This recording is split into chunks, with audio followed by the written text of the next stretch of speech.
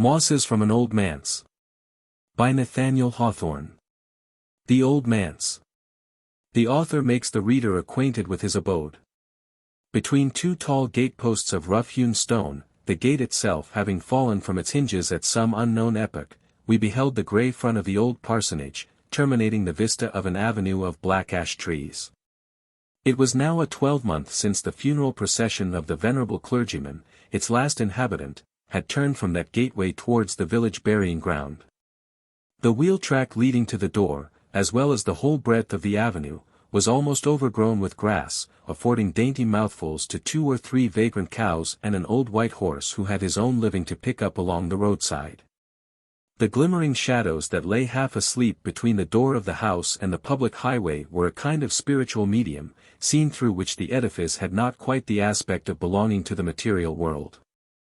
Certainly it had little in common with those ordinary abodes which stand so imminent upon the road that every passer-by can thrust his head, as it were, into the domestic circle. From these quiet windows the figures of passing travelers looked too remote and dim to disturb the sense of privacy. In its near retirement and accessible seclusion, it was the very spot for the residence of a clergyman, a man not estranged from human life, yet enveloped, in the midst of it, with a veil woven of intermingled gloom and brightness. It was worthy to have been one of the time-honored parsonages of England, in which, through many generations, a succession of holy occupants pass from youth to age, and bequeath each an inheritance of sanctity to pervade the house and hover over it as with an atmosphere. Nor, in truth, had the Old Manse ever been profaned by a lay occupant until that memorable summer afternoon when I entered it as my home. A priest had built it, a priest had succeeded to it, other priestly men from time to time had dwelt in it. And children born in its chambers had grown up to assume the priestly character. It was awful to reflect how many sermons must have been written there. The latest inhabitant alone, he by whose translation to paradise the dwelling was left vacant, had penned nearly 3,000 discourses, besides the better, if not the greater, number that gushed living from his lips. How often, no doubt, had he paced to and fro along the avenue, attuning his meditations to the sighs and gentle murmurs and deep and solemn peals of the wind among the lofty tops of the trees. In that variety of natural utterances he could find something accordant with every passage of his sermon, were it of tenderness or reverential fear. The boughs over my head seemed shadowy with solemn thoughts, as well as with rustling leaves. I took shame to myself for having been so long a writer of idle stories, and ventured to hope that wisdom would descend upon me with the falling leaves of the avenue, and that I should light upon an intellectual treasure in the Old Manse well worth those hoards of long-hidden gold which people seek for in moss-grown houses. Profound treatises of morality, a layman's unprofessional, and therefore unprejudiced, views of religion. Histories, such as Bancroft might have written had he taken up his abode here, as he once purposed, bright with picture, gleaming over a depth of philosophic thought, these were the works that might fitly have flowed from such a retirement. In the humblest event, I resolved at least to achieve a novel that should evolve some deep lesson, and should possess physical substance enough to stand alone. In furtherance of my design, and as if to leave me no pretext for not fulfilling it, there was in the rear of the house the most delightful little nook of a study that ever afforded its snug seclusion to a scholar. It was here that Emerson wrote Nature, for he was then an inhabitant of the manse, and used to watch the Assyrian dawn and Paphian sunset and moonrise from the summit of our eastern hill. When I first saw the room, its walls were blackened with the smoke of unnumbered years, and made still blacker by the grim prints of Puritan ministers that hung around. These worthies looked strangely like bad angels, or at least like men who had wrestled so continually and so sternly with the devil that somewhat of his sooty fierceness had been imparted to their own visages. They had all vanished now. A cheerful coat of paint and golden-tinted paper hangings lighted up the small apartment, while the shadow of a willow tree that swept against the overhanging eaves attempered the cheery western sunshine. In place of the grim prince there was the sweet and lovely head of one of Raphael's Madonnas, and 2 pleasant little pictures of the Lake of Como. The only other decorations were a purple vase of flowers, always fresh, and a bronze one containing graceful ferns. My books, few, and by no means choice. For they were chiefly such waifs as chance had thrown in my way, stood in order about the room, seldom to be disturbed. The study had 3 windows, set with little, old-fashioned panes of glass, each with a crack across it. The 2 on the western side looked, or rather peeped, between the willow branches, down into the orchard, with glimpses of the river through the trees. The 3rd, facing northward, commanded a broader view of the river, at a spot where its hitherto obscure waters gleam forth into the light of history. It was at this window that the clergyman who then dwelt in the manse stood watching the outbreak of a long and deadly struggle between 2 nations. He saw the irregular array of his parishioners on the farther side of the river, and the glittering line of the British on the hither bank. He awaited, in an agony of suspense, the rattle of the musketry. It came. And there needed but a gentle wind to sweep the battle smoke around this quiet house. Perhaps the reader, whom I cannot help considering as my guest in the Old Manse, and entitled to all courtesy in the way of sight showing, perhaps he will choose to take a nearer view of the memorable spot. We stand now on the river's brink. It may well be called the Concord, the river of peace and quietness, for it is certainly the most unexcitable and sluggish stream that ever loitered imperceptibly towards its eternity, the sea. Positively I had lived 3 weeks beside it before it grew quite clear to my perception which way the current flowed. It never has a vivacious aspect, except when a northwestern breeze is vexing its surface on a sunshiny day. From the incurable indolence of its nature, the stream is happily incapable of becoming the slave of human ingenuity, as is the fate of so many a wild, free mountain torrent. While all things else are compelled to subserve some useful purpose, it idles its sluggish life away in lazy liberty, without turning a solitary spindle or affording even water power enough to grind the corn that grows upon its banks. The torpor of its movement allows it nowhere a bright, pebbly shore, nor so much as a narrow strip of glistening sand, in any part of its course. It slumbers between broad prairies, kissing the long meadow grass, and bathes the overhanging boughs of elder bushes and willows, or the roots of elms and ash trees and clumps of maples. Flags and rushes grow along its plashy shore. The yellow water lily spreads its broad, flat leaves on the margin, and the fragrant white pond lily abounds, generally selecting a position just so far from the river's brink that it cannot be grasped save at the hazard of plunging in. It is a marvel whence this perfect flower derives its loveliness and perfume, springing as it does from the black mud over which the river sleeps, and where lurk the slimy eel, and speckled frog, and the mud turtle, whom continual washing cannot cleanse. It is the very same black mud out of which the yellow lily sucks its obscene life and noisome odor. Thus we see, too, in the world that some persons assimilate only what is ugly and evil from the same moral circumstances which supply good and beautiful results, the fragrance of celestial flowers, to the daily life of others. The reader must not, from any testimony of mine, contract a dislike towards our slumberous stream. In the light of a calm and golden sunset it becomes lovely beyond expression. The more lovely for the quietude that so well accords with the hour, when even the wind, after blustering all day long, usually hushes itself to rest. Each tree and rock and every blade of grass is distinctly imaged, and, however unsightly in reality, assumes ideal beauty in the reflection. The minutest things of earth and the broad aspect of the firmament are pictured equally without effort and with the same felicity of success.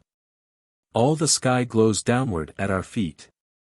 The rich clouds float through the unruffled bosom of the stream like heavenly thoughts through a peaceful heart. We will not, then, malign our river as gross and impure while it can glorify itself with so adequate a picture of the heaven that broods above it. Or, if we remember its tawny hue and the muddiness of its bed, let it be a symbol that the earthiest human soul has an infinite spiritual capacity and may contain the better world within its depths. But, indeed, the same lesson might be drawn out of any mud puddle in the streets of a city, and, being taught us everywhere, it must be true. Come, we have pursued a somewhat devious track in our walk to the battleground. Here we are, at the point where the river was crossed by the old bridge, the possession of which was the immediate object of the contest. On the hither side grow 2 or 3 elms, throwing a wide circumference of shade, but which must have been planted at some period within the 80 years and 10 that have passed since the battle day. On the farther shore, overhung by a clump of elder bushes, we discern the stone abutment of the bridge. Looking down into the river, I once discovered some heavy fragments of the timbers, all green with half a century's growth of water moss. For during that length of time the tramp of horses and human footsteps have ceased along this ancient highway. The stream has here about the breadth of 20 strokes of a swimmer's arm, a space not too wide when the bullets were whistling across. Old people who dwell hereabouts will point out, the very spots on the western bank where our countrymen fell down and died, and on this side of the river an obelisk of granite has grown up from the soil that was fertilized with British blood. The monument, not more than 20 feet in height, is such as it befitted the inhabitants of a village to erect in illustration of a matter of local interest rather than what was suitable to commemorate an epoch of national history. Still, by the fathers of the village this famous deed was done, and their descendants might rightfully claim the privilege of building a memorial. A humbler token of the fight, yet a more interesting one than the granite obelisk, may be seen close under the stone wall which separates the battleground from the precincts of the parsonage. It is the grave, marked by a small, moss-grown fragment of stone at the head and another at the foot, the grave of 2 British soldiers who were slain in the skirmish, and have ever since slept peacefully where Zechariah Brown and Thomas Davis buried them. Soon was their warfare ended, a weary night march from Boston, a rattling volley of musketry across the river, and then these many years of rest.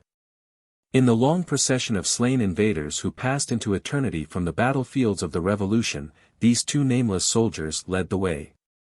Lowell, the poet, as we were once standing over this grave, told me a tradition in reference to one of the inhabitants below. The story has something deeply impressive, though its circumstances cannot altogether be reconciled with probability. A youth in the service of the clergyman happened to be chopping wood, that April morning, at the back door of the manse. And when the noise of battle rang from side to side of the bridge, he hastened across the intervening field to see what might be going forward. It is rather strange, by the way, that this lad should have been so diligently at work when the whole population of town and country were startled out of their customary business by the advance of the British troops. Be that as it might, the tradition says that the lad now left his task and hurried to the battlefield with the axe still in his hand. The British had by this time retreated, the Americans were in pursuit. And the late scene of strife was thus deserted by both parties. 2 soldiers lay on the ground, one was a corpse. But, as the young New Englander drew nigh, the other Briton raised himself painfully upon his hands and knees and gave a ghastly stare into his face. The boy, it must have been a nervous impulse, without purpose, without thought, and betokening a sensitive and impressible nature rather than a hardened one. The boy uplifted his axe and dealt the wounded soldier a fierce and fatal blow upon the head. I could wish that the grave might be opened, for I would fain know whether either of the skeleton soldiers has the mark of an axe in his skull. The story comes home to me like truth.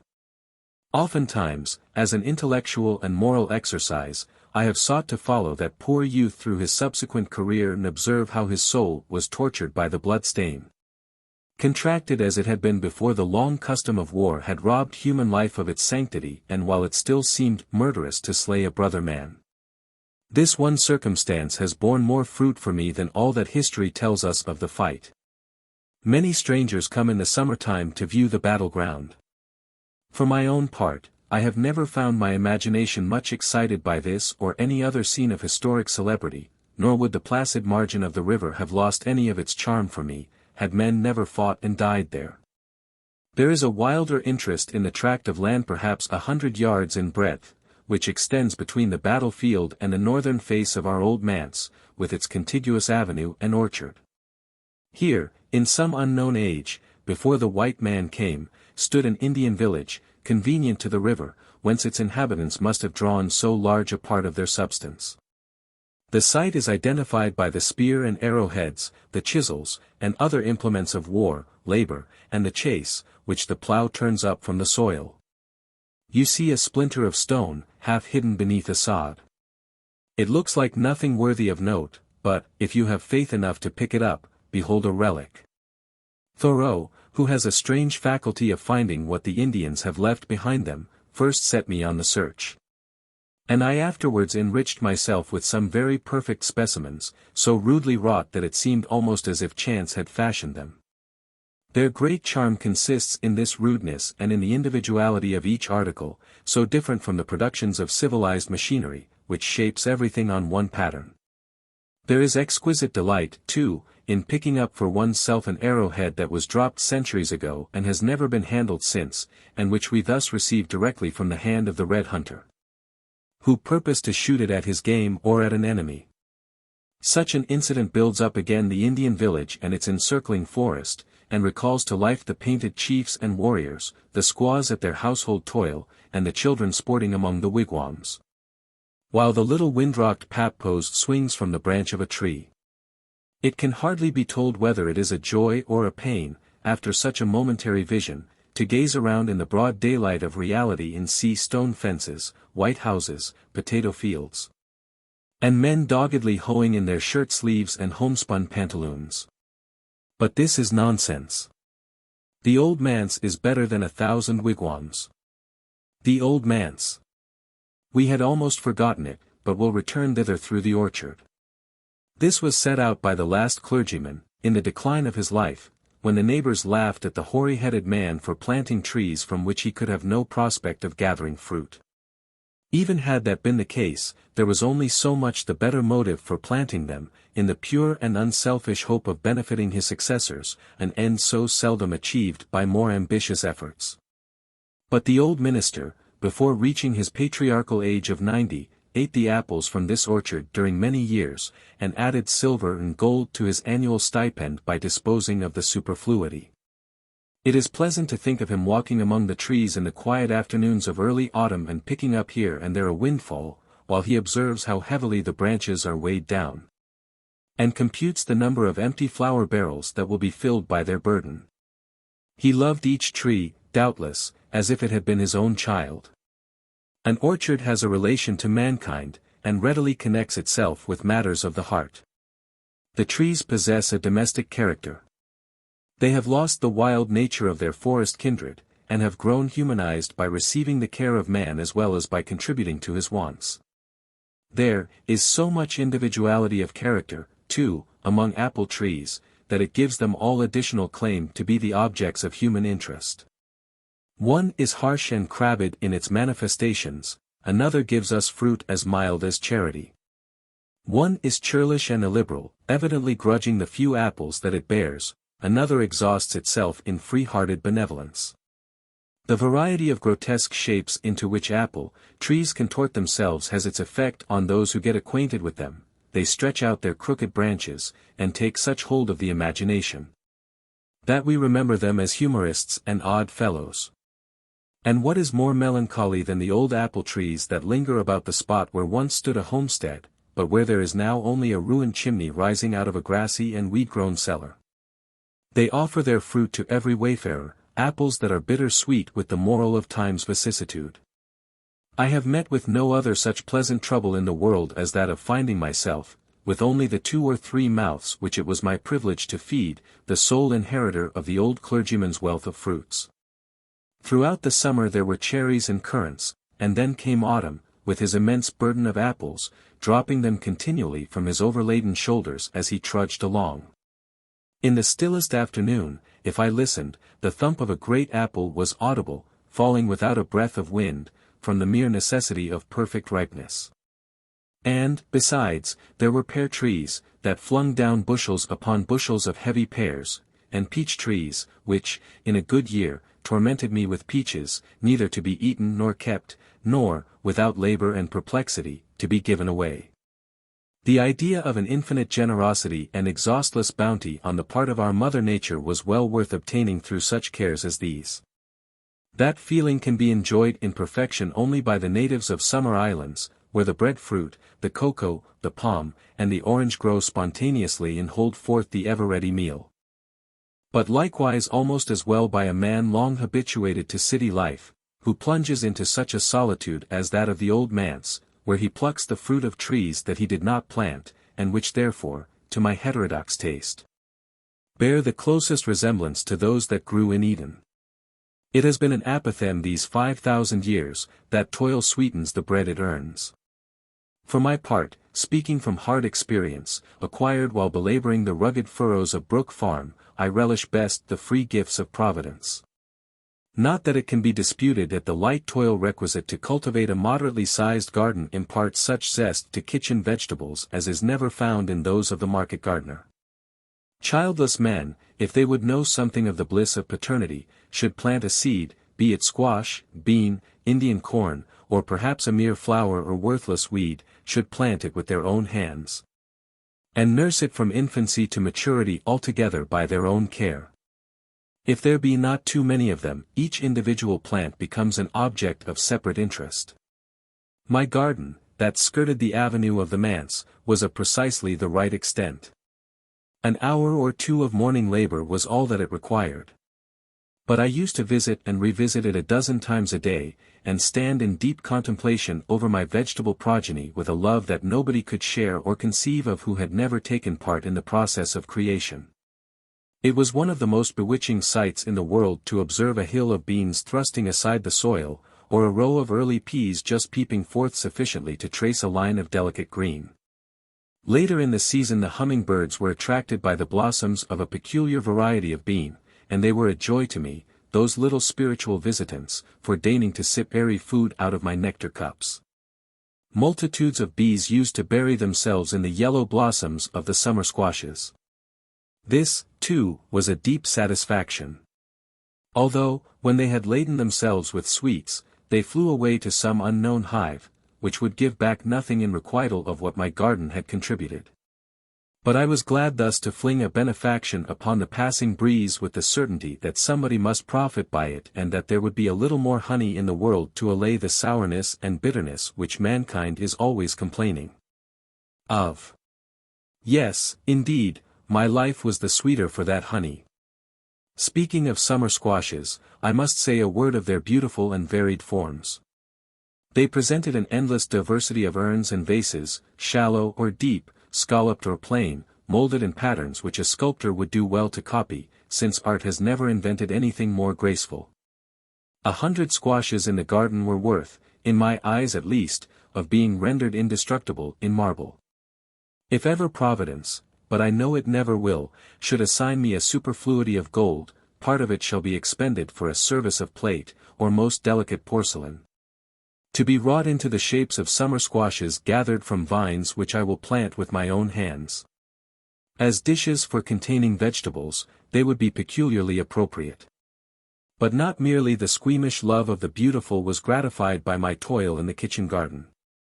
There was a hearty enjoyment, likewise, in observing the growth of the crook-necked winter squashes from the first little bulb, with the withered blossom adhering to it, until they lay strewn upon the soil, big, round fellows, hiding their heads beneath the leaves, but turning up their great yellow rotundities to the noontide sun.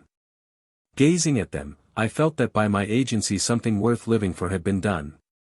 A new substance was born into the world.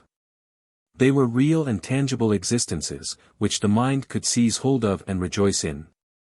A cabbage, too, especially the early Dutch cabbage, which swells to a monstrous circumference, until its ambitious heart often bursts asunder, is a matter to be proud of when we can claim a share with the earth and sky in producing it. But, after all, the hugest pleasure is reserved until these vegetable children of ours are smoking on the table, and we, like Saturn, make a meal of them. What with the river, the battlefield, the orchard, and the garden, the reader begins to despair of finding his way back into the Old Manse.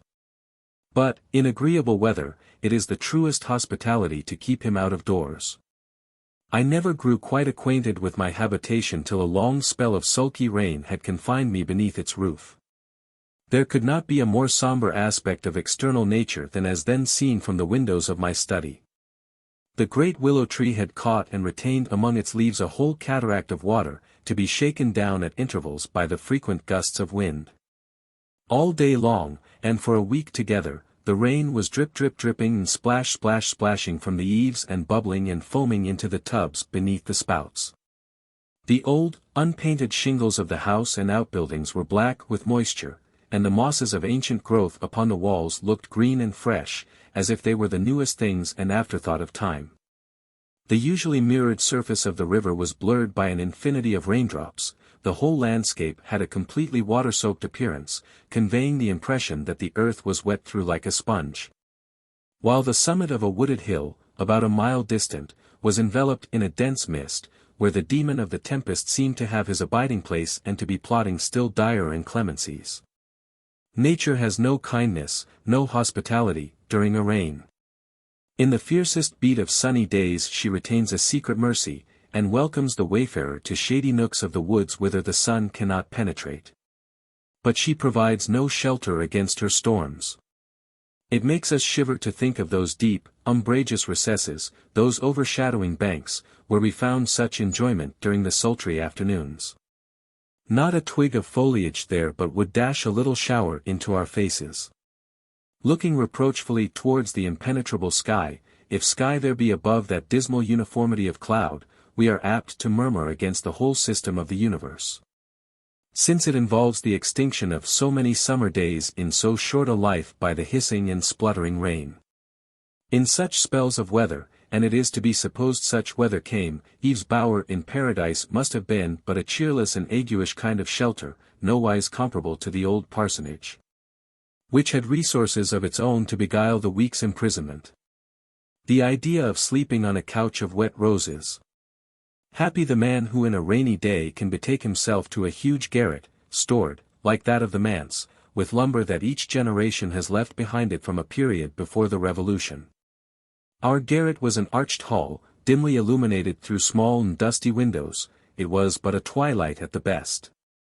And there were nooks, or rather caverns, of deep obscurity, the secrets of which I never learned, being too reverent of their dust and cobwebs. The beams and rafters, roughly hewn and with strips of bark still on them, and the rude masonry of the chimneys, made the garret look wild and uncivilized, an aspect unlike what was seen elsewhere in the quiet and decorous old house.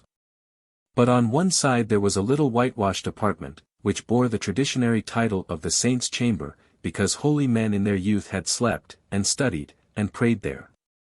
With its elevated retirement, its one window, its small fireplace, and its closet convenient for an oratory, it was the very spot where a young man might inspire himself with solemn enthusiasm and cherish saintly dreams. The occupants, at various epochs, had left brief records and ejaculations inscribed upon the walls.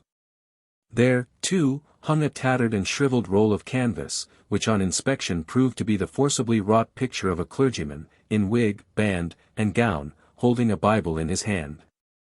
As I turned his face towards the light, he eyed me with an air of authority such as men of his profession seldom assume in our days. The original had been pastor of the parish more than a century ago, a friend of Whitefield, and almost his equal in fervid eloquence.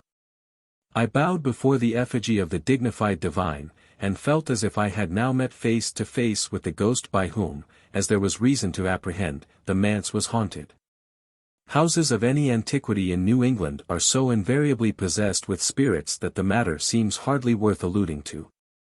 Our ghost used to heave deep sighs in a particular corner of the parlor, and sometimes rustled paper, as if he were turning over a sermon in the long upper entry, where nevertheless he was invisible, in spite of the bright moonshine that fell through the eastern window.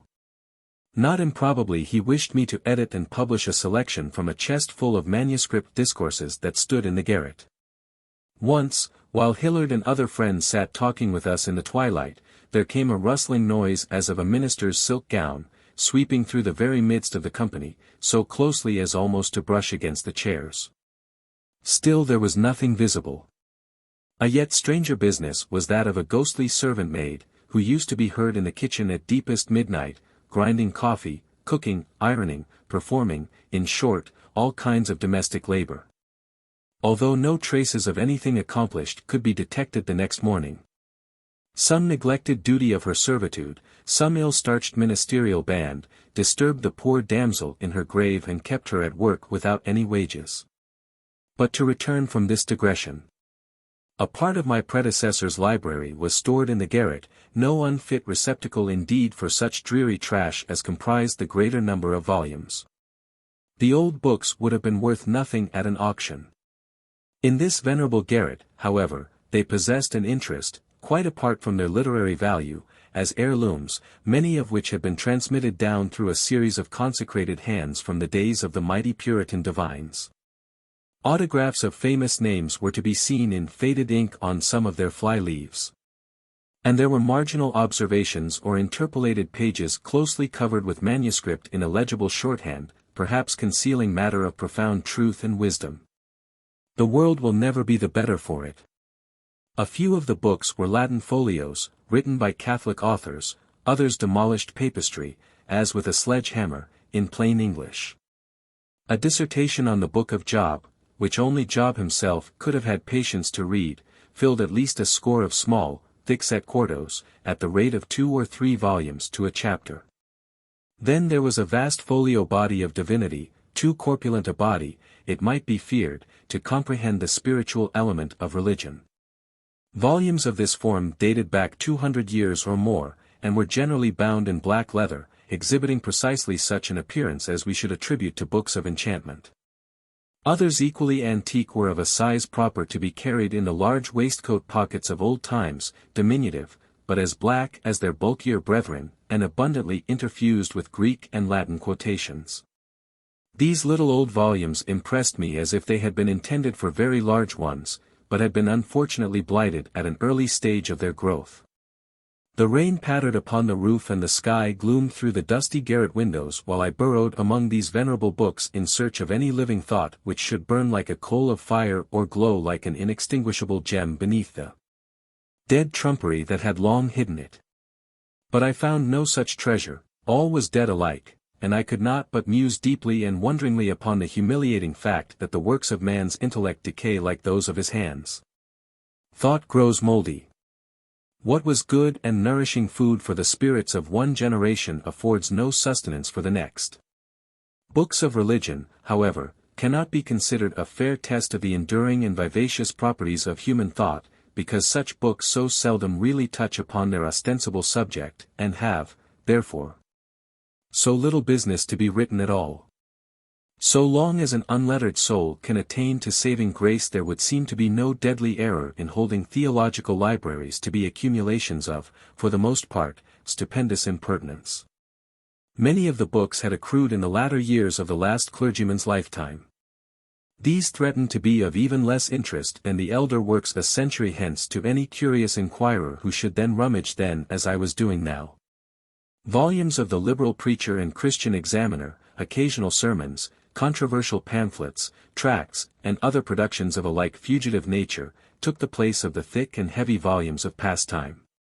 In a physical point of view, there was much the same difference as between a feather and a lump of lead, but, intellectually regarded, the specific gravity of old and new was about upon a par.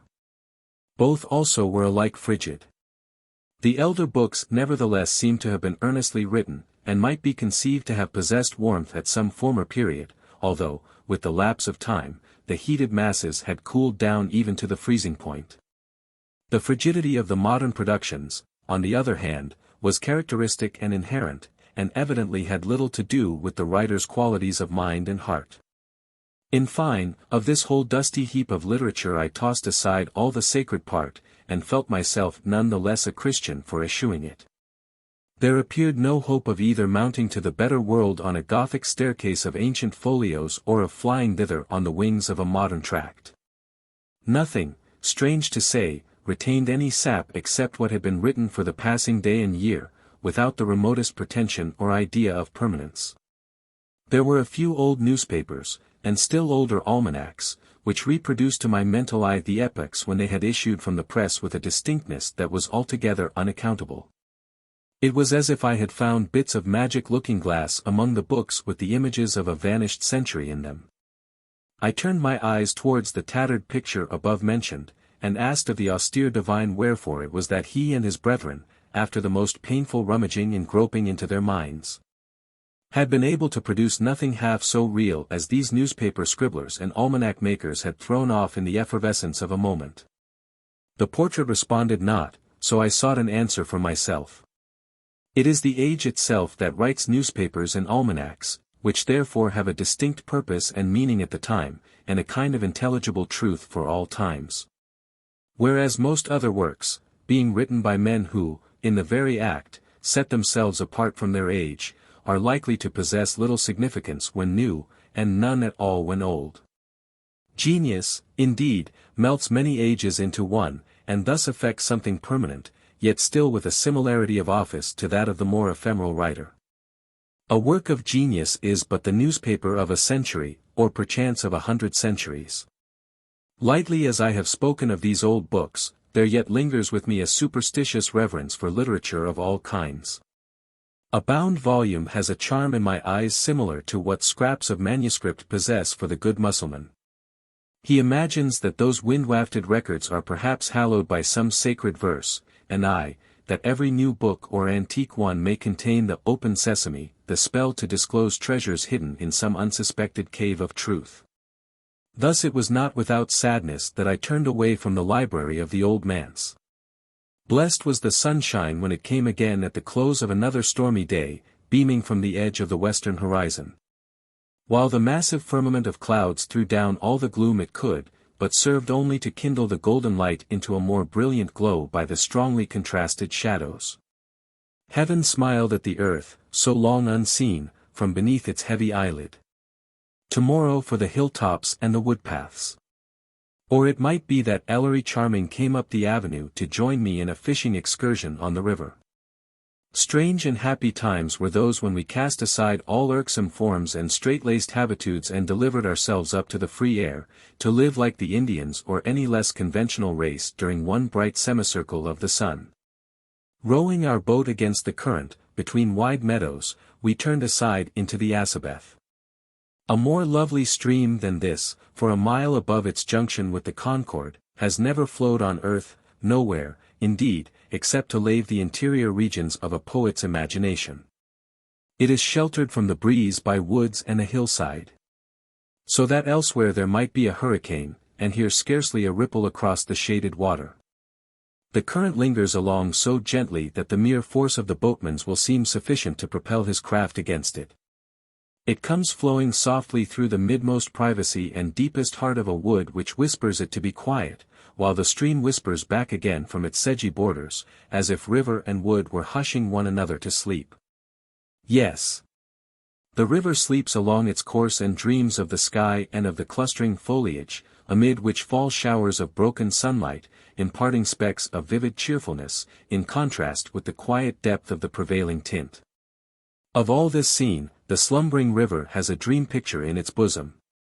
Which, after all, was the most real, the picture, or the original, the objects palpable to our grosser senses, or their apotheosis in the stream beneath? Surely the disembodied images stand in closer relation to the soul. But both the original and the reflection had here an ideal charm. And, had it been a thought more wild, I could have fancied that this river had strayed forth out of the rich scenery of my companion's inner world, only the vegetation along its banks should then have had an oriental character. Gentle and unobtrusive as the river is, yet the tranquil woods seem hardly satisfied to allow it passage. The trees are rooted on the very verge of the water, and dip their pendant branches into it. At one spot there is a lofty bank, on the slope of which grow some hemlocks, declining across the stream with outstretched arms, as if resolute to take the plunge. In other places the banks are almost on a level with the water. So that the quiet congregation of trees set their feet in the flood, and are fringed with foliage down to the surface. Cardinal flowers kindle their spiral flames and illuminate the dark nooks among the shrubbery. The pond lily grows abundantly along the margin, that delicious flower which, as Thoreau tells me, opens its virgin bosom to the first sunlight and perfects its being through the magic of that genial kiss. He has beheld beds of them unfolding in due succession as the sunrise stole gradually from flower to flower, a sight not to be hoped for unless when a poet adjusts his inward eye to a proper focus with the outward organ. Grapevines here and there twine themselves around shrub and tree and hang their clusters over the water within reach of the boatman's hand. Oftentimes they unite two trees of alien race in an inextricable twine, marrying the hemlock and the maple against their will and enriching them with a purple offspring of which neither is the parent.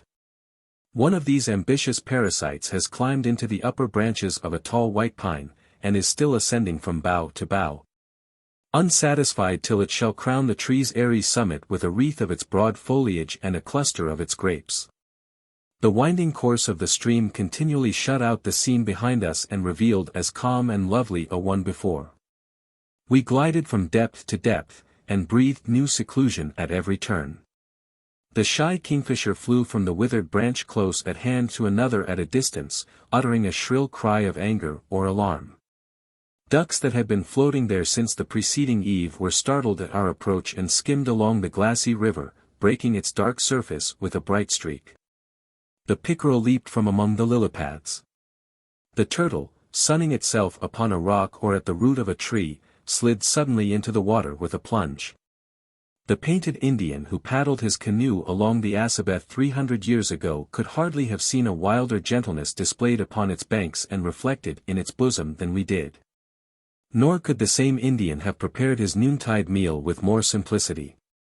We drew up our skiff at some point where the overarching shade formed a natural bower, and there kindled a fire with the pine cones and decayed branches that lay strewn plentifully around. Soon the smoke ascended among the trees, impregnated with a savory incense, not heavy, dull, and surfeiting, like the steam of cookery within doors, but sprightly and piquant. The smell of our feast was akin to the woodland odors with which it mingled. There was no sacrilege committed by our intrusion there, the sacred solitude was hospitable, and granted us free leave to cook and eat in the recess that was at once our kitchen and banqueting hall. It is strange what humble offices may be performed in a beautiful scene without destroying its poetry. Our fire, red gleaming among the trees, and we beside it, busied with culinary rites and spreading out our meal on a moss-grown log, all seemed in unison with the river gliding by and the foliage rustling over us. And, what was strangest, neither did our mirth seem to disturb the propriety of the solemn woods. Although the hobgoblins of the old wilderness and the will-o'-the-wisps that glimmered in the marshy places might have come trooping to share our table talk and have added their shrill laughter to our merriment, it was the very spot in which to utter the extremest nonsense or the profoundest wisdom, or that ethereal product of the mind which partakes of both, and may become one or the other, in correspondence with the faith and insight of the auditor. So, amid sunshine and shadow, rustling leaves and sighing waters, up gushed our talk like the babble of a fountain. The evanescent spray was Ellery's. And his, too, the lumps of golden thought that lay glimmering in the fountain's bed and brightened both our faces by the reflection. Could he have drawn out that virgin gold, and stamped it with the mint mark that alone gives currency, the world might have had the profit, and he the fame. My mind was the richer merely by the knowledge that it was there. But the chief profit of those wild days, to him and me, lay not in any definite idea, not in any angular or rounded truth, which we dug out of the shapeless mass of problematical stuff, but in the freedom which we thereby won from all custom and conventionalism and fettering influences of man on man. We were so free today that it was impossible to be slaves again tomorrow. When we crossed the threshold of the house or trod the thronged pavements of a city, still the leaves of the trees that overhang the Assabet were whispering to us, "Be free. Be free." Therefore along that shady river bank there are spots, marked with a heap of ashes and half-consumed brands, only less sacred in my remembrance than the hearth of a household fire. And yet how sweet, as we floated homeward adown the golden river at sunset, how sweet was it to return within the system of human society, not as to a dungeon and a chain, but as to a stately edifice, whence we could go forth at will into state, her simplicity. How gently, too, did the sight of the Old Manse, best seen from the river, overshadowed with its willow and all environed about with the foliage of its orchard and avenue, how gently did its grey, homely aspect rebuke the speculative extravagances of the day. It had grown sacred in connection with the artificial life against which we inveighed. It had been a home for many years, in spite of all, it was my home too. And, with these thoughts, it seemed to me that all the artifice and conventionalism of life was but an impalpable thinness upon its surface, and that the depth below was none the worse for it. Once, as we turned our boat to the bank, there was a cloud, in the shape of an immensely gigantic figure of a hound, couched above the house, as if keeping guard over it. Gazing at this symbol, I prayed that the upper influences might long protect the institutions that had grown out of the heart of mankind.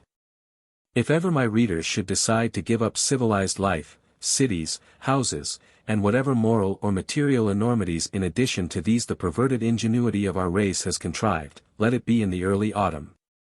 Then nature will love him better than at any other season, and will take him to her bosom with a more motherly tenderness. I could scarcely endure the roof of the old house above me in those first autumnal days. How early in the summer, too, the prophecy of autumn comes. Earlier in some years than in others, sometimes even in the first weeks of July. There is no other feeling like what is caused by this faint, doubtful, yet real perception, if it be not rather a foreboding, of the year's decay, so blessedly sweet and sad in the same breath. Did I say that there was no feeling like it? Ah, but there is a half-acknowledged melancholy like to this when we stand in the perfected vigor of our life and feel that time has now given us all his flowers. And that the next work of his never-idle fingers must be to steal them one by one away. I have forgotten whether the song of the cricket be not as early a token of autumn's approach as any other, that song which may be called an audible stillness. For though very loud and heard afar, yet the mind does not take note of it as a sound, so completely is its individual existence merged among the accompanying characteristics of the season. Alas for the pleasant summertime! In August the grass is still verdant on the hills and in the valleys, the foliage of the trees is as dense as ever and as green. The flowers gleam forth in richer abundance along the margin of the river and by the stone walls and deep among the woods. The days, too, are as fervid now as they were a month ago. And yet in every breath of wind and in every beam of sunshine we hear the whispered farewell and behold the parting smile of a dear friend. There is a coolness amid all the heat, a mildness in the blazing noon. Not a breeze can stir but it thrills us with the breath of autumn. A pensive glory is seen in the far, golden gleams, among the shadows of the trees. The flowers, even the brightest of them, and they are the most gorgeous of the year, have this gentle sadness wedded to their pomp, and typify the character of the delicious time each within itself. The brilliant cardinal flower has never seemed gay to me. Still later in the season nature's tenderness waxes stronger. It is impossible not to be fond of our mother now, for she is so fond of us. At other periods she does not make this impression on me, or only at rare intervals. But in those genial days of autumn, when she has perfected her harvests and accomplished every needful thing that was given her to do, then she overflows with a blessed superfluity of love. She has leisure to caress her children now. It is good to be alive and at such times. Thank heaven for breath, yes, for mere breath, when it is made up of a heavenly breeze like this. It comes with a real kiss upon our cheeks, it would linger fondly around us if it might. But, since it must be gone, it embraces us with its whole kindly heart and passes onward to embrace likewise the next thing that it meets. A blessing is flung abroad and scattered far and wide over the earth, to be gathered up by all who choose. I recline upon the still unwithered grass and whisper to myself, O perfect day! O beautiful world! O beneficent God! And it is the promise of a blessed eternity. For our Creator would never have made such lovely days and have given us the deep hearts to enjoy them, above and beyond all thought, unless we were meant to be immortal. This sunshine is the golden pledge thereof. It beams through the gates of paradise and shows us glimpses far inward. By and by, in a little time, the outward world puts on a drear austerity. On some October morning there is a heavy hoarfrost on the grass and along the tops of the fences. And at sunrise the leaves fall from the trees of our avenue, without a breath of wind, quietly descending by their own weight. All summer long they have murmured like the noise of waters. They have roared loudly while the branches were wrestling with the thunder gust, they have made music both glad and solemn, they have attuned my thoughts by their quiet sound as I paced to and fro beneath the arch of intermingling boughs. Now they can only rustle under my feet. Henceforth the grey parsonage begins to assume a larger importance, and draws to its fireside, for the abomination of the airtight stove is reserved till wintry weather. Draws closer and closer to its fireside the vagrant impulses that had gone wandering about through the summer. When summer was dead and buried, the Old Manse became as lonely as a hermitage. Not that ever, in my time at least, it had been thronged with company. But, at no rare intervals, we welcomed some friend out of the dusty glare and tumult of the world, and rejoiced to share with him the transparent obscurity that was floating over us. In one respect our precincts were like the enchanted ground through which the pilgrim traveled on his way to the celestial city. The guests, each and all, felt a slumberous influence upon them. They fell asleep in chairs, or took a more deliberate siesta on the sofa, or were seen stretched among the shadows of the orchard, looking up dreamily through the boughs. They could not have paid a more acceptable compliment to my abode nor to my own qualities as a host. I held it as a proof that they left their cares behind them as they passed between the stone gate posts at the entrance of our avenue, and that the so powerful opiate was the abundance of peace and quiet within and all around us. Others could give them pleasure and amusement or instruction, these could be picked up anywhere, but it was for me to give them rest in a life of trouble. What better could be done for those weary and world-worn spirits? For him whose career of perpetual action was impeded and harassed by the rarest of his powers and the richest of his acquirements? For another who had thrown his ardent heart from earliest youth into the strife of politics, and now, perchance, began to suspect that one lifetime is too brief for the accomplishment of any lofty aim? For her oil whose feminine nature had been imposed the heavy gift of intellectual power, such as a strong man might have staggered under, and with it the necessity to act upon the world. In a word, not to multiply instances, what better could be done for anybody who came within our magic circle than to throw the spell of a tranquil spirit over him? And when it had wrought its full effect, then we dismissed him, with but misty reminiscences, as if he had been dreaming of us. Were I to adopt a pet idea as so many people do, and fondle it in my embraces to the exclusion of all others, it would be, that the great want which mankind labors under at this present period is sleep. The world should recline its vast head on the first convenient pillow and take an age-long nap. It has gone distracted through a morbid activity, and, while preternaturally wide awake, is nevertheless tormented by visions that seem real to it now, but would assume their true aspect and character were all things once set right by an interval of sound repose. This is the only method of getting rid of old delusions and avoiding new ones, of regenerating our race, so that it might in due time awake as an infant out of dewy slumber.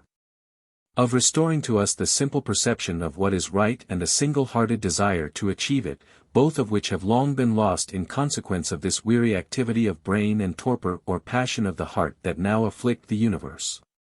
Stimulants, the only mode of treatment hitherto attempted, cannot quell the disease, they do but heighten the delirium. Let not the above paragraph ever be quoted against the author. For, though tinctured with its modicum of truth, it is the result and expression of what he knew, while he was writing, to be but a distorted survey of the state and prospects of mankind. There were circumstances around me which made it difficult to view the world precisely as it exists. For, severe and sober as was the Old Manse, it was necessary to go but a little way beyond its threshold before meeting with stranger moral shapes of men than might have been encountered elsewhere in a circuit of 1,000 miles. These hobgoblins of flesh and blood were attracted thither by the widespreading influence of a great original thinker, who had his earthly abode at the opposite extremity of our village. His mind acted upon other minds of a certain constitution with wonderful magnetism, and drew many men upon long pilgrimages to speak with him face to face. Young visionaries, to whom just so much of insight had been imparted as to make life all a labyrinth around them, came to seek the clue that should guide them out of their self-involved bewilderment. Grey-headed theorists, whose systems, at first air, had finally imprisoned them in an iron framework, traveled painfully to his door, not to ask deliverance, but to invite the free spirit into their own thraldom. People that had lighted on a new thought or a thought that they fancied new, came to Emerson, as the finder of a glittering gem hastens to a lapidary, to ascertain its quality and value. Uncertain, troubled, earnest wanderers through the midnight of the moral world beheld his intellectual fire as a beacon burning on a hilltop, and, climbing the difficult ascent, looked forth into the surrounding obscurity more hopefully than hitherto. The light revealed objects unseen before, mountains, gleaming lakes, glimpses of a creation among the chaos. But also, as was unavoidable, it attracted bats and owls and the whole host of night birds, which flapped their dusky wings against the gazer's eyes, and sometimes were mistaken for fowls of angelic feather. Such delusions always hover nigh whenever a beacon fire of truth is kindled. For myself, there had been epochs of my life when I, too, might have asked of this prophet the master word that should solve me the riddle of the universe. But now, being happy, I felt as if there were no question to be put, and therefore admired Emerson as a poet, of deep beauty and austere tenderness, but sought nothing from him as a philosopher. It was good, nevertheless, to meet him in the woodpaths, or sometimes in our avenue, with that pure, intellectual gleam diffused about his presence like the garment of a shining one. And be, so quiet, so simple, so without pretension, encountering each man alive as if expecting to receive more than he could impart. And, in truth, the heart of many an ordinary man had, perchance, inscriptions which he could not read. But it was impossible to dwell in his vicinity without inhaling more or less the mountain atmosphere of his lofty thought, which, in the brains of some people, wrought a singular giddiness, new truth being as heady as new wine. Never was a poor little country village infested with such a variety of queer, strangely dressed, oddly behaved mortals, most of whom took upon themselves to be important agents of the world's destiny, yet were simply bores of a very intense water. Such, I imagine, is the invariable character of persons who crowd so closely about an original thinker as to draw in his unuttered breath and thus become imbued with a false originality. This triteness of novelty is enough to make any man of common sense blaspheme at all ideas of less than a century's standing. And pray that the world may be petrified and rendered immovable in precisely the worst moral and physical state that it ever yet arrived at, rather than be benefited by such schemes of such philosophers.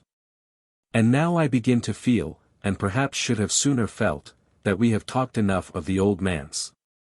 Mine honored reader, it may be, will vilify the poor author as an egotist for babbling through so many pages about a moss-grown country parsonage, and his life within its walls, and on the river, and in the woods. And the influences that wrought upon him from all these sources. My conscience, however, does not reproach me with betraying anything too sacredly individual to be revealed by a human spirit to its brother or sister spirit. How narrow, how shallow and scanty too, is the stream of thought that has been flowing from my pen, compared with the broad tide of dim emotions, ideas, and associations which swell around me from that portion of my existence. How little have I told! And of that little, how almost nothing is even tinctured with any quality that makes it exclusively my own. Has the reader gone wandering, hand in hand with me, through the inner passages of my being? And have we groped together into all its chambers and examined their treasures or their rubbish? Not so. We have been standing on the greensward, but just within the cavern's mouth, where the common sunshine is free to penetrate, and where every footstep is therefore free to come. I have appealed to no sentiment or sensibilities save such as are diffused among us all. So far as I am a man of really individual attributes, I veil my face. Nor am I, nor have I ever been, one of those supremely hospitable people who serve up their own hearts, delicately fried, with brain sauce, as a tidbit for their beloved public. Glancing back over what I have written, it seems but the scattered reminiscences of a single summer. In fairyland there is no measurement of time. And, in a spot so sheltered from the turmoil of life's ocean, 3 years hastened away with a noiseless flight, as the breezy sunshine chases the cloud shadows across the depths of a still valley. Now came hints, growing more and more distinct, that the owner of the old house was pining for his native air. Carpenters next appeared, making a tremendous racket among the outbuildings, strewing the green grass with pine shavings and chips of chestnut joists, and vexing the whole antiquity of the place with their discordant renovations. Soon, moreover, they divested our abode of the veil of woodbine which had crept over a large portion of its southern face. All the aged mosses were cleared unsparingly away. And there were horrible whispers about brushing up the external walls with a coat of paint, a purpose as little to my taste as might be that of rouging the venerable cheeks of one's grandmother. But the hand that renovates is always more sacrilegious than that which destroys. In fine, we gathered up our household goods, drank a farewell cup of tea in our pleasant little breakfast room, delicately fragrant tea, an unpurchasable luxury, one of the many angel gifts that had fallen like dew upon us, and passed forth between the tall stone gate posts as uncertain as the wandering Arabs where our tent might next be pitched. Providence took me by the hand, and, an oddity of dispensation which, I trust, there is no irreverence in smiling at, has led me, as the newspapers announce while I am writing, from the Old Manse into a custom house. As a storyteller, I have often contrived strange vicissitudes for my imaginary personages, but none like this. The treasure of intellectual gold which I hoped to find in our secluded dwelling had never come to light. No profound treatise of ethics, no philosophic history, no novel even, that could stand unsupported on its edges. All that I had to show, as a man of letters, were these, few tales and essays, which had blossomed out like flowers in the calm summer of my heart and mind. Save editing, an easy task, the journal of my friend of many years, the African cruiser, I had done nothing else. With these idle weeds and withering blossoms I have intermixed some that were produced long ago, old, faded things, reminding me of flowers pressed between the leaves of a book, and now offer the bouquet, such as it is, to any whom it may please. These fitful sketches, with so little of external life about them, yet claiming no profundity of purpose, so reserved, even while they sometimes seem so frank, often but half in earnest, and never, even when most so, expressing satisfactorily the thoughts which they profess to image, such trifles, I truly feel, afford no solid basis for a literary reputation. Nevertheless, the public, if my limited number of readers, whom I venture to regard rather as a circle of friends, may be termed a public, will receive them the more kindly, as the last offering. The last collection of this nature which it is my purpose ever to put forth. Unless I could do better, I have done enough in this kind. For myself the book will always retain one charm, as reminding me of the river, with its delightful solitudes, and of the avenue, the garden, and the orchard, and especially the dear Old Manse, with the little study on its western side, and the sunshine glimmering through the willow branches while I wrote. Let the reader, if he will do me so much honor, imagine himself my guest, and that, having seen whatever may be worthy of notice within and about the Old Manse, he has finally been ushered into my study. There, after seating him in an antique elbow chair, an heirloom of the house, I take forth a roll of manuscript and entreat his attention to the following tales, an act of personal inhospitality, however, which I never was guilty of, nor ever will be, even to my worst enemy. The Birthmark.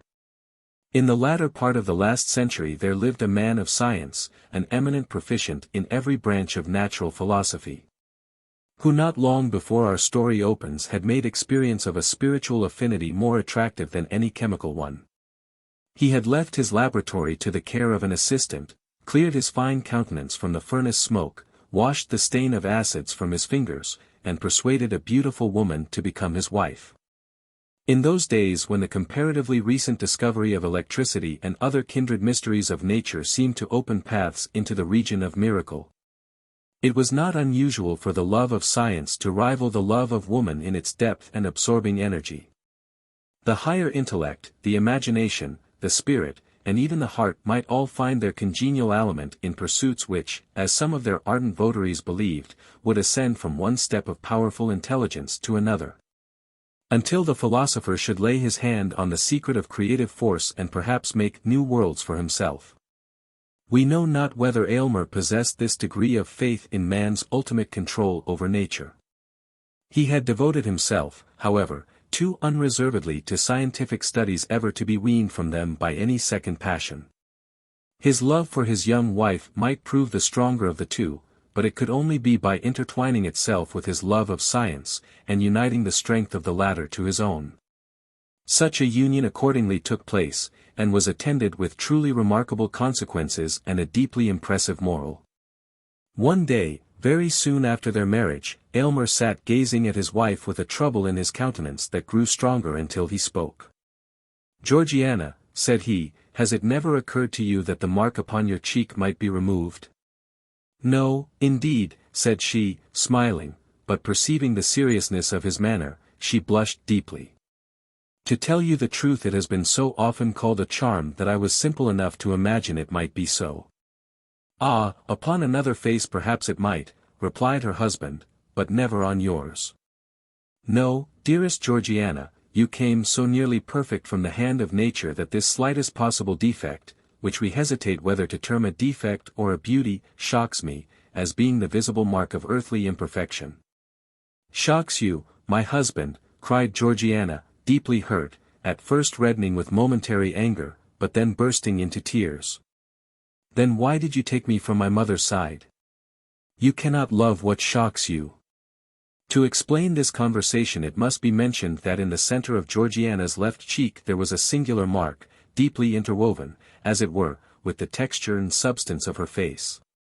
In the usual state of her complexion, a healthy though delicate bloom, the mark wore a tint of deeper crimson, which imperfectly defined its shape amid the surrounding rosiness. When she blushed it gradually became more indistinct, and finally vanished amid the triumphant rush of blood that bathed the whole cheek with its brilliant glow. But if any shifting motion caused her to turn pale, there was the mark again, a crimson stain upon the snow, in what Aylmer sometimes deemed an almost fearful distinctness. Its shape bore not a little similarity to the human hand, though of the smallest pygmy size. Georgiana's lovers were wont to say that some fairy at her birth hour had laid her tiny hand upon the infant's cheek, and left this impress there in token of the magic endowments that were to give her such sway over all hearts. Many a desperate swain would have risked life for the privilege of pressing his lips to the mysterious hand. It must not be concealed, however, that the impression wrought by this fairy sign manual varied exceedingly, according to the difference of temperament in the beholders.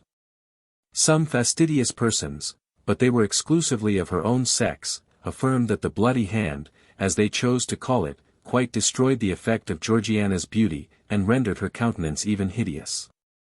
But it would be as reasonable to say that one of those small blue stains which sometimes occur in the purest statuary marble would convert the Eve of Powers to a monster. Masculine observers, if the birthmark did not heighten their admiration, contented themselves with wishing it away, that the world might possess one living specimen of ideal loveliness without the semblance of a flaw. After his marriage, for he thought little or nothing of the matter before, Aylmer discovered that this was the case with himself.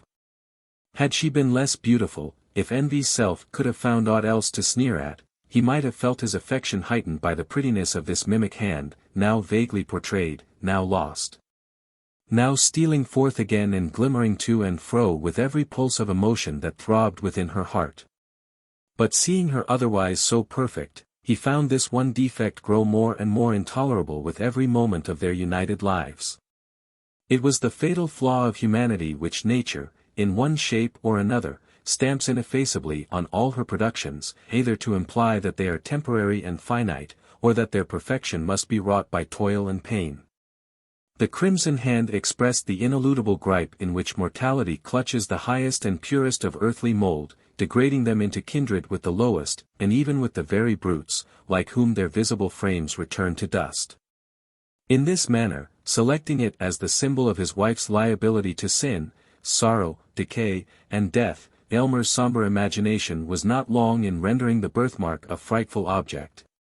Causing him more trouble and horror than ever Georgiana's beauty, whether of soul or sense, had given him delight.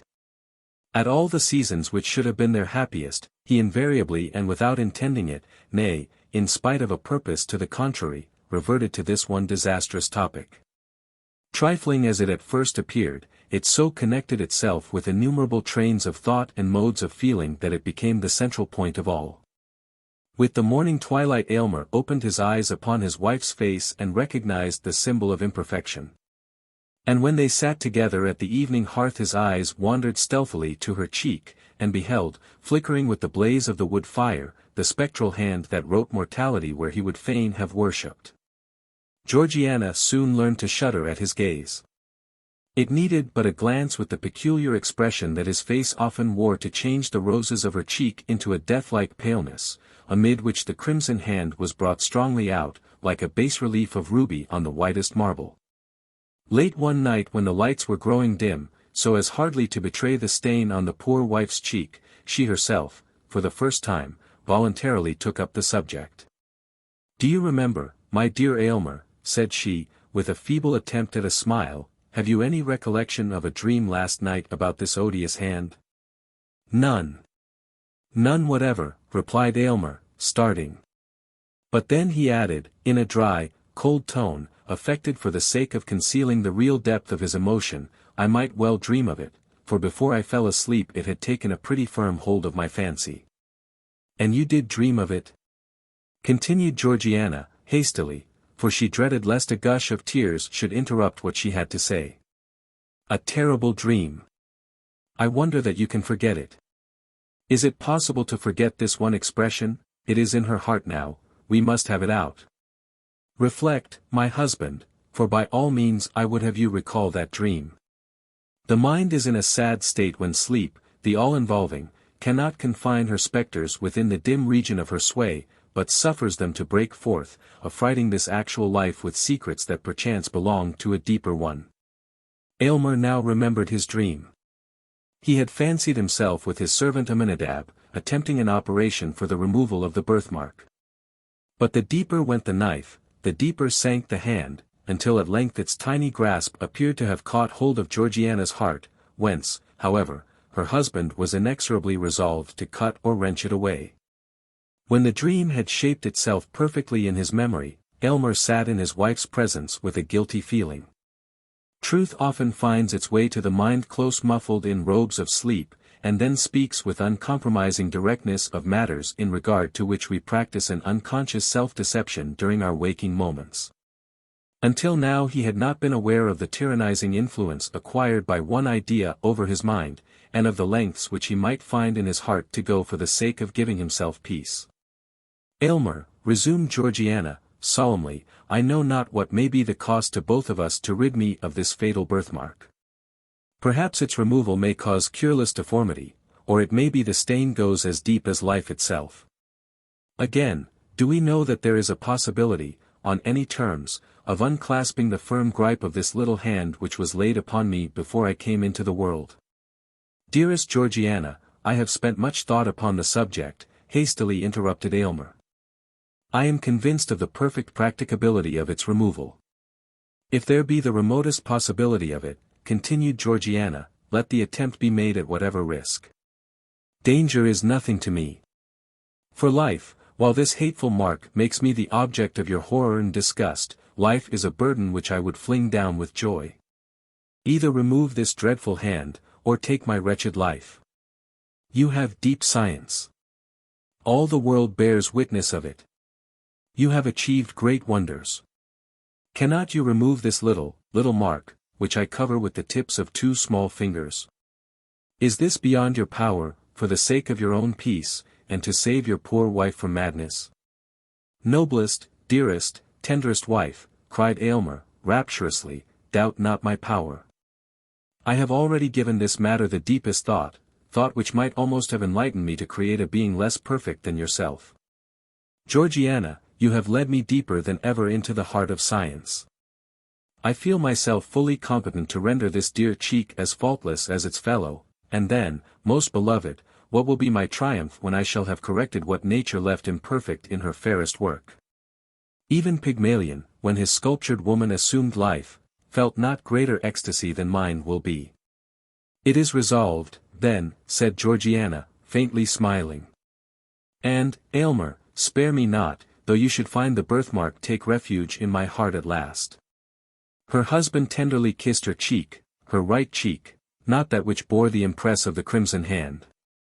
The next day Aylmer apprised his wife of a plan that he had formed whereby he might have opportunity for the intense thought and constant watchfulness which the proposed operation would require. While Georgiana, likewise, would enjoy the perfect repose essential to its success. They were to seclude themselves in the extensive apartments occupied by Aylmer as a laboratory, and where, during his toilsome youth, he had made discoveries in the elemental powers of nature that had roused the admiration of all the learned societies in Europe. Seated calmly in this laboratory, the pale philosopher had investigated the secrets of the highest cloud region and of the profoundest mines. He had satisfied himself of the causes that kindled and kept alive the fires of the volcano. and had explained the mystery of fountains, and how it is that they gush forth, some so bright and pure, and others with such rich medicinal virtues, from the dark bosom of the earth. Here, too, at an earlier period, he had studied the wonders of the human frame, and attempted to fathom the very process by which nature assimilates all her precious influences from earth and air, and from the spiritual world, to create and foster man, her masterpiece.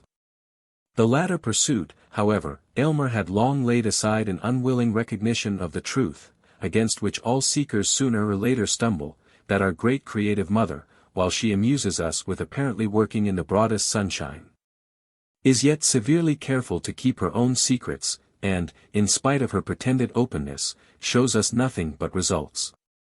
She permits us, indeed, to mar, but seldom to mend, and, like a jealous patentee, on no account to make. Now, however, Aylmer resumed these half-forgotten investigations, not, of course, with such hopes or wishes as first suggested them, but because they involved much physiological truth and lay in the path of his proposed scheme for the treatment of Georgiana. As he led her over the threshold of the laboratory, Georgiana was cold and tremulous. Aylmer looked cheerfully into her face, with intent to reassure her, but was so startled with the intense glow of the birthmark upon the whiteness of her cheek that he could not restrain a strong convulsive shudder. His wife fainted. "Aminadab! Aminadab!" shouted Aylmer, stamping violently on the floor. Forthwith there issued from an inner apartment a man of low stature, but bulky frame, with shaggy hair hanging about his visage, which was grimed with the vapors of the furnace.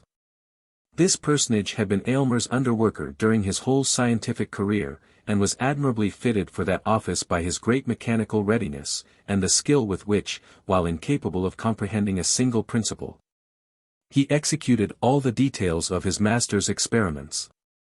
With his vast strength, his shaggy hair, his smoky aspect, and the indescribable earthiness that encrusted him, he seemed to represent man's physical nature. While Aylmer's slender figure, and pale, intellectual face, were no less apt a type of the spiritual element. "Throw open the door of the boudoir, Aminadab," said Aylmer, "and burn a pothil."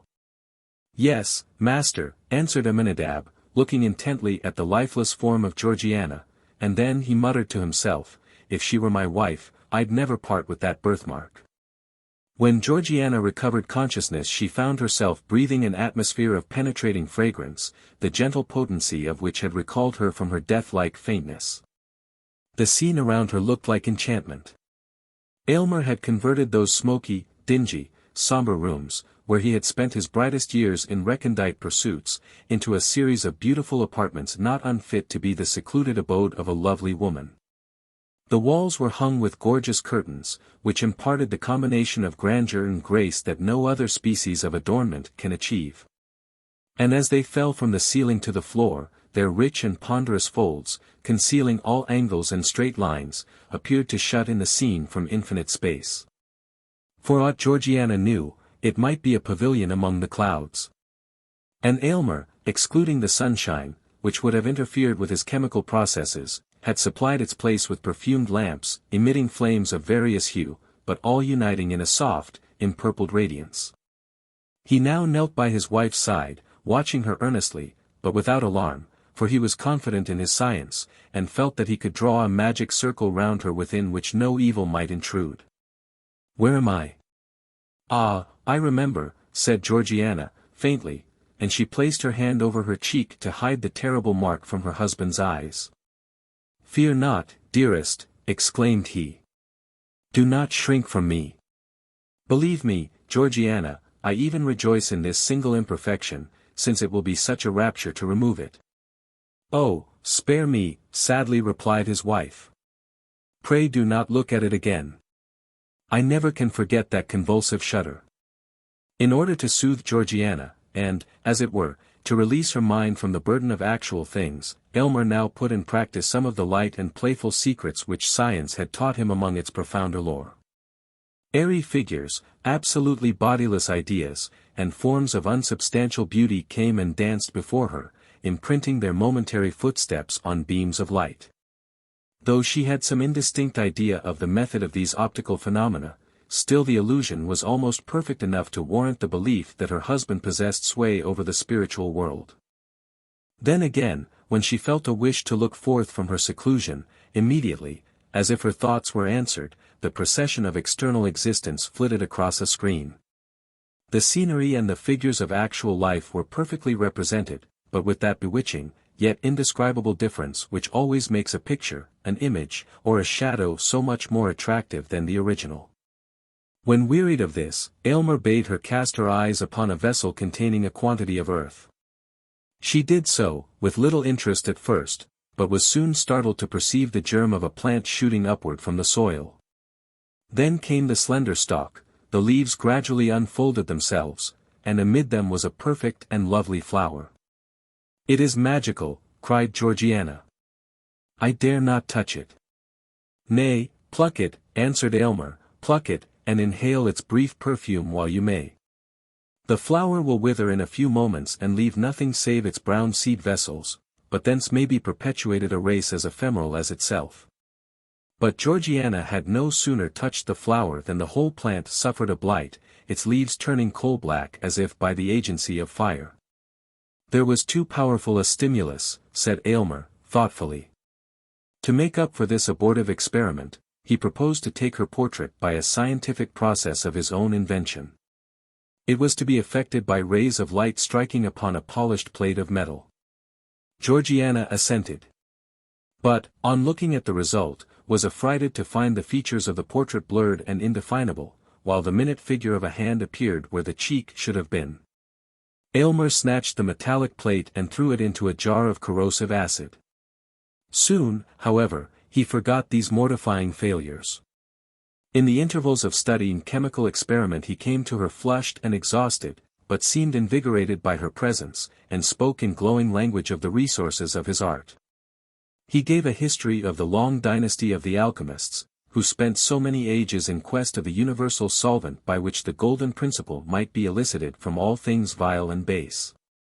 Aylmer appeared to believe that, by the plainest scientific logic, it was altogether within the limits of possibility to discover this long-sought medium.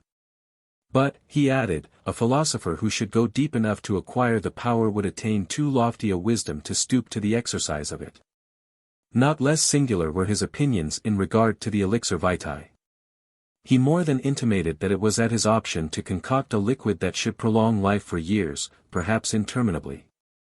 But that it would produce a discord in nature which all the world, and chiefly the quaffer of the immortal nostrum, would find cause to curse.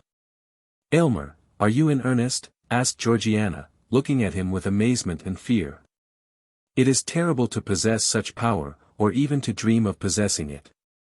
"Oh, do not tremble, my love," said her husband. "I would not wrong either you or myself by working such inharmonious effects upon our lives. But I would have you consider how trifling, in comparison, is the skill requisite to remove this little hand." At the mention of the birthmark, Georgiana, as usual, shrank as if a red-hot iron had touched her cheek. Again Aylmer applied himself to his labors. She could hear his voice in the distant furnace room giving directions to Aminadab, whose harsh, uncouth, misshapen tones were audible in response, more like the grunt or growl of a brute than human speech. After hours of absence, Aylmer reappeared and proposed that she should now examine his cabinet of chemical products and natural treasures of the earth. Among the former he showed her a small vial, in which, he remarked, was contained a gentle yet most powerful fragrance, capable of impregnating all the breezes that blow across a kingdom. They were of inestimable value, the contents of that little vial, and, as he said so, he threw some of the perfume into the air and filled the room with piercing and invigorating delight. "And what is this?" asked Georgiana, pointing to a small crystal globe containing a gold-colored liquid. "It is so beautiful to the eye that I could imagine it the elixir of life." "In one sense it is," replied Aylmer, "or, rather, the elixir of immortality. It is the most precious poison that ever was concocted in this world. By its aid I could apportion the lifetime of any mortal at whom you might point your finger. The strength of the dose would determine whether he were to linger out years, or drop dead in the midst of a breath. No king on his guarded throne could keep his life if I, in my private station, should deem that the welfare of millions justified me in depriving him of it. Why do you keep such a terrific drug? Inquired Georgiana in horror. Do not mistrust me, dearest, said her husband, smiling, its virtuous potency is yet greater than its harmful one. But see. Here is a powerful cosmetic. With a few drops of this in a vase of water, freckles may be washed away as easily as the hands are cleansed. A stronger infusion would take the blood out of the cheek, and leave the rosiest beauty a pale ghost. Is it with this lotion that you intend to bathe my cheek? Asked Georgiana, anxiously. Oh, no, hastily replied her husband, this is merely superficial. Your case demands a remedy that shall go deeper. In his interviews with Georgiana, Aylmer generally made minute inquiries as to her sensations and whether the confinement of the rooms and the temperature of the atmosphere agreed with her. These questions had such a particular drift that Georgiana began to conjecture that she was already subjected to certain physical influences, either breathed in with the fragrant air or taken with her food. She fancied likewise, but it might be altogether fancy, that there was a stirring up of her system, a strange, indefinite sensation creeping through her veins, and tingling, half painfully, half pleasurably, at her heart. Still, whenever she dared to look into the mirror, there she beheld herself pale as a white rose and with the crimson birthmark stamped upon her cheek. Not even Aylmer now hated it so much as she. To dispel the tedium of the hours which her husband found it necessary to devote to the processes of combination and analysis, Georgiana turned over the volumes of his scientific library. In many dark old tomes she met with chapters full of romance and poetry. They were the works of philosophers of the Middle Ages, such as Albertus Magnus, Cornelius Agrippa, Paracelsus, and the famous friar who created the prophetic brazen head. All these antique naturalists stood in advance of their centuries, yet were imbued with some of their credulity, and therefore were believed, and perhaps imagined themselves to have acquired from the investigation of nature a power above nature, and from physics a sway over the spiritual world.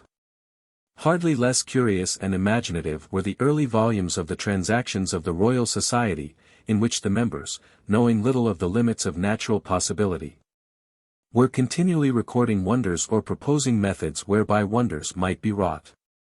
But to Georgiana the most engrossing volume was a large folio from her husband's own hand, in which he had recorded every experiment of his scientific career, its original aim, the methods adopted for its development, and its final success or failure, with the circumstances to which either event was attributable. The book, in truth, was both the history and emblem of his ardent, ambitious, imaginative, yet practical and laborious life. He handled physical details as if there were nothing beyond them, yet spiritualized them all, and redeemed himself from materialism by his strong and eager aspiration towards the infinite. In his grasp the veriest clod of earth assumed a soul. Georgiana, as she read, reverenced Aylmer and loved him more profoundly than ever, but with a less entire dependence on his judgment than heretofore. Much as he had accomplished, she could not but observe that his most splendid successes were almost invariably failures, if compared with the ideal at which he aimed. His brightest diamonds were the merest pebbles, and felt to be so by himself, in comparison with the inestimable gems which lay hidden beyond his reach. The volume, rich with achievements that had won renown for its author, was yet as melancholy a record as ever mortal hand had penned. It was the sad confession and continual exemplification of the shortcomings of the composite man, the spirit burdened with clay and working in matter, and of the despair that assails the higher nature at finding itself so miserably thwarted by the earthly part. Perhaps every man of genius in whatever sphere might recognize the image of his own experience in Aylmer's journal. So deeply did these reflections affect Georgiana that she laid her face upon the open volume and burst into tears. In this situation she was found by her husband. "It is dangerous to read in a sorcerer's books," said he with a smile, though his countenance was uneasy and displeased. "Georgiana, there are pages in that volume which I can scarcely glance over and keep my senses. Take heed lest it prove as detrimental to you." "It has made me worship you more than ever," said she. Ah, wait for this one success, rejoined he, then worship me if you will. I shall deem myself hardly unworthy of it. But come, I have sought you for the luxury of your voice. Sing to me, dearest. So she poured out the liquid music of her voice to quench the thirst of his spirit. He then took his leave with a boyish exuberance of gaiety, assuring her that her seclusion would endure but a little longer, and that the result was already certain. Scarcely had he departed when Georgiana felt irresistibly impelled to follow him. She had forgotten to inform Aylmer of a symptom which for 2 or 3 hours past had begun to excite her attention. It was a sensation in the fatal birthmark, not painful, but which induced a restlessness throughout her system. Hastening after her husband, she intruded for the first time into the laboratory. The first thing that struck her eye was the furnace, that hot and feverish worker, with the intense glow of its fire, which by the quantities of soot clustered above it seemed to have been burning for ages. There was a distilling apparatus in full operation. Around the room were retorts, tubes, cylinders, crucibles, and other apparatus of chemical research. An electrical machine stood ready for immediate use. The atmosphere felt oppressively close, and was tainted with gaseous odors which had been tormented forth by the processes of science. The severe and homely simplicity of the apartment, with its naked walls and brick pavement, looked strange, accustomed as Georgiana had become to the fantastic elegance of her boudoir. But what chiefly, indeed almost solely, drew her attention, was the aspect of Aylmer himself. He was pale as death, anxious and absorbed, and hung over the furnace as if it depended upon his utmost watchfulness whether the liquid which it was distilling should be the draught of immortal happiness or misery. How different from the sanguine and joyous mien that he had assumed for Georgiana's encouragement. Carefully now, Aminadab, carefully, thou human machine, carefully, thou man of clay, muttered Aylmer, more to himself than his assistant. Now, if there be a thought too much or too little, it is all over. Ho! Ho! Mumbled Aminadab. Look, master. Look! Aylmer raised his eyes hastily, and at first reddened, then grew paler than ever, on beholding Georgiana. He rushed towards her and seized her arm with a gripe that left the print of his fingers upon it. Why do you come hither? Have you no trust in your husband? Cried he, impetuously. Would you throw the blight of that fatal birthmark over my labors? It is not well done. Go, prying woman, go. Nay, Aylmer, said Georgiana with the firmness of which she possessed no stinted endowment, it is not you that have a right to complain. You mistrust your wife. You have concealed the anxiety with which you watched the development of this experiment. Think not so unworthily of me, my husband. Tell me all the risk we run, and fear not that I shall shrink, for my share in it is far less than your own. No, no, Georgiana, said Aylmer, impatiently, it must not be. I submit, replied she calmly. And, Aylmer, I shall quaff whatever draught you bring me. But it will be on the same principle that would induce me to take a dose of poison if offered by your hand. My noble wife, said Aylmer, deeply moved, I knew not the height and depth of your nature until now. Nothing shall be concealed. Know, then, that this crimson hand, superficial as it seems, has clutched its grasp into your being with a strength of which I had no previous conception. I have already administered agents powerful enough to do aught except to change your entire physical system. Only one thing remains to be tried. If that fail us we are ruined. Why did you hesitate to tell me this? Asked she. Because, Georgiana, said Aylmer, in a low voice, there is danger. Danger? There is but one danger, that this horrible stigma shall be left upon my cheek, cried Georgiana. Remove it, whatever be the cost, or we shall both go mad. Heaven knows your words are too true, said Aylmer, sadly. And now, dearest, return to your boudoir. In a little while all will be tested. He conducted her back and took leave of her with a solemn tenderness which spoke far more than his words how much was now at stake. After his departure Georgiana became wrapped in musings. She considered the character of Aylmer, and did it completer justice than at any previous moment.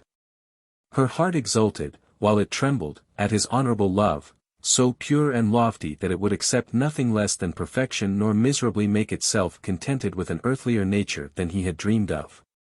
She felt how much more precious was such a sentiment than that meaner kind which would have borne with the imperfection for her sake, and have been guilty of treason to holy love by degrading its perfect idea to the level of the actual. And with her whole spirit she prayed that, for a single moment, she might satisfy his highest and deepest conception. Longer than one moment she well knew it could not be. For his spirit was ever on the march, ever ascending, and each instant required something that was beyond the scope of the instant before. The sound of her husband's footsteps aroused her. He bore a crystal goblet containing a liquor colorless as water, but bright enough to be the draught of immortality. Aylmer was pale, but it seemed rather the consequence of a highly wrought state of mind and tension of spirit than of fear or doubt. "The concoction of the draught has been perfect," said he, in answer to Georgiana's look. "Unless all my science have deceived me, it cannot fail." "Save on your account, my dearest Aylmer," observed his wife, "I might wish to put off this birthmark of mortality by relinquishing mortality itself in preference to any other mode. Life is but a sad possession to those who have attained precisely the degree of moral advancement at which I stand. Were I weaker and blinder, it might be happiness. Were I stronger, it might be endured hopefully. But, being what I find myself, methinks I am of all mortals the most fit to die." "You are fit for heaven without tasting death," replied her husband, "but why do we speak of dying? The draught cannot fail. Behold its effect upon this plant." On the window seat there stood a geranium diseased with yellow blotches, which had overspread all its leaves. Aylmer poured a small quantity of the liquid upon the soil in which it grew. In a little time, when the roots of the plant had taken up the moisture, the unsightly blotches began to be extinguished in a living verdure. "There needed no proof," said Georgiana, quietly. "Give me the goblet, I joyfully stake all upon your word." "Drink, then, thou lofty creature," exclaimed Aylmer, with fervid admiration. "There is no taint of imperfection on thy spirit. Thy sensible frame, too, shall soon be all perfect." She quaffed the liquid and returned the goblet to his hand. "It is grateful," said she with a placid smile. "Methinks it is like water from a heavenly fountain, for it contains I know not what of unobtrusive fragrance and deliciousness. It allays a feverish thirst that had parched me for many days. Now, dearest, let me sleep. My earthly senses are closing over my spirit like the leaves around the heart of a rose at sunset." She spoke the last words with a gentle reluctance, as if it required almost more energy than she could command to pronounce the faint and lingering syllables. Scarcely had they loitered through her lips ere she was lost in slumber. Aylmer sat by her side, watching her aspect with the emotions proper to a man the whole value of whose existence was involved in the process now to be tested. Mingled with this mood, however, was the philosophic investigation characteristic of the man of science. Not the minutest symptom escaped him. A heightened flush of the cheek, a slight irregularity of breath, a quiver of the eyelid, a hardly perceptible tremor through the frame, such were the details which, as the moments passed, he wrote down in his folio volume. Intense thought had set its stamp upon every previous page of that volume, but the thoughts of years were all concentrated upon the last. While thus employed, he failed not to gaze often at the fatal hand, and not without a shudder. Yet once, by a strange and unaccountable impulse he pressed it with his lips. His spirit recoiled, however, in the very act, and Georgiana, out of the midst of her deep sleep, moved uneasily and murmured as if in remonstrance.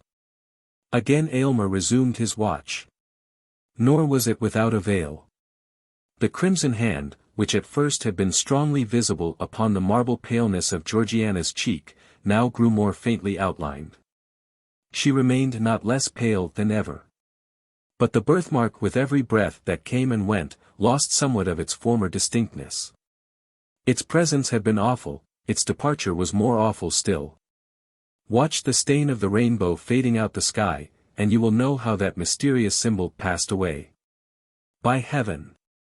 It is well nigh gone, said Aylmer to himself, in almost irrepressible ecstasy. I can scarcely trace it now. Success!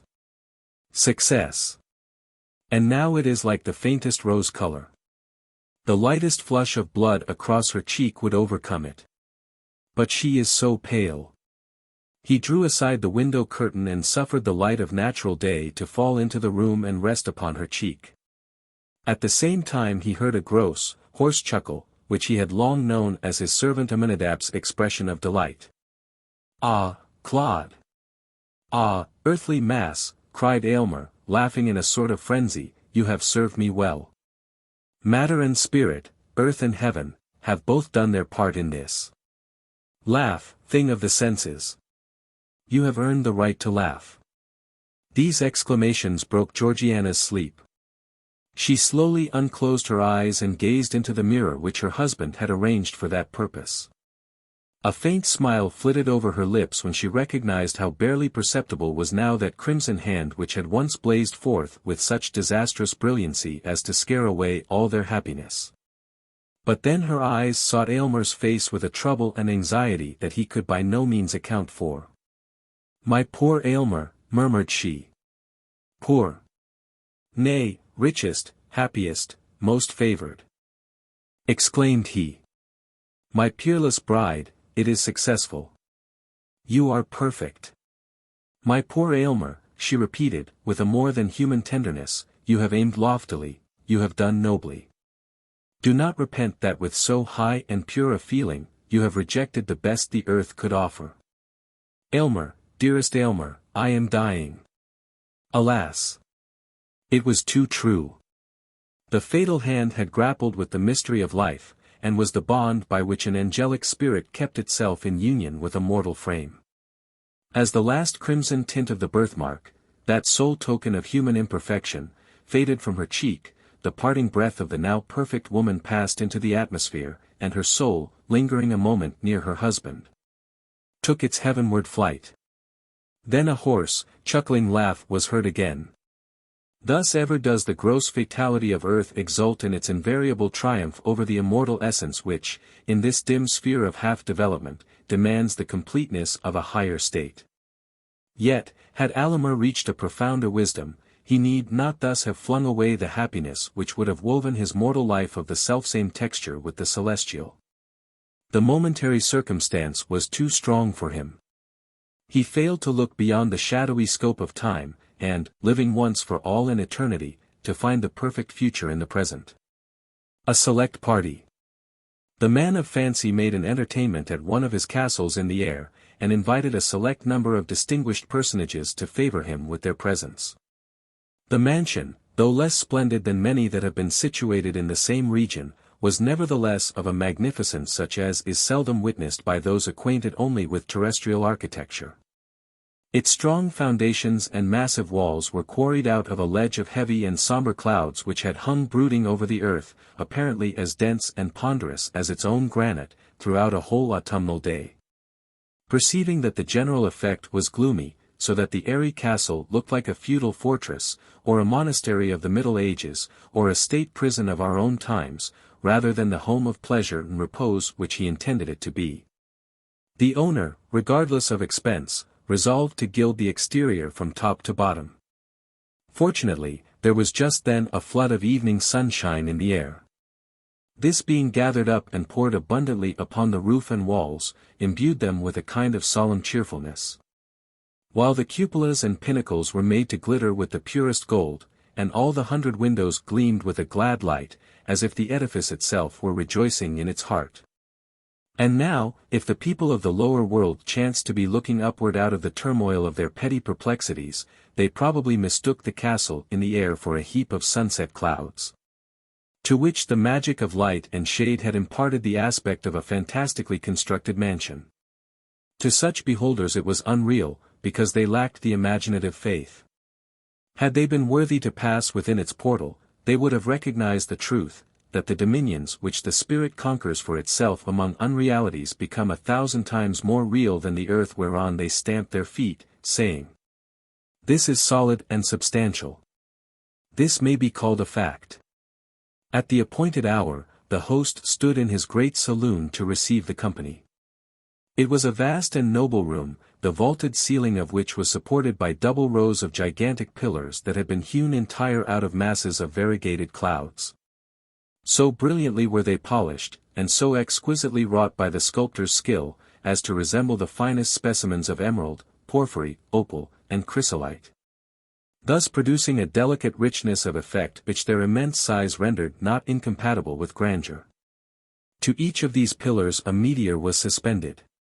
Thousands of these ethereal lustres are continually wandering about the firmament, burning out to waste, yet capable of imparting a useful radiance to any person who has the art of converting them to domestic purposes. As managed in the saloon, they are far more economical than ordinary lamplight.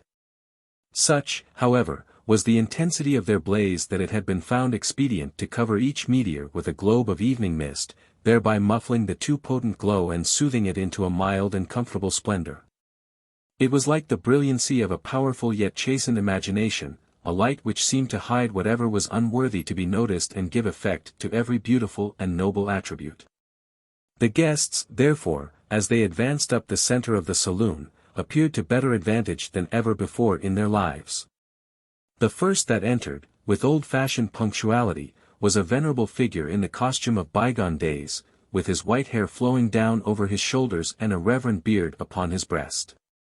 He leaned upon a staff, the tremulous stroke of which, as he set it carefully upon the floor, re-echoed through the saloon at every footstep.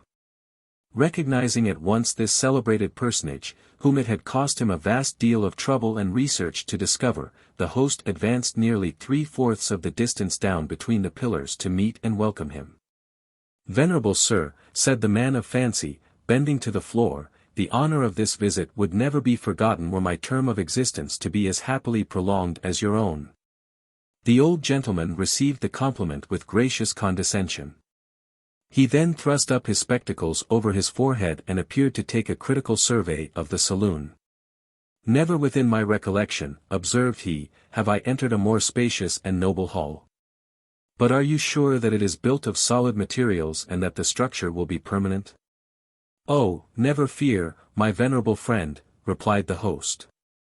"In reference to a lifetime like your own, it is true my castle may well be called a temporary edifice.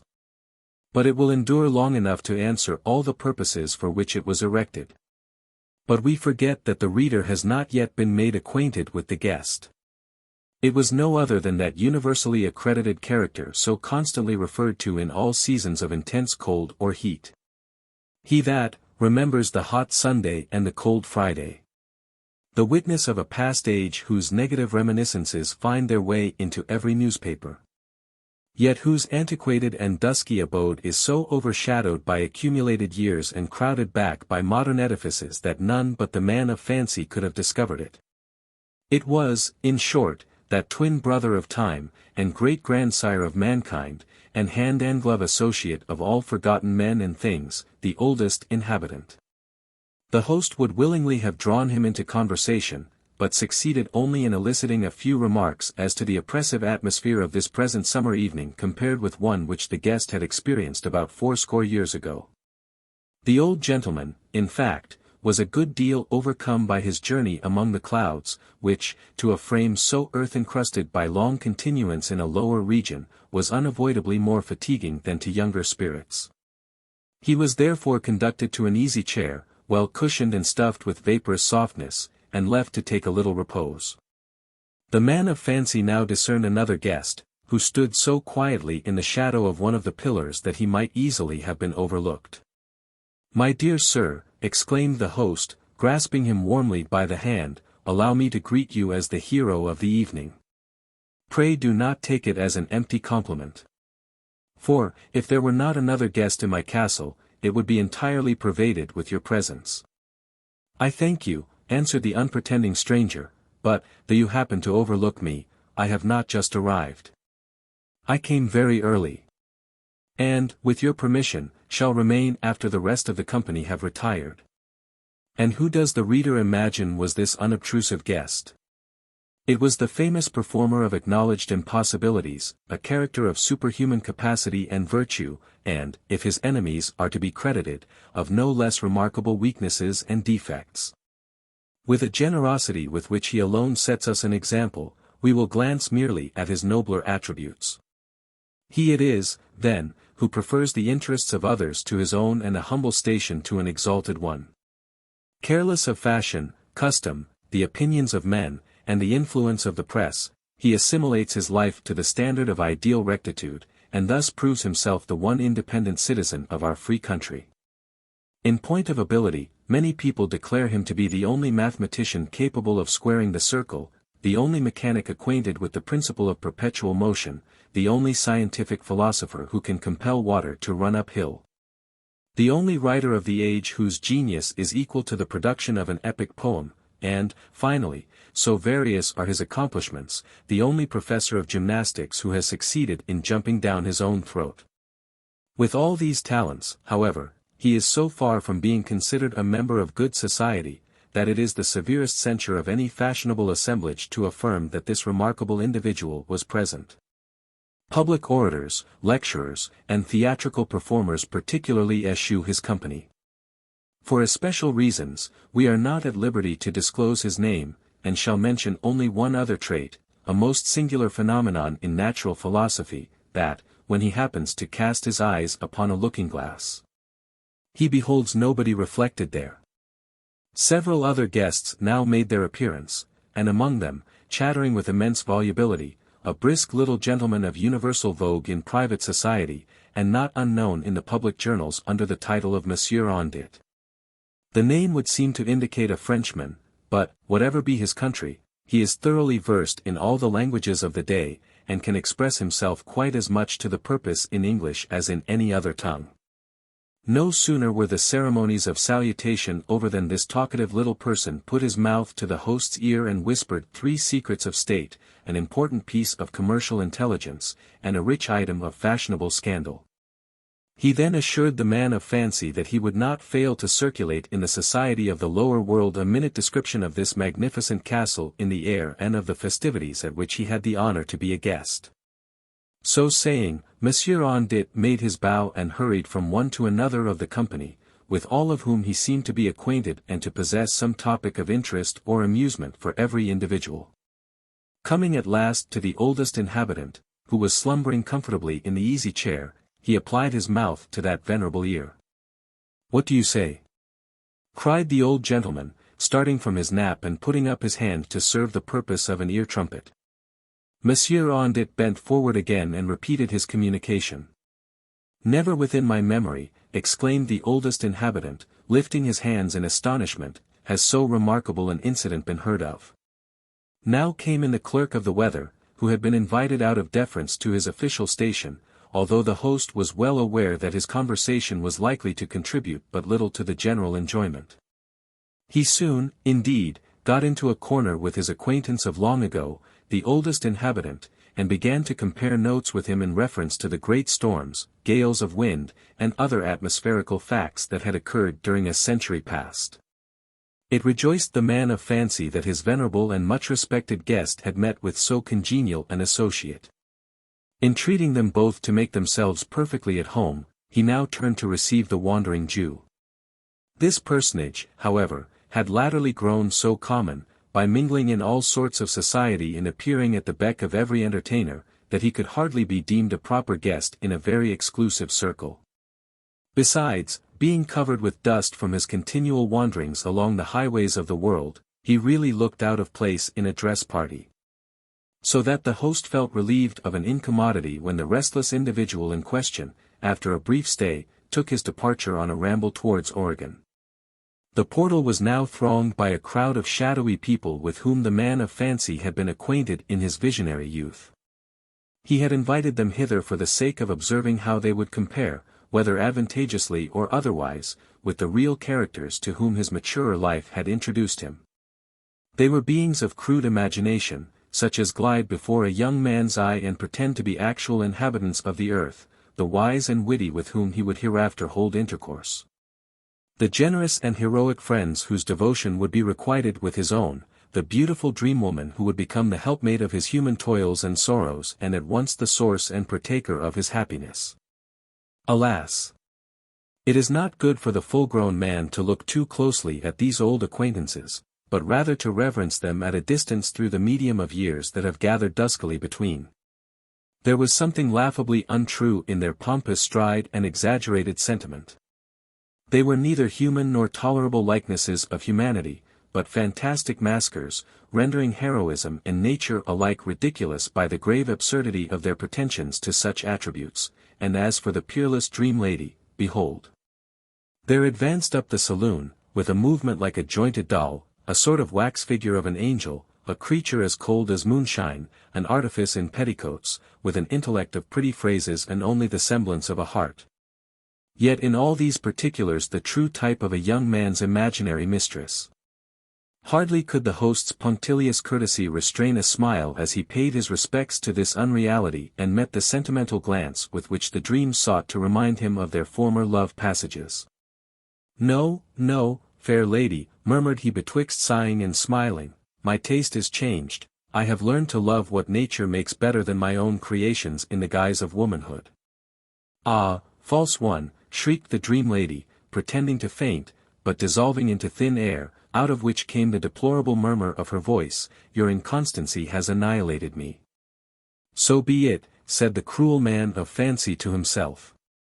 "And a good riddance too."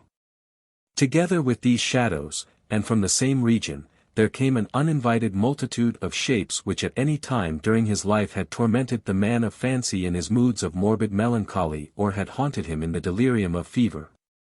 The walls of his castle in the air were not dense enough to keep them out, nor would the strongest of earthly architecture have availed to their exclusion. Here were those forms of dim terror which had beset him at the entrance of life, waging warfare with his hopes. Here were strange uglinesses of earlier date, such as haunt children in the night time. He was particularly startled by the vision of a deformed old black woman whom he imagined as lurking in the garret of his native home, and who, when he was an infant, had once come to his bedside and grinned at him in the crisis of a scarlet fever. This same black shadow, with others almost as hideous, now glided among the pillars of the magnificent saloon, grinning recognition, until the man shuddered anew at the forgotten terrors of his childhood. It amused him, however, to observe the black woman, with the mischievous caprice peculiar to such beings, steal up to the chair of the oldest inhabitant and peep into his half-dreamy mind. "Never within my memory," muttered that venerable personage, aghast, "did I see such a face." Almost immediately after the unrealities just described, arrived a number of guests whom incredulous readers may be inclined to rank equally among creatures of imagination. The most noteworthy were an incorruptible patriot, a scholar without pedantry, a priest without worldly ambition, and a beautiful woman without pride or coquetry, a married pair whose life had never been disturbed by incongruity of feeling, a reformer untrammeled by his theory, and a poet who felt no jealousy towards other votaries of the lyre. In truth, however, the host was not one of the cynics who consider these patterns of excellence, without the fatal flaw, such rarities in the world. And he had invited them to his select party chiefly out of humble deference to the judgment of society, which pronounces them almost impossible to be met with. "In my younger days," observed the oldest inhabitant, "such characters might be seen at the corner of every street. Be that as it might, these specimens of perfection proved to be not half so entertaining companions as people with the ordinary allowance of faults. But now appeared a stranger, whom the host had no sooner recognized than, with an abundance of courtesy unlavished on any other, he hastened down the whole length of the saloon in order to pay him emphatic honor. Yet he was a young man in poor attire, with no insignia of rank or acknowledged eminence, nor anything to distinguish him among the crowd except a high, white forehead, beneath which a pair of deep-set eyes were glowing with warm light. It was such a light as never illuminates the earth save when a great heart burns as the household fire of a grand intellect. And who was he? Who but the master genius for whom our country is looking anxiously into the mist of time, as destined to fulfill the great mission of creating an American literature, hewing it, as it were, out of the unwrought granite of our intellectual quarries. From him, whether molded in the form of an epic poem or assuming a guise altogether new as the spirit itself may determine, we are to receive our first great original work, which shall do all that remains to be achieved for our glory among the nations. How this child of a mighty destiny had been discovered by the man of fancy it is of little consequence to mention. Suffice it that he dwells as yet unhonored among men, unrecognized by those who have known him from his cradle. The noble countenance which should be distinguished by a halo diffused around it passes daily amid the throng of people toiling and troubling themselves about the trifles of a moment, and none pay reverence to the worker of immortality. Nor does it matter much to him, in his triumph over all the ages, though a generation or two of his own time shall do themselves the wrong to disregard him. By this time Monsieur Ondit had caught up the stranger's name and destiny and was busily whispering the intelligence among the other guests. "Pshaw," said one. "There can never be an American genius." "Pish," cried another. "We have already as good poets as any in the world. For my part, I desire to see no better." And the oldest inhabitant, when it was proposed to introduce him to the master genius, begged to be excused, observing that a man who had been honored with the acquaintance of Dwight, and Freneau, and Joel Barlow, might be allowed a little austerity of taste. The saloon was now fast filling up by the arrival of other remarkable characters, among whom were noticed Davy Jones, the distinguished nautical personage, and a rude, carelessly dressed, harum-scarum sort of elderly fellow, known by the nickname of Old Harry. The latter, however, after being shown to a dressing-room, reappeared with his grey hair nicely combed, his clothes brushed, a clean dickey on his neck, and altogether so changed in aspect as to merit the more respectful appellation of Venerable Henry. Joel Doe and Richard Roe came arm in arm, accompanied by a man of straw, a fictitious indorser, and several persons who had no existence except as voters in closely contested elections. The celebrated Seatsfield, who now entered, was at first supposed to belong to the same brotherhood, until he made it apparent that he was a real man of flesh and blood and had his earthly domicile in Germany. Among the latest comers, as might reasonably be expected, arrived a guest from the far future. "Do you know him?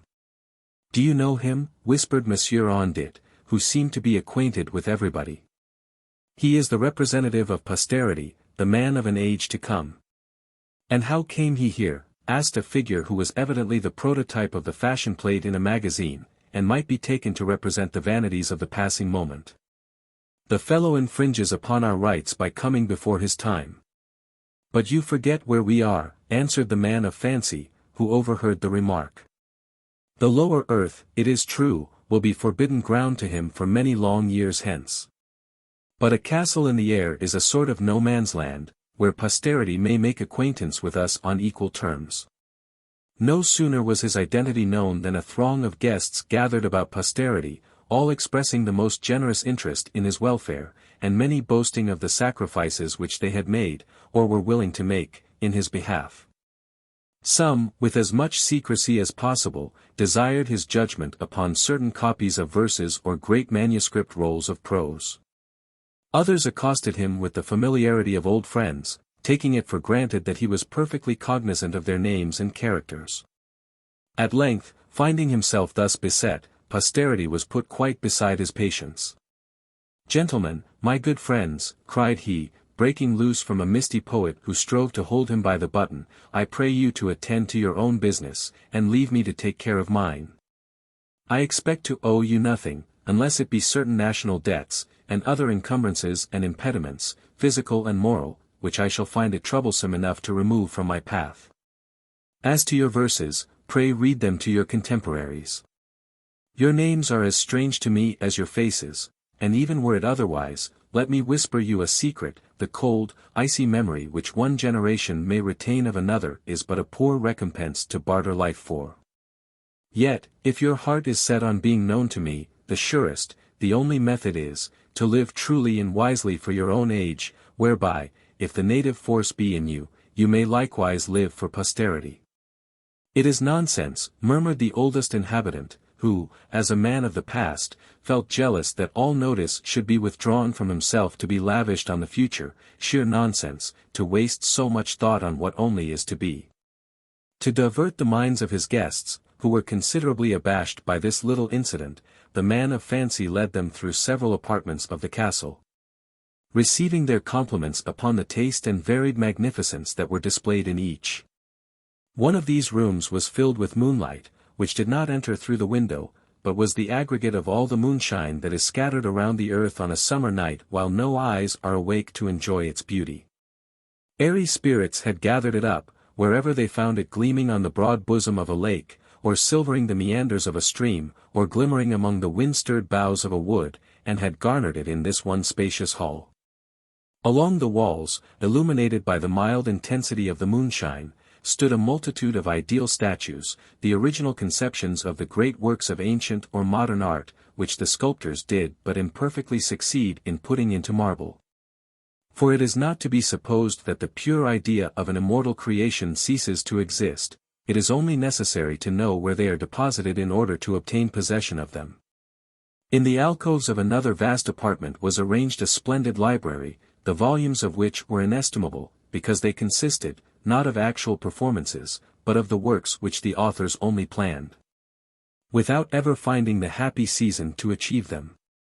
To take familiar instances, here were the untold tales of Chaucer's Canterbury Pilgrims, the unwritten cantos of the Faerie Queene, the conclusion of Coleridge's Christabel, and the whole of Dryden's projected epic on the subject of King Arthur. The shelves were crowded, for it would not be too much to affirm that every author has imagined and shaped out in his thought more and far better works than those which actually proceeded from his pen. And here, likewise, were the unrealized conceptions of youthful poets who died of the very strength of their own genius before the world had caught one inspired murmur from their lips.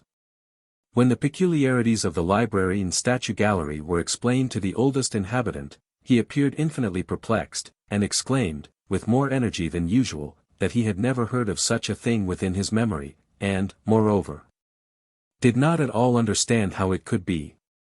But my brain, I think, said the good old gentleman, is getting not so clear as it used to be. You young folks, I suppose, can see your way through these strange matters. For my part, I give it up. And so do I, muttered the old Harry. It is enough to puzzle the, ahem. Making as little reply as possible to these observations, the man of fancy preceded the company to another noble saloon, the pillars of which were solid golden sunbeams taken out of the sky in the first hour in the morning. Thus, as they retained all their living luster, the room was filled with the most cheerful radiance imaginable, yet not too dazzling to be borne with comfort and delight. The windows were beautifully adorned with curtains made of the many-colored clouds of sunrise, all imbued with virgin light, and hanging in magnificent festoons from the ceiling to the floor. Moreover, there were fragments of rainbows scattered through the room, so that the guests, astonished at one another, reciprocally saw their heads made glorious by the 7 primary hues, or, if they chose, as who would not, they could grasp a rainbow in the air and convert it to their own apparel and adornment. But the morning light and scattered rainbows were only a type and symbol of the real wonders of the apartment. By an influence akin to magic, yet perfectly natural, whatever means and opportunities of joy are neglected in the lower world had been carefully gathered up and deposited in the saloon of morning sunshine. As may well be conceived, therefore, there was material enough to supply, not merely a joyous evening, but also a happy lifetime, to more than as many people as that spacious apartment could contain. The company seemed to renew their youth. While that pattern and proverbial standard of innocence, the child unborn, frolicked to and fro among them, communicating his own unwrinkled gaiety to all who had the good fortune to witness his gambols. My honored friends, said the man of fancy, after they had enjoyed themselves a while, I am now to request your presence in the banqueting hall, where a slight collation is awaiting you. Ah, well said! Ejaculated a cadaverous figure, who had been invited for no other reason than that he was pretty constantly in the habit of dining with Duke Humphrey. I was beginning to wonder whether a castle in the air were provided with a kitchen. It was curious, in truth, to see how instantaneously the guests were diverted from the high moral enjoyments which they had been tasting with so much apparent zest by a suggestion of the more solid as well as liquid delights of the festive board. They thronged eagerly in the rear of the host, who now ushered them into a lofty and extensive hall, from end to end of which was arranged a table, glittering all over with innumerable dishes and drinking vessels of gold. It is an uncertain point whether these rich articles of plate were made for the occasion out of molten sunbeams, or recovered from the wrecks of Spanish galleons that had lain for ages at the bottom of the sea. The upper end of the table was overshadowed by a canopy, beneath which was placed a chair of elaborate magnificence, which the host himself declined to occupy, and besought his guests to assign it to the worthiest among them. As a suitable homage to his incalculable antiquity and eminent distinction, the post of honor was at first tendered to the oldest inhabitant.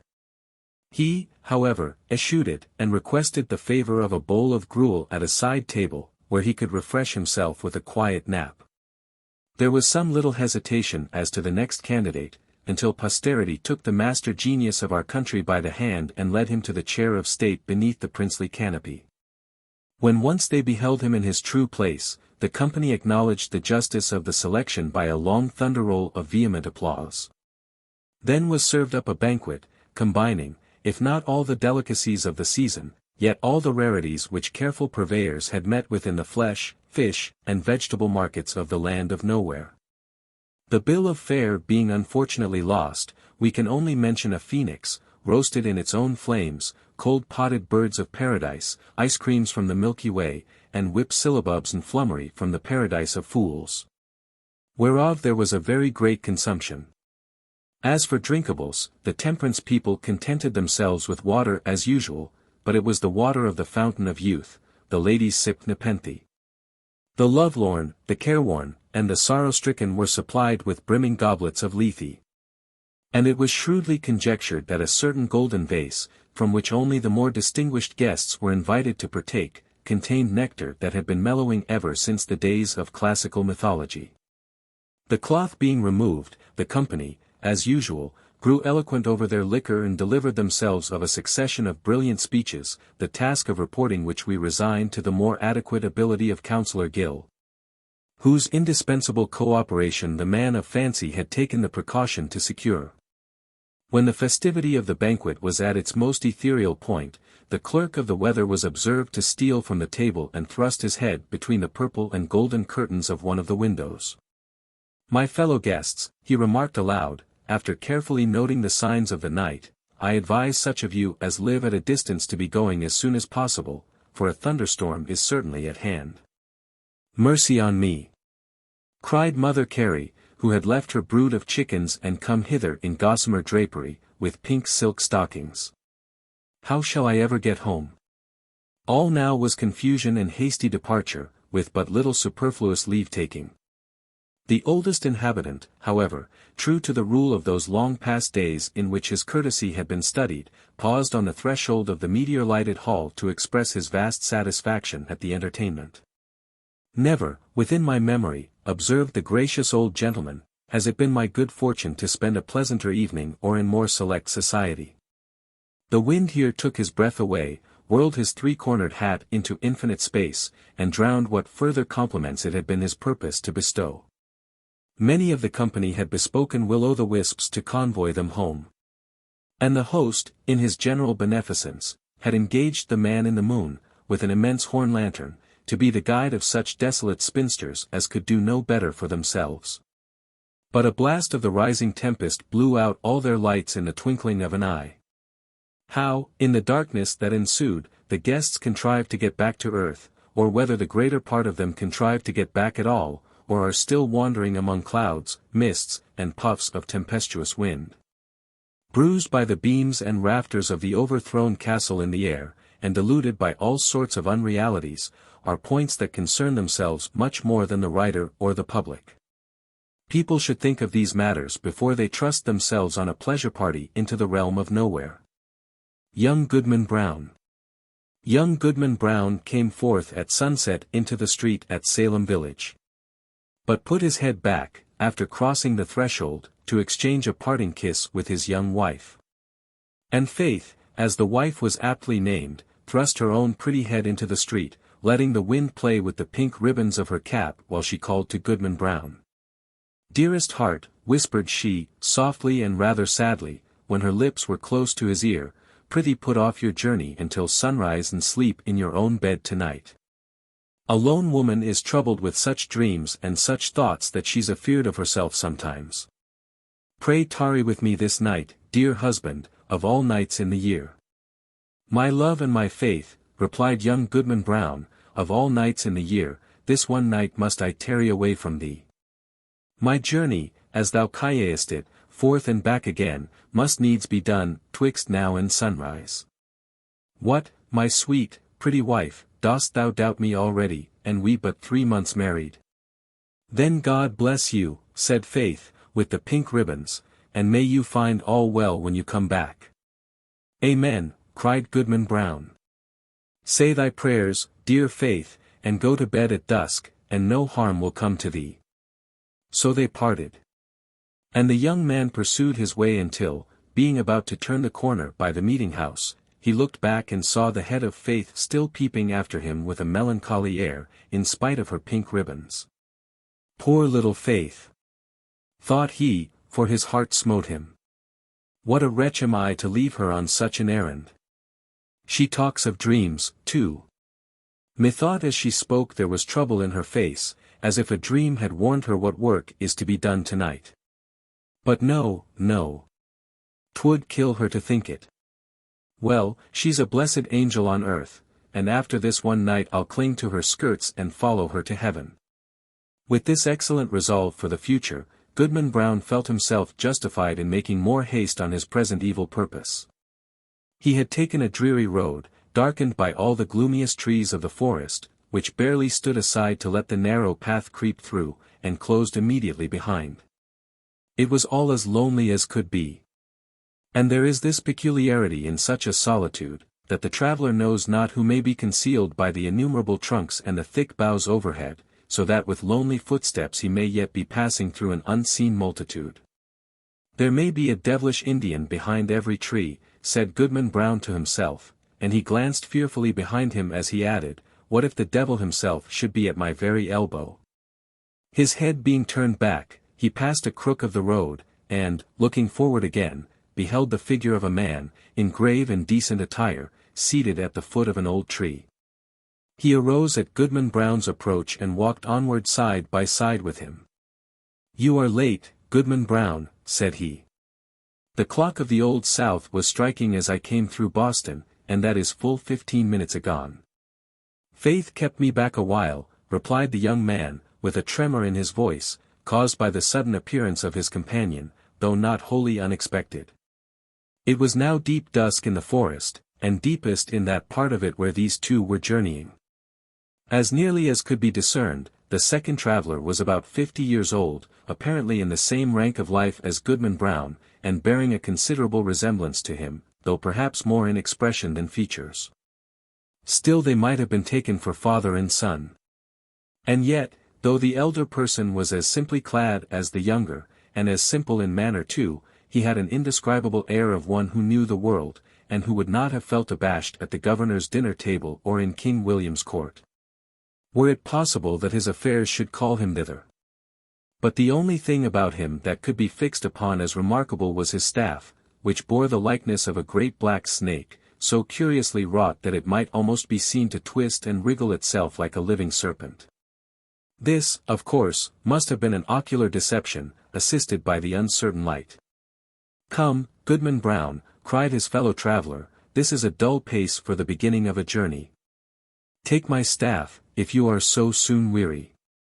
Friend, said the other, exchanging his slow pace for a full stop, having kept covenant by meeting thee here, it is my purpose now to return whence I came. I have scruples touching the matter thou wotst of. Sayest thou so? Replied he of the Serpent, smiling apart. Let us walk on, nevertheless, reasoning as we go, and if I convince thee not thou shalt turn back. We are but a little way in the forest yet.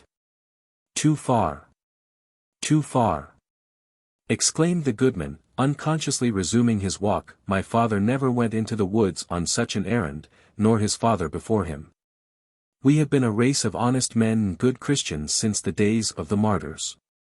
And shall I be the first of the name of Brown that ever took this path and kept such company, thou wouldst say, observed the elder person, interpreting his pause.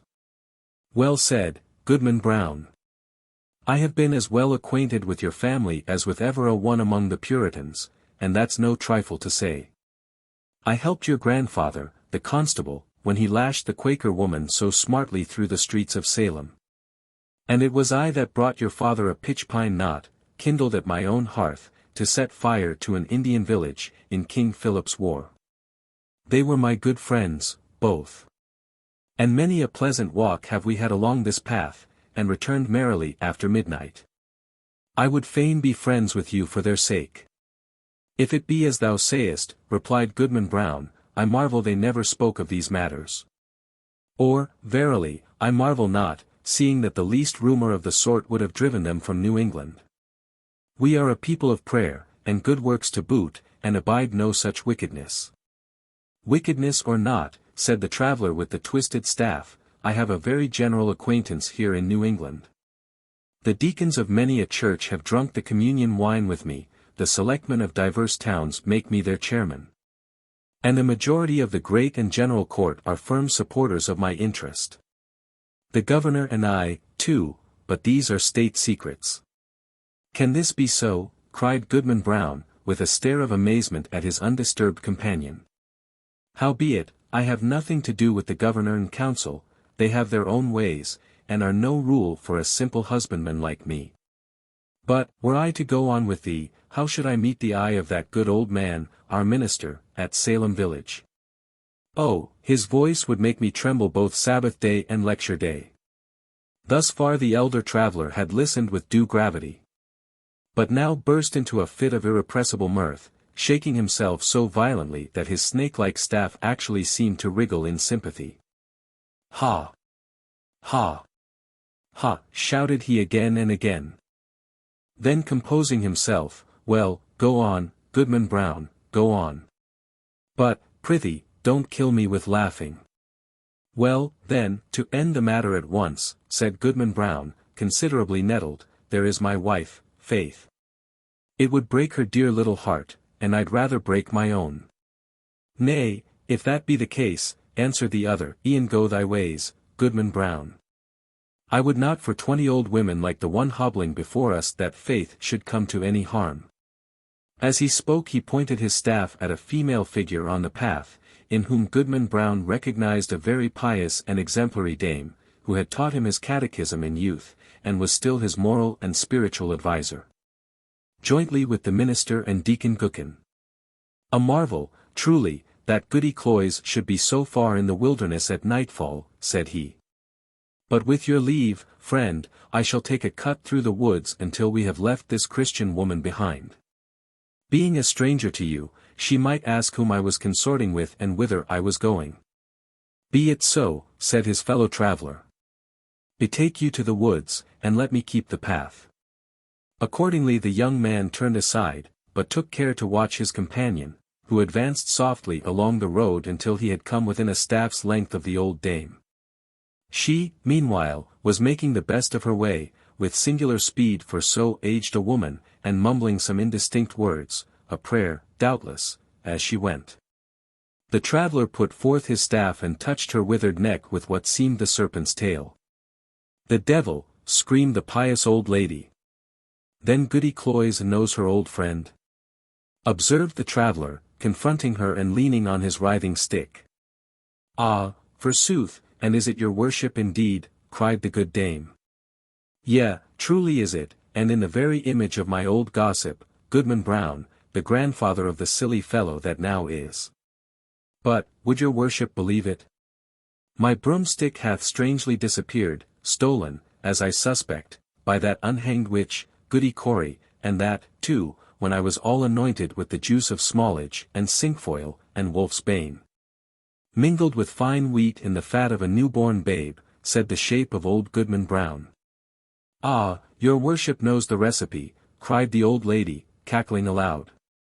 So, as I was saying, being all ready for the meeting, and no horse to ride on, I made up my mind to foot it, for they tell me there is a nice young man to be taken into communion tonight. But now your good worship will lend me your arm, and we shall be there in a twinkling. That can hardly be, answered her friend. I may not spare you my arm, Goody Cloyes, but here is my staff, if you will. So saying, he threw it down at her feet, where, perhaps, it assumed life, being one of the rods which its owner had formerly lent to the Egyptian magi. Of this fact, however, Goodman Brown could not take cognizance. He had cast up his eyes in astonishment, and, looking down again, beheld neither Goody Cloyes nor the serpentine staff, but his fellow traveller alone, who waited for him as calmly as if nothing had happened. "That old woman taught me my catechism," said the young man, and there was a world of meaning in this simple comment. They continued to walk onward, while the elder traveller exhorted his companion to make good speed and persevere in the path, discoursing so aptly that his arguments seemed rather to spring up in the bosom of his auditor than to be suggested by himself. As they went, he plucked a branch of maple to serve for a walking stick, and began to strip it of the twigs and little boughs, which were wet with evening dew. The moment his fingers touched them they became strangely withered and dried up as with a week's sunshine.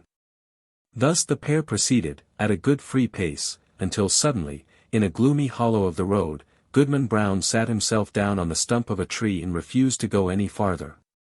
"Friend," said he, stubbornly, "my mind is made up. Not another step will I budge on this errand. What if a wretched old woman do choose to go to the devil when I thought she was going to heaven? Is that any reason why I should quit my dear faith and go after her?" "You will think better of this by and by," said his acquaintance, composedly.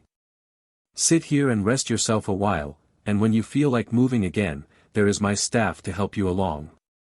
Without more words, he threw his companion the maple stick, and was as speedily out of sight as if he had vanished into the deepening gloom. The young man sat a few moments by the roadside, applauding himself greatly, and thinking with how clear a conscience he should meet the minister in his morning walk, nor shrink from the eye of good old Deacon Gookin. And what calm sleep would be his that very night, which was to have been spent so wickedly, but so purely and sweetly now, in the arms of faith. Amidst these pleasant and praiseworthy meditations, Goodman Brown heard the tramp of horses along the road, and deemed it advisable to conceal himself within the verge of the forest, conscious of the guilty purpose that had brought him thither, though now so happily turned from it. On came the hoof tramps and the voices of the riders, two grave old voices, conversing soberly as they drew near. These mingled sounds appeared to pass along the road, within a few yards of the young man's hiding-place.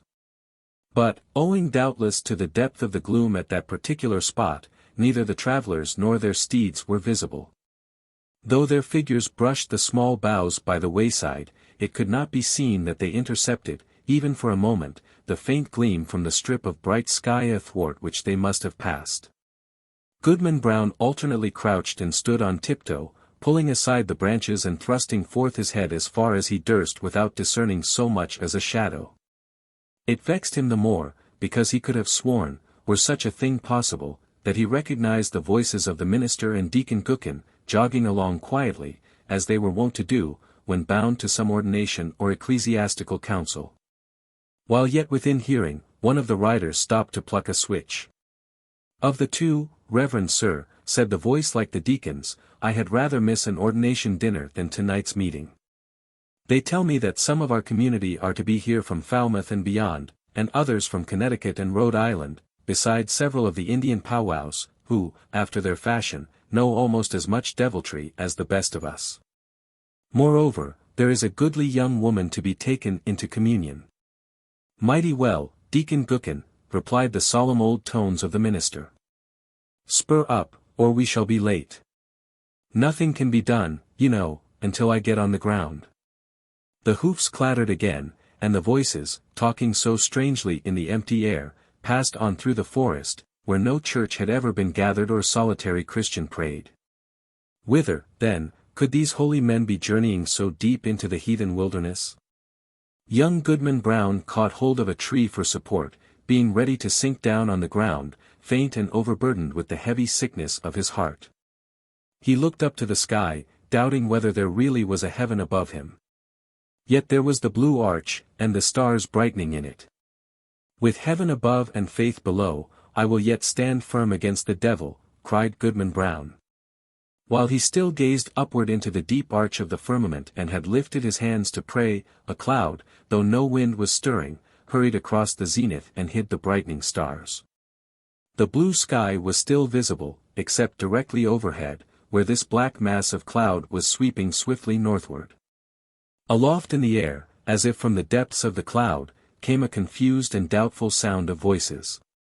Once the listener fancied that he could distinguish the accents of townspeople of his own, men and women, both pious and ungodly, many of whom he had met at the communion table, and had seen others rioting at the tavern.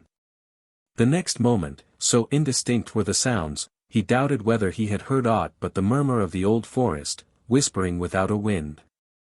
Then came a stronger swell of those familiar tones, heard daily in the sunshine at Salem village, but never until now from a cloud of night there was one voice of a young woman, uttering lamentations, yet with an uncertain sorrow, and entreating for some favor, which, perhaps, it would grieve her to obtain. And all the unseen multitude, both saints and sinners, seemed to encourage her onward. "Faith!" shouted Goodman Brown, in a voice of agony and desperation, and the echoes of the forest mocked him, crying, "Faith! Faith!" As if bewildered wretches were seeking her all through the wilderness. The cry of grief, rage, and terror was yet piercing the night, when the unhappy husband held his breath for a response. There was a scream, drowned immediately in a louder murmur of voices, fading into far-off laughter, as the dark cloud swept away, leaving the clear and silent sky above Goodman Brown. But something fluttered lightly down through the air and caught on the branch of a tree. The young man seized it, and beheld a pink ribbon. "My faith is gone," cried he, after one stupefied moment. "There is no good on earth, and sin is but a name. Come, devil, for to thee is this world given." And, maddened with despair, so that he laughed loud and long, did Goodman Brown grasp his staff and set forth again, at such a rate that he seemed to fly along the forest path rather than to walk or run. The road grew wilder and drearier and more faintly traced, and vanished at length, leaving him in the heart of the dark wilderness, still rushing onward with the instinct that guides mortal man to evil. The whole forest was peopled with frightful sounds, the creaking of the trees, the howling of wild beasts, and the yell of Indians. While sometimes the wind tolled like a distant church bell, and sometimes gave a broad roar around the traveler, as if all nature were laughing him to scorn. But he was himself the chief horror of the scene, and shrank not from its other horrors. "Ha! Ha! Ha!" roared Goodman Brown when the wind laughed at him. "Let us hear which will laugh loudest. Think not to frighten me with your deviltry. Come witch, come wizard, come Indian powwow, come devil himself, and here comes Goodman Brown. You may as well fear him as he fear you." In truth, all through the haunted forest there could be nothing more frightful than the figure of Goodman Brown. On he flew among the black pines, brandishing his staff with frenzied gestures, now giving vent to an inspiration of horrid blasphemy, and now shouting forth such laughter as set all the echoes of the forest laughing like demons around him. The fiend in his own shape is less hideous than when he rages in the breast of man. Thus sped the demoniac on his course, until, quivering among the trees, he saw a red light before him, as when the felled trunks and branches of a clearing have been set on fire, and throw up their lurid blaze against the sky. At the hour of midnight. He paused, in a lull of the tempest that had driven him onward, and heard the swell of what seemed to him, rolling solemnly from a distance with the weight of many voices. He knew the tune. It was a familiar one in the choir of the village meeting-house.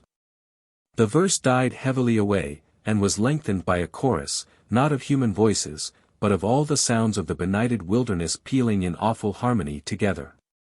Goodman Brown cried out, and his cry was lost to his own ear by its unison with the cry of the desert. In the interval of silence he stole forward until the light glared full upon his eyes. At one extremity of an open space, hemmed in by the dark wall of the forest, arose a rock, bearing some rude, natural resemblance either to an altar or a pulpit, and surrounded by 4 blazing pines, their tops aflame, their stems untouched. Like candles at an evening meeting. The mass of foliage that had overgrown the summit of the rock was all on fire, blazing high into the night and fitfully illuminating the whole field. Each pendant twig and leafy festoon was in a blaze. As the red light arose and fell, a numerous congregation alternately shone forth, then disappeared in shadow, and again grew, as it were, out of the darkness, peopling the heart of the solitary woods at once. "A grave and dark-clad company," quoth Goodman Brown. In truth they were such. Among them, quivering to and fro between gloom and splendor, appeared faces that would be seen next day at the council board of the province, and others which, Sabbath after Sabbath, looked devoutly heavenward, and benignantly over the crowded pews. From the holiest pulpits in the land. Some affirm that the lady of the governor was there. At least there were high dames well known to her, and wives of honored husbands, and widows, a great multitude, and ancient maidens, all of excellent repute, and fair young girls, who trembled lest their mothers should espy them. Either the sudden gleams of light flashing over the obscure field bedazzled Goodman Brown, or he recognized a score of the church members of Salem village famous for their especial sanctity. Good old Deacon Gookin had arrived, and waited at the skirts of that venerable saint, his revered pastor. But, irreverently consorting with these grave, reputable, and pious people, these elders of the church, these chaste dames and dewy virgins, there were men of dissolute lives and women of spotted fame.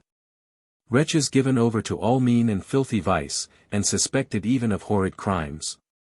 It was strange to see that the good shrank not from the wicked, nor were the sinners abashed by the saints.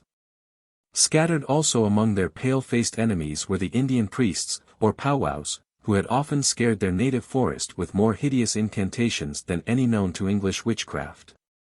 But where is faith, thought Goodman Brown. And, as hope came into his heart, he trembled. Another verse of the hymn arose, a slow and mournful strain, such as the pious love, but joined to words which expressed all that our nature can conceive of sin, and darkly hinted at far more. Unfathomable to mere mortals is the lore of fiends. Verse after verse was sung, and still the chorus of the desert swelled between like the deepest tone of a mighty organ. And with the final peal of that dreadful anthem there came a sound, as if the roaring wind, the rushing streams, the howling beasts, and every other voice of the unconcerted wilderness were mingling and according with the voice of guilty man in homage to the Prince of all. The four blazing pines threw up a loftier flame, and obscurely discovered shapes and visages of horror on the smoke wreaths above the impious assembly. At the same moment the fire on the rock shot redly forth and formed a glowing arch above its base, where now appeared a figure. With reverence be it spoken, the figure bore no slight similitude, both in garb and manner, to some grave divine of the New England churches. "Bring forth the converts," cried a voice that echoed through the field and rolled into the forest. At the word, Goodman Brown stepped forth from the shadow of the trees and approached the congregation, with whom he felt a loathful brotherhood by the sympathy of all that was wicked in his heart. He could have well nigh sworn that the shape of his own dead father beckoned him to advance, looking downward from a smoke wreath, while a woman, with dim features of despair, threw out her hand to warn him back. Was it his mother? But he had no power to retreat one step, nor to resist, even in thought, when the minister and good old Deacon Gookin seized his arms and led him to the blazing rock. Thither came also the slender form of a veiled female, led between Goody Cloyes, that pious teacher of the catechism, and Martha Carrier, who had received the devil's promise to be queen of hell. A rampant hag was she. And there stood the proselytes beneath the canopy of fire. "Welcome, my children," said the dark figure, "to the communion of your race. Ye have found thus young your nature and your destiny. My children, look behind you." They turned. And flashing forth, as it were, in a sheet of flame, the fiend worshippers were seen, the smile of welcome gleamed darkly on every visage. "There," resumed the sable form, "are all whom ye have reverenced from youth. Ye deemed them holier than yourselves, and shrank from your own sin, contrasting it with their lives of righteousness and prayerful aspirations heavenward. Yet here are they all in my worshipping assembly. This night it shall be granted you to know their secret deeds, how hoary-bearded elders of the church have whispered wanton words to the young maids of their households. How many a woman, eager for widow's weeds, has given her husband a drink at bedtime and let him sleep his last sleep in her bosom, how beardless youths have made haste to inherit their father's wealth. And how fair damsels, blush not, sweet ones, have dug little graves in the garden, and bidden me, the sole guest to an infant's funeral. By the sympathy of your human hearts for sin ye shall scent out all the places, whether in church, bedchamber, street, field, or forest, where crime has been committed, and shall exult to behold the whole earth one stain of guilt. One mighty blood spot. Far more than this. It shall be yours to penetrate, in every bosom, the deep mystery of sin, the fountain of all wicked arts, and which inexhaustibly supplies more evil impulses than human power, than my power at its utmost, can make manifest in deeds. And now, my children, look upon each other.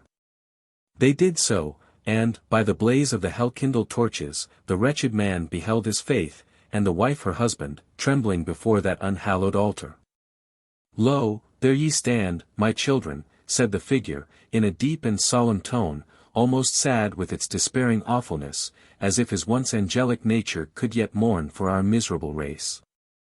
Depending upon one another's hearts, ye had still hoped that virtue were not all a dream. Now are ye undeceived. Evil is the nature of mankind. Evil must be your only happiness. Welcome again, my children, to the communion of your race. Welcome, repeated the fiend worshippers, in one cry of despair and triumph.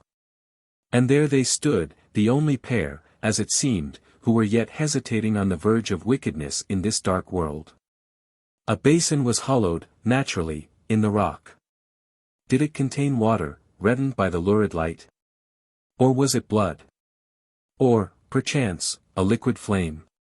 Herein did the shape of evil dip his hand and prepare to lay the mark of baptism upon their foreheads, that they might be partakers of the mystery of sin, more conscious of the secret guilt of others, both in deed and thought, than they could now be of their own. The husband cast one look at his pale wife, and faith at him. What polluted wretches would the next glance show them to each other, shuddering alike at what they disclosed and what they saw. Faith! Faith! Cried the husband, look up to heaven, and resist the wicked one. Whether faith obeyed he knew not. Hardly had he spoken when he found himself amid calm night and solitude, listening to a roar of the wind which died heavily away through the forest. He staggered against the rock, and felt it chill and damp, while a hanging twig, that had been all on fire, besprinkled his cheek with the coldest dew.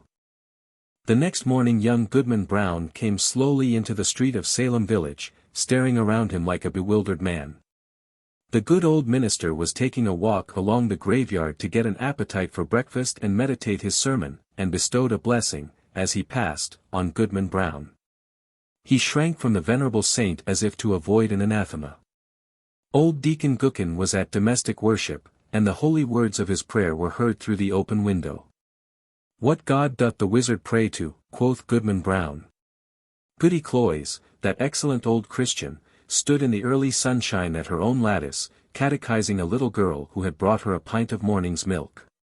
Goodman Brown snatched away the child as from the grasp of the fiend himself.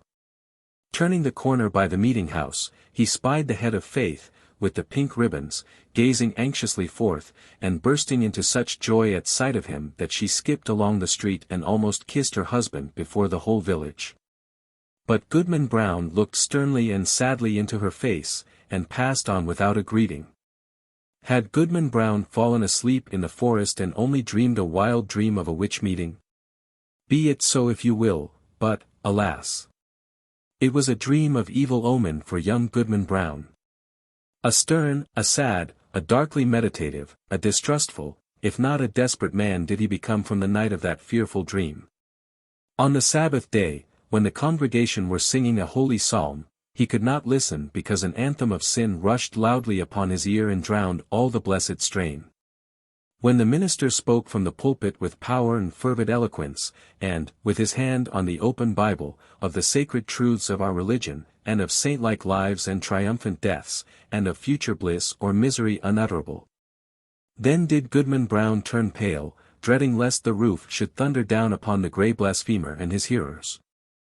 Often, waking suddenly at midnight, he shrank from the bosom of faith, and at morning or eventide, when the family knelt down at prayer, he scowled and muttered to himself, and gazed sternly at his wife, and turned away. And when he had lived long, and was borne to his grave a hoary corpse, followed by Faith, an aged woman, and children and grandchildren, a goodly procession, besides neighbors not a few, they carved no hopeful verse upon his tombstone. For his dying hour was gloom. Rappaccini's daughter. A young man, named Giovanni Guasconti, came, very long ago, from the more southern region of Italy, to pursue his studies at the University of Padua.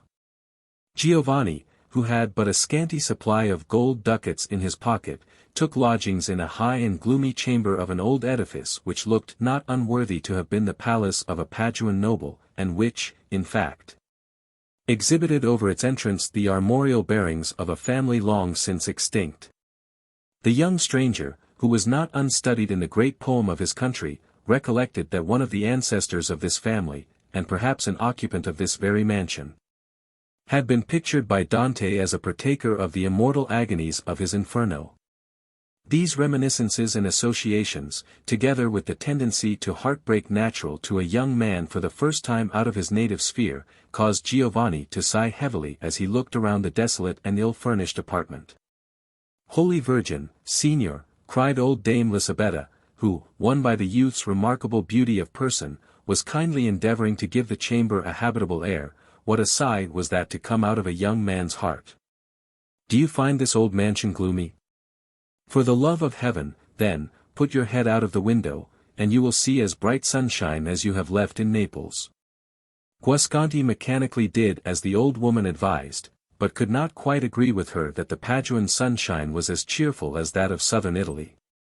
Such as it was, however, it fell upon a garden beneath the window and expended its fostering influences on a variety of plants, which seemed to have been cultivated with exceeding care. "Does this garden belong to the house?" asked Giovanni.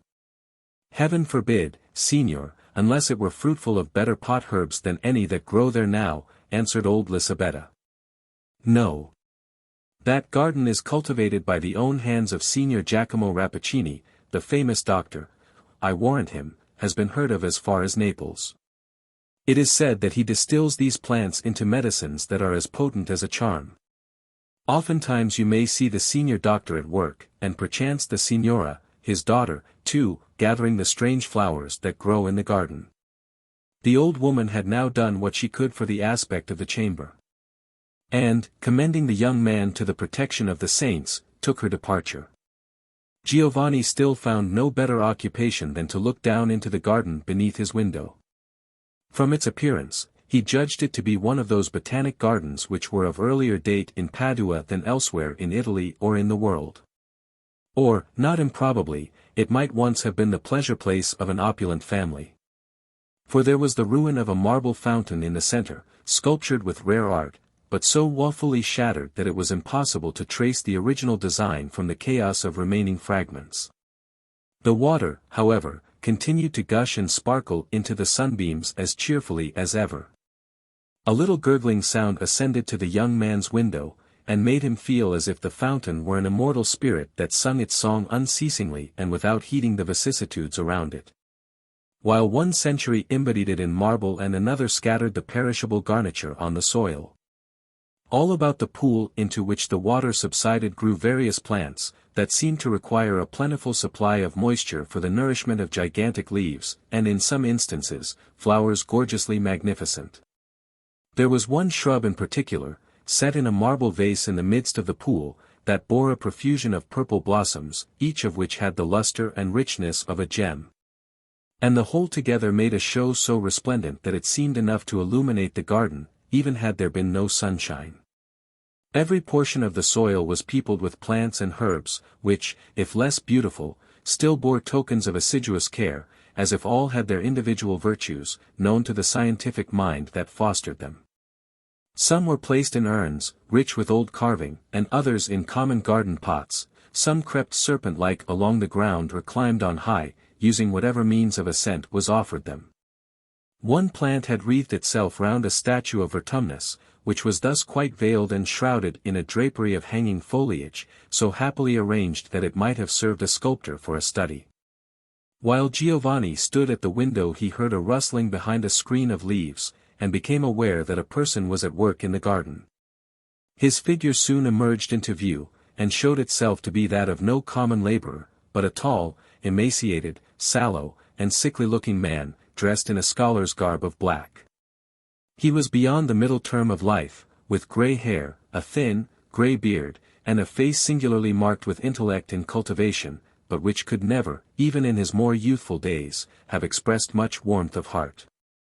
Nothing could exceed the intentness with which this scientific gardener examined every shrub which grew in his path. It seemed as if he was looking into their inmost nature, making observations in regard to their creative essence, and discovering why one leaf grew in this shape and another in that, and wherefore such and such flowers differed among themselves in hue and perfume.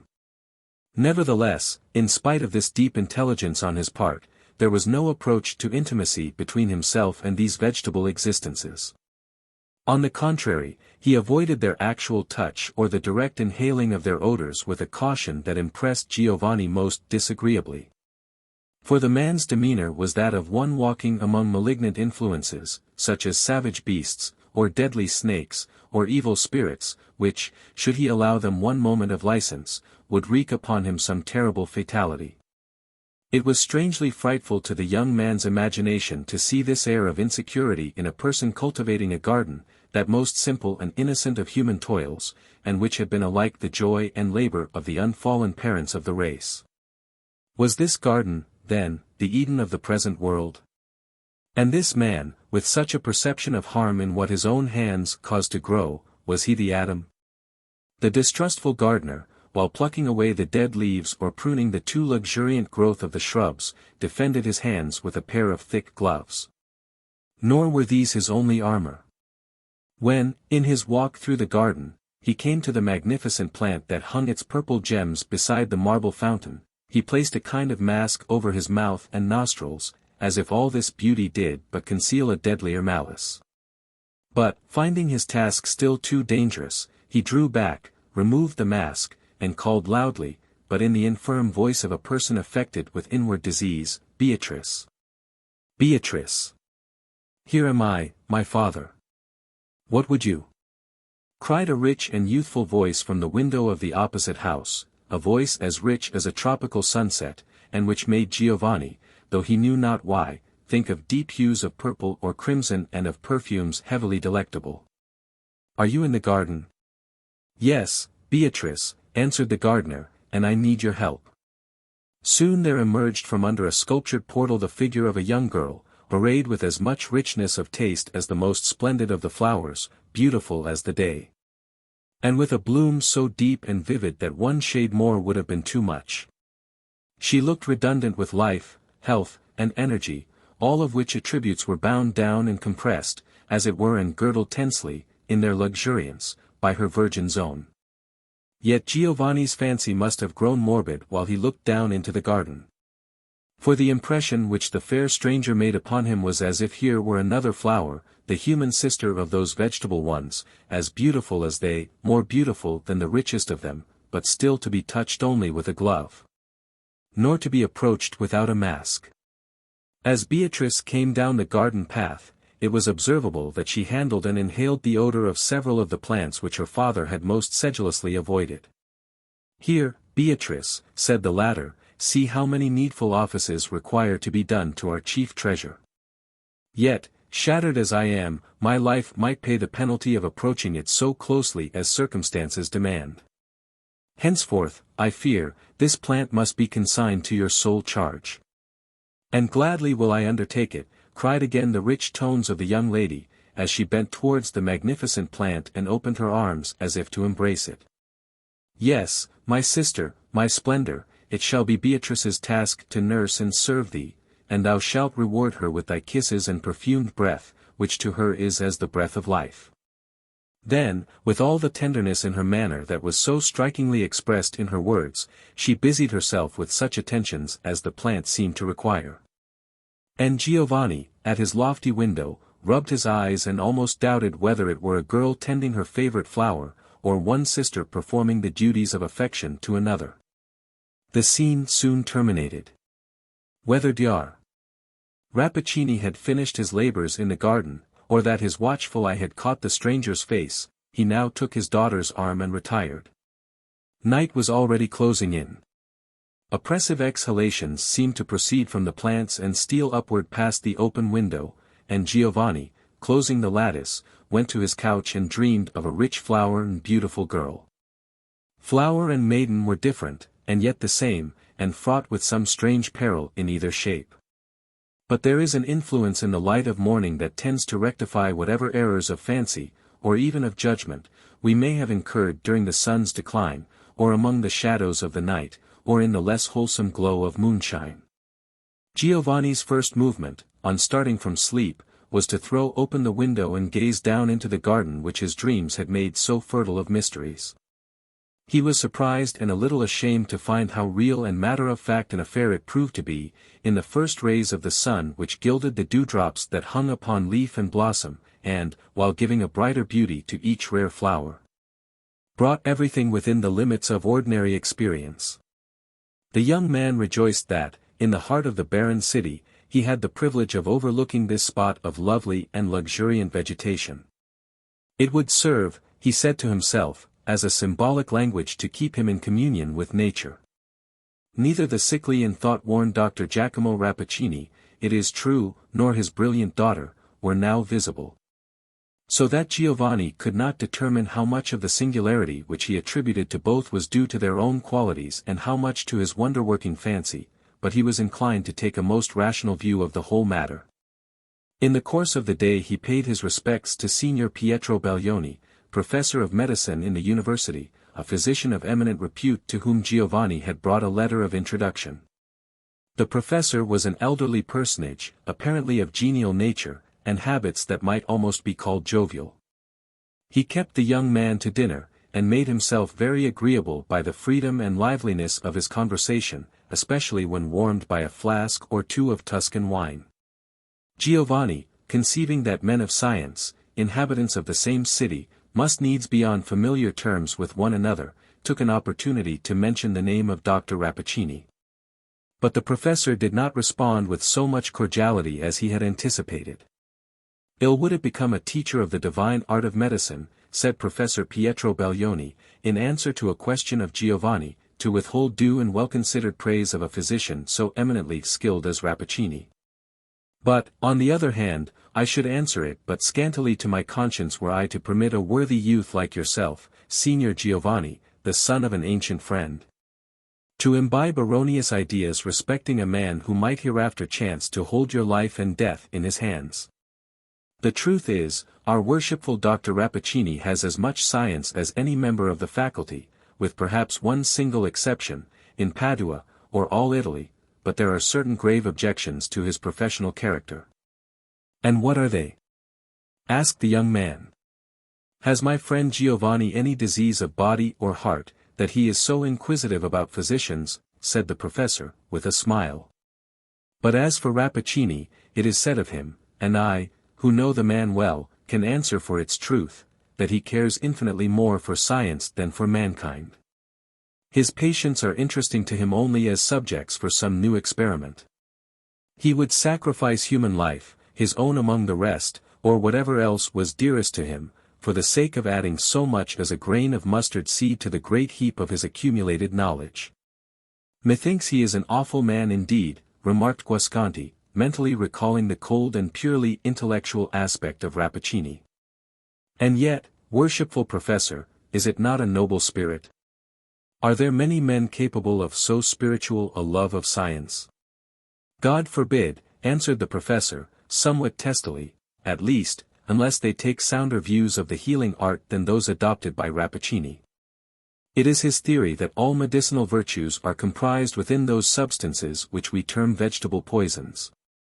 These he cultivates with his own hands, and is said even to have produced new varieties of poison, more horribly deleterious than nature, without the assistance of this learned person, would ever have plagued the world withal.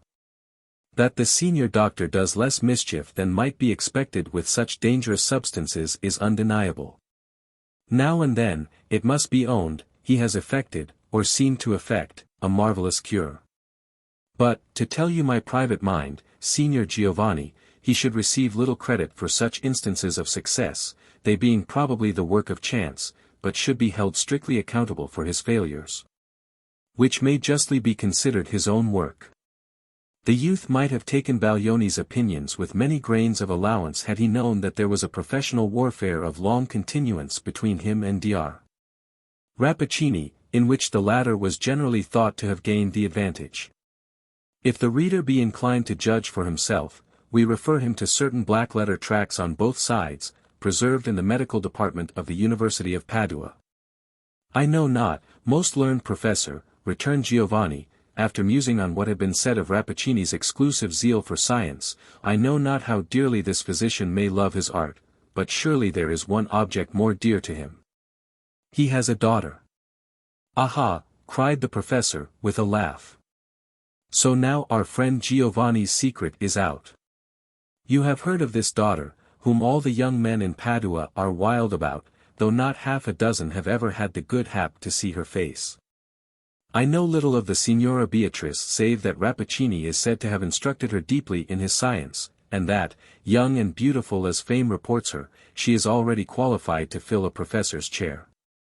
Perchance her father destines her for mine. Other absurd rumors there be, not worth talking about or listening to. So now, Signor Giovanni, drink off your glass of lacrima. Guasconti returned to his lodgings somewhat heated with the wine he had quaffed, and which caused his brain to swim with strange fantasies in reference to Dr. Rappaccini and the beautiful Beatrice. On his way, happening to pass by a florist's, he bought a fresh bouquet of flowers. Ascending to his chamber, he seated himself near the window, but within the shadow thrown by the depth of the wall, so that he could look down into the garden with little risk of being discovered. All beneath his eye was a solitude. The strange plants were basking in the sunshine, and now and then nodding gently to one another, as if in acknowledgment of sympathy and kindred. In the midst, by the shattered fountain, grew the magnificent shrub, with its purple gems clustering all over it. They glowed in the air, and gleamed back again out of the depths of the pool, which thus seemed to overflow with colored radiance from the rich reflection that was steeped in it. At first, as we have said, the garden was a solitude.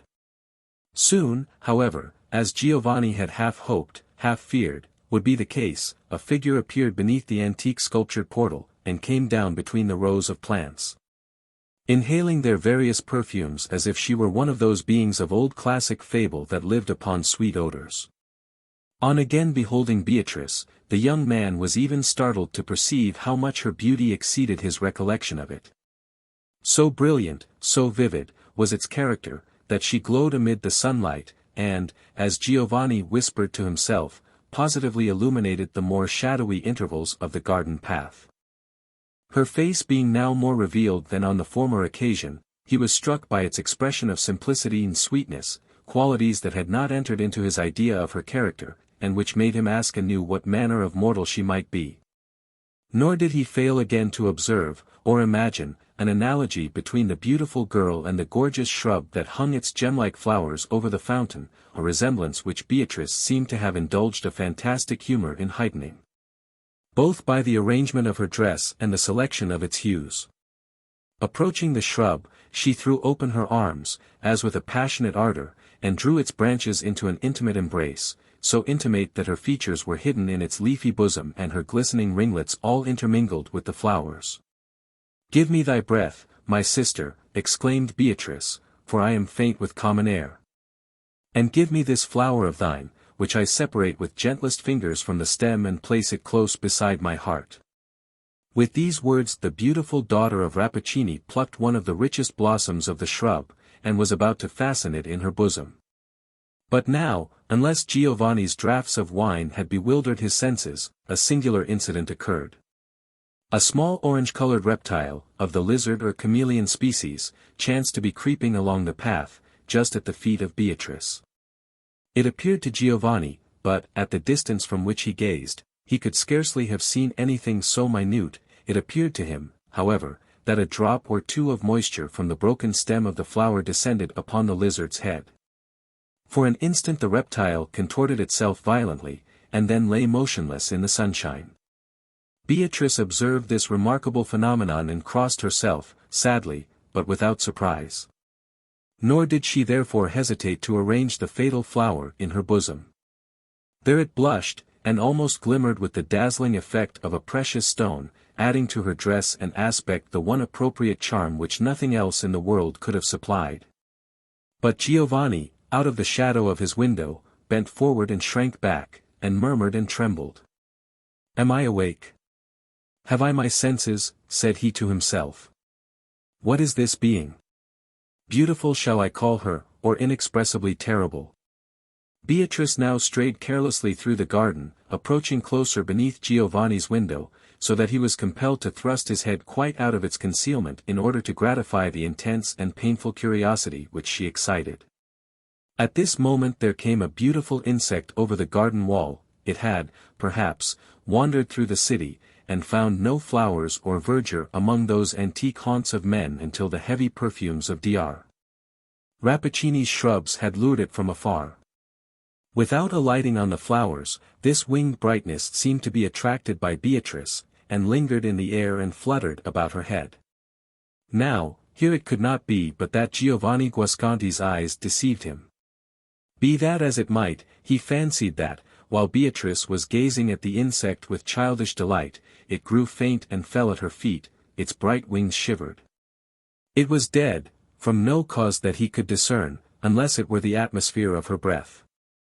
Again Beatrice crossed herself and sighed heavily as she bent over the dead insect. An impulsive movement of Giovanni drew her eyes to the window. There she beheld the beautiful head of the young man, rather a Grecian than an Italian head, with fair, regular features, and a glistening of gold among his ringlets, gazing down upon her like a being that hovered in mid-air. Scarcely knowing what he did, Giovanni threw down the bouquet which he had hitherto held in his hand.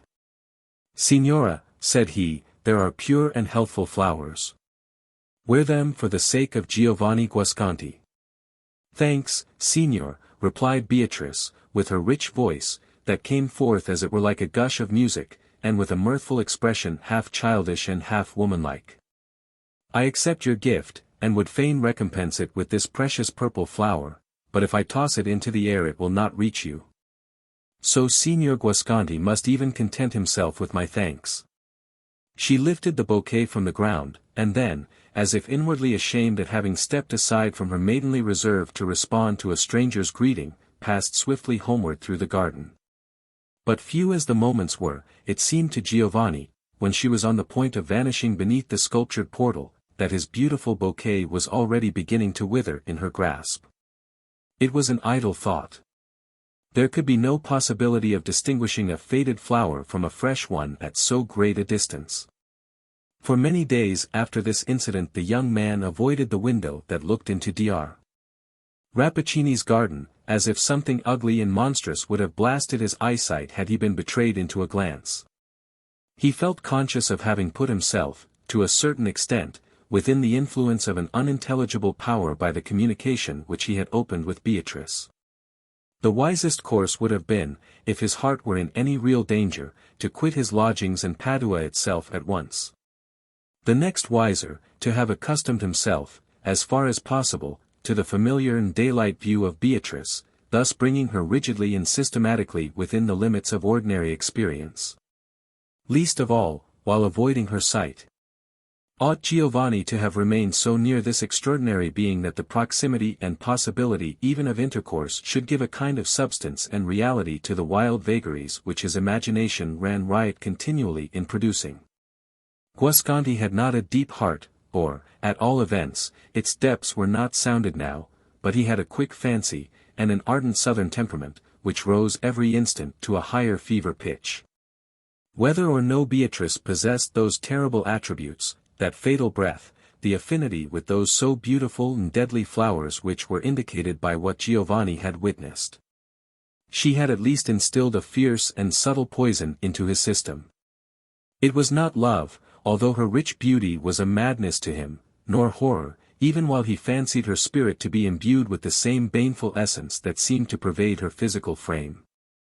But a wild offspring of both love and horror that had each parent in it, and burned like one and shivered like the other.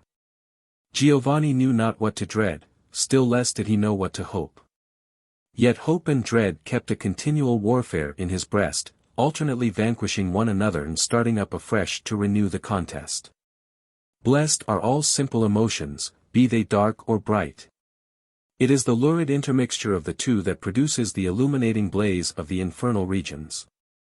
Sometimes he endeavored to assuage the fever of his spirit by a rapid walk through the streets of Padua or beyond its gates. His footsteps kept time with the throbbings of his brain, so that the walk was apt to accelerate itself to a race. One day he found himself arrested, his arm was seized by a portly personage, who had turned back on recognizing the young man and expended much breath in overtaking him. "Signor Giovanni." "Stay, my young friend," cried he. "Have you forgotten me? That might well be the case if I were as much altered as yourself." It was Baglioni, whom Giovanni had avoided ever since their first meeting, from a doubt that the professor's sagacity would look too deeply into his secrets. Endeavoring to recover himself, he stared forth wildly from his inner world into the outer one and spoke like a man in a dream. "Yes, I am Giovanni Guasconti. You are Professor Pietro Baglioni. Now let me pass." Not yet, Signor Giovanni Guasconti," said the professor, smiling, but at the same time scrutinizing the youth with an earnest glance. "What? Did I grow up side by side with your father? And shall his son pass me like a stranger in these old streets of Padua? Stand still, Signor Giovanni, for we must have a word or two before we part." "Speedily, then, most worshipful professor, speedily," said Giovanni, with feverish impatience.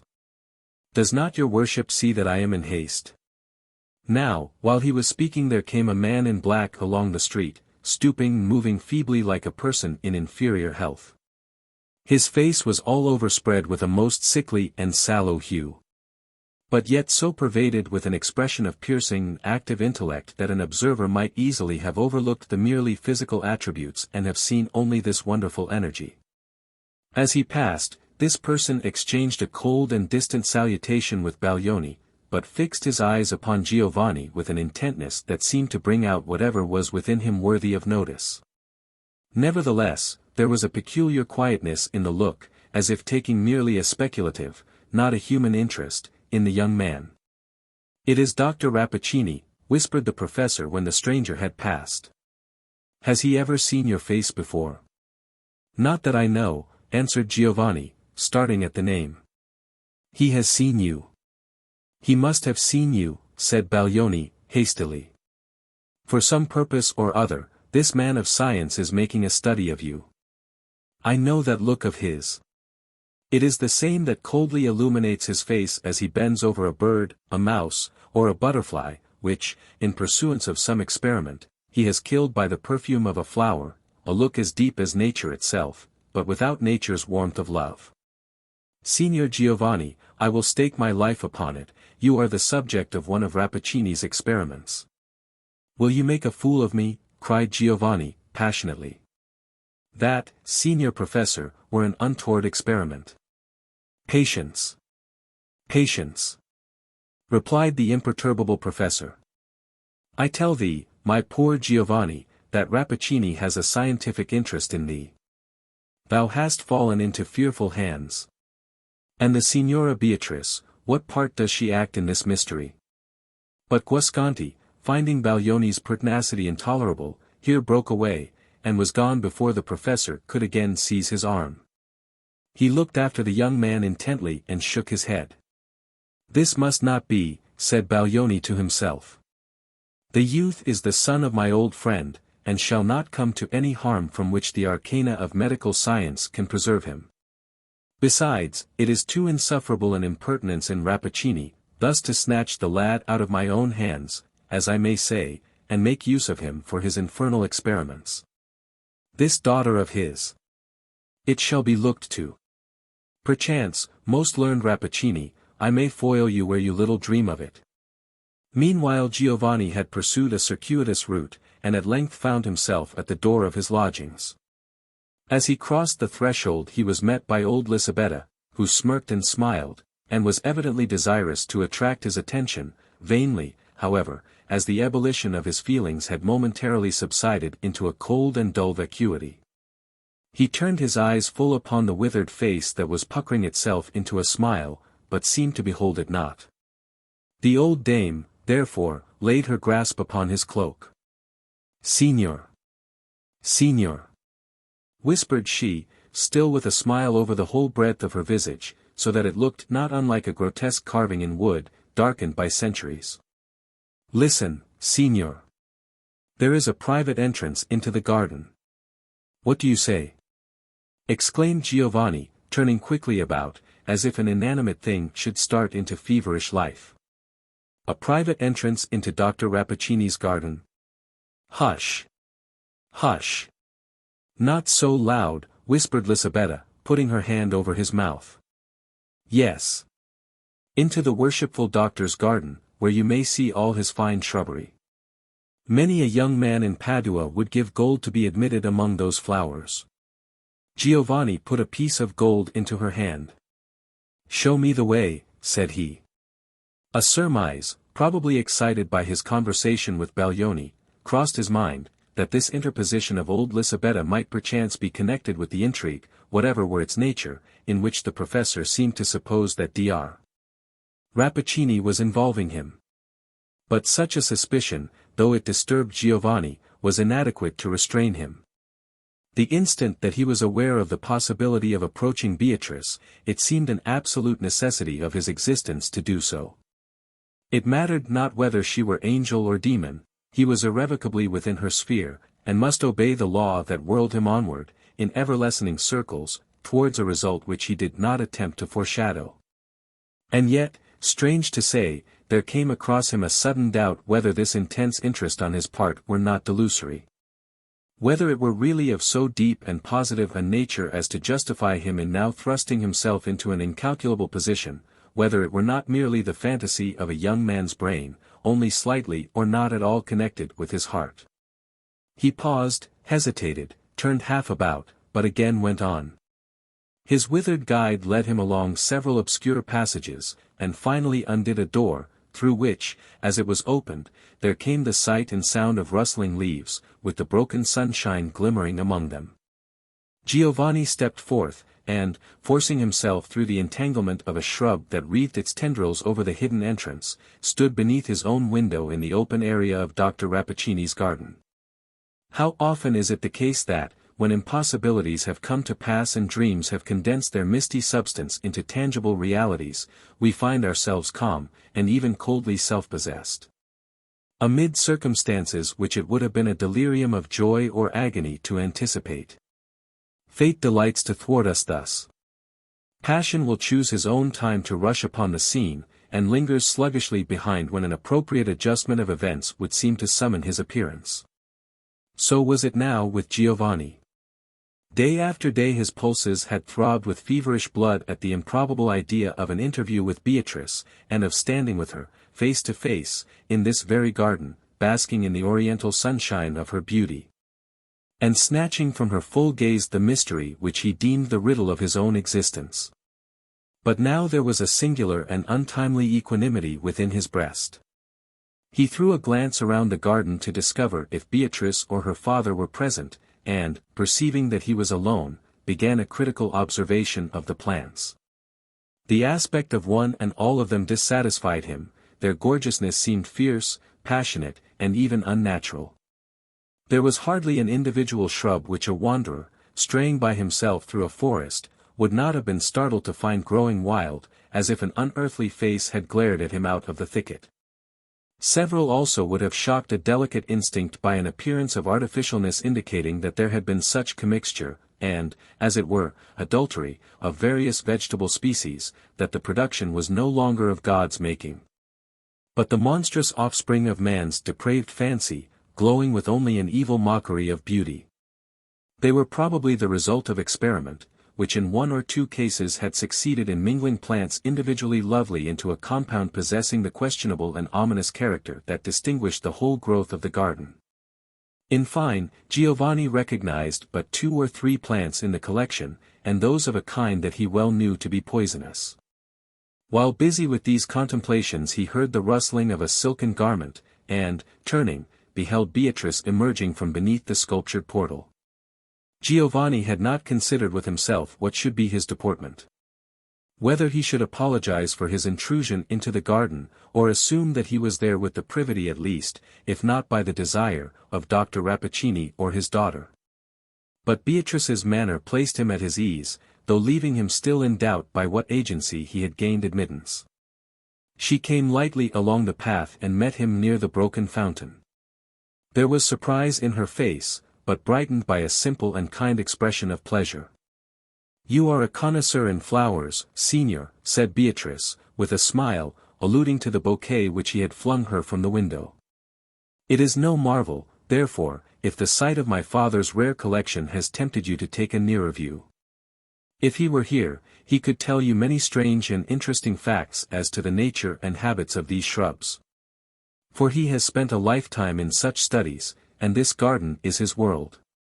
"And yourself, lady," observed Giovanni, "if fame says true, you likewise are deeply skilled in the virtues indicated by these rich blossoms and these spicy perfumes.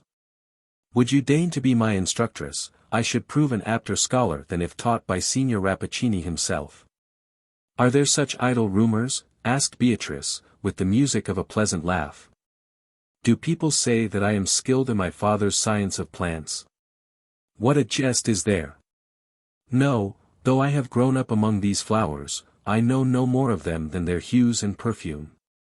And sometimes methinks I would fain rid myself of even that small knowledge.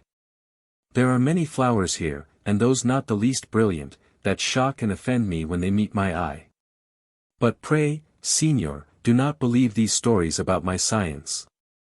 Believe nothing of me save what you see with your own eyes." "And must I believe all that I have seen with my own eyes?"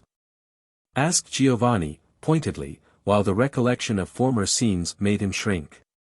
"No, signora, you demand too little of me. Bid me believe nothing save what comes from your own lips." It would appear that Beatrice understood him. There came a deep flush to her cheek, but she looked full into Giovanni's eyes, and responded to his gaze of uneasy suspicion with a queen-like haughtiness. "I do so bid you, signor," she replied. "Forget whatever you may have fancied in regard to me. If true to the outward senses, still it may be false in its essence, but the words of Beatrice Rappaccini's lips are true from the depths of the heart outward. Those you may believe." A fervor glowed in her whole aspect and beamed upon Giovanni's consciousness like the light of truth itself. But while she spoke there was a fragrance in the atmosphere around her, rich and delightful, though evanescent, yet which the young man, from an indefinable reluctance, scarcely dared to draw into his lungs. It might be the odor of the flowers. Could it be Beatrice's breath which thus embalmed her words with a strange richness, as if by steeping them in her heart? A faintness passed like a shadow over Giovanni and flitted away. He seemed to gaze through the beautiful girl's eyes into her transparent soul, and felt no more doubt or fear. The tinge of passion that had colored Beatrice's manner vanished. She became gay, and appeared to derive a pure delight from her communion with the youth not unlike what the maiden of a lonely island might have felt conversing with a voyager from the civilized world. Evidently her experience of life had been confined within the limits of that garden. She talked now about matters as simple as the daylight or summer clouds, and now asked questions in reference to the city, or Giovanni's distant home, his friends, his mother, and his sisters, questions indicating such seclusion and such lack of familiarity with modes and forms, that Giovanni responded as if to an infant. Her spirit gushed out before him like a fresh rill that was just catching its first glimpse of the sunlight and wondering at the reflections of earth and sky which were flung into its bosom. There came thoughts, too, from a deep source, and fantasies of a gem-like brilliancy, as if diamonds and rubies sparkled upward among the bubbles of the fountain. Ever and anon there gleamed across the young man's mind a sense of wonder that he should be walking side by side with the being who had so wrought upon his imagination, whom he had idealized in such hues of terror, in whom he had positively witnessed such manifestations of dreadful attributes, that he should be conversing with Beatrice like a brother, and should find her so human and so maidenlike. But such reflections were only momentary, the effect of her character was too real not to make itself familiar at once. In this free intercourse they had strayed through the garden, and now, after many turns among its avenues, were come to the shattered fountain, beside which grew the magnificent shrub, with its treasury of glowing blossoms. A fragrance was diffused from it which Giovanni recognized as identical with that which he had attributed to Beatrice's breath, but incomparably more powerful. As her eyes fell upon it, Giovanni beheld her press her hand to her bosom as if her heart were throbbing suddenly and painfully. "For the first time in my life," murmured she, addressing the shrub, "I had forgotten thee. I remember, signora," said Giovanni, "that you once promised to reward me with one of these living gems for the bouquet which I had the happy boldness to fling to your feet. Permit me now to pluck it as a memorial of this interview." He made a step towards the shrub with extended hand, but Beatrice darted forward, uttering a shriek that went through his heart like a dagger. She caught his hand and drew it back with the whole force of her slender figure. Giovanni felt her touch thrilling through his fibers. "Touch it not," exclaimed she, in a voice of agony. "Not for thy life. It is fatal." Then, hiding her face, she fled from him and vanished beneath the sculptured portal. As Giovanni followed her with his eyes, he beheld the emaciated figure and pale intelligence of Dr. Rappaccini, who had been watching the scene, he knew not how long, within the shadow of the entrance. No sooner was Guasconti alone in his chamber than the image of Beatrice came back to his passionate musings, invested with all the witchery that had been gathering around it ever since his first glimpse of her. And now likewise imbued with a tender warmth of girlish womanhood. She was human, her nature was endowed with all gentle and feminine qualities, she was worthiest to be worshipped, she was capable, surely, on her part, of the height and heroism of love. Those tokens which he had hitherto considered as proofs of a frightful peculiarity in her physical and moral system were now either forgotten, or, by the subtle sophistry of passion transmitted into a golden crown of enchantment, rendering Beatrice the more admirable by so much as she was the more unique. Whatever had looked ugly was now beautiful, or, if incapable of such a change, it stole away and hid itself among those shapeless half-ideas which throng the dim region beyond the daylight of our perfect consciousness. Thus did he spend the night, nor fell asleep until the dawn had begun to awake the slumbering flowers in Dr. Rappaccini's garden, whither Giovanni's dreams doubtless led him. Up rose the sun in his due season, and, flinging his beams upon the young man's eyelids, awoke him to a sense of pain.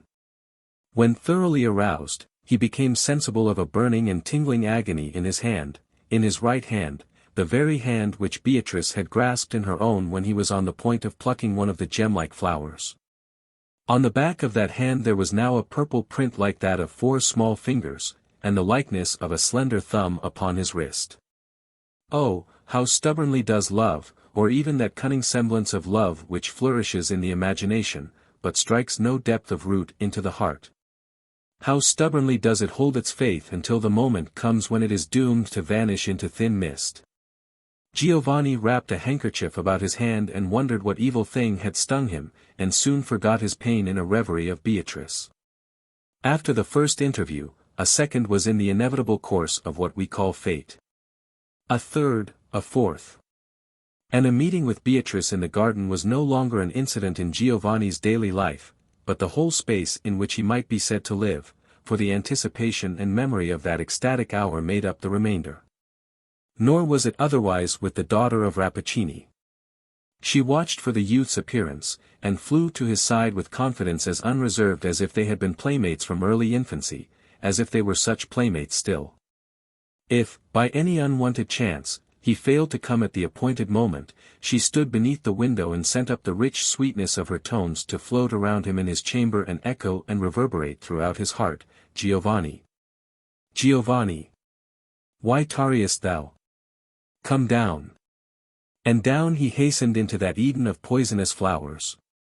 But, with all this intimate familiarity, there was still a reserve in Beatrice's demeanor, so rigidly and invariably sustained that the idea of infringing it scarcely occurred to his imagination.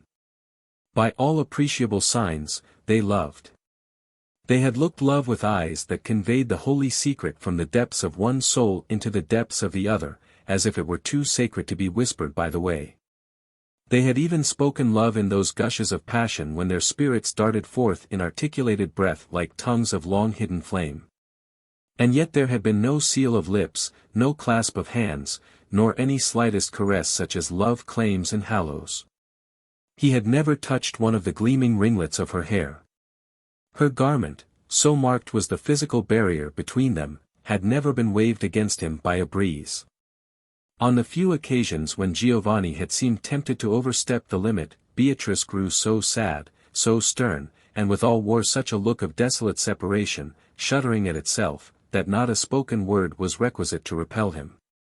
At such times he was startled at the horrible suspicions that rose, monster-like, out of the caverns of his heart and stared him in the face. His love grew thin and faint as the morning mist, his doubts alone had substance. But, when Beatrice's face brightened again after the momentary shadow, she was transformed at once from the mysterious, questionable being whom he had watched with so much awe and horror. She was now the beautiful and unsophisticated girl whom he felt that his spirit knew with a certainty beyond all other knowledge. A considerable time had now passed since Giovanni's last meeting with Baglioni. One morning, however, he was disagreeably surprised by a visit from the professor, whom he had scarcely thought of for whole weeks, and would willingly have forgotten still longer. Given up as he had long been to a pervading excitement, he could tolerate no companions except upon condition of their perfect sympathy with his present state of feeling. Such sympathy was not to be expected from Professor Baglioni. The visitor chatted carelessly for a few moments about the gossip of the city and the university, and then took up another topic. "I have been reading an old classic author lately," said he, "and met with a story that strangely interested me. Possibly you may remember it. It is of an Indian prince, who sent a beautiful woman as a present to Alexander the Great.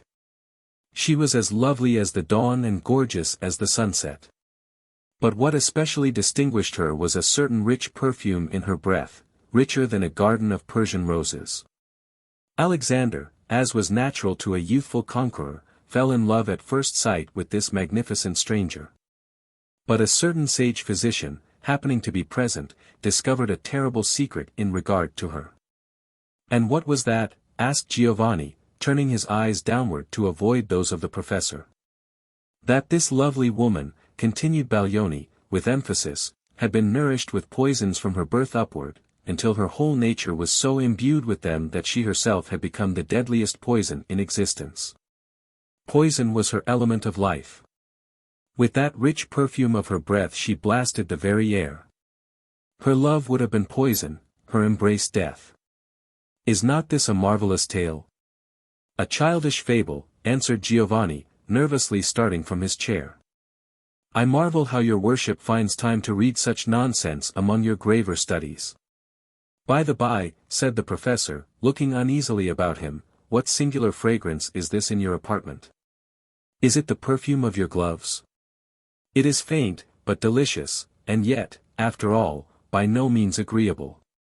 Were I to breathe it long, methinks it would make me ill. It is like the breath of a flower, but I see no flowers in the chamber." "Nor are there any," replied Giovanni, who had turned pale as the professor spoke. "Nor, I think, is there any fragrance except in your worship's imagination. Odors, being a sort of element combined of the sensual and the spiritual, are apt to deceive us in this manner. The recollection of a perfume, the bare idea of it, may easily be mistaken for a present reality. Aye, but my sober imagination does not often play such tricks," said Baglioni. "And, were I to fancy any kind of odor, it would be that of some vile apothecary drug, wherewith my fingers are likely enough to be imbued. Our worshipful friend Rappaccini, as I have heard, tinctures his medicaments with odors richer than those of Araby." Doubtless, likewise, the fair and learned Signora Beatrice would minister to her patients with draughts as sweet as a maiden's breath, but woe to him that sips them. Giovanni's face evinced many contending emotions. The tone in which the professor alluded to the pure and lovely daughter of Rappaccini was a torture to his soul. And yet the intimation of a view of her character opposite to his own, gave instantaneous distinctness to 1,000 dim suspicions, which now grinned at him like so many demons. But he strove hard to quell them and to respond to Baglioni with a true lover's perfect faith. "Signor Professor," said he, "you were my father's friend, perchance, too, it is your purpose to act a friendly part towards his son. I would fain feel nothing towards you save respect and deference, but I pray you to observe, Signor, that there is one subject on which we must not speak. You know not the Signora Beatrice. You cannot, therefore, estimate the wrong, the blasphemy, I may even say, that is offered to her character by a light or injurious word. Giovanni. My poor Giovanni," answered the professor, with a calm expression of pity, "I know this wretched girl far better than yourself. You shall hear the truth in respect to the poisoner Rappaccini and his poisonous daughter, yes, poisonous as she is beautiful. Listen. For, even should you do violence to my grey hairs, it shall not silence me. That old fable of the Indian woman has become a truth by the deep and deadly science of Rappaccini and in the person of the lovely Beatrice." Giovanni groaned and hid his face. "Her father," continued Baglioni, "was not restrained by natural affection from offering up his child in this horrible manner as the victim of his insane zeal for science. For, let us do him justice, he is as true a man of science as ever distilled his own heart in an alembic. What, then, will be your fate? Beyond a doubt you are selected as the material of some new experiment. Perhaps the result is to be death. Perhaps a fate more awful still. Rappaccini, with what he calls the interest of science before his eyes, will hesitate at nothing." "It is a dream," muttered Giovanni to himself, "surely it is a dream." "But," resumed the professor, "be of good cheer, son of my friend. It is not yet too late for the rescue. Possibly we may even succeed in bringing back this miserable child within the limits of ordinary nature, from which her father's madness has estranged her. Behold this little silver vase.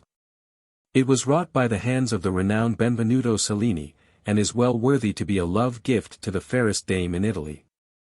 But its contents are invaluable. One little sip of this antidote would have rendered the most virulent poisons of the Borgias innocuous. Doubt not that it will be as efficacious against those of Rappaccini.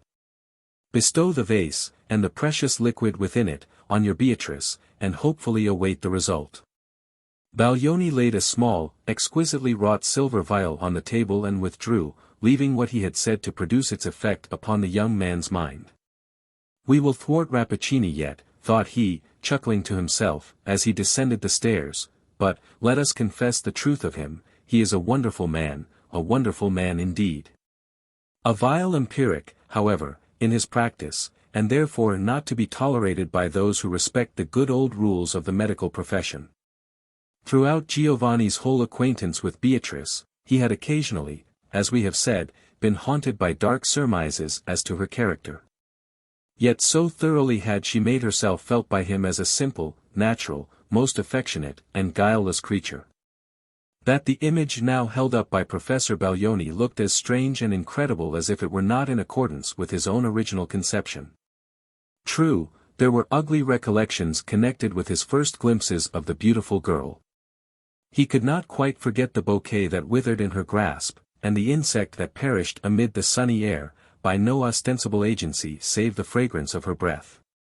These incidents, however, dissolving in the pure light of her character, had no longer the efficacy of facts, but were acknowledged as mistaken fantasies, by whatever testimony of the senses they might appear to be substantiated.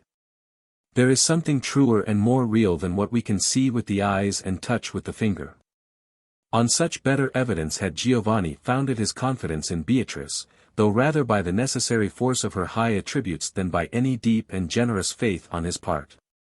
But now his spirit was incapable of sustaining itself at the height to which the early enthusiasm of passion had exalted it. He fell down, groveling among earthly doubts, and defiled there with the pure whiteness of Beatrice's image. Not that he gave her up, he did but distrust.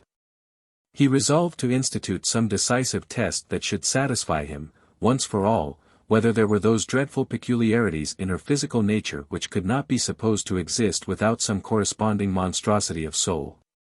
His eyes, gazing down afar, might have deceived him as to the lizard, the insect, and the flowers.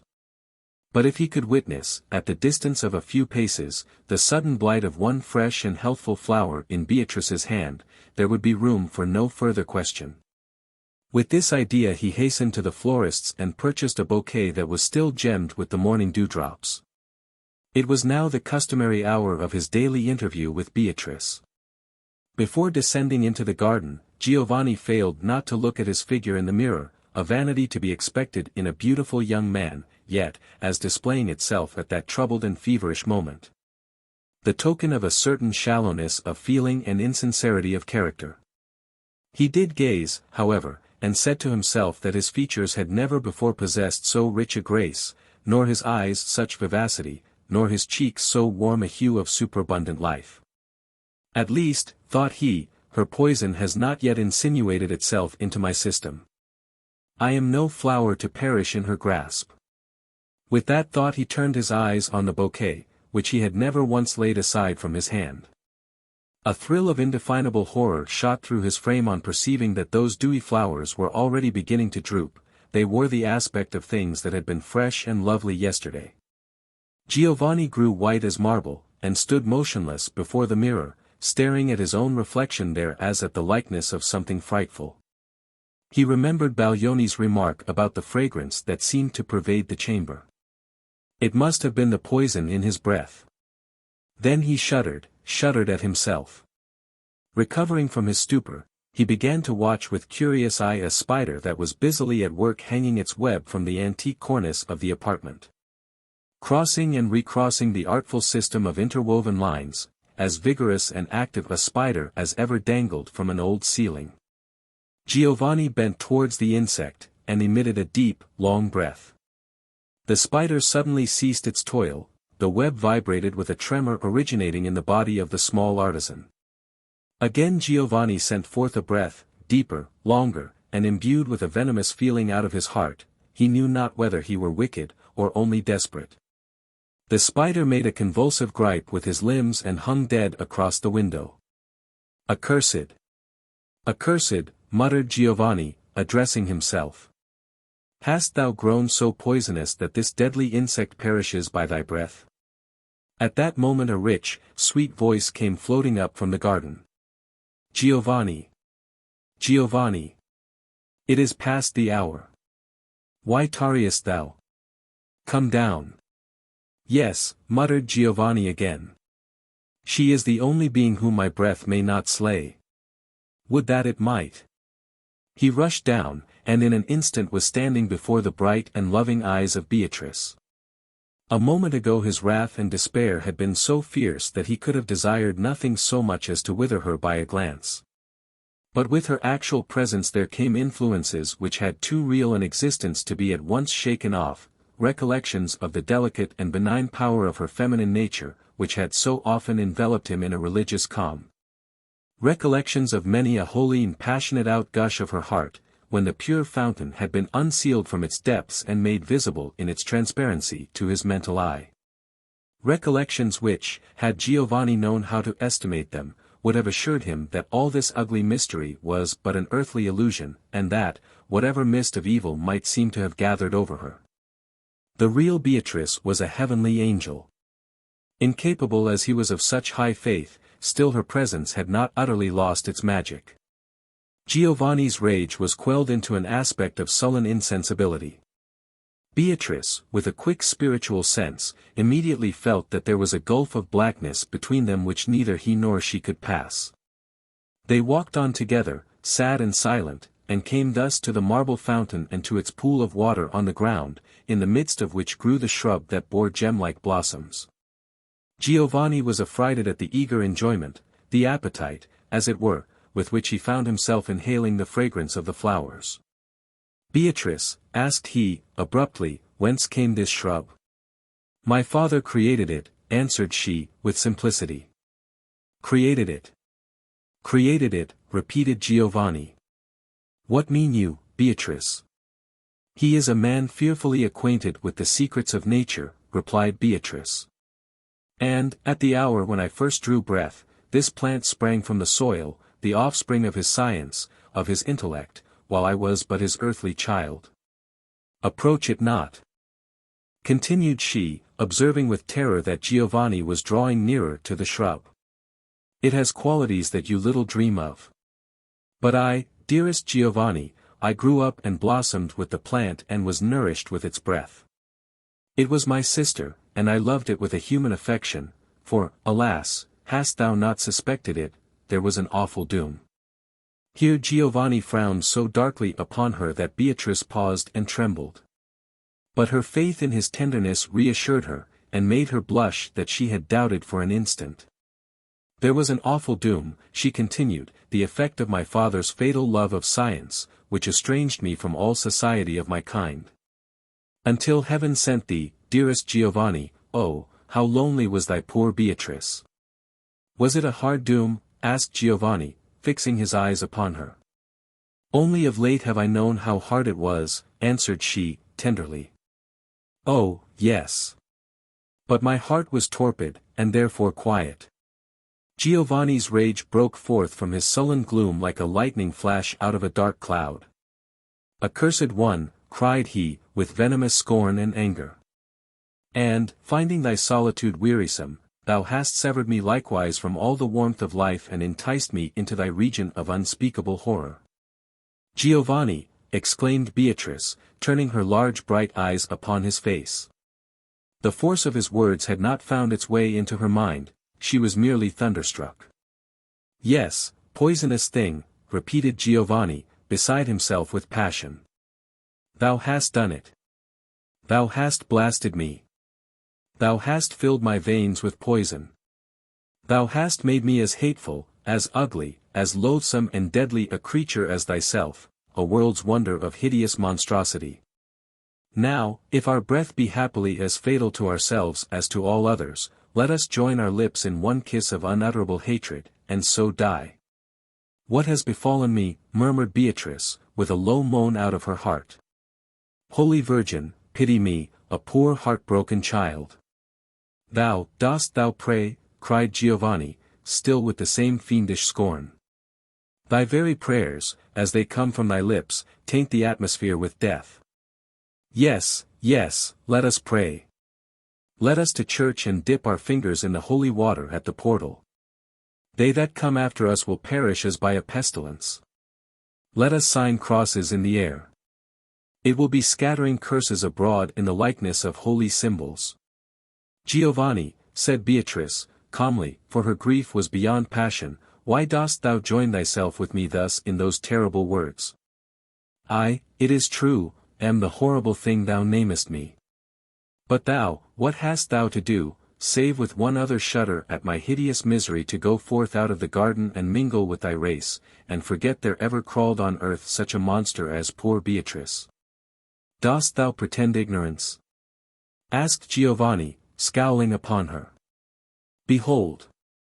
This power have I gained from the pure daughter of Rappaccini." There was a swarm of summer insects flitting through the air in search of the food promised by the flower odors of the fatal garden.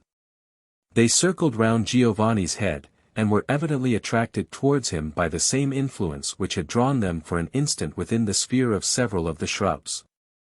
He sent forth a breath among them, and smiled bitterly at Beatrice as at least a score of the insects fell dead upon the ground. "I see it. I see it," shrieked Beatrice. "It is my father's fatal science. No, no, Giovanni, it was not I. Never. Never.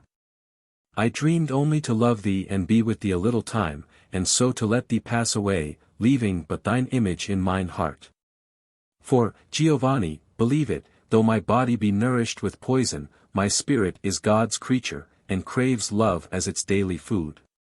But my father, he has united us in this fearful sympathy. Yes, spurn me, tread upon me, kill me. Oh, what is death after such words as thine? But it was not I. Not for a world of bliss would I have done it. Giovanni's passion had exhausted itself in its outburst from his lips. There now came across him a sense, mournful, and not without tenderness, of the intimate and peculiar relationship between Beatrice and himself. They stood, as it were, in an utter solitude, which would be made none the less solitary by the densest throng of human life. Ought not, then, the desert of humanity around them to press this insulated pair closer together? If they should be cruel to one another, who was there to be kind to them? Besides, thought Giovanni, might there not still be a hope of his returning within the limits of ordinary nature, and leading Beatrice, the redeemed Beatrice, by the hand? Oh, weak, and selfish, and unworthy spirit, that could dream of an earthly union and earthly happiness as possible, after such deep love had been so bitterly wronged as was Beatrice's love by Giovanni's blighting words. No, no. There could be no such hope. She must pass heavily, with that broken heart, across the borders of time. She must bathe her hurts in some fount of paradise, and forget her grief in the light of immortality, and there be well. But Giovanni did not know it. "Dear Beatrice," said he, approaching her, while she shrank away as always at his approach, but now with a different impulse, "Dearest Beatrice, our fate is not yet so desperate. Behold!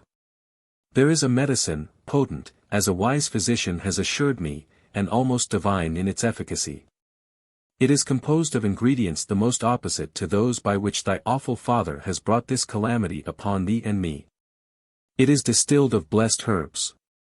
Shall we not quaff it together, and thus be purified from evil?"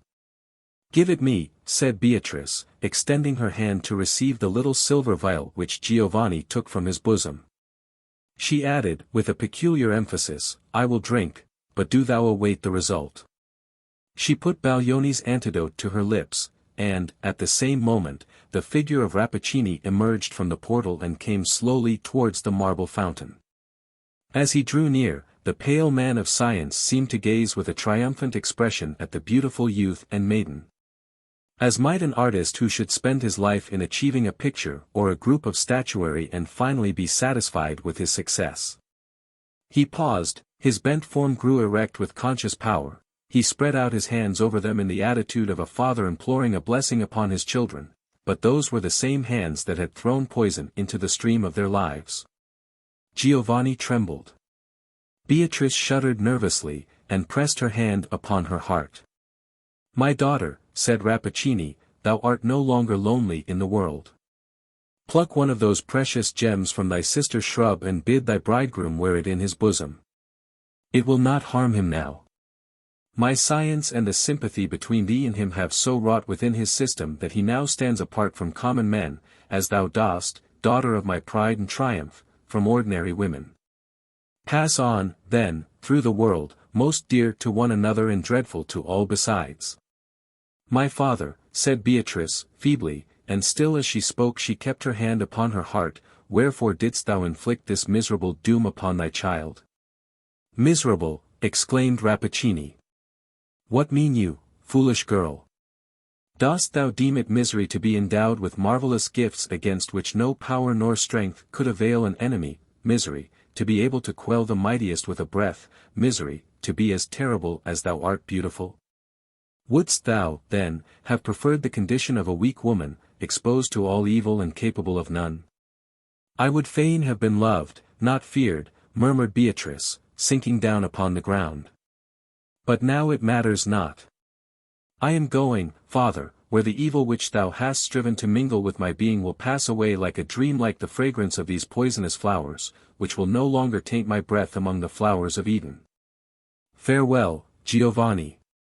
Thy words of hatred are like lead within my heart, but they, too, will fall away as I ascend. Oh, was there not, from the first, more poison in thy nature than in mine?" To Beatrice, so radically had her earthly part been wrought upon by Rappaccini's skill, as poison had been life, so the powerful antidote was death. And thus the poor victim of man's ingenuity and of thwarted nature, and of the fatality that attends all such efforts of perverted wisdom, perished there, at the feet of her father and Giovanni. Just at that moment Professor Pietro Baglioni looked forth from the window, and called loudly, in a tone of triumph mixed with horror, to the thunder-stricken man of science, Rappaccini. Rappaccini! And is this the upshot of your experiment? Mrs. Bullfrog. It makes me melancholy to see how like fools some very sensible people act in the matter of choosing wives. They perplex their judgments by a most undue attention to little niceties of personal appearance, habits, disposition, and other trifles which concern nobody but the lady herself. An unhappy gentleman, resolving to wed nothing short of perfection, keeps his heart in hand till both get so old and withered that no tolerable woman will accept them. Now this is the very height of absurdity.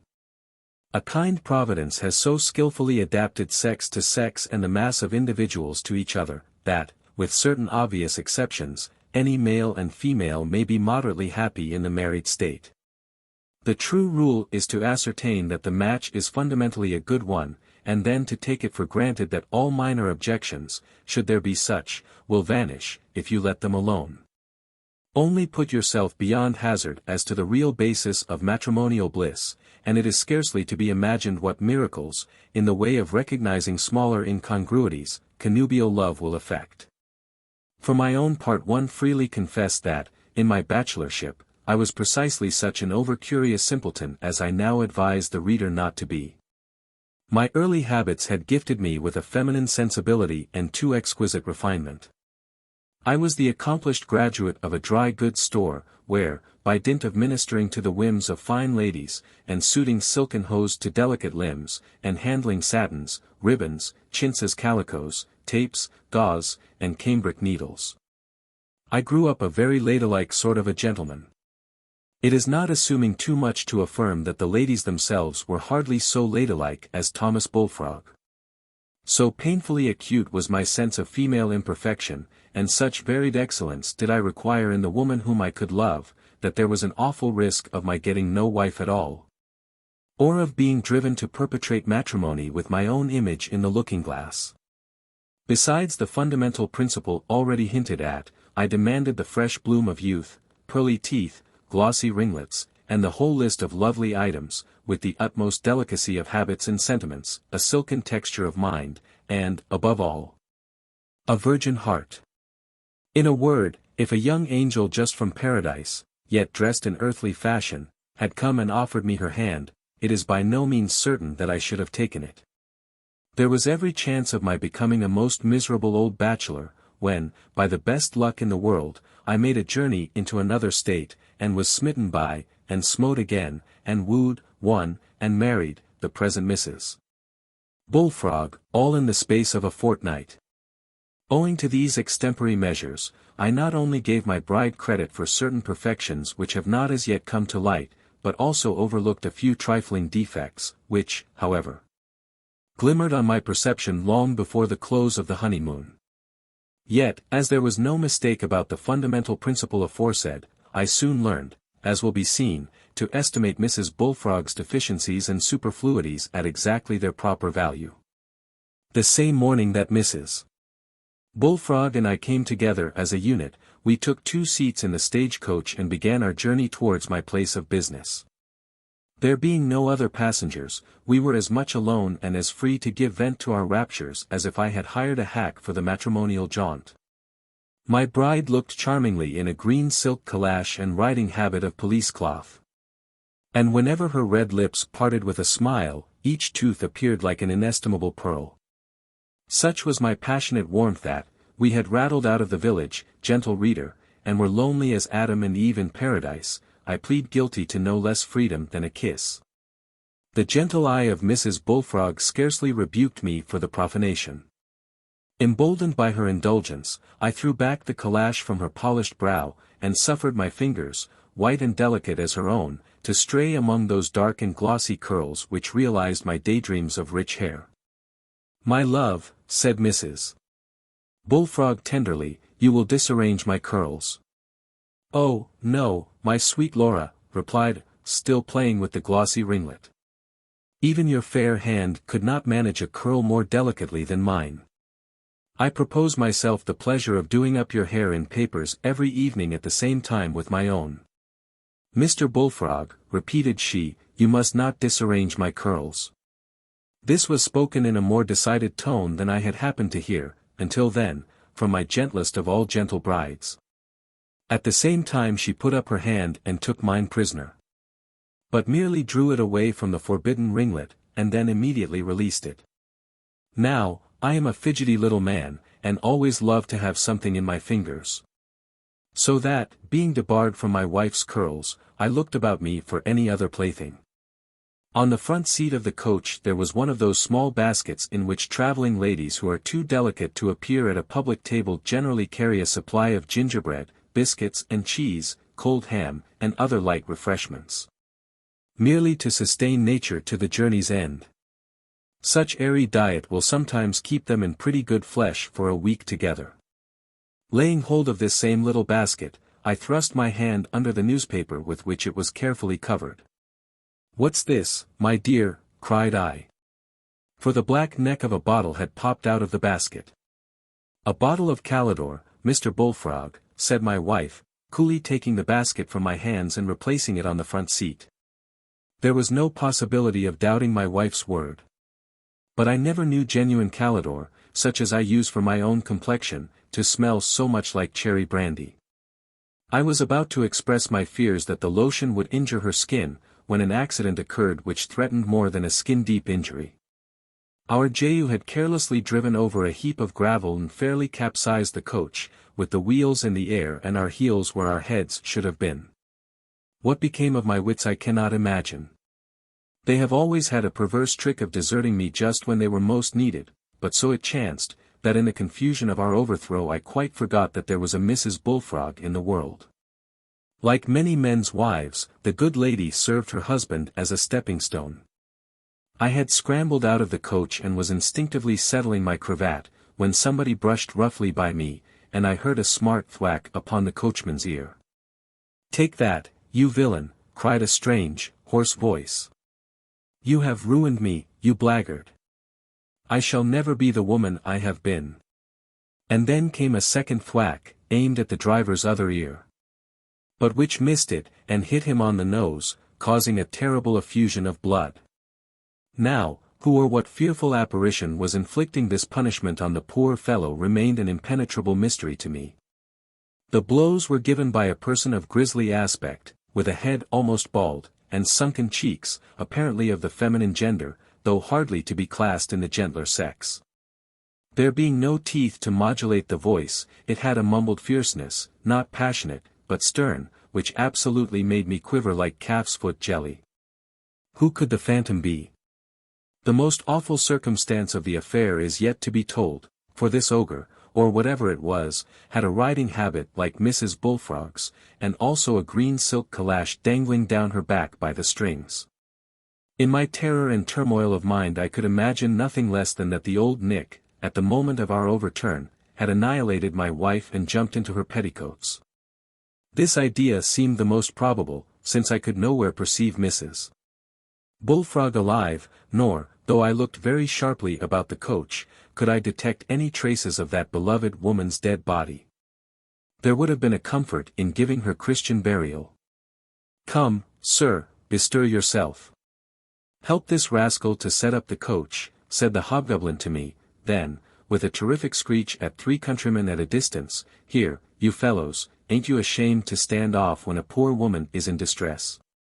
The countrymen, instead of fleeing for their lives, came running at full speed, and laid hold of the topsy-turvy coach. I, also, though a small-sized man, went to work like a son of Anak. The coachman, too, with the blood still streaming from his nose, tugged and toiled most manfully, dreading, doubtless, that the next blow might break his head. And yet, bemauled as the poor fellow had been, he seemed to glance at me with an eye of pity, as if my case were more deplorable than his. But I cherished a hope that all would turn out a dream, and seized the opportunity, as we raised the coach, to jam 2 of my fingers under the wheel, trusting that the pain would awaken me. "Why, here we are, all to rights again. exclaimed a sweet voice behind. "Thank you for your assistance, gentlemen. My dear Mr. Bullfrog, how you perspire. Do let me wipe your face. Don't take this little accident too much to heart, good driver. We ought to be thankful that none of our necks are broken." "We might have spared one neck out of the 3, muttered the driver, rubbing his ear and pulling his nose, to ascertain whether he had been cuffed or not. "Why, the woman's a witch." I fear that the reader will not believe, yet it is positively a fact, that there stood Mrs. Bullfrog, with her glossy ringlets curling on her brow, and 2 rows of orient pearls gleaming between her parted lips, which wore a most angelic smile. She had regained her riding habit and calash from the grisly phantom, and was, in all respects, the lovely woman who had been sitting by my side at the instant of our overturn. How she had happened to disappear, and who had supplied her place, and whence she did now return, were problems too knotty for me to solve. There stood my wife. That was the one thing certain among a heap of mysteries. Nothing remained but to help her into the coach, and plod on, through the journey of the day and the journey of life, as comfortably as we could. As the driver closed the door upon us, I heard him whisper to the 3 countrymen, "How do you suppose a fellow feels shut up in the cage with a she-tiger?" Of course this query could have no reference to my situation. Yet, unreasonable as it may appear, I confess that my feelings were not altogether so ecstatic as when I first called Mrs. Bullfrog mine. True, she was a sweet woman and an angel of a wife. But what if a Gorgon should return, amid the transports of our connubial bliss, and take the angel's place? I recollected the tale of a fairy, who half the time was a beautiful woman and half the time a hideous monster. Had I taken that very fairy to be the wife of my bosom? While such whims and chimeras were flitting across my fancy, I began to look askance at Mrs. Bullfrog, almost expecting that the transformation would be wrought before my eyes. To divert my mind, I took up the newspaper which had covered the little basket of refreshments, and which now lay at the bottom of the coach. Blushing with a deep red stain and emitting a potent spirituous fume from the contents of the broken bottle of Calidore. The paper was 2 or 3 years old, but contained an article of several columns, in which I soon grew wonderfully interested. It was the report of a trial for breach of promise of marriage, giving the testimony in full, with fervid extracts from both the gentleman's and lady's amatory correspondence. The deserted damsel had personally appeared in court, and had borne energetic evidence to her lover's perfidy and the strength of her blighted affections. On the defendant's part there had been an attempt, though insufficiently sustained, to blast the plaintiff's character, and a plea, in mitigation of damages, on account of her unamiable temper. A horrible idea was suggested by the lady's name. "Madam," said I, holding the newspaper before Mrs. Bullfrog's eyes, and, though a small, delicate, and thin-visaged man, I feel assured that I looked very terrific. "Madam," repeated I, through my shut teeth, "were you the plaintiff in this cause?" "Oh, my dear Mr. Bullfrog," replied my wife, sweetly, "I thought all the world knew that." "Horror! Horror!" exclaimed I, sinking back on the seat. Covering my face with both hands, I emitted a deep and death-like groan, as if my tormented soul were rending me asunder. The most exquisitely fastidious of men, and whose wife was to have been the most delicate and refined of women. With all the fresh dewdrops glittering on her virgin rosebud of a heart. I thought of the glossy ringlets and pearly teeth, I thought of the Calidore, I thought of the coachman's bruised ear and bloody nose. I thought of the tender love secrets which she had whispered to the judge and jury and 1,000 tittering auditors, and gave another groan. "Mr. Bullfrog," said my wife. As I made no reply, she gently took my hands within her own, removed them from my face, and fixed her eyes steadfastly on mine. "Mr. Bullfrog," said she, not unkindly, yet with all the decision of her strong character, "let me advise you to overcome this foolish weakness, and prove yourself, to the best of your ability, as good a husband as I will be a wife. You have discovered, perhaps, some little imperfections in your bride. Well, what did you expect? Women are not angels. If they were, they would go to heaven for husbands, or, at least, be more difficult in their choice on earth. But why conceal those imperfections, interposed I, tremulously. Now, my love, are not you a most unreasonable little man, said Mrs. Bullfrog, patting me on the cheek. Ought a woman to disclose her frailties earlier than the wedding day? Few husbands, I assure you, make the discovery in such good season, and still fewer complain that these trifles are concealed too long. Well, what a strange man you are. Poh! You are joking. But the suit for breach of promise, groaned I. Ah, and is that the rub? Exclaimed my wife. Is it possible that you view that affair in an objectionable light? Mr. Bullfrog, I never could have dreamed it. Is it an objection that I have triumphantly defended myself against slander and vindicated my purity in a court of justice? Or do you complain because your wife has shown the proper spirit of a woman, and punished the villain who trifled with her affections? But, persisted I, shrinking into a corner of the coach, however, for I did not know precisely how much contradiction the proper spirit of a woman would endure, but, my love, would it not have been more dignified to treat the villain with the silent contempt he merited? That is all very well, Mr. Bullfrog, said my wife, slyly, but, in that case, where would have been the $5,000 which are to stock your dry goods store? Mrs.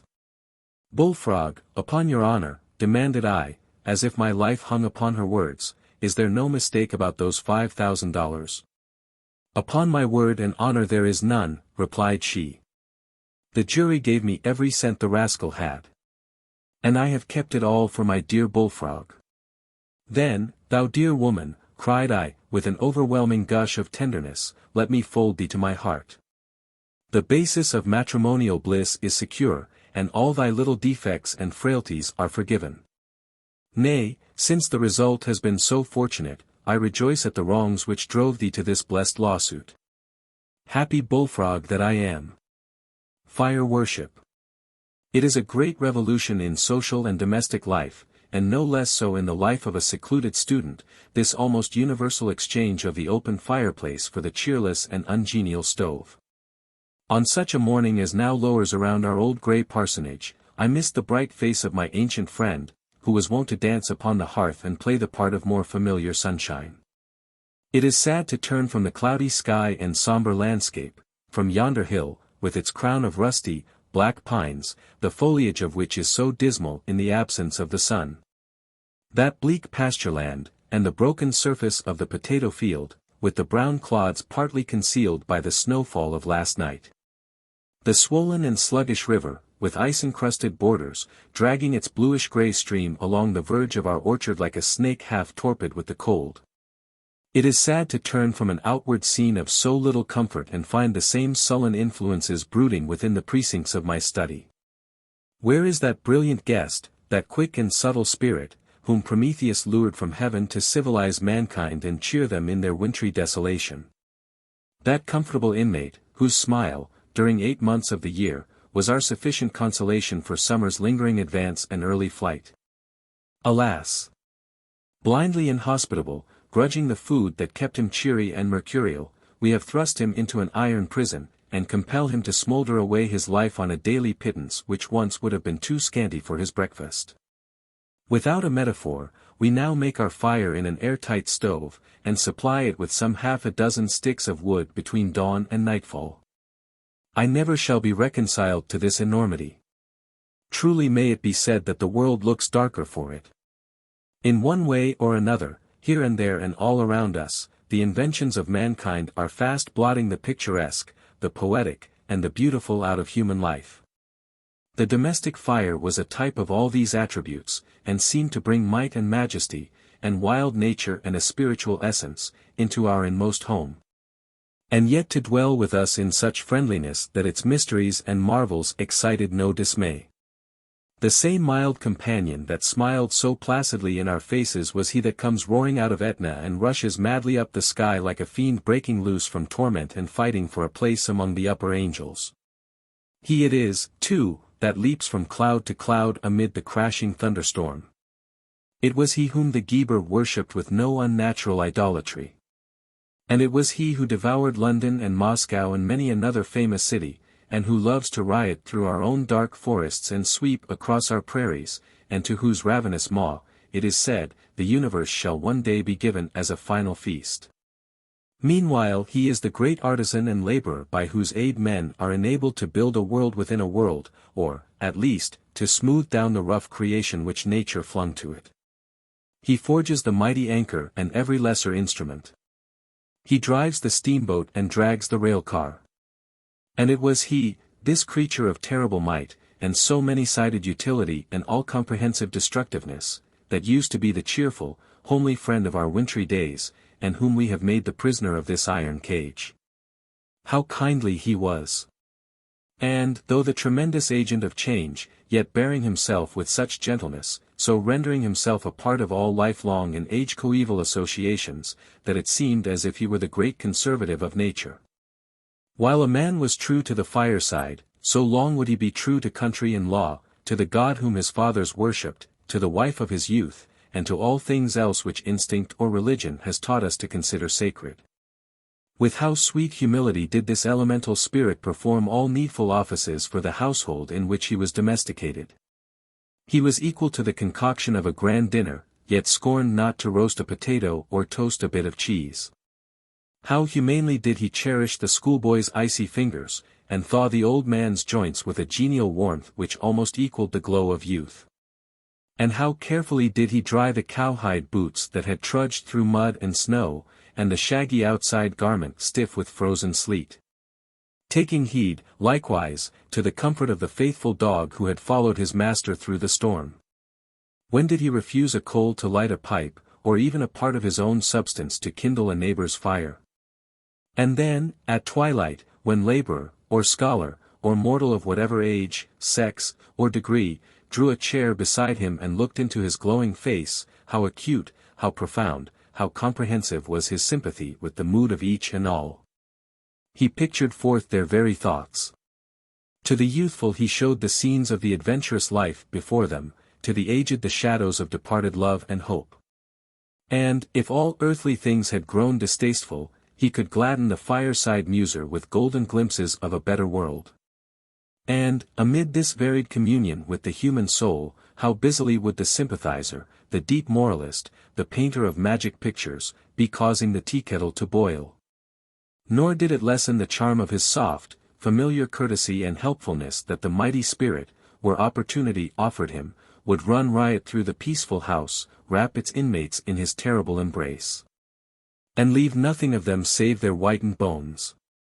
This possibility of mad destruction only made his domestic kindness the more beautiful and touching. It was so sweet of him, being endowed with such power, to dwell day after day, and one long lonesome night after another, on the dusky hearth, only now and then betraying his wild nature by thrusting his red tongue out of the chimney-top. True, he had done much mischief in the world, and was pretty certain to do more, but his warm heart atoned for all. He was kindly to the race of man, and they pardoned his characteristic imperfections. The good old clergyman, my predecessor in this mansion, was well acquainted with the comforts of the fireside. His yearly allowance of wood, according to the terms of his settlement, was no less than 60 cords. Almost an annual forest was converted from sound oak logs into ashes, in the kitchen, the parlor, and this little study, where now an unworthy successor, not in the pastoral office, but merely in his earthly abode, sits scribbling beside an airtight stove.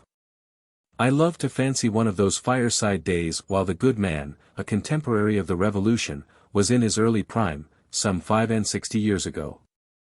Before sunrise, doubtless, the blaze hovered upon the grey skirts of night and dissolved the frostwork that had gathered like a curtain over the small window panes. There is something peculiar in the aspect of the morning fireside. A fresher, brisker glare. The absence of that mellowness which can be produced only by half-consumed logs, and shapeless brands with the white ashes on them, and mighty coals, the remnant of tree trunks that the hungry elements have gnawed for hours. The morning hearth, too, is newly swept, and the brazen andirons well brightened, so that the cheerful fire may see its face in them. Surely it was happiness, when the pastor, fortified with a substantial breakfast, sat down in his armchair and slippers and opened the whole body of divinity, or the commentary on Job. Or whichever of his old folios or quartos might fall within the range of his weekly sermons. It must have been his own fault if the warmth and glow of this abundant hearth did not permeate the discourse and keep his audience comfortable in spite of the bitterest northern blast that ever wrestled with the church steeple. He reads while the heat warps the stiff covers of the volume, he writes without numbness either in his heart or fingers, and, with unstinted hand, he throws fresh sticks of wood upon the fire. A parishioner comes in. With what warmth of benevolence, how should he be otherwise than warm in any of his attributes? Does the minister bid him welcome, and set a chair for him in so close proximity to the hearth, that soon the guest finds it needful to rub his scorched shins with his great red hands? The melted snow drips from his steaming boots and bubbles upon the hearth. His puckered forehead unravels its entanglement of crisscross wrinkles. We lose much of the enjoyment of fireside heat without such an opportunity of marking its genial effect upon those who have been looking the inclement weather in the face. In the course of the day our clergyman himself strides forth, perchance to pay a round of pastoral visits, or, it may he, to visit his mountain of a wood pile and cleave the monstrous logs into billets suitable for the fire. He returns with fresher life to his beloved hearth. During the short afternoon the western sunshine comes into the study and strives to stare the ruddy blaze out of countenance, but with only a brief triumph, soon to be succeeded by brighter glories of its rival. Beautiful it is to see the strengthening gleam, the deepening light that gradually casts distinct shadows of the human figure, the table, and the high-backed chairs upon the opposite wall, and at length, as twilight comes on, replenishes the room with living radiance and makes life all rose-color. Afar the wayfarer discerns the flickering flame as it dances upon the windows, and hails it as a beacon light of humanity, reminding him, in his cold and lonely path, that the world is not all snow, and solitude, and desolation. At eventide, probably, the study was peopled with the clergyman's wife and family, and children tumbled themselves upon the hearth rug, and grave puss sat with her back to the fire, or gazed, with a semblance of human meditation, into its fervid depths. Seasonably the plenteous ashes of the day were raked over the mouldering brands, and from the heap came jets of flame, and an incense of night-long smoke creeping quietly up the chimney. Heaven forgive the old clergyman. In his later life, when for almost 90 winters he had been gladdened by the firelight, when it had gleamed upon him from infancy to extreme age, and never without brightening his spirits as well as his visage, and perhaps keeping him alive so long, he had the heart to brick up his chimney-place and bid farewell to the face of his old friend forever. Why did he not take an eternal leave of the sunshine too? His 60 cords of wood had probably dwindled to a far less ample supply in modern times, and it is certain that the parsonage had grown crazy with time and tempest and pervious to the cold. But still it was one of the saddest tokens of the decline and fall of open fireplaces that, the grey patriarch should have deigned to warm himself at an airtight stove. And I, likewise, who have found a home in this ancient owl's nest since its former occupant took his heavenward flight, to my shame, have put up stoves in kitchen and parlour and chamber. Wander where you will about the house, not a glimpse of the earth-born, heaven-aspiring fiend of Etna, him that sports in the thunderstorm, the idol of the Ghebers, the devourer of cities, the forest rioter and prairie sweeper. The future destroyer of our earth, the old chimney-corner companion who mingled himself so sociably with household joys and sorrows, not a glimpse of this mighty and kindly one will greet your eyes. He is now an invisible presence. There is his iron cage. Touch it, and he scorches your fingers. He delights to singe a garment or perpetrate any other little unworthy mischief. For his temper is ruined by the ingratitude of mankind, for whom he cherished such warmth of feeling, and to whom he taught all their arts, even that of making his own prison-house. In his fits of rage he puffs volumes of smoke and noisome gas through the crevices of the door, and shakes the iron walls of his dungeon so as to overthrow the ornamental urn upon its summit. We trembled lest he should break forth amongst us. Much of his time is spent in sighs, burdened with unutterable grief, and long drawn through the funnel. He amuses himself, too, with repeating all the whispers, the moans, and the louder utterances or tempestuous howls of the wind.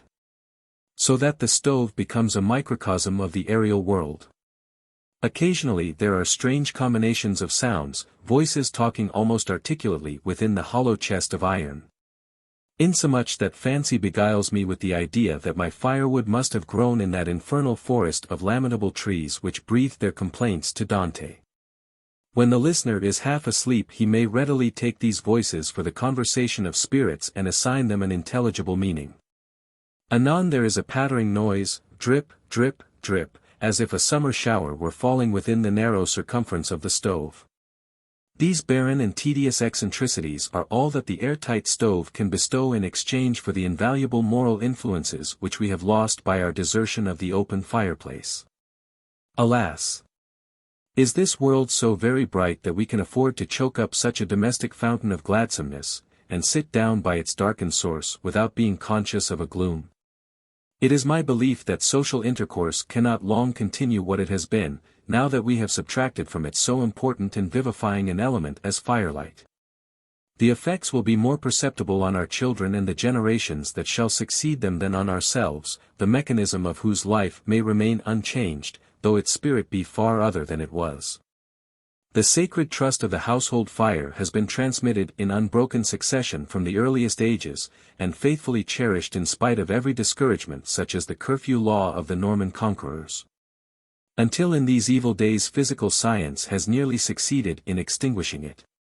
But we at least have our youthful recollections tinged with the glow of the hearth, and our lifelong habits and associations arranged on the principle of a mutual bond in the domestic fire. Therefore, though the sociable friend be forever departed, yet in a degree he will be spiritually present with us, and still more will the empty forms which were once full of his rejoicing presence continue to rule our manners. We shall draw our chairs together as we and our forefathers have been wont for thousands of years back, and sit around some blank and empty corner of the room, babbling with unreal cheerfulness of topics suitable to the homely fireside. A warmth from the past, from the ashes of bygone years and the raked-up embers of long ago, will sometimes thaw the ice about our hearts, but it must be otherwise with our successors. On the most favorable supposition, they will be acquainted with the fireside in no better shape than that of the sullen stove. And more probably they will have grown up amid furnace heat in houses which might be fancied to have their foundation over the infernal pit, whence sulphureous steams and unbreathable exhalations ascend through the apertures of the floor. There will be nothing to attract these poor children to one center. They will never behold one another through that peculiar medium of vision, the ruddy gleam of blazing wood or bituminous coal, which gives the human spirit so deep an insight into its fellows and melts all humanity into one cordial heart of hearts. Domestic life, if it may still be termed domestic, will seek its separate corners, and never gather itself into groups. The easy gossip, the merry yet unambitious jest, the lifelike, practical discussion of real matters in a casual way. The soul of truth which is so often incarnated in a simple fireside word, will disappear from earth. Conversation will contract the air of debate, and all mortal intercourse be chilled with a fatal frost. In classic times, the exhortation to fight, pro axis e focis, for the altars and the hearths, was considered the strongest appeal that could be made to patriotism. And it seemed an immortal utterance. For all subsequent ages and people have acknowledged its force and responded to it with the full portion of manhood that nature had assigned to each. Wisely were the altar and the hearth conjoined in one mighty sentence. For the hearth, too, had its kindred sanctity. Religion sat down beside it, not in the priestly robes which decorated and perhaps disguised her at the altar, but arrayed in a simple matron's garb, and uttering her lessons with the tenderness of a mother's voice and heart. The holy hearth. If any earthly and material thing, or rather a divine idea embodied in brick and mortar, might be supposed to possess the permanence of moral truth, it was this. All revered it. The man who did not put off his shoes upon this holy ground would have deemed it pastime to trample upon the altar. It has been our task to uproot the hearth. What further reform is left for our children to achieve, unless they overthrow the altar too? And by what appeal hereafter, when the breath of hostile armies may mingle with the pure, cold breezes of our country, shall we attempt to rouse up native valor? Fight for your hearths. There will be none throughout the land. Fight for your stoves. Not I, in faith. If in such a cause I strike a blow, it shall be on the invader's part, and heaven grant that it may shatter the abomination all to pieces. Buds and bird voices. Balmy spring, weeks later than we expected and months later than we longed for her, comes at last to revive the moss on the roof and walls of our old mansion. She peeps brightly into my study window, inviting me to throw it open and create a summer atmosphere by the intermixture of her genial breath with the black and cheerless comfort of the stove. As the casement ascends, forth into infinite space fly the innumerable forms of thought or fancy that have kept me company in the retirement of this little chamber during the sluggish lapse of wintry weather, visions, gay, grotesque, and sad. Pictures of real life, tinted with nature's homely grey and russet.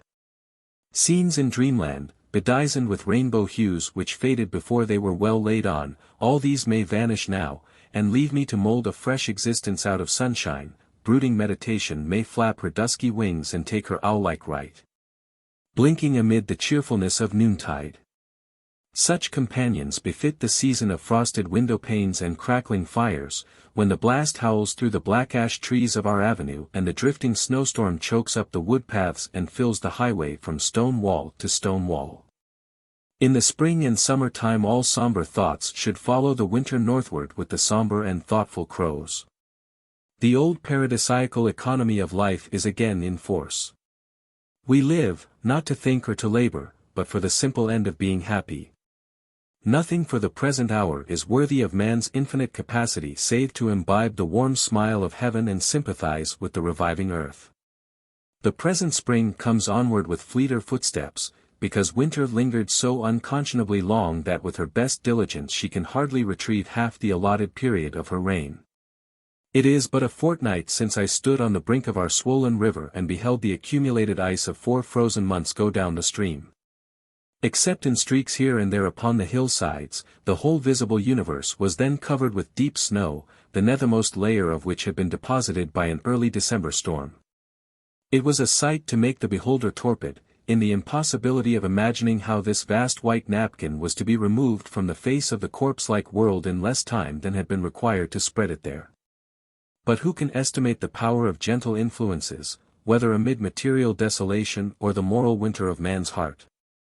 There have been no tempestuous rains, even no sultry days, but a constant breath of southern winds, with now a day of kindly sunshine, and now a no less kindly mist or a soft descent of showers, in which a smile and a blessing seem to have been steeped. The snow has vanished as if by magic. Whatever heaps may be hidden in the woods and deep gorges of the hills, only 2 solitary specks remain in the landscape, and those I shall almost regret to miss when tomorrow I look for them in vain.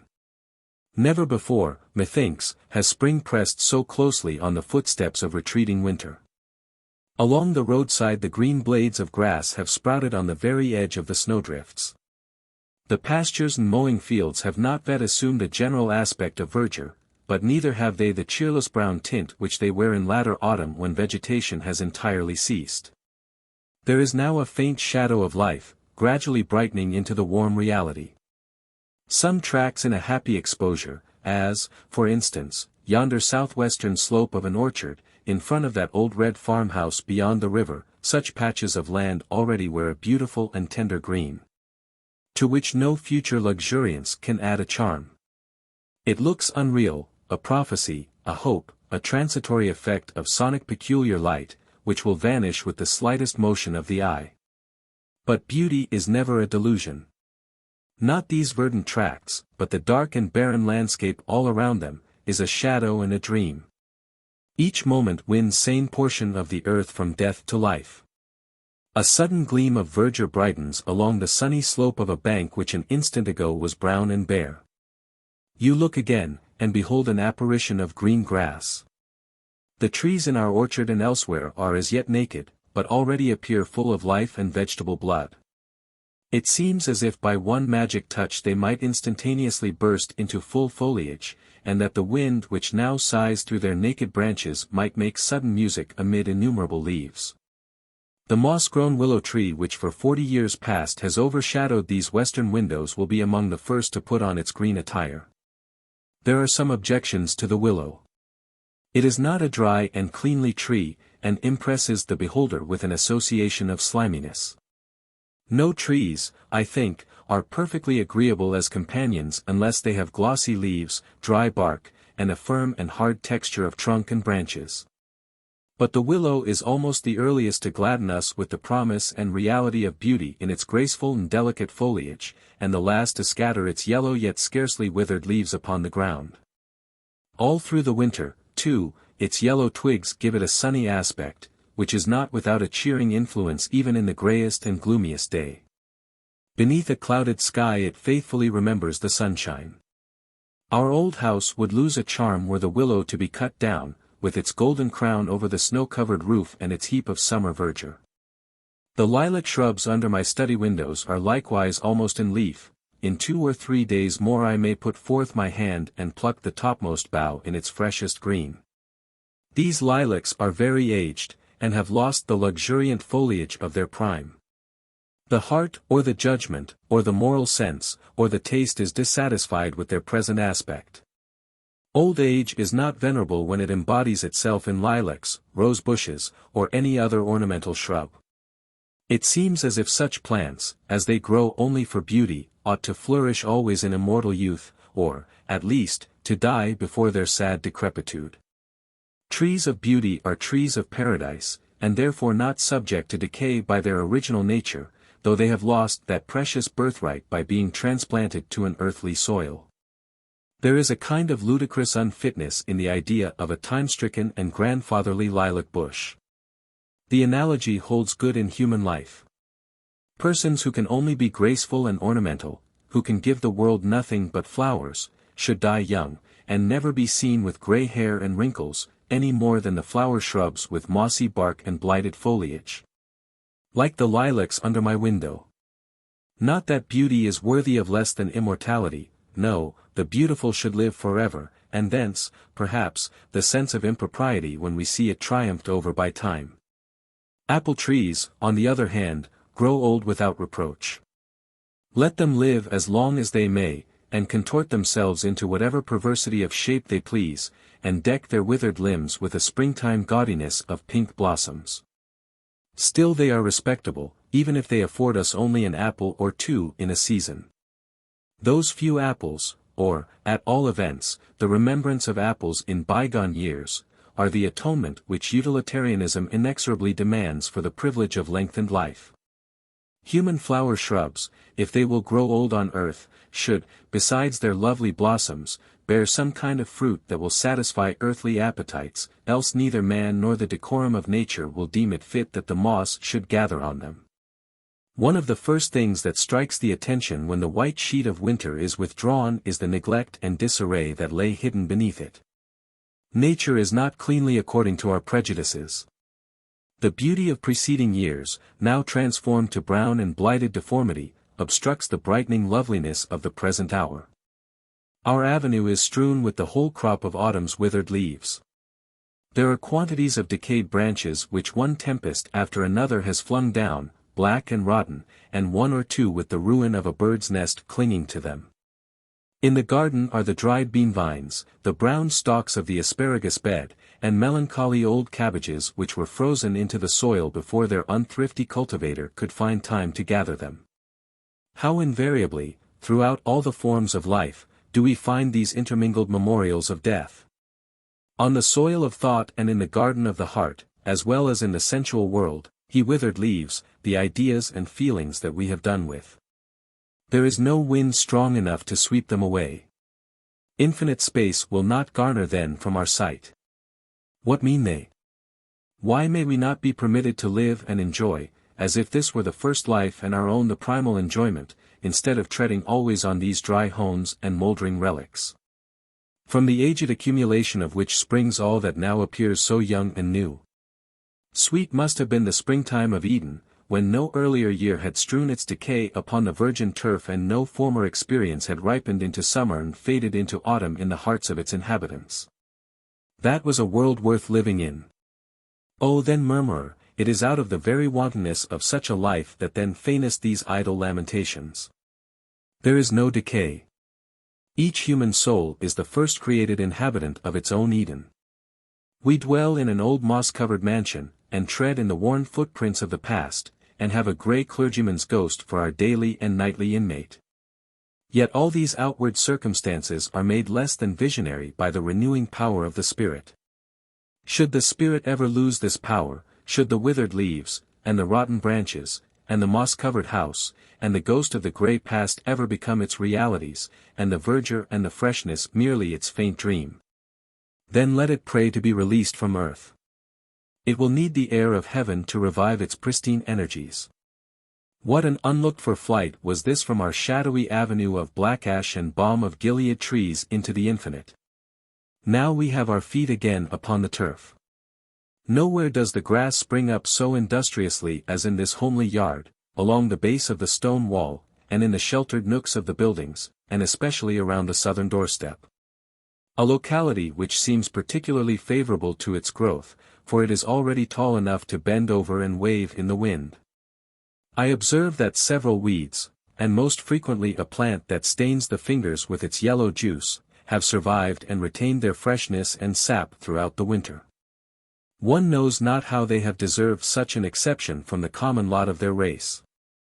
They are now the patriarchs of the departed year, and may preach mortality to the present generation of flowers and weeds. Among the delights of spring, how is it possible to forget the birds?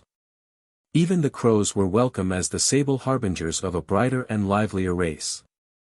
They visited us before the snow was off, but seem mostly to have betaken themselves to remote depths of the woods, which they haunt all summer long.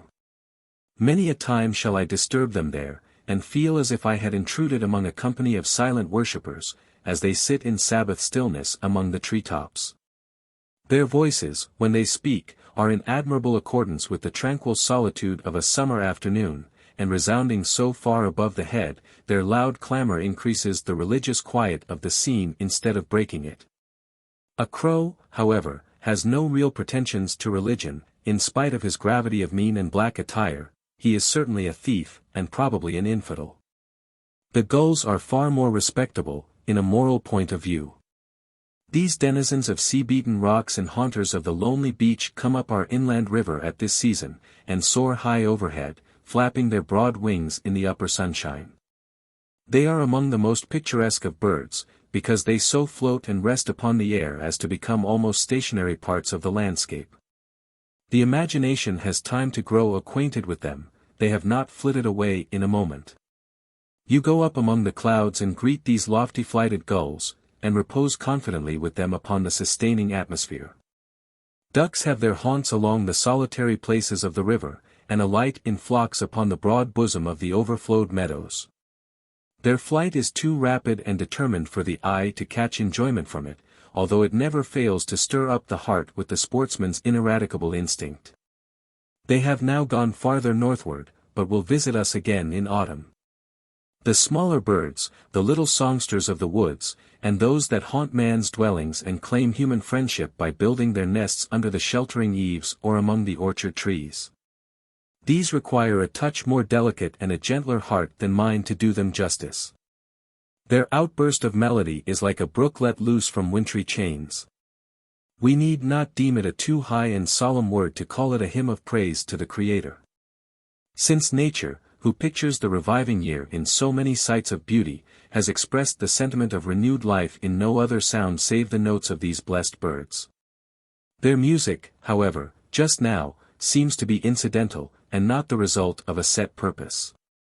They are discussing the economy of life and love and the site and architecture of their summer residences, and have no time to sit on a twig and pour forth solemn hymns, or overtures, operas, symphonies, and waltzes. Anxious questions are asked. Grave subjects are settled in quick and animated debate, and only by occasional accident, as from pure ecstasy, does a rich warble roll its tiny waves of golden sound through the atmosphere. Their little bodies are as busy as their voices. They are all a constant flutter and restlessness. Even when 2 or 3 retreat to a treetop to hold counsel, they wag their tails and heads all the time with the irrepressible activity of their nature, which perhaps renders their brief span of life in reality as long as the patriarchal age of sluggish man. The blackbirds, 3 species of which consort together, are the noisiest of all our feathered citizens. Great companies of them, more than the famous 420, whom Mother Goose has immortalized, congregate in contiguous tree-tops and vociferate with all the clamor and confusion of a turbulent political meeting. Politics, certainly, must be the occasion of such tumultuous debates, but still, unlike all other politicians, they instill melody into their individual utterances and produce harmony as a general effect. Of all bird voices, none are more sweet and cheerful to my ear than those of swallows. In the dim, sun-streaked interior of a lofty barn, they address the heart with even a closer sympathy than robin redbreast. But, indeed, all these winged people, that dwell in the vicinity of homesteads, seem to partake of human nature, and possess the germ, if not the development, of immortal souls. We hear them saying their melodious prayers at morning's blush and eventide. A little while ago, in the deep of night, there came the lively thrill of a bird's note from a neighboring tree, a real song, such as greets the purple dawn or mingles with the yellow sunshine. What could the little bird mean by pouring it forth at midnight? Probably the music gushed out of the midst of a dream in which he fancied himself in paradise with his mate, but suddenly awoke on a cold leafless bough, with a New England mist penetrating through his feathers. That was a sad exchange of imagination for reality. Insects are among the earliest births of sprung. Multitudes of I know not what species appeared long ago on the surface of the snow. Clouds of them, almost too minute for sight, hover in a beam of sunshine, and vanish, as if annihilated, when they pass into the shade. A mosquito has already been heard to sound the small horror of his bugle horn. Wasps infest the sunny windows of the house. A bee entered one of the chambers with a prophecy of flowers. Rare butterflies came before the snow was off, flaunting in the chill breeze, and looking forlorn and all astray, in spite of the magnificence of their dark velvet cloaks, with golden borders. The fields and wood paths have as yet few charms to entice the wanderer. In a walk, the other day, I found no violets, nor anemones, nor anything in the likeness of a flower. It was worth while, however, to ascend our opposite hill for the sake of gaining a general idea of the advance of spring, which I had hitherto been studying in its minute developments. The river lay around me in a semicircle, overflowing all the meadows which give it its Indian name, and offering a noble breadth to sparkle in the sunbeams. Along the hither shore a row of trees stood up to their knees in water. And afar off, on the surface of the stream, tufts of bushes thrust up their heads, as it were, to breathe. The most striking objects were great solitary trees here and there, with a mile-wide waste of water all around them. The curtailment of the trunk, by its immersion in the river, quite destroys the fair proportions of the tree, and thus makes us sensible of a regularity and propriety in the usual forms of nature. The flood of the present season, though it never amounts to a freshet on our quiet stream, has encroached farther upon the land than any previous one for at least a score of years. It has overflowed stone fences, and even rendered a portion of the highway navigable for boats. The waters, however, are now gradually subsiding, islands become annexed to the mainland. And other islands emerge, like new creations, from the watery waste. The scene supplies an admirable image of the receding of the Nile, except that there is no deposit of black slime, or of Noah's flood, only that there is a freshness and novelty in these recovered portions of the continent which give the impression of a world just made rather than of one so polluted that a deluge had been requisite to purify it. These upspringing islands are the greenest spots in the landscape, the first gleam of sunlight suffices to cover them with verdure. Thank Providence for spring. The earth, and man himself, by sympathy with his birthplace would be far other than we find them if life toiled wearily onward without this periodical infusion of the primal spirit. Will the world ever be so decayed that spring may not renew its greenness? Can man be so dismally age-stricken that no faintest sunshine of his youth may revisit him once a year? It is impossible. The moss on our time-worn mansion brightens into beauty, the good old pastor who once dwelt here renewed his prime, regained his boyhood, in the genial breezes of his 90th spring. Alas for the worn and heavy soul if, whether in youth or age, it have outlived its privilege of springtime sprightliness. From such a soul the world must hope no reformation of its evil, no sympathy with the lofty faith and gallant struggles of those who contend in its behalf. Summer works in the present, and thinks not of the future. Autumn is a rich conservative. Winter has utterly lost its faith, and clings tremulously to the remembrance of what has been, but spring, with its outgushing life, is the true type of the movement. Monsieur du Miroir. Than the gentleman above named, there is nobody, in the whole circle of my acquaintance, whom I have more attentively studied, yet of whom I have less real knowledge, beneath the surface which it pleases him to present. Being anxious to discover who and what he really is, and how connected with me, and what are to be the results to him and to myself of the joint interest which, without any choice on my part, seems to be permanently established between us. And incited, furthermore, by the propensities of a student of human nature, though doubtful whether Monsieur du Miroir have aught of humanity but the figure, I have determined to place a few of his remarkable points before the public, hoping to be favored with some clue to the explanation of his character. Nor let the reader condemn any part of the narrative as frivolous, since a subject of such grave reflection diffuses its importance through the minutest particulars. And there is no judging beforehand what odd little circumstance may do the office of a blind man's dog among the perplexities of this dark investigation. And however extraordinary, marvelous, preternatural, and utterly incredible some of the meditated disclosures may appear, I pledge my honor to maintain as sacred a regard to fact as if my testimony were given on oath and involved the dearest interests of the personage in question. Not that there is matter for a criminal accusation against Monsieur du Miroir, nor am I the man to bring it forward if there were. The chief that I complain of is his impenetrable mystery, which is no better than nonsense if it conceal anything good, and much worse in the contrary case. But, if undue partialities could be supposed to influence me, Monsieur du Miroir might hope to profit rather than to suffer by them, for in the whole of our long intercourse we have seldom had the slightest disagreement. And, moreover, there are reasons for supposing him a near relative of mine, and consequently entitled to the best word that I can give him.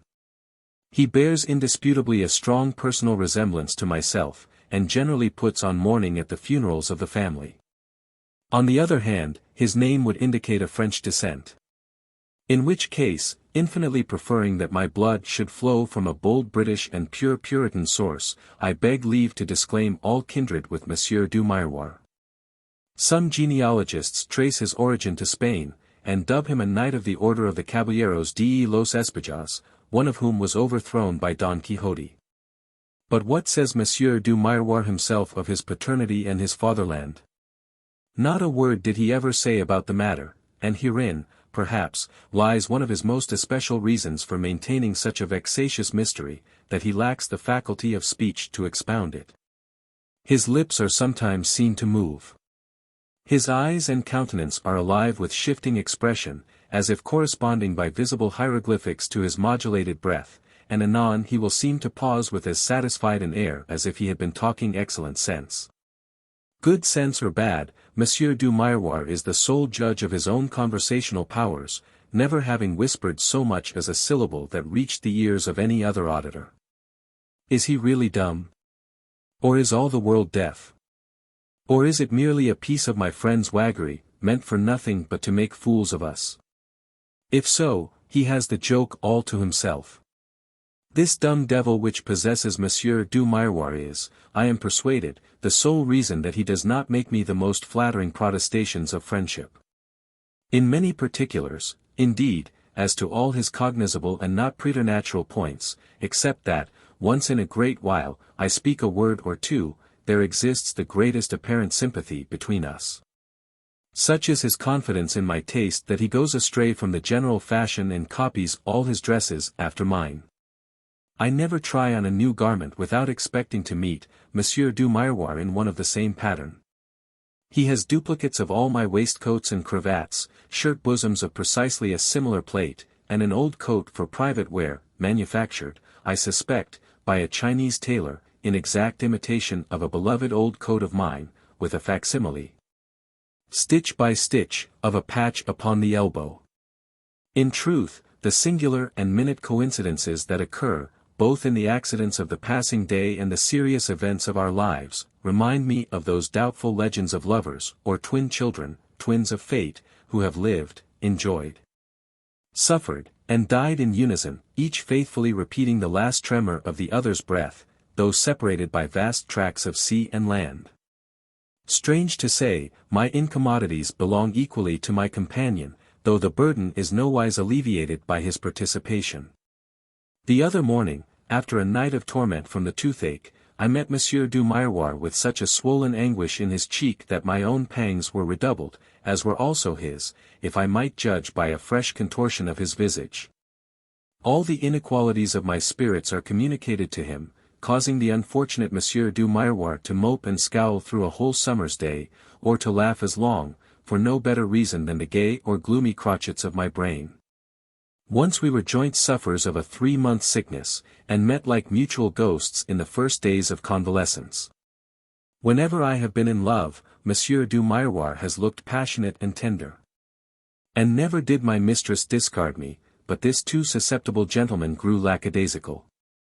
His temper, also, rises to blood heat, fever heat, or boiling water beat, according to the measure of any wrong which might seem to have fallen entirely on myself. I have sometimes been calmed down by the sight of my own inordinate wrath depicted on his frowning brow. Yet, however prompt in taking up my quarrels, I cannot call to mind that he ever struck a downright blow in my behalf. Nor, in fact, do I perceive that any real and tangible good has resulted from his constant interference in my affairs. So that, in my distrustful moods, I am apt to suspect Monsieur du Miroir's sympathy to be mere outward show, not a whit better nor worse than other people's sympathy. Nevertheless, as mortal man must have something in the guise of sympathy, and whether the true metal, or merely copper-washed, is of less moment, I choose rather to content myself with Monsieur du Miroir's, such as it is, than to seek the sterling coin, and perhaps miss even the counterfeit. In my age of vanities I have often seen him in the ballroom, and might again were I to seek him there. We have encountered each other at the Tremont Theatre, where, however, he took his seat neither in the dress circle, pit, nor upper regions, nor threw a single glance at the stage, though the brightest star, even Fanny Kemble herself, might be culminating there. No, this whimsical friend of mine chose to linger in the saloon, near one of the large looking-glasses which throw back their pictures of the illuminated room.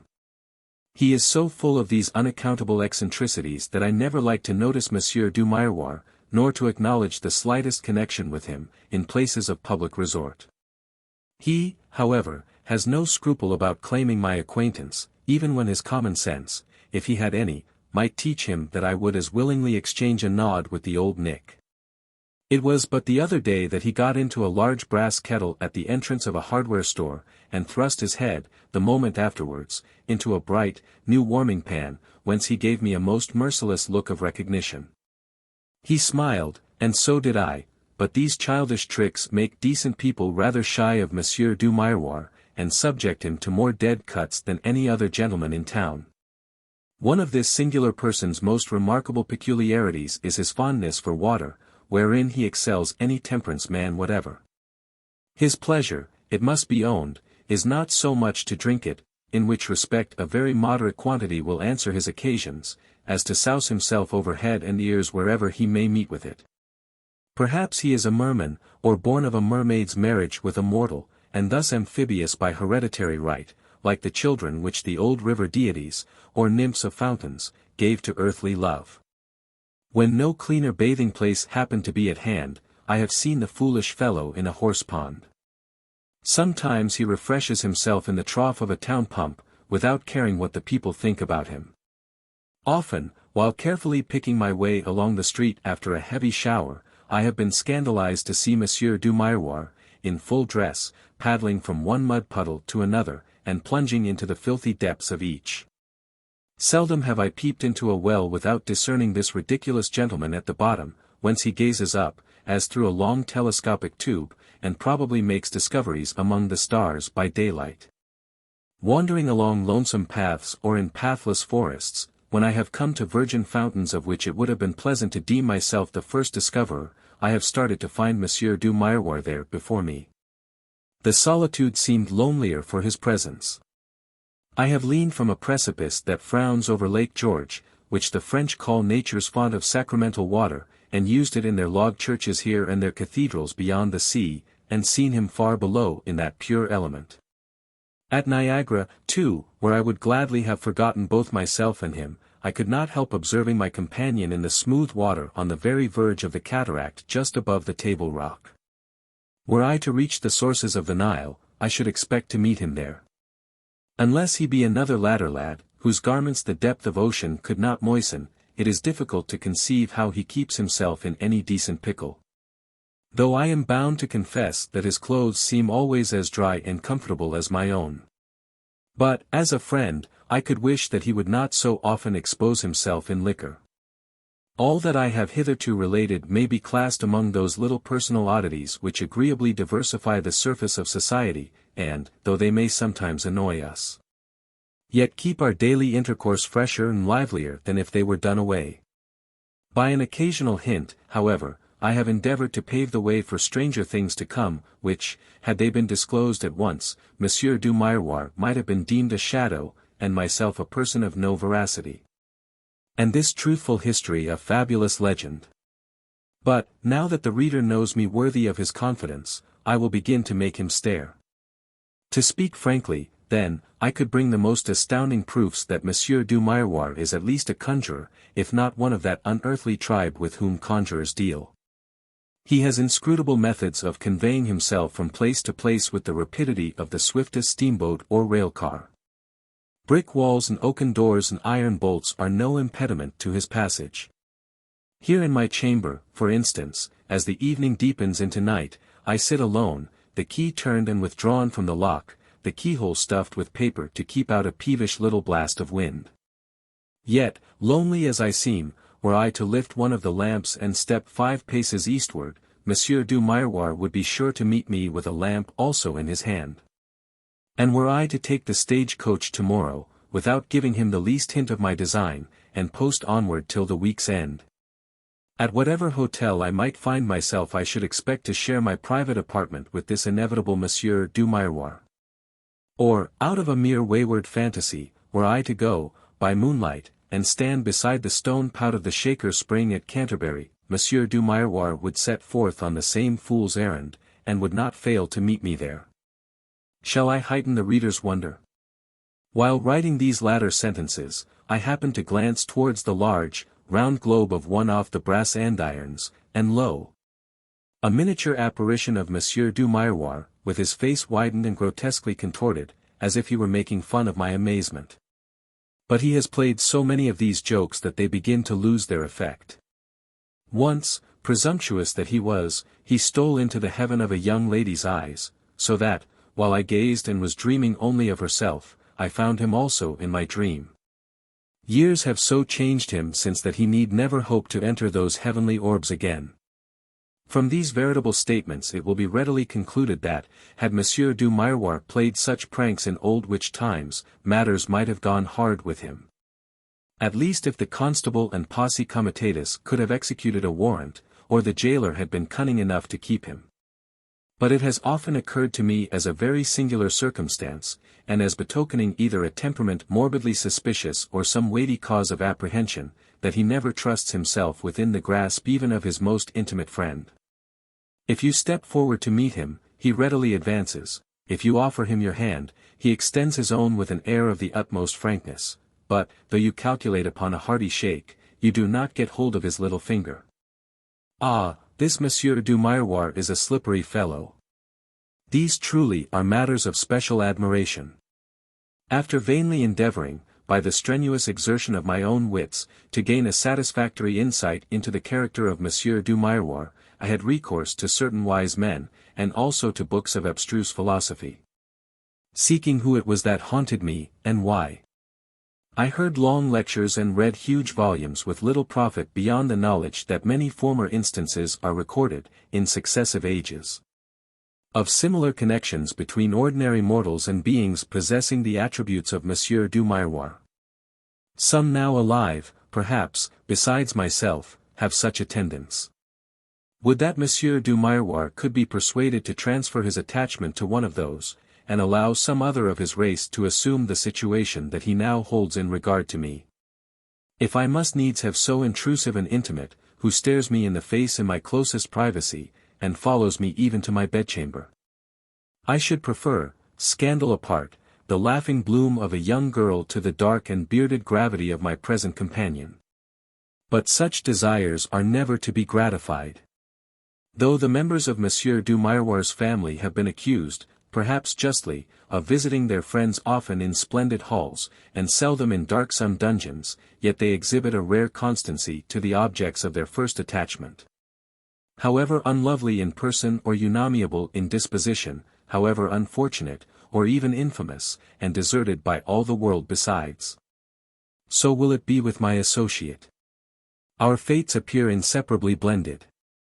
It is my belief, as I find him mingling with my earliest recollections, that we came into existence together, as my shadow follows me into the sunshine, and that hereafter, as heretofore, the brightness or gloom of my fortunes will shine upon, or darken, the face of Monsieur du Miroir. As we have been young together, and as it is now near the summer noon with both of us, so, if long life be granted, shall each count his own wrinkles on the other's brow and his white hairs on the other's head. And when the coffin lid shall have closed over me and that face and form, which, more truly than the lover swears it to his beloved, are the sole light of his existence, when they shall be laid in that dark chamber, whither his swift and secret footsteps cannot bring him, then what is to become of poor Monsieur du Miroir? Will he have the fortitude, with my other friends, to take a last look at my pale countenance? Will he walk foremost in the funeral train? Will he come often and haunt around my grave, and weed away the nettles, and plant flowers amid the verdure, and scrape the moss out of the letters of my burial stone? Will he linger where I have lived, to remind the neglectful world of one who staked much to win a name, but will not then care whether he lost or won? Not thus will he prove his deep fidelity. Oh, what terror, if this friend of mine, after our last farewell, should step into the crowded street, or roam along our old frequented path by the still waters, or sit down in the domestic circle where our faces are most familiar and beloved. No. But when the rays of heaven shall bless me no more, nor the thoughtful lamplight gleam upon my studies, nor the cheerful fireside gladden the meditative man, then, his task fulfilled, shall this mysterious being vanish from the earth forever. He will pass to the dark realm of nothingness, but will not find me there. There is something fearful in bearing such a relation to a creature so imperfectly known, and in the idea that, to a certain extent, all which concerns myself will be reflected in its consequences upon him. When we feel that another is to share the selfsame fortune with ourselves, we judge more severely of our prospects, and withhold our confidence from that delusive magic which appears to shed an infallibility of happiness over our own pathway. Of late years, indeed, there has been much to sadden my intercourse with Monsieur de Miroir. Had not our union been a necessary condition of our life, we must have been estranged ere now. In early youth, when my affections were warm and free, I loved him well, and could always spend a pleasant hour in his society, chiefly because it gave me an excellent opinion of myself. Speechless as he was, Monsieur du Miroir had then a most agreeable way of calling me a handsome fellow, and I, of course, returned the compliment, so that, the more we kept each other's company, the greater coxcombs we mutually grew. But neither of us need apprehend any such misfortune now.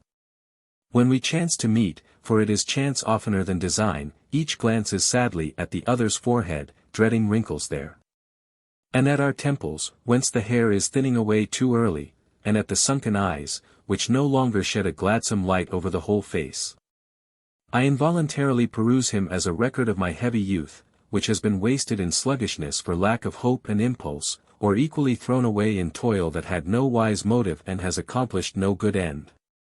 I perceive that the tranquil gloom of a disappointed soul has darkened through his countenance, where the blackness of the future seems to mingle with the shadows of the past, giving him the aspect of a fated man.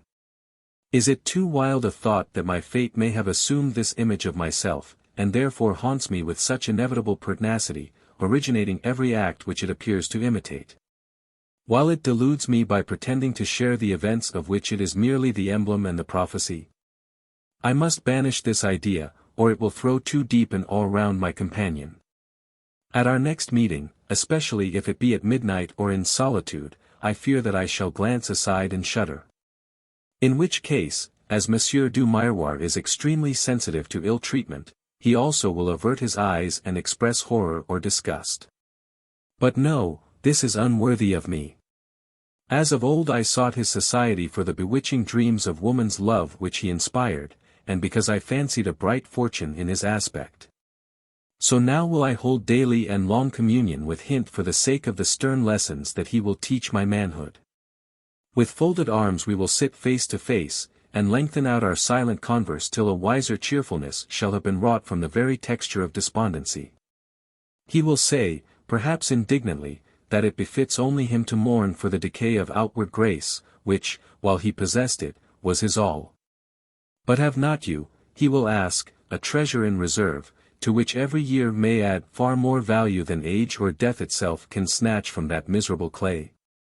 He will tell me that though the bloom of life has been nipped with a frost, yet the soul must not sit shivering in its cell, but bestir itself manfully, and kindle a genial warmth from its own exercise against the autumnal and the wintry atmosphere.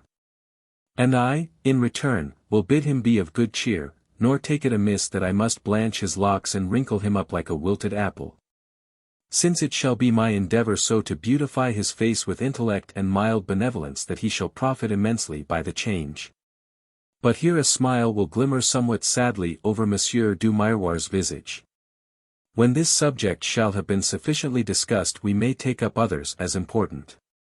Reflecting upon his power of following me to the remotest regions and into the deepest privacy, I will compare the attempt to escape him to the hopeless race that men sometimes run with memory, or their own hearts, or their moral selves, which, though burdened with cares enough to crush an elephant, will never be one step behind.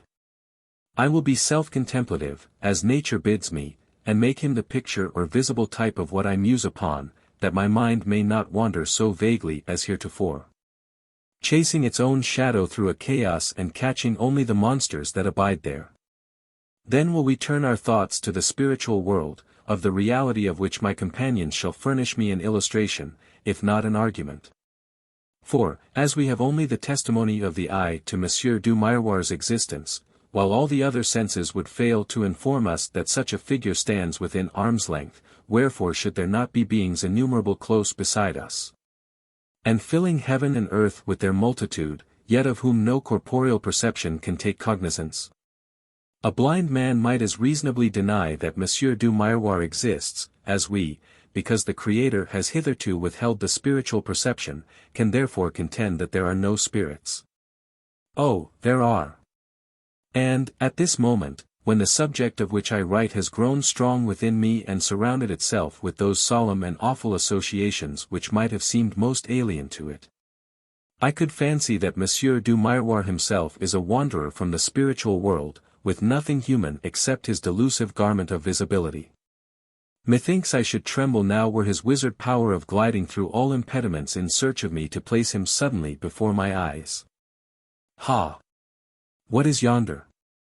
Shape of mystery, did the tremor of my heartstrings vibrate to thine own, and call thee from thy home among the dancers of the northern lights, and shadows flung from departed sunshine? And giant spectres that appear on clouds at daybreak and affright the climber of the Alps? In truth it startled me, as I threw a wary glance eastward across the chamber, to discern an unbidden guest with his eyes bent on mine. The identical Monsieur du Miroir. Still there he sits and returns my gaze with as much of awe and curiosity as if he, too, had spent a solitary evening in fantastic musings and made me his theme. So inimitably does he counterfeit that I could almost doubt which of us is the visionary form, or whether each be not the other's mystery, and both twin brethren of one fate, in mutually reflected spheres. O friend, canst thou not hear and answer me? Break down the barrier between us. Grasp my hand. Speak. Listen. A few words, perhaps, might satisfy the feverish yearning of my soul for some master thought that should guide me through this labyrinth of life, teaching wherefore I was born, and how to do my task on earth, and what is death. Alas! Even that unreal image should forget to ape me and smile at these vain questions. Thus do mortals deify, as it were, a mere shadow of themselves, a spectre of human reason, and ask of that to unveil the mysteries which divine intelligence has revealed so far as needful to our guidance, and hid the rest. Farewell, Monsieur du Miroir.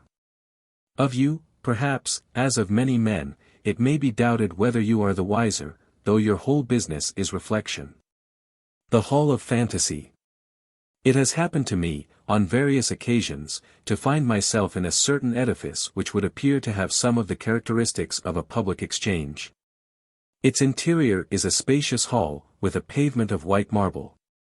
Overhead is a lofty dome, supported by long rows of pillars of fantastic architecture, the idea of which was probably taken from the Moorish ruins of the Alhambra, or perhaps from some enchanted edifice in the Arabian tales.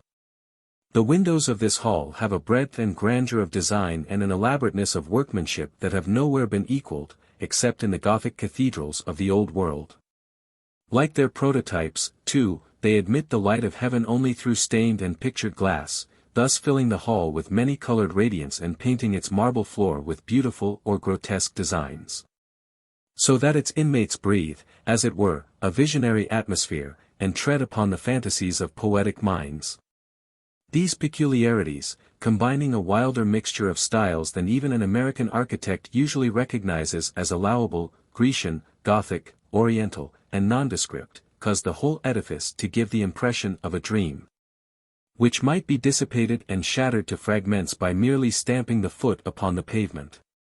Yet, with such modifications and repairs as successive ages demand, the Hall of Fantasy is likely to endure longer than the most substantial structure that ever cumbered the earth. It is not at all times that one can gain admittance into this edifice, although most persons enter it at some period or other of their lives, if not in their waking moments, then by the universal passport of a dream. At my last visit I wandered thither unawares while my mind was busy with an idle tale, and was startled by the throng of people who seemed suddenly to rise up around me. Bless me! Where am I? Cried I, with but a dim recognition of the place. You are in a spot, said a friend who chanced to be near at hand, which occupies in the world of fancy the same position which the Bourse, the Rialto, and the Exchange do in the commercial world. All who have affairs in that mystic region, which lies above, below, or beyond the actual, may here meet and talk over the business of their dreams. It is a noble hall, observed I. Yes, he replied. Yet we see but a small portion of the edifice. In its upper stories are said to be apartments where the inhabitants of earth may hold converse with those of the moon. And beneath our feet are gloomy cells, which communicate with the infernal regions, and where monsters and chimeras are kept in confinement and fed with all unwholesomeness. In niches and on pedestals around about the hall stood the statues or busts of men who in every age have been rulers and demigods in the realms of imagination and its kindred regions. The grand old countenance of Homer. The shrunken and decrepit form but vivid face of Aesop, the dark presence of Dante, the wild Ariosto, Rabelais' smile of deep-wrought mirth, the profound, pathetic humor of Cervantes, the all-glorious Shakespeare. Spenser, meet guest for an allegoric structure, the severe divinity of Milton, and Bunyan, molded of homeliest clay, but instinct with celestial fire, were those that chiefly attracted my eye.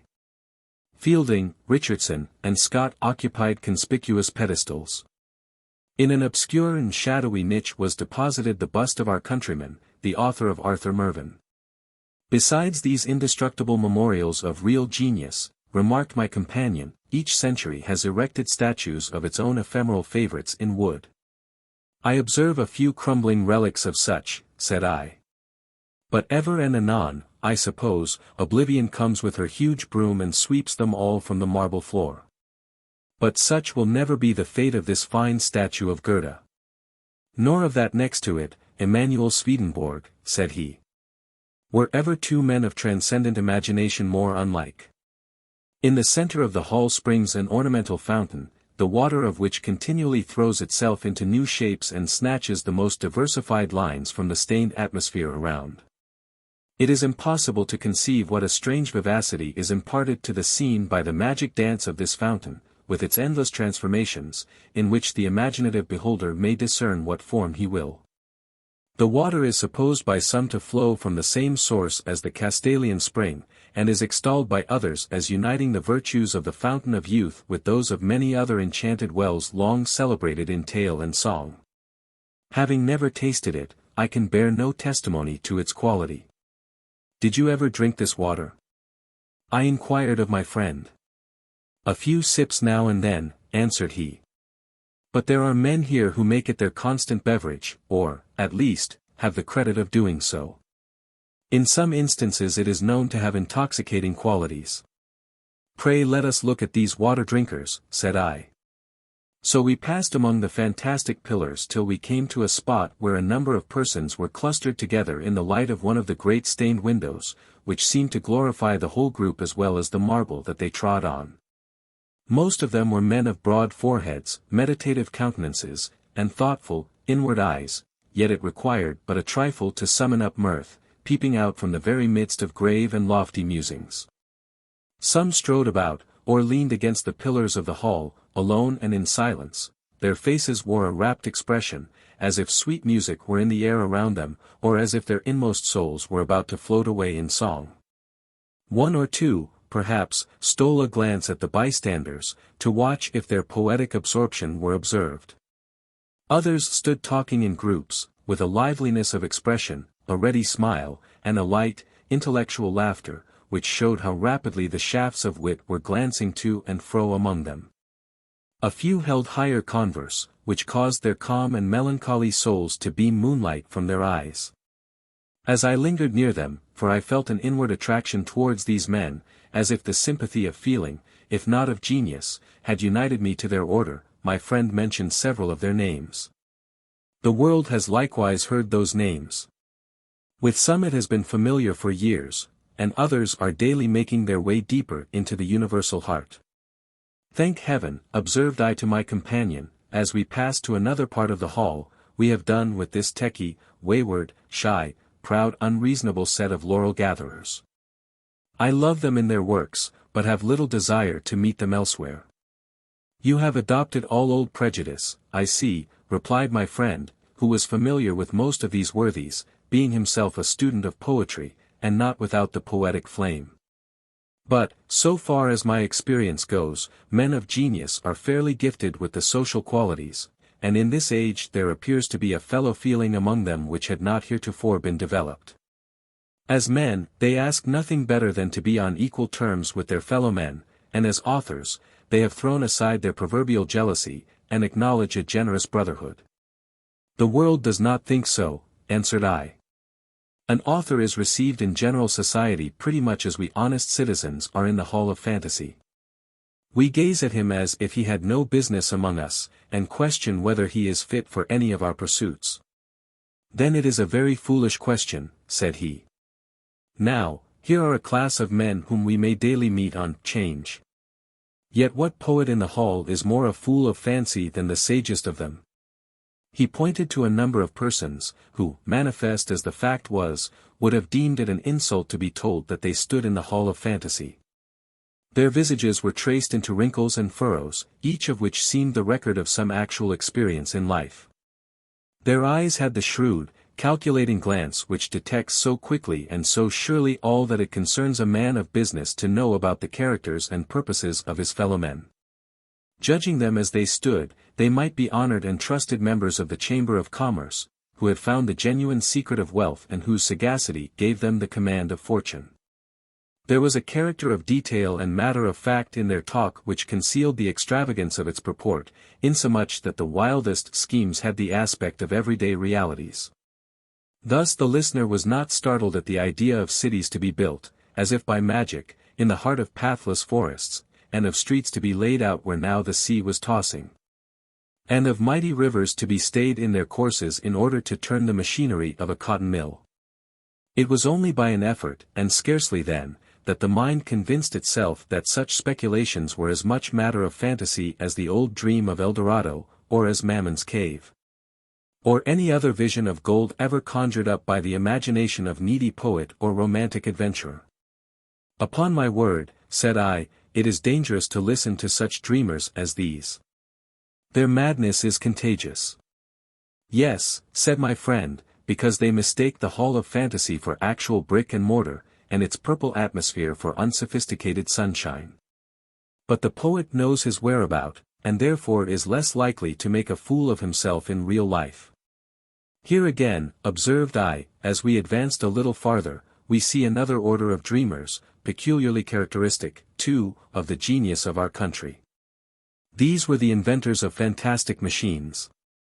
Models of their contrivances were placed against some of the pillars of the hall, and afforded good emblems of the result generally to be anticipated from an attempt to reduce daydreams to practice.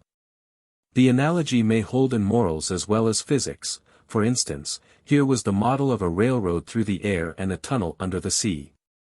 Here was a machine, stolen, I believe, for the distillation of heat from moonshine. And another for the condensation of morning mist into square blocks of granite, wherewith it was proposed to rebuild the entire hall of fantasy. One man exhibited a sort of lens whereby he had succeeded in making sunshine out of a lady's smile. And it was his purpose wholly to irradiate the earth by means of this wonderful invention. It is nothing new, said I, for most of our sunshine comes from woman's smile already. True, answered the inventor. But my machine will secure a constant supply for domestic use, whereas hitherto it has been very precarious. Another person had a scheme for fixing the reflections of objects in a pool of water, and thus taking the most lifelike portraits imaginable. And the same gentleman demonstrated the practicability of giving a permanent dye to ladies' dresses, in the gorgeous clouds of sunset. There were at least 50 kinds of perpetual motion, one of which was applicable to the wits of newspaper editors and writers of every description. Professor S.B. was here, with a tremendous storm in a gum elastic bag. I could enumerate many more of these utopian inventions, but, after all, a more imaginative collection is to be found in the Patent Office at Washington.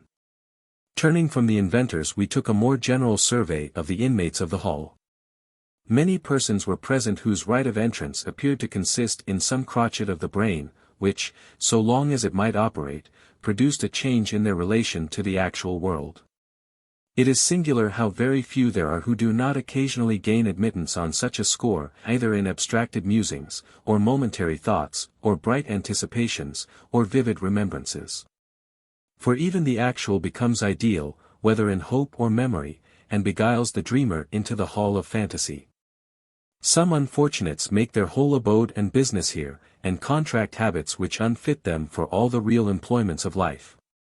Others, but these are few, possess the faculty, in their occasional visits, of discovering a purer truth than the world call impart among the lights and shadows of these pictured windows. And with all its dangerous influences, we have reason to thank God that there is such a place of refuge from the gloom and chillness of actual life. Hither may come the prisoner, escaping from his dark and narrow cell and cankerous chain, to breathe free air in this enchanted atmosphere. The sick man leaves his weary pillow, and finds strength to wander hither, though his wasted limbs might not support him even to the threshold of his chamber. The exile passes through the hall of fantasy to revisit his native soil. The burden of years rolls down from the old man's shoulders the moment that the door uncloses. Mourners leave their heavy sorrows at the entrance, and here rejoin the lost ones whose faces would else be seen no more, until thought shall have become the only fact. It may be said, in truth, that there is but half a life, the meaner and earthier half, for those who never find their way into the hall. Nor must I fail to mention that in the observatory of the edifice is kept that wonderful perspective glass, through which the shepherds of the Delectable Mountains showed Christian the far-off gleam of the celestial city. The eye of faith still loves to gaze through it. I observe some men here, said I to my friend, who might set up a strong claim to be reckoned among the most real personages of the day. Certainly, he replied. If a man be in advance of his age, he must be content to make his abode in this hall until the lingering generations of his fellow men come up with him. He can find no other shelter in the universe. But the fantasies of one day are the deepest realities of a future one. It is difficult to distinguish them apart amid the gorgeous and bewildering light of this ball, rejoined I. The white sunshine of actual life is necessary in order to test them. I am rather apt to doubt both men and their reasonings till I meet them in that truthful medium. Perhaps your faith in the ideal is deeper than you are aware, said my friend. You are at least a democrat, and methinks no scanty share of such faith is essential to the adoption of that creed. Among the characters who had elicited these remarks were most of the noted reformers of the day, whether in physics, politics, morals, or religion. There is no surer method of arriving at the hall of fantasy than to throw oneself into the current of a theory, for, whatever landmarks of fact may be set up along the stream, there is a law of nature that impels it thither. And let it be so. For here the wise head and capacious heart may do their work, and what is good and true becomes gradually hardened into fact, while error melts away and vanishes among the shadows of the ball. Therefore may none who believe and rejoice in the progress of mankind be angry with me because I recognize their apostles and leaders amid the fantastic radiance of those pictured windows. I love and honor such men as well as they. It would be endless to describe the herd of real or self-styled reformers that peopled this place of refuge. They were the representatives of an unquiet period, when mankind is seeking to cast off the whole tissue of ancient custom like a tattered garment. Many of them had got possession of some crystal fragment of truth, the brightness of which so dazzled them that they could see nothing else in the wide universe. Here were men whose faith had embodied itself in the form of a potato. And others whose long beards had a deep spiritual significance. Here was the abolitionist, brandishing his one idea like an iron flail. In a word, there were 1,000 shapes of good and evil, faith and infidelity, wisdom and nonsense, a most incongruous throng. Yet, withal, the heart of the stanchest conservative, unless he abjured his fellowship with man, could hardly have helped throbbing in sympathy with the spirit that pervaded these innumerable theorists. It was good for the man of unquickened heart to listen even to their folly. Far down beyond the fathom of the intellect the soul acknowledged that all these varying and conflicting developments of humanity were united in one sentiment. Be the individual theory as wild as fancy could make it, still the wiser spirit would recognize the struggle of the race after a better and purer life than had yet been realized on earth. My faith revived even while I rejected all their schemes. It could not be that the world should continue forever what it has been, a soil where happiness is so rare a flower and virtue so often a blighted fruit. A battlefield where the good principle, with its shield flung above its head, can hardly save itself amid the rush of adverse influences. In the enthusiasm of such thoughts I gazed through one of the pictured windows, and, behold, the whole external world was tinged with the dimly glorious aspect that is peculiar to the hall of fantasy, insomuch that it seemed practicable at that very instant to realize some plan for the perfection of mankind. But, alas! If reformers would understand the sphere in which their lot is cast they must cease to look through pictured windows. Yet they not only use this medium, but mistake it for the whitest sunshine. Come, said I to my friend, starting from a deep reverie, let us hasten hence, or I shall be tempted to make a theory, after which there is little hope of any man. Come hither, then, answered he. Here is one theory that swallows up and annihilates all others. He led me to a distant part of the hall where a crowd of deeply attentive auditors were assembled round an elderly man of plain, honest, trustworthy aspect. With an earnestness that betokened the sincerest faith in his own doctrine, he announced that the destruction of the world was close at hand. It is Father Miller himself, exclaimed I. No less a man, said my friend. And observe how picturesque a contrast between his dogma and those of the reformers whom we have just glanced at. They look for the earthly perfection of mankind, and are forming schemes which imply that the immortal spirit will be connected with a physical nature for innumerable ages of futurity. On the other hand, here comes good Father Miller, and with one puff of his relentless theory scatters all their dreams like so many withered leaves upon the blast. It is, perhaps, the only method of getting mankind out of the various perplexities into which they have fallen, I replied. Yet I could wish that the world might be permitted to endure until some great moral shall have been evolved. A riddle is propounded. Where is the solution? The Sphinx did not slay herself until her riddle had been guessed. Will it not be so with the world? Now, if it should be burned tomorrow morning, I am at a loss to know what purpose will have been accomplished, or how the universe will be wiser or better for our existence and destruction. We cannot tell what mighty truths may have been embodied in act through the existence of the globe and its inhabitants, rejoined my companion. Perhaps it may be revealed to us after the fall of the curtain over our catastrophe. Or not impossibly, the whole drama, in which we are involuntary actors, may have been performed for the instruction of another set of spectators. I cannot perceive that our own comprehension of it is at all essential to the matter. At any rate, while our view is so ridiculously narrow and superficial, it would be absurd to argue the continuance of the world from the fact that it seems to have existed hitherto in vain. The poor old earth, murmured I. She has faults enough, in all conscience, but I cannot here to have her perish. It is no great matter, said my friend. The happiest of us has been weary of her many a time and oft. I doubt it, answered I, pertinaciously. The root of human nature strikes down deep into this earthly soil, and it is but reluctantly that we submit to be transplanted, even for a higher cultivation in heaven. I query whether the destruction of the earth would gratify any one individual, except perhaps some embarrassed man of business whose notes fall due a day after the day of doom. Then methought I heard the expostulating cry of a multitude against the consummation prophesied by Father Miller.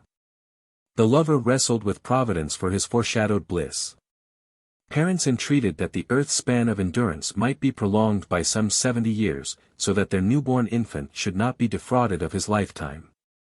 A youthful poet murmured because there would be no posterity to recognize the inspiration of his song. The reformers, one and all, demanded a few thousand years to test their theories, after which the universe might go to wreck. A mechanician, who was busied with an improvement of the steam engine, asked merely time to perfect his model. A miser insisted that the world's destruction would be a personal wrong to himself, unless he should first be permitted to add a specified sum to his enormous heap of gold. A little boy made dolorous inquiry whether the last day would come before Christmas, and thus deprive him of his anticipated dainties. In short, nobody seemed satisfied that this mortal scene of things should have its close just now.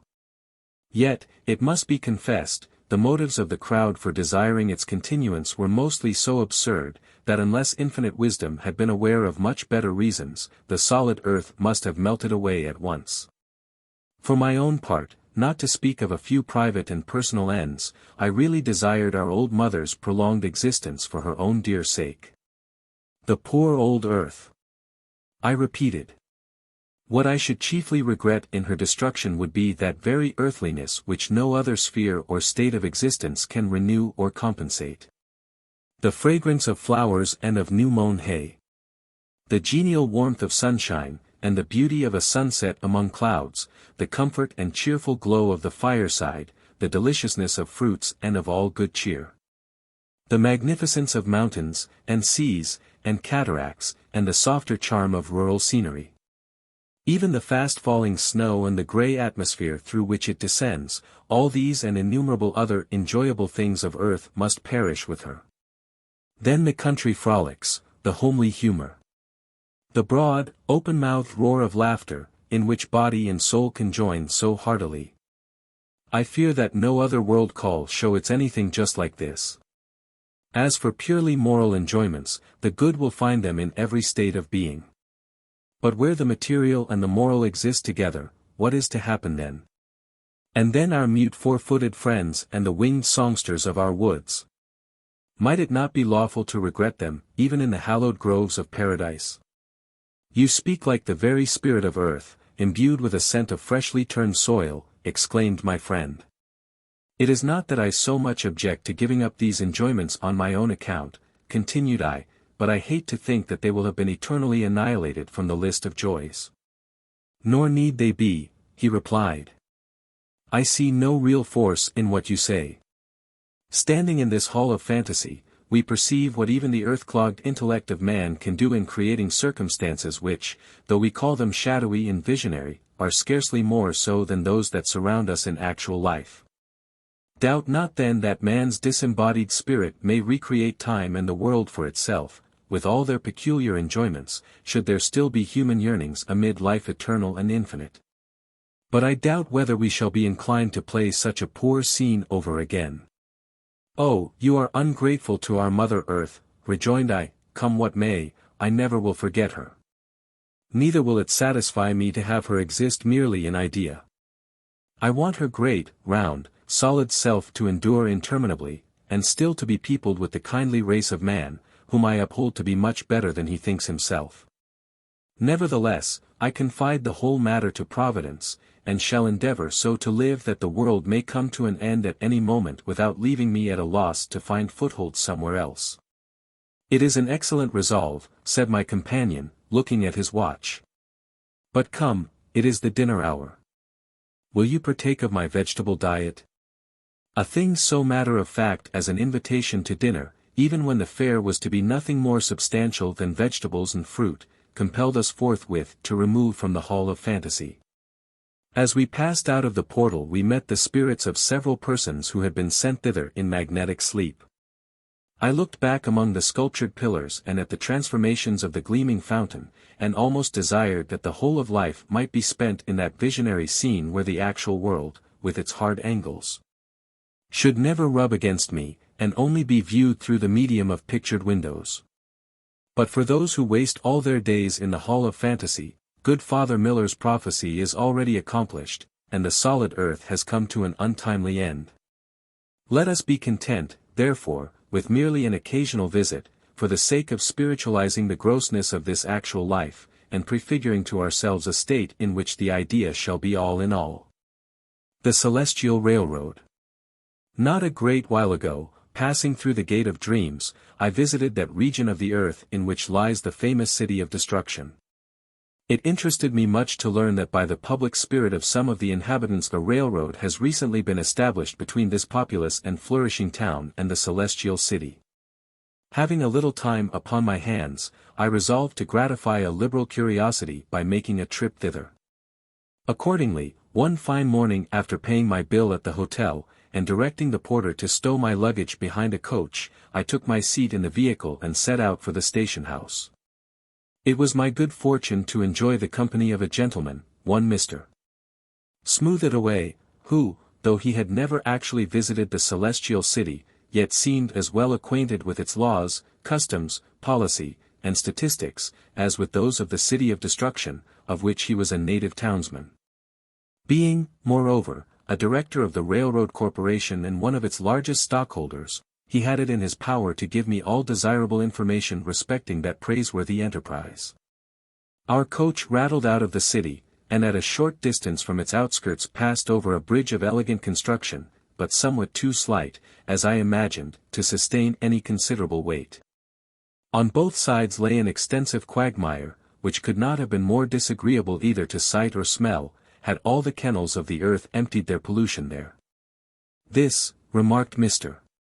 Smooth-it-away, "is the famous Slough of Despond, a disgrace to all the neighborhood, and the greater that it might so easily be converted into firm ground."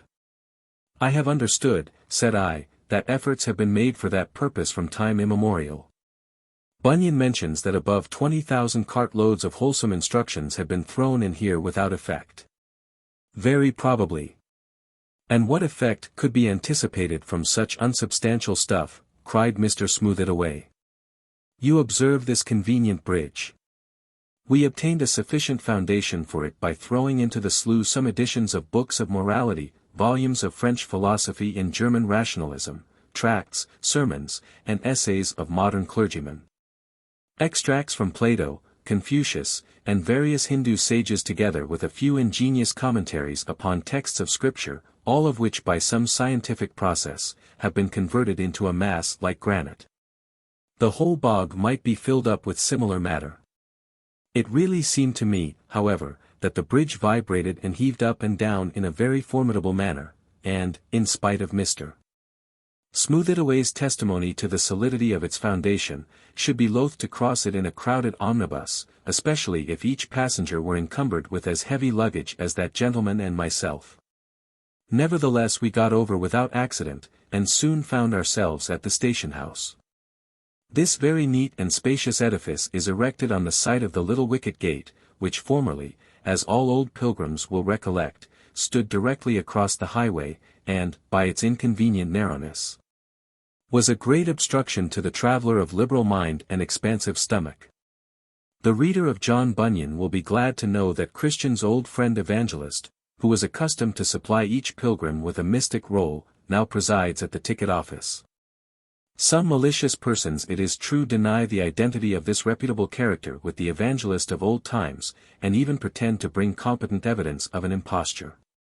Without involving myself in a dispute, I shall merely observe that, so far as my experience goes, the square pieces of pasteboard now delivered to passengers are much more convenient and useful along the road than the antique roll of parchment. Whether they will be as readily received at the gate of the celestial city I decline giving an opinion. A large number of passengers were already at the station house awaiting the departure of the cars. By the aspect and demeanor of these persons it was easy to judge that the feelings of the community had undergone a very favorable change in reference to the celestial pilgrimage. It would have done Bunyan's heart good to see it. Instead of a lonely and ragged man with a huge burden on his back, plodding along sorrowfully on foot while the whole city hooted after him, here were parties of the first gentry and most respectable people in the neighborhood setting forth towards the celestial city as cheerfully as if the pilgrimage were merely a summer tour. Among the gentlemen were characters of deserved eminence, magistrates, politicians, and men of wealth, by whose example religion could not but be greatly recommended to their meaner brethren. In the ladies' apartment, too, I rejoice to distinguish some of those flowers of fashionable society who are so well fitted to adorn the most elevated circles of the celestial city. There was much pleasant conversation about the news of the day, topics of business and politics, or the lighter matters of amusement, while religion, though indubitably the main thing at heart, was thrown tastefully into the background. Even an infidel would have heard little or nothing to shock his sensibility. One great convenience of the new method of going on pilgrimage I must not forget to mention. Our enormous burdens, instead of being carried on our shoulders as had been the custom of old, were all snugly deposited in the baggage car, and, as I was assured, would be delivered to their respective owners at the journey's end. Another thing, likewise, the benevolent reader will be delighted to understand.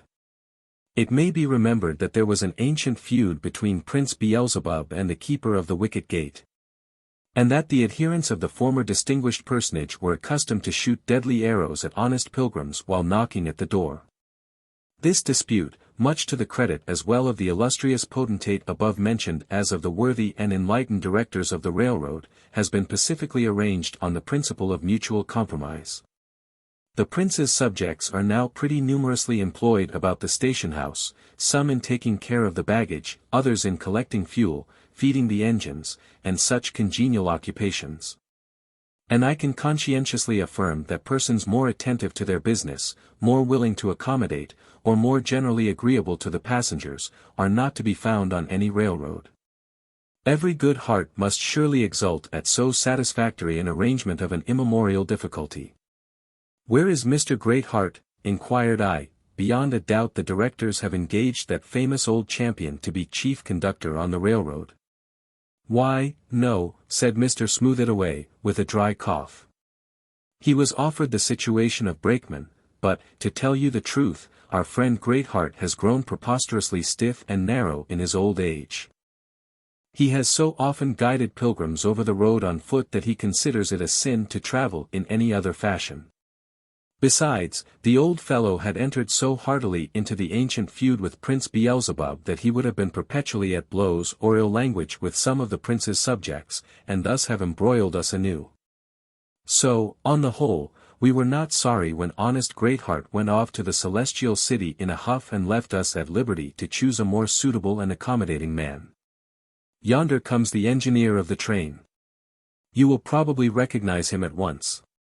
The engine at this moment took its station in advance of the cars, looking, I must confess, Much more like a sort of mechanical demon that would hurry us to the infernal regions than a laudable contrivance for smoothing our way to the celestial city. On its top sat a personage almost enveloped in smoke and flame, which, not to startle the reader, appeared to gush from his own mouth and stomach as well as from the engine's brazen abdomen. "Do my eyes deceive me?" cried I. "What on earth is this? A living creature? If so, he is own brother to the engine he rides upon."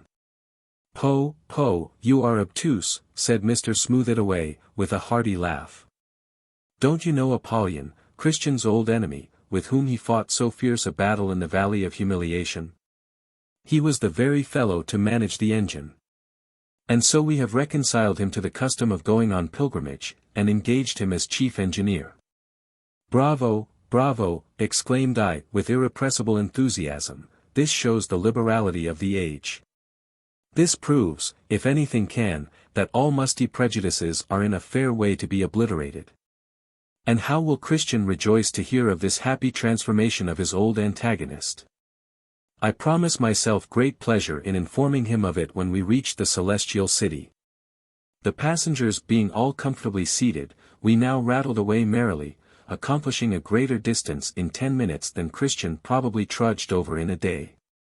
It was laughable, while we glanced along, as it were, at the tail of a thunderbolt, to observe 2 dusty-foot travelers in the old pilgrim guise, with cockle shell and staff, their mystic rolls of parchment in their hands and their intolerable burdens on their backs.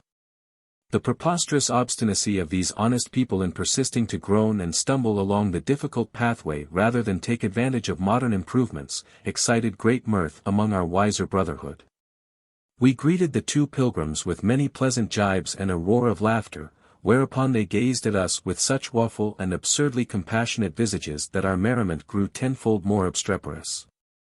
Apollyon also entered heartily into the fun, and contrived to flirt the smoke and flame of the engine, or of his own breath, into their faces, and envelop them in an atmosphere of scalding steam.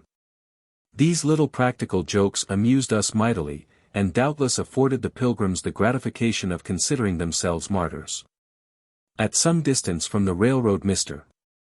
Smooth-it-away pointed to a large, antique edifice, which, he observed, was a tavern of long standing, and had formerly been a noted stopping place for pilgrims. In Bunyan's road book it is mentioned as the Interpreter's House. "I have long had a curiosity to visit that old mansion," remarked I. "It is not one of our stations, as you perceive," said my companion. The keeper was violently opposed to the railroad. And well he might be, as the track left his house of entertainment on one side, and thus was pretty certain to deprive him of all his reputable customers. But the footpath still passes his door, and the old gentleman now and then receives a call from some simple traveler, and entertains him with fare as old-fashioned as himself. Before our talk on this subject came to a conclusion we were rushing by the place where Christian's burden fell from his shoulders at the sight of the cross. This served as a theme for Mr. Smooth-it-away, Mr. Live for the World, Mr. Hide Sin in the Heart, Mr. Scaly Conscience, and a knot of gentlemen from the town of Shun Repentance, to descant upon the inestimable advantages resulting from the safety of our baggage. Myself, and all the passengers indeed, joined with great unanimity in this view of the matter, for our burdens were rich in many things esteemed precious throughout the world. And, especially, we each of us possessed a great variety of favorite habits, which we trusted would not be out of fashion even in the polite circles of the celestial city. It would have been a sad spectacle to see such an assortment of valuable articles tumbling into the sepulchre. Thus pleasantly conversing on the favorable circumstances of our position as compared with those of past pilgrims and of narrow-minded ones at the present day, we soon found ourselves at the foot of the hill Difficulty. Through the very heart of this rocky mountain a tunnel has been constructed of most admirable architecture, with a lofty arch and a spacious double track. So that, unless the earth and rocks should chance to crumble down, it will remain an eternal monument of the builder's skill and enterprise. It is a great though incidental advantage that the materials from the heart of the hill Difficulty have been employed in filling up the Valley of Humiliation, thus obviating the necessity of descending into that disagreeable and unwholesome hollow. "This is a wonderful improvement, indeed," said I. Yet I should have been glad of an opportunity to visit the palace beautiful and be introduced to the charming young ladies, Miss Prudence, Miss Piety, Miss Charity, and the rest, who have the kindness to entertain pilgrims there. Young ladies! Cried Mr. Smooth-it-away, as soon as he could speak for laughing. And charming young ladies! Why, my dear fellow, they are old maids, every soul of them, prim, starched, dry, and angular. And not one of them, I will venture to say, has altered so much as the fashion of her gown since the days of Christian's pilgrimage.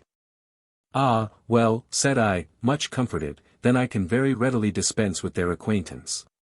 The respectable Apollyon was now putting on the steam at a prodigious rate, anxious, perhaps, to get rid of the unpleasant reminiscences connected with the spot where he had so disastrously encountered Christian. Consulting Mr.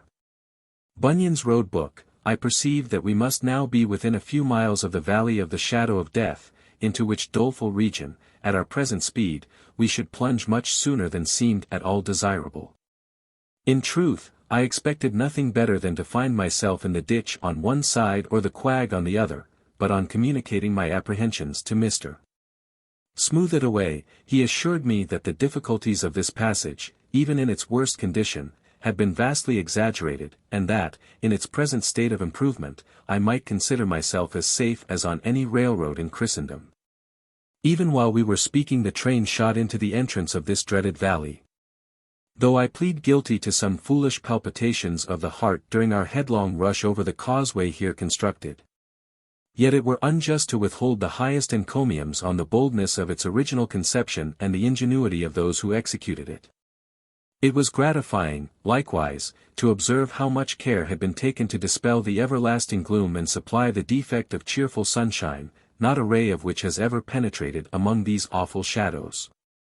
For this purpose, the inflammable gas which exudes plentifully from the soil is collected by means of pipes, and thence communicated to a quadruple row of lamps along the whole extent of the passage.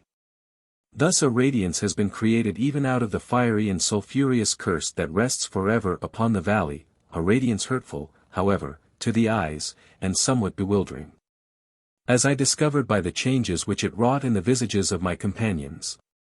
In this respect, as compared with natural daylight, there is the same difference as between truth and falsehood, but if the reader have ever travelled through the dark valley, he will have learned to be thankful for any light that he could get, if not from the sky above, then from the blasted soil beneath.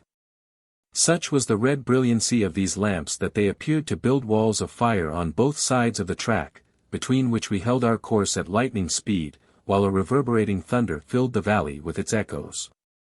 Had the engine run off the track, a catastrophe, it is whispered, by no means unprecedented, the bottomless pit, if there be any such place, would undoubtedly have received us.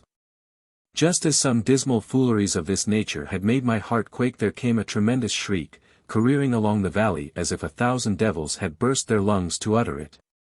But which proved to be merely the whistle of the engine on arriving at a stopping place.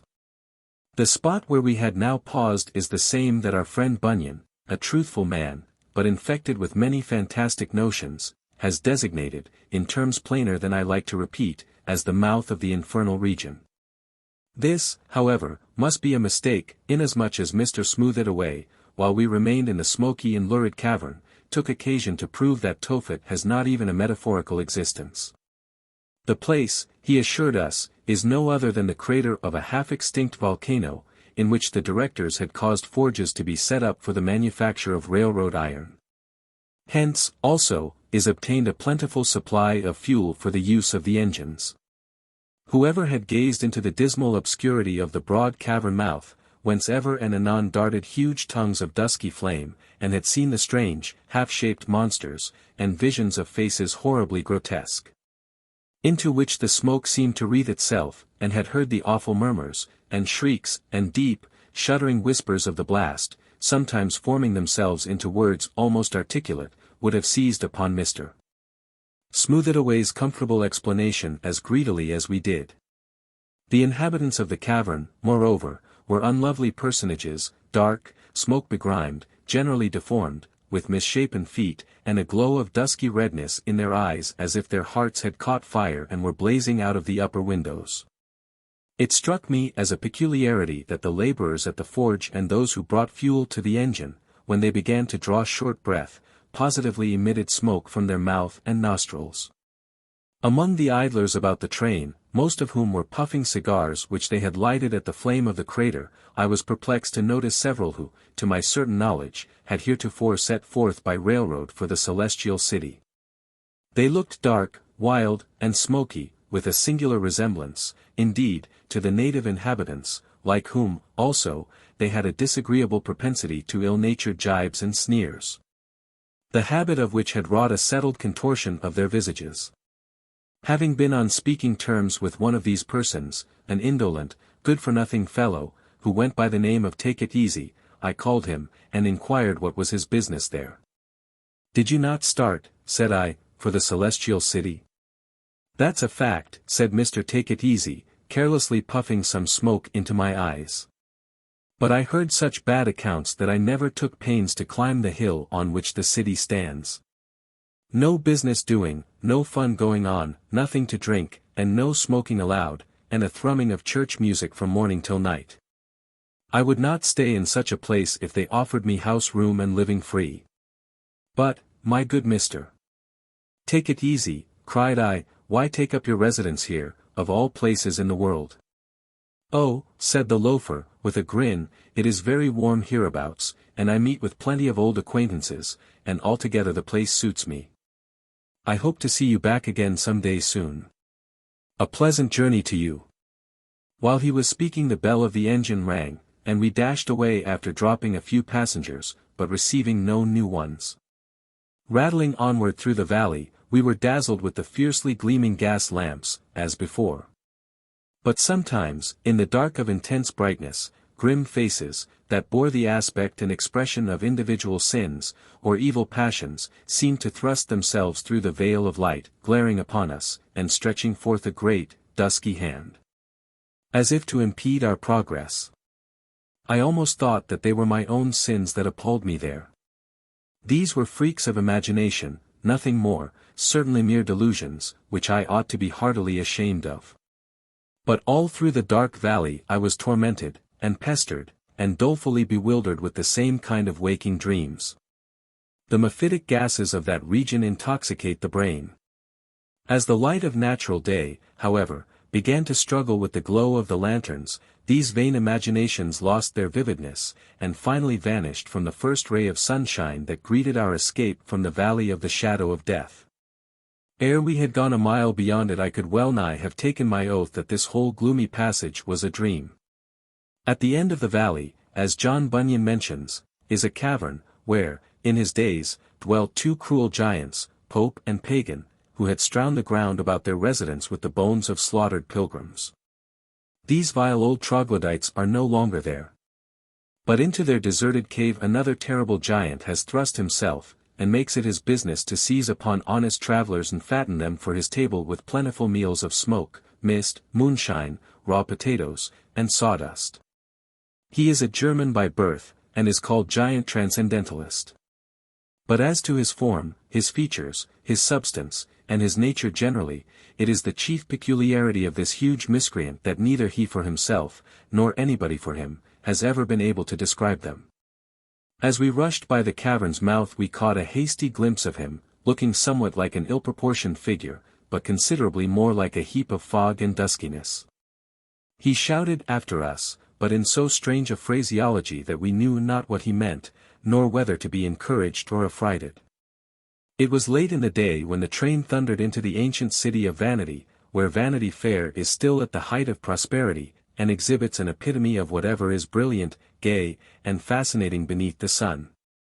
As I purposed to make a considerable stay here, it gratified me to learn that there is no longer the want of harmony between the townspeople and pilgrims, which impelled the former to such lamentably mistaken measures as the persecution of Christian and the fiery martyrdom of faithful.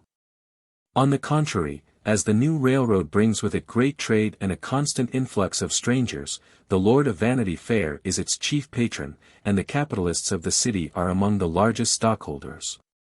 Many passengers stop to take their pleasure or make their profit in the fair, instead of going onward to the celestial city.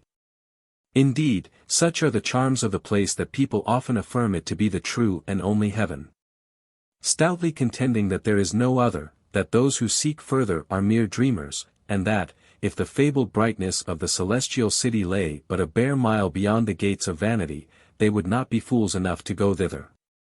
Without subscribing to these perhaps exaggerated encomiums, I can truly say that my abode in the city was mainly agreeable, and my intercourse with the inhabitants productive of much amusement and instruction. Being naturally of a serious turn, my attention was directed to the solid advantages derivable from a residence here, rather than to the effervescent pleasures which are the grand object with too many visitants. The Christian reader, if he have had no accounts of the city later than Bunyan's time, will be surprised to hear that almost every street has its church, and that the reverend clergy are nowhere held in higher respect than at Vanity Fair. And well do they deserve such honorable estimation, for the maxims of wisdom and virtue which fall from their lips come from as deep a spiritual source, and tend to as lofty a religious aim, as those of the sagest philosophers of old. In justification of this high praise I need only mention the names of the Reverend Mr. Shallowdeep, the Reverend Mr. Stumble-at-Truth, that fine old clerical character the Reverend Mr. This-Today, who expects shortly to resign his pulpit to the Reverend Mr. That tomorrow, together with the Reverend Mr. Bewilderment, the Reverend Mr. Clog the Spirit, and, last and greatest, the Reverend Dr. Wind of Doctrine. The labors of these eminent divines are aided by those of innumerable lecturers, who diffuse such a various profundity, in all subjects of human or celestial science, that any man may acquire an omnigenous erudition without the trouble of even learning to read. Thus literature is etherealized by assuming for its medium the human voice. And knowledge, depositing all its heavier particles, except, doubtless, its gold becomes exhaled into a sound, which forthwith steals into the ever-open ear of the community. These ingenious methods constitute a sort of machinery, by which thought and study are done to every person's hand without his putting himself to the slightest inconvenience in the matter. There is another species of machine for the wholesale manufacture of individual morality. This excellent result is effected by societies for all manner of virtuous purposes, with which a man has merely to connect himself, throwing, as it were, his quota of virtue into the common stock. And the president and directors will take care that the aggregate amount be well applied. All these, and other wonderful improvements in ethics, religion, and literature, being made plain to my comprehension by the ingenious Mr. Smooth-It-Away, inspired me with a vast admiration of Vanity Fair. It would fill a volume, in an age of pamphlets, were I to record all my observations in this great capital of human business and pleasure. There was an unlimited range of society, the powerful, the wise, the witty, and the famous in every walk of life. Princes, presidents, poets, generals, artists, actors, and philanthropists, all making their own market at the fair, and deeming no price too exorbitant for such commodities as hit their fancy. It was well worth one's while, even if he had no idea of buying or selling, to loiter through the bazaars and observe the various sorts of traffic that were going forward. Some of the purchasers, I thought, made very foolish bargains. For instance, a young man having inherited a splendid fortune, laid out a considerable portion of it in the purchase of diseases, and finally spent all the rest for a heavy lot of repentance and a suit of rags. A very pretty girl bartered a heart as clear as crystal, and which seemed her most valuable possession, for another jewel of the same kind, but so worn and defaced as to be utterly worthless. In one shop there were a great many crowns of laurel and myrtle, which soldiers, authors, statesmen, and various other people pressed eagerly to buy. Some purchased these paltry wreaths with their lives, others by a toilsome servitude of years, and many sacrificed whatever was most valuable, yet finally slunk away without the crown. There was a sort of stock or scrip, called conscience, which seemed to be in great demand, and would purchase almost anything. Indeed, few rich commodities were to be obtained without paying a heavy sum in this particular stock, and a man's business was seldom very lucrative unless he knew precisely when and how to throw his hoard of conscience into the market. Yet as this stock was the only thing of permanent value, whoever parted with it was sure to find himself a loser in the long run. Several of the speculations were of a questionable character.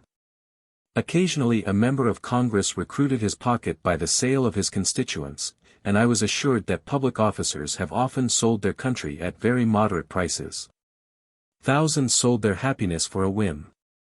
Gilded chains were in great demand, and purchased with almost any sacrifice. In truth, those who desired, according to the old adage, to sell anything valuable for a song, might find customers all over the fair. And there were innumerable messes of pottage, piping hot, for such as chose to buy them with their birthrights. A few articles, however, could not be found genuine at Vanity Fair. If a customer wished to renew his stock of youth, the dealers offered him a set of false teeth and an auburn wig. If he demanded peace of mind, they recommended opium or a brandy bottle. Tracts of land and golden mansions, situate in the celestial city, were often exchanged, at very disadvantageous rates, for a few years' lease of small, dismal, inconvenient tenements in Vanity Fair. Prince Beelzebub himself took great interest in this sort of traffic, and sometimes condescended to meddle with smaller matters.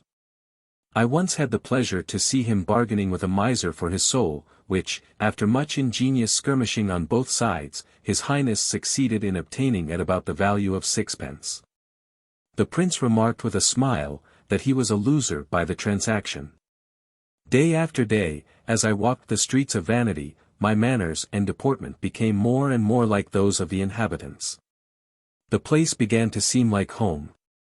The idea of pursuing my travels to the celestial city was almost obliterated from my mind. I was reminded of it, however, by the sight of the same pair of simple pilgrims at whom we had laughed so heartily when Apollyon puffed smoke and steam into their faces at the commencement of our journey. There they stood amidst the densest bustle of Vanity, the dealers offering them their purple and fine linen and jewels, the men of wit and humor gibing at them, a pair of buxom ladies ogling them askance, while the benevolent Mr. Smooth It Away whispered some of his wisdom at their elbows, and pointed to a newly erected temple. But there were these worthy simpletons, making the scene look wild and monstrous, merely by their sturdy repudiation of all part in its business or pleasures. One of them, his name was Stick to the Right, perceived in my face, I suppose, a species of sympathy and almost admiration, which, to my own great surprise, I could not help feeling for this pragmatic couple. It prompted him to address me. "Sir," inquired he, with a sad, yet mild and kindly voice, "do you call yourself a pilgrim?" "Yes," I replied, "my right to that appellation is indubitable. I am merely a sojourner here in Vanity Fair, being bound to the celestial city by the new railroad." "Alas, friend," rejoined Mr. Stick to the truth, I do assure you, and beseech you to receive the truth of my words, that whole concern is a bubble. You may travel on it all your lifetime, were you to live thousands of years, and yet never get beyond the limits of Vanity Fair. Yea, though you should deem yourself entering the gates of the blessed city, it will be nothing but a miserable delusion. The Lord of the celestial city, began the other pilgrim, whose name was Mr. Footed to Heaven, has refused, and will ever refuse, to grant an act of incorporation for this railroad, and unless that be obtained, no passenger can ever hope to enter his dominions. Wherefore every man who buys a ticket must lay his account with losing the purchase money, which is the value of his own soul. "Poh, nonsense," said Mr. Smooth It Away, taking my arm and leading me off, "these fellows ought to be indicted for a libel. If the law stood as it once did in Vanity Fair, we should see them grinning through the iron bars of the prison window." This incident made a considerable impression on my mind, and contributed with other circumstances to indispose me to a permanent residence in the city of Vanity. Although, of course, I was not simple enough to give up my original plan of gliding along easily and commodiously by railroad. Still, I grew anxious to be gone. There was one strange thing that troubled me. Amid the occupations or amusements of the fair, nothing was more common than for a person, whether at feast, theatre, or church, or trafficking for wealth and honors, or whatever he might be doing, to vanish like a soap bubble, and be never more seen of his fellows. And so accustomed were the latter to such little accidents that they went on with their business as quietly as if nothing had happened. But it was otherwise with me. Finally, after a pretty long residence at the fair, I resumed my journey towards the celestial city, still with Mr. Smooth-it-away at my side. At a short distance beyond the suburbs of Vanity we passed the ancient silver mine, of which Demas was the first discoverer, and which is now wrought to great advantage, supplying nearly all the coined currency of the world. A little further onward was the spot where Lot's wife had stood forever under the semblance of a pillar of salt. Curious travellers have long since carried it away piecemeal. Had all regrets been punished as rigorously as this poor dame's were, my yearning for the relinquished delights of Vanity Fair might have produced a similar change in my own corporeal substance, and left me a warning to future pilgrims. The next remarkable object was a large edifice, constructed of moss-grown stone, but in a modern and airy style of architecture. The engine came to a pause in its vicinity, with the usual tremendous shriek.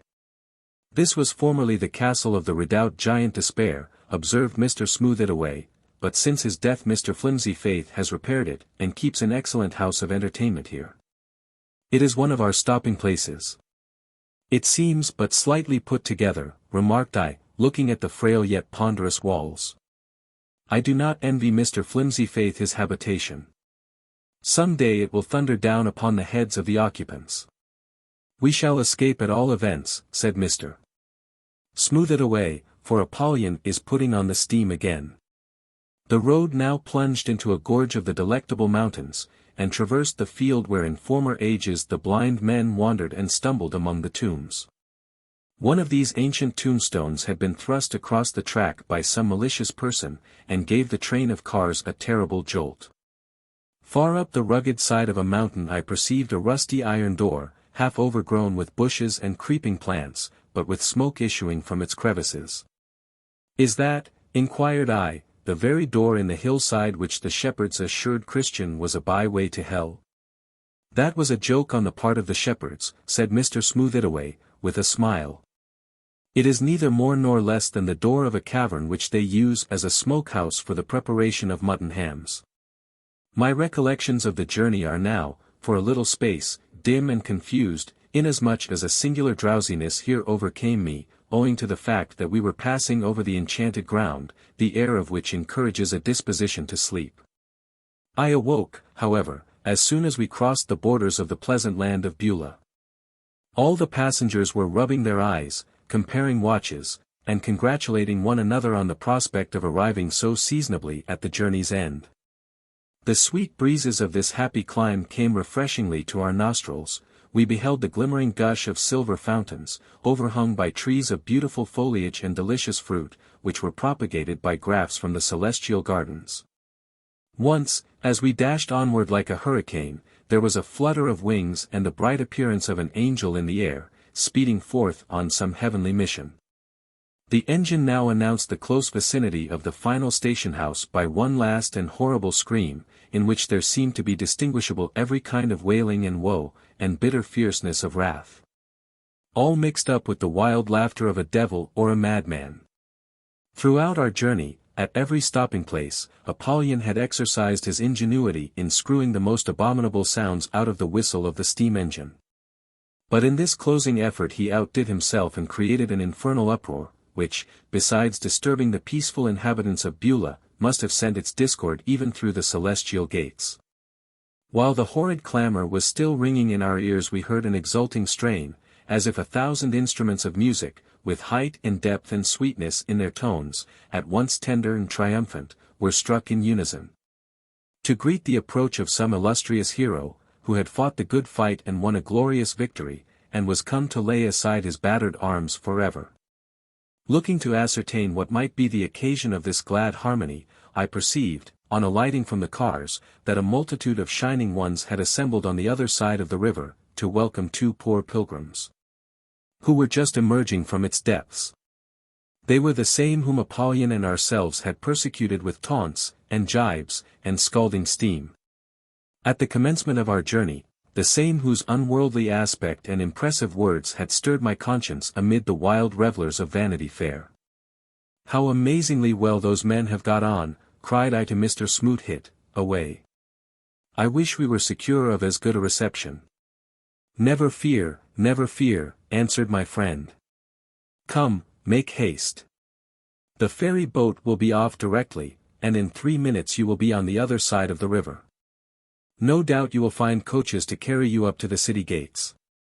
A steam ferry boat, the last improvement on this important route, lay at the river side, puffing, snorting, and emitting all those other disagreeable utterances which betokened the departure to be immediate.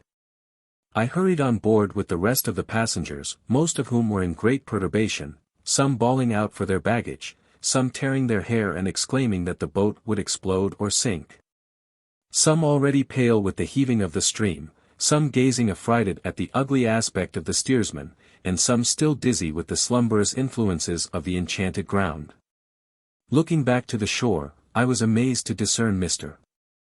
Smooth-It-Away waving his hand in token of farewell. "Don't you go over to the celestial city?" exclaimed I.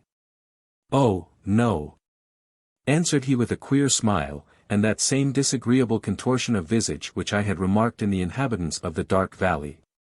"Oh, no. I have come thus far only for the sake of your pleasant company. Goodbye. We shall meet again." And then did my excellent friend Mr. Smooth-It-Away laugh outright, in the midst of which cachinnation a smoke wreath issued from his mouth and nostrils, while a twinkle of lurid flame darted out of either eye, proving indubitably that his heart was all of a red blaze. The impudent fiend!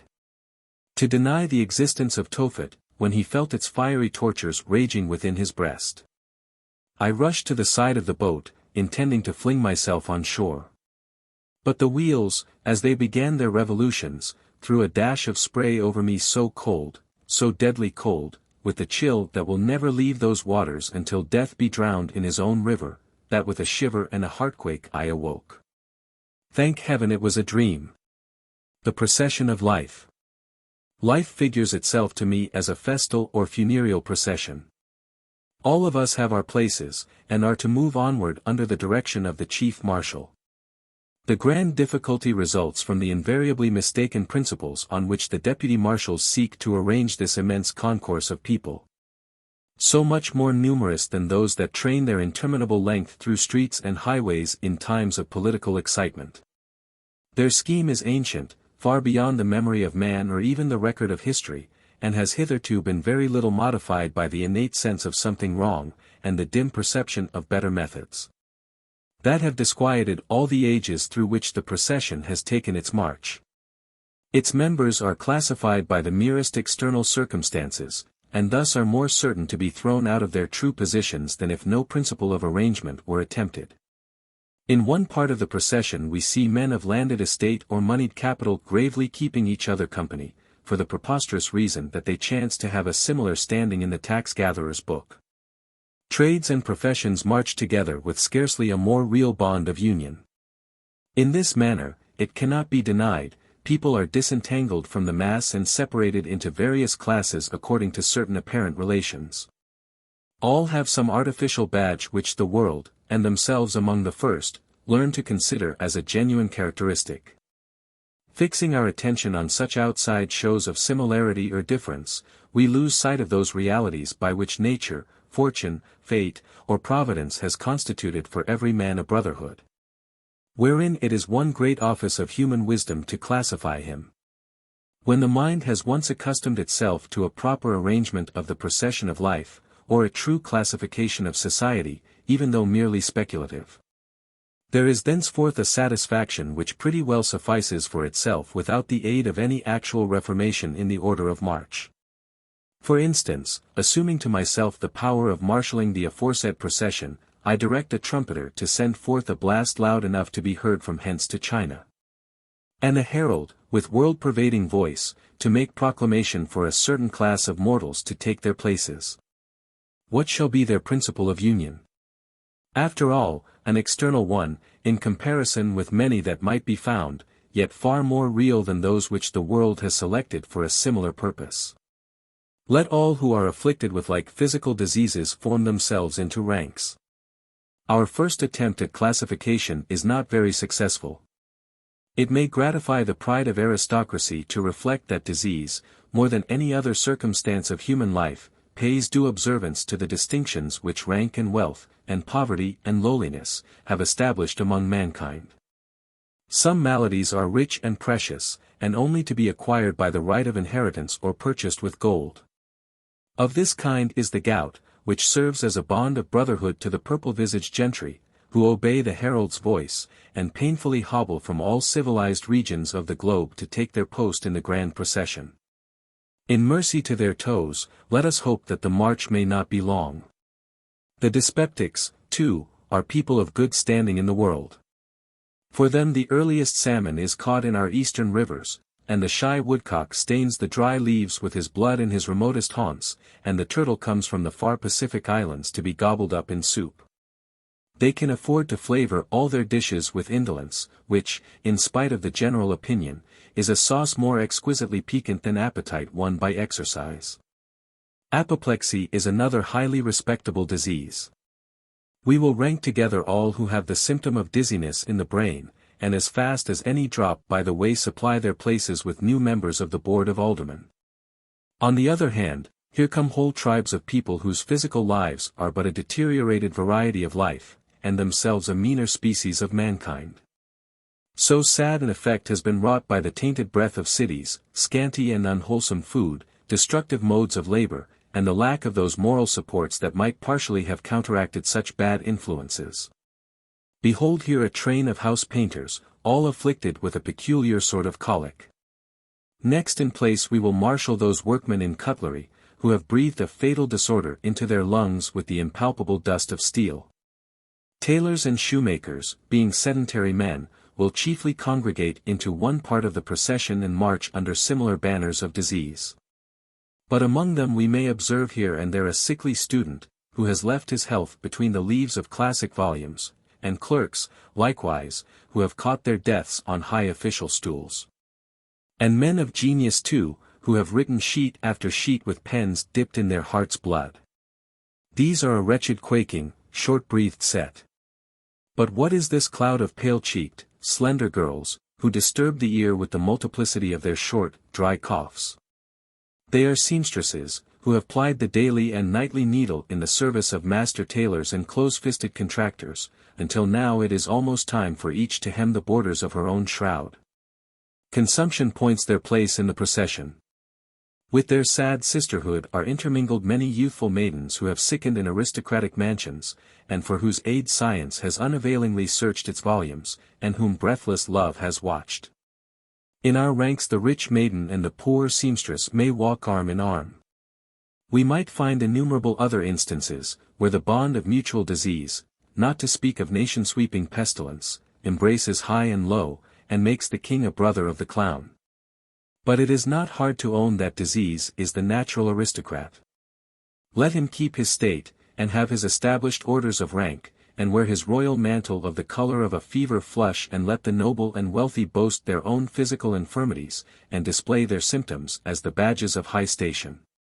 All things considered, these are as proper subjects of human pride as any relations of human rank that men can fix upon. Sound again, thou deep-breathed trumpeter. And herald, with thy voice of might, shout forth another summons that shall reach the old baronial castles of Europe, and the rudest cabin of our western wilderness. What class is next to take its place in the procession of mortal life? Let it be those whom the gifts of intellect have united in a noble brotherhood. Aye, this is a reality, before which the conventional distinctions of society melt away like a vapor when we would grasp it with the hand. Were Byron now alive, and Burns, the first would come from his ancestral abbey, flinging aside, although unwillingly, the inherited honors of 1,000 years. To take the arm of the mighty peasant who grew immortal while he stooped behind his plough. These are gone. But the hall, the farmer's fireside, the hut, perhaps the palace, the counting-room, the workshop, the village, the city, life's high places and low ones, may all produce their poets, whom a common temperament pervades like an electric sympathy.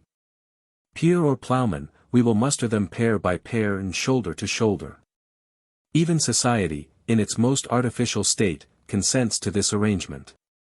These factory girls from Lowell shall mate themselves with the pride of drawing rooms and literary circles, the bluebells in fashion's nosegay, the Sapphos, and Montags, and Nortons of the age. Other modes of intellect bring together as strange companies.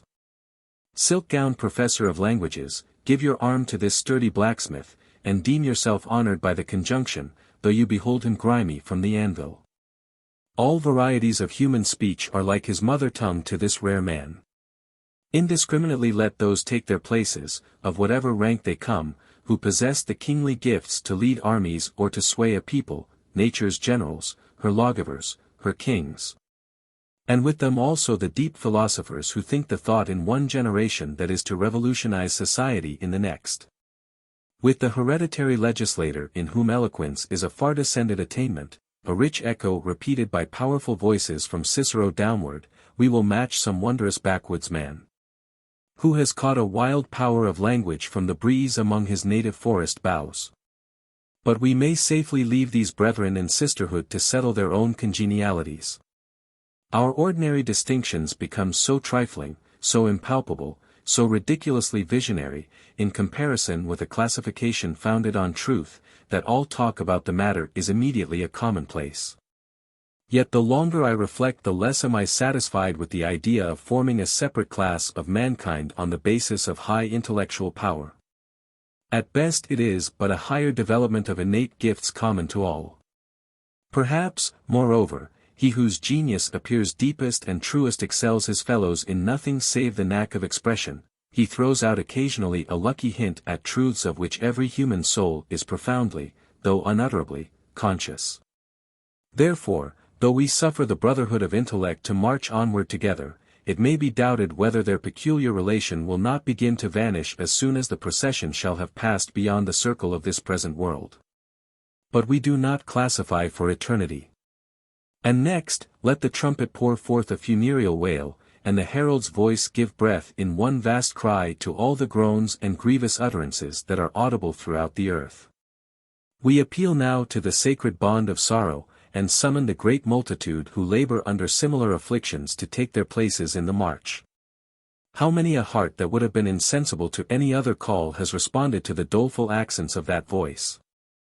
It has gone far and wide, and high and low, and left scarcely a mortal roof unvisited.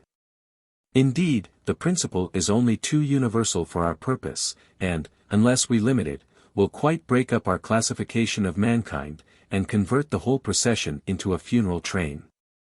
We will therefore be at some pains to discriminate. Here comes a lonely rich man. He has built a noble fabric for his dwelling house, with a front of stately architecture and marble floors and doors of precious woods. The whole structure is as beautiful as a dream and as substantial as the native rock.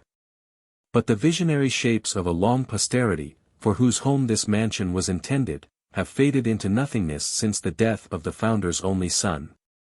The rich man gives a glance at his sable garb in one of the splendid mirrors of his drawing-room, and descending a flight of lofty steps instinctively offers his arm to yonder poverty-stricken widow in the rusty black bonnet, and with a check apron over her patched gown.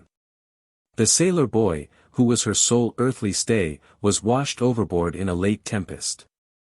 This couple from the palace and the almshouse are but the types of thousands more who represent the dark tragedy of life and seldom quarrel for the upper parts.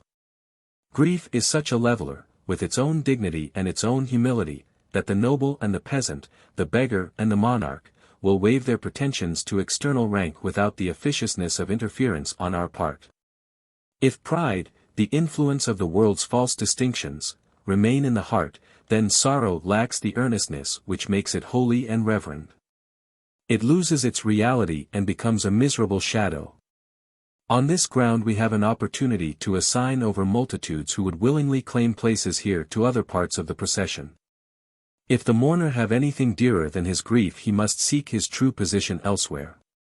There are so many unsubstantial sorrows which the necessity of our mortal state begets on idleness, that an observer, casting aside sentiment, is sometimes led to question whether there be any real woe, except absolute physical suffering and the loss of closest friends.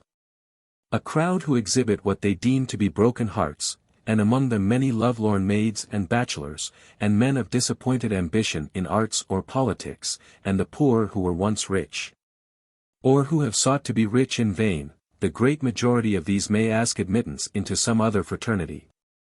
There is no room here.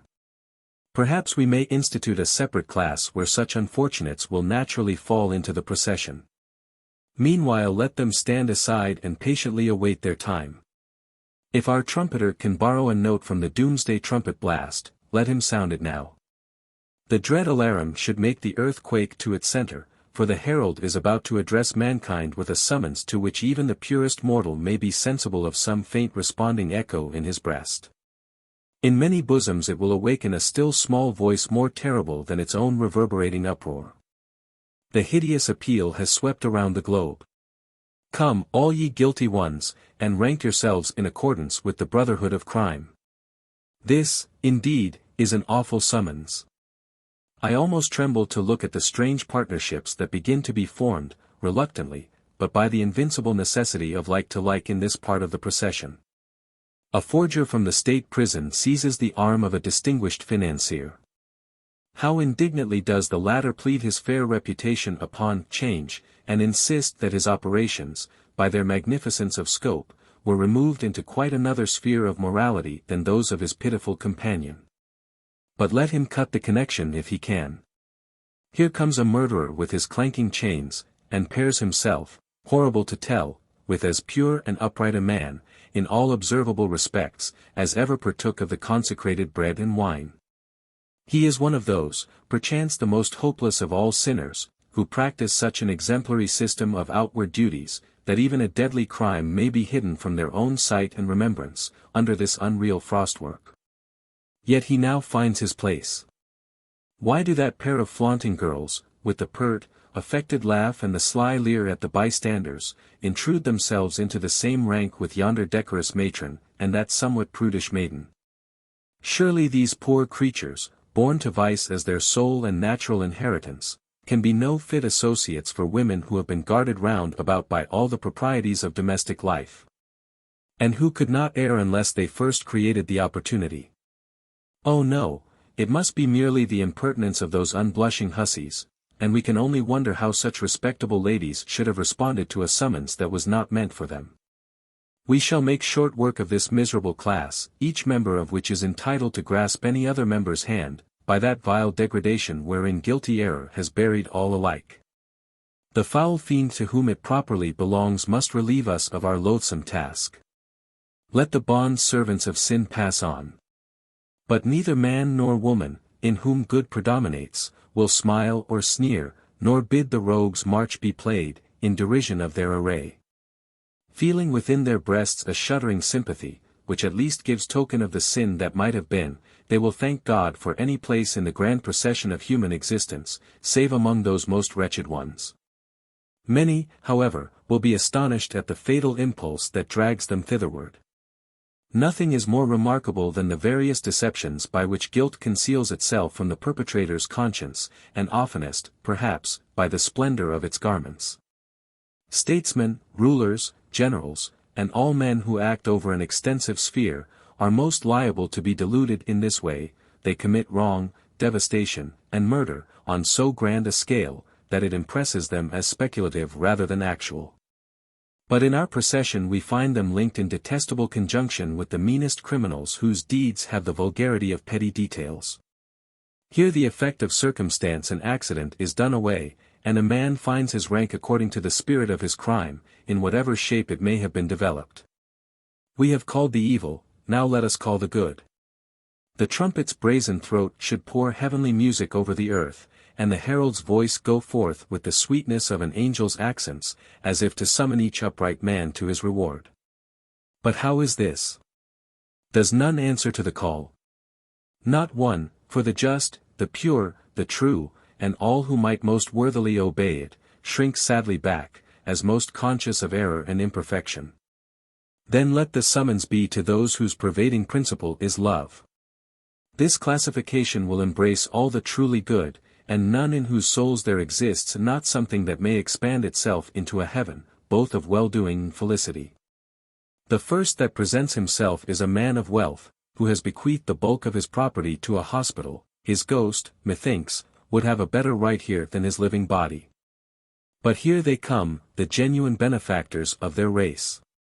Some have wandered about the earth with pictures of bliss in their imagination, and with hearts that shrank sensitively from the idea of pain and woe, yet have studied all varieties of misery that human nature can endure.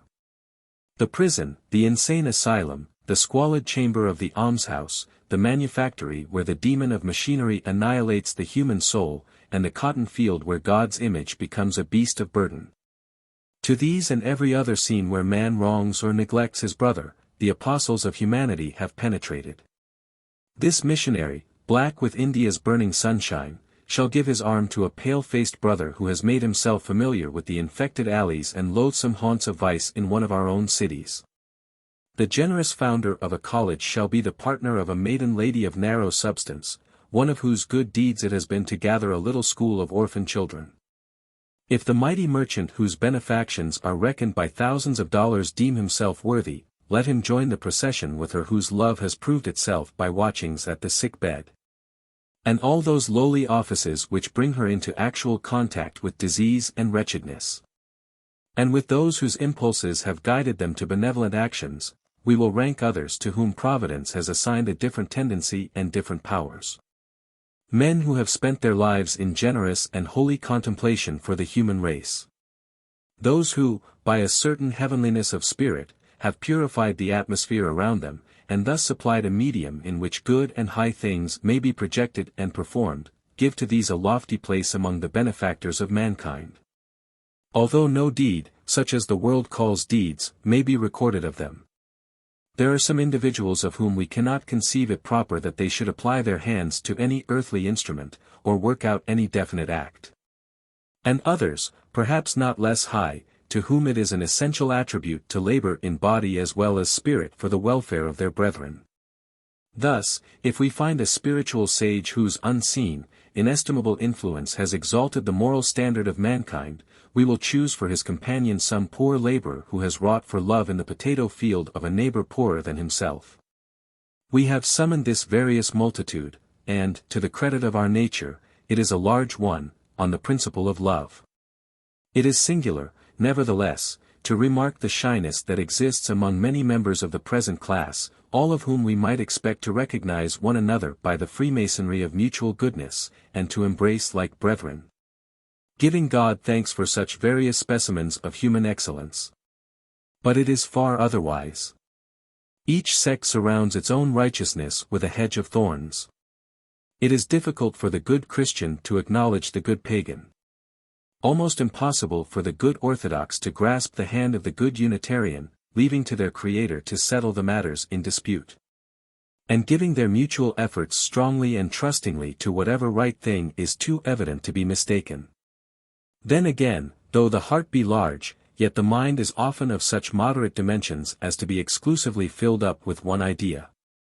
When a good man has long devoted himself to a particular kind of beneficence, to one species of reform, he is apt to become narrowed into the limits of the path wherein he treads.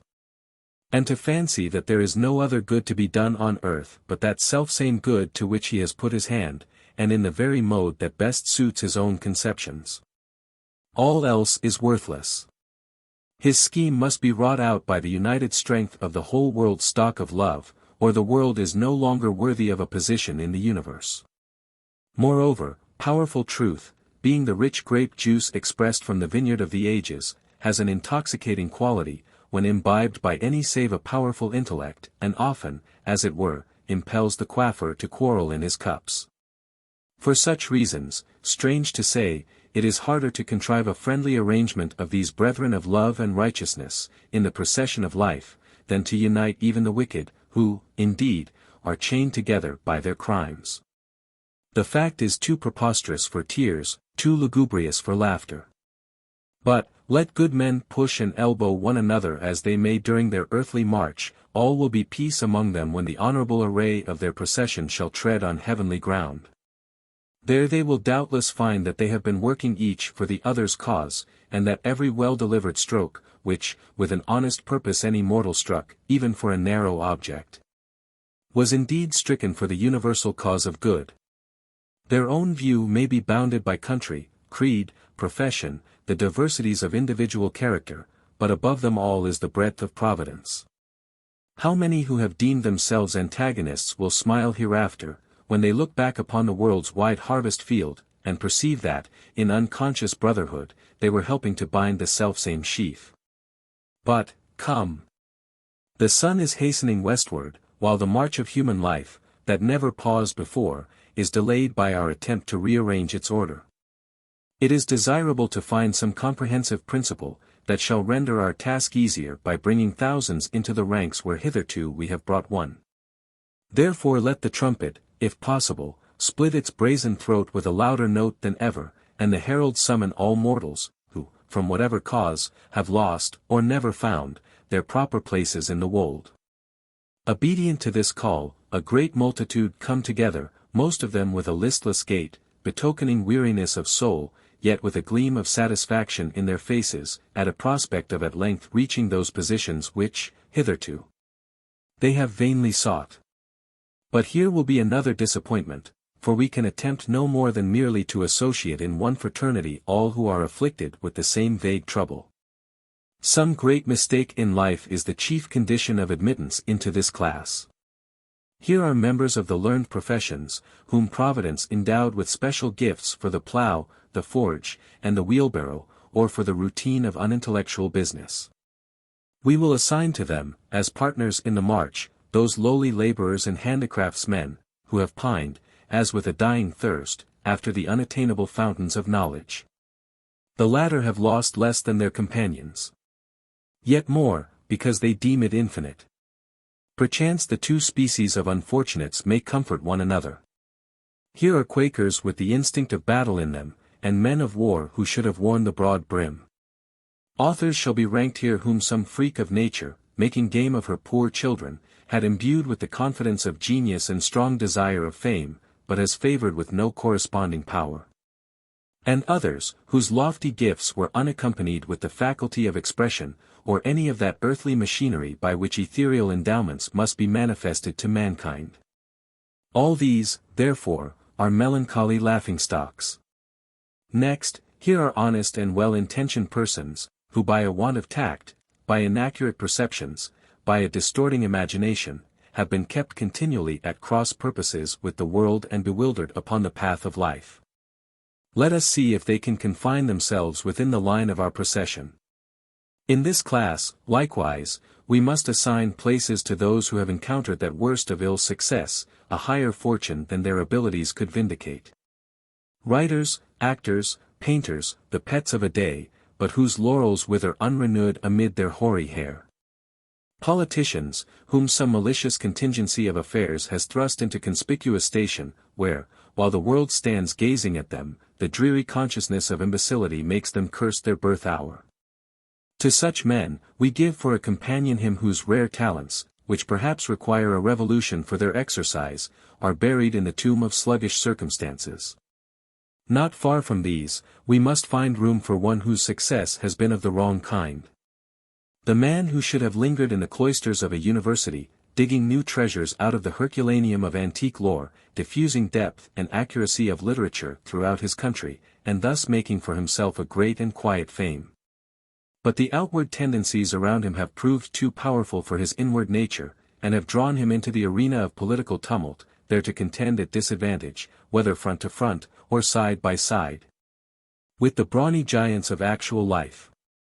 He becomes, it may be, a name for brawling parties to bandy to and fro, a legislator of the Union, a governor of his native state, an ambassador to the courts of kings or queens, and the world may deem him a man of happy stars. But not so the wise. And not so himself, when he looks through his experience, and sighs to miss that fitness, the one invaluable touch which makes all things true and real. So much achieved, yet how abortive is his life. Whom shall we choose for his companion? Some weak-framed blacksmith, perhaps, whose delicacy of muscle might have suited a tailor's shopboard better than the anvil. Shall we bid the trumpet sound again? It is hardly worth the while. There remain a few idle men of fortune, tavern and grog-shop loungers, lazzaroni, old bachelors, decaying maidens, and people of crooked intellect or temper, all of whom may find their like, or some tolerable approach to it. In the plentiful diversity of our latter class, there too, as his ultimate destiny, must we rank the dreamer, who, all his life long, has cherished the idea that he was peculiarly apt for something, but never could determine what it was.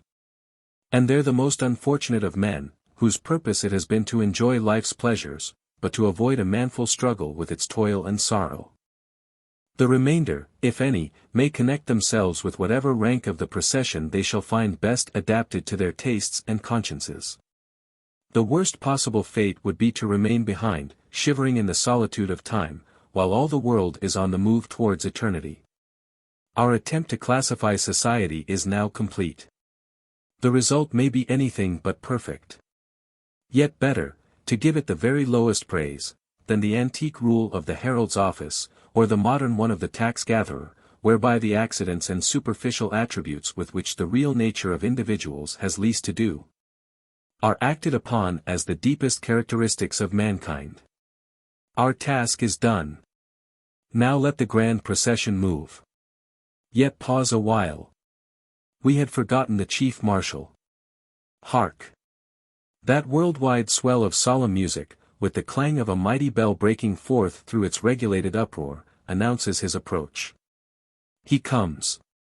A severe, sedate, immovable, dark rider, waving his truncheon of universal sway, as he passes along the lengthened line, on the pale horse of the Revelation.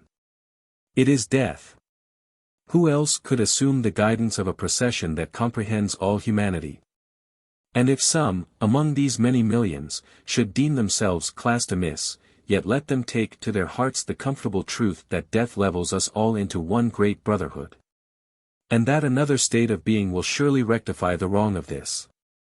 Then breathe thy wail upon the earth's wailing wind, thou band of melancholy music, made up of every sigh that the human heart, unsatisfied, has uttered. There is yet triumph in thy tones. And now we move. Beggars in their rags, and kings trailing the regal purple in the dust, the warrior's gleaming helmet, the priest in his sable robe, the hoary grandsire, who has run life's circle and come back to childhood. The ruddy schoolboy with his golden curls, frisking along the march, the artisan's stuff jacket, the noble's star-decorated coat, the whole presenting a motley spectacle, yet with a dusky grandeur brooding over it. Onward, onward, into that dimness where the lights of time which have blazed along the procession, are flickering in their sockets. And whither? We know not. And death, hitherto our leader, deserts us by the wayside, as the tramp of our innumerable footsteps echoes beyond his sphere. He knows not, more than we, our destined goal. But God, who made us, knows, and will not leave us on our toilsome and doubtful march either to wander in infinite uncertainty, or perish by the way. Feathertop, a moralized legend. Dickon, cried Mother Rigby, a coal for my pipe. The pipe was in the old dame's mouth when she said these words. She had thrust it there after filling it with tobacco, but without stooping to light it at the hearth, where indeed there was no appearance of a fire having been kindled that morning. Forthwith, however, as soon as the order was given, there was an intense red glow out of the bowl of the pipe, and a whiff of smoke came from Mother Rigby's lips. Whence the coal came, and how brought thither by an invisible hand, I have never been able to discover. Good, quoth Mother Rigby, with a nod of her head. Thank ye, Dickon. And now for making this scarecrow.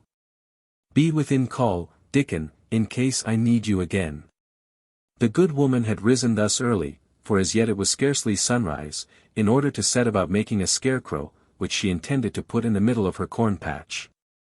It was now the latter week of May, and the crows and blackbirds had already discovered the little, green, rolled-up leaf of the Indian corn just peeping out of the soil.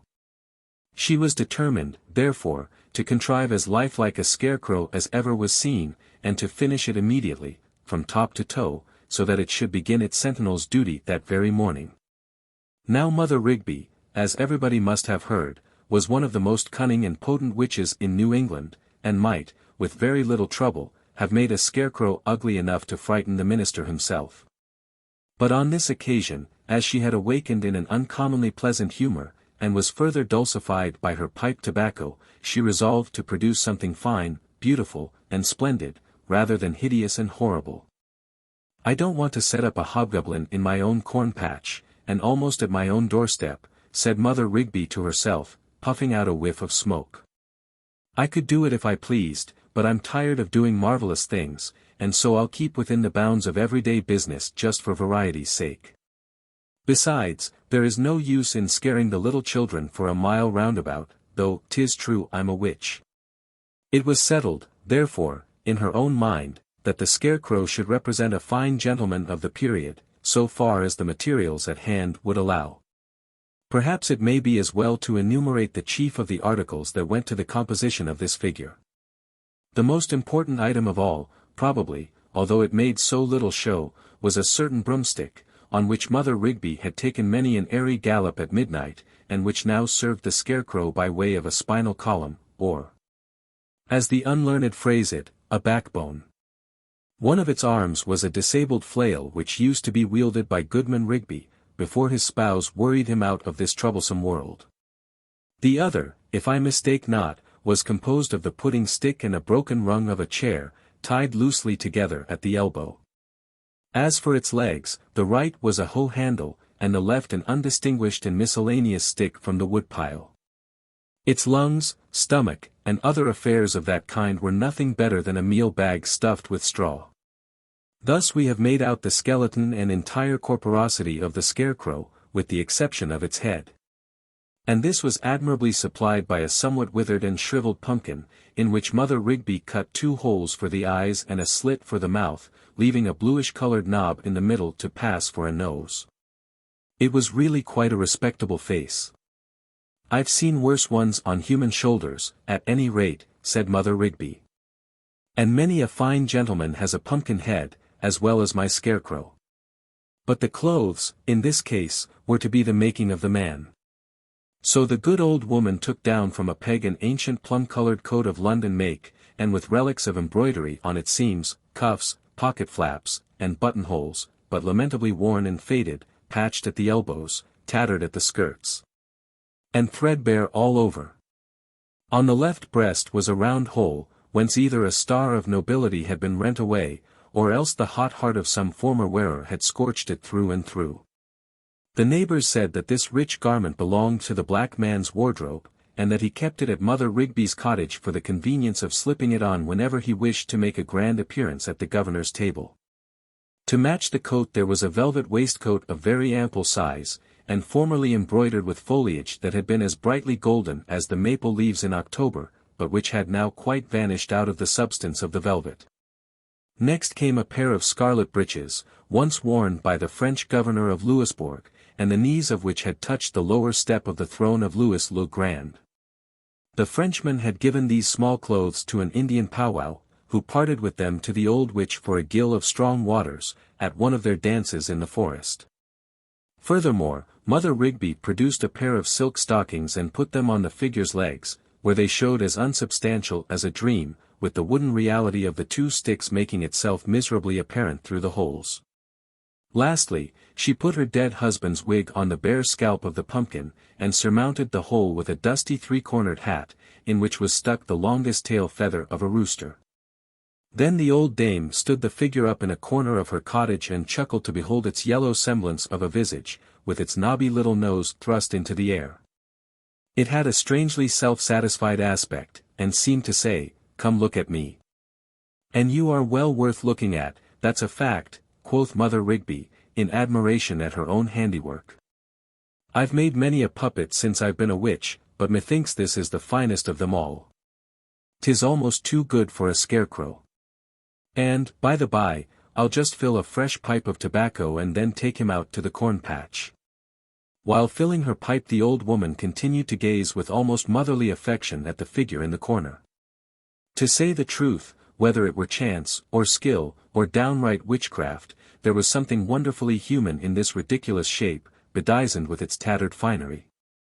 And as for the countenance, it appeared to shrivel its yellow surface into a grin, a funny kind of expression betwixt scorn and merriment, as if it understood itself to be a jest at mankind. The more Mother Rigby looked the better she was pleased. "Dickon," cried she sharply, "another coal for my pipe." Hardly had she spoken, than, just as before, there was a red glowing coal on the top of the tobacco. She drew in a long whiff and puffed it forth again into the bar of morning sunshine which struggled through the one dusty pane of her cottage window. Mother Rigby always liked to flavour her pipe with a coal of fire from the particular chimney corner whence this had been brought. But where that chimney corner might be, or who brought the coal from it, further than that the invisible messenger seemed to respond to the name of Dickon, I cannot tell. "That puppet yonder," thought Mother Rigby, still with her eyes fixed on the scarecrow, "is too good a piece of work to stand all summer in a corn patch, frightening away the crows and blackbirds. He's capable of better things. Why, I've danced with a worse one, when partners happened to be scarce, at our witch meetings in the forest. What if I should let him take his chance among the other men of straw and empty fellows who go bustling about the world?" The old witch took 3 or 4 more whiffs of her pipe and smiled. "He'll meet plenty of his brethren at every street corner," continued she. "Well, I didn't mean to dabble in witchcraft today, further than the lighting of my pipe, but a witch I am, and a witch I'm likely to be, and there's no use trying to shirk it. I'll make a man of my scarecrow, were it only for the joke's sake." While muttering these words, Mother Rigby took the pipe from her own mouth and thrust it into the crevice which represented the same feature in the pumpkin visage of the scarecrow. "Puff, darling, puff," said she. "Puff away, my fine fellow. Your life depends on it." This was a strange exhortation, undoubtedly, to be addressed to a mere thing of sticks, straw, and old clothes, with nothing better than a shriveled pumpkin for a head, as we know to have been the scarecrow's case. Nevertheless, as we must carefully hold in remembrance, Mother Rigby was a witch of singular power and dexterity, and, keeping this fact duly before our minds, we shall see nothing beyond credibility in the remarkable incidents of our story. Indeed, the great difficulty will be at once got over, if we can only bring ourselves to believe that, as soon as the old dame bade him puff, there came a whiff of smoke from the scarecrow's mouth. It was the very feeblest of whiffs, to be sure. But it was followed by another and another, each more decided than the preceding one. "Puff away, my pet. Puff away, my pretty one." Mother Rigby kept repeating, with her pleasantest smile. "It is the breath of life to ye. And that you may take my word for." Beyond all question the pipe was bewitched. There must have been a spell either in the tobacco or in the fiercely glowing coal that so mysteriously burned on top of it, or in the pungently aromatic smoke which exhaled from the kindled weed. The figure, after a few doubtful attempts at length blew forth a volley of smoke extending all the way from the obscure corner into the bar of sunshine. There it eddied and melted away among the motes of dust. It seemed a convulsive effort. For the 2 or 3 next whiffs were fainter, although the coal still glowed and threw a gleam over the scarecrow's visage. The old witch clapped her skinny hands together, and smiled encouragingly upon her handiwork. She saw that the charm worked well. The shriveled, yellow face, which heretofore had been no face at all, had already a thin, fantastic haze, as it were of human likeness, shifting to and fro across it. Sometimes vanishing entirely, but growing more perceptible than ever with the next whiff from the pipe. The whole figure, in like manner, assumed a show of life, such as we impart to ill-defined shapes among the clouds, and half deceive ourselves with the pastime of our own fancy. If we must needs pry closely into the matter, it may be doubted whether there was any real change, after all, in the sordid, worn-out worthless, and ill-jointed substance of the scarecrow. But merely a spectral illusion, and a cunning effect of light and shade so colored and contrived as to delude the eyes of most men. The miracles of witchcraft seem always to have had a very shallow subtlety.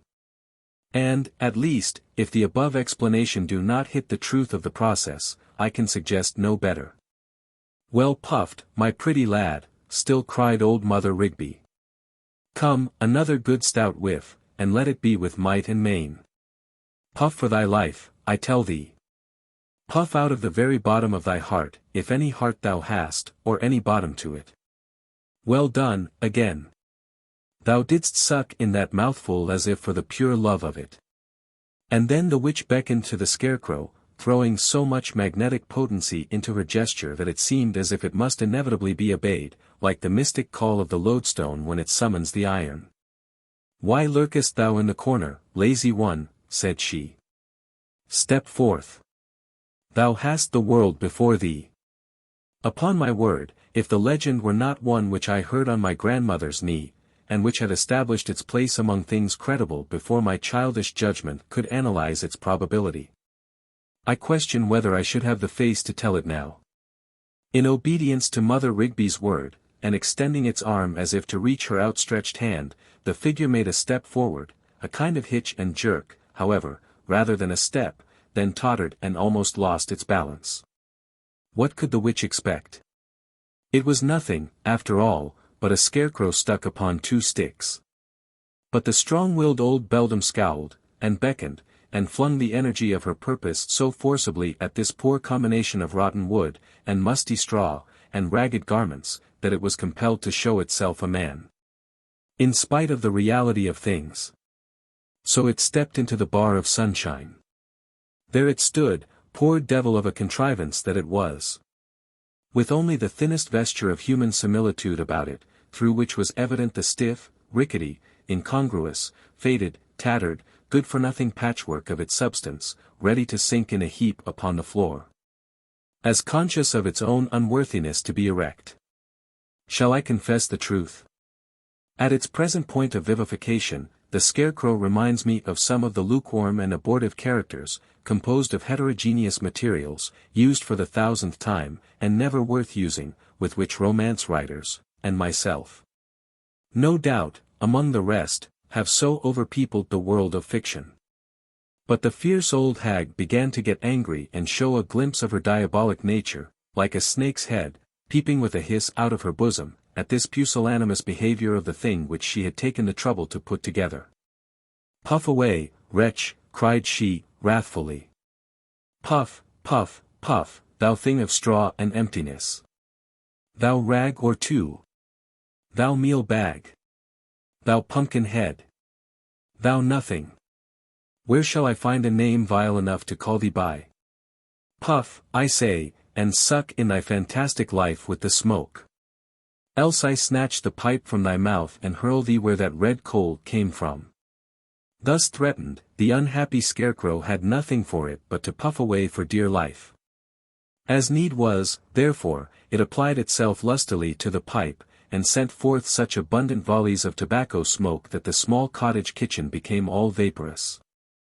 The one sunbeam struggled mistily through, and could but imperfectly define the image of the cracked and dusty window pane on the opposite wall.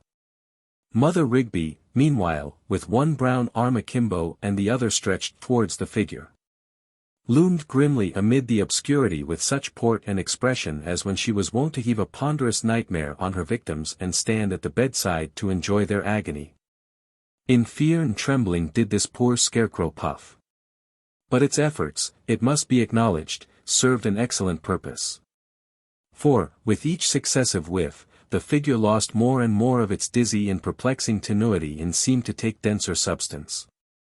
Its very garments, moreover, partook of the magical change, and shone with the gloss of novelty and glistened with the skilfully embroidered gold that had long ago been rent away. And, half revealed among the smoke, a yellow visage bent its lustreless eyes on Mother Rigby. At last the old witch clinched her fist and shook it at the figure.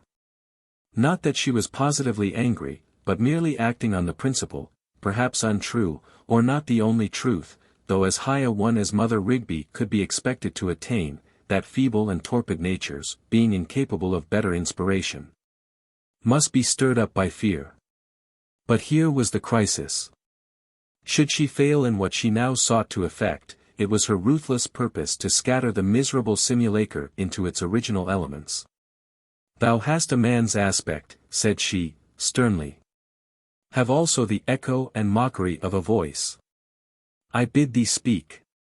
The scarecrow gasped, struggled, and at length emitted a murmur, which was so incorporated with its smoky breath that you could scarcely tell whether it were indeed a voice or only a whiff of tobacco.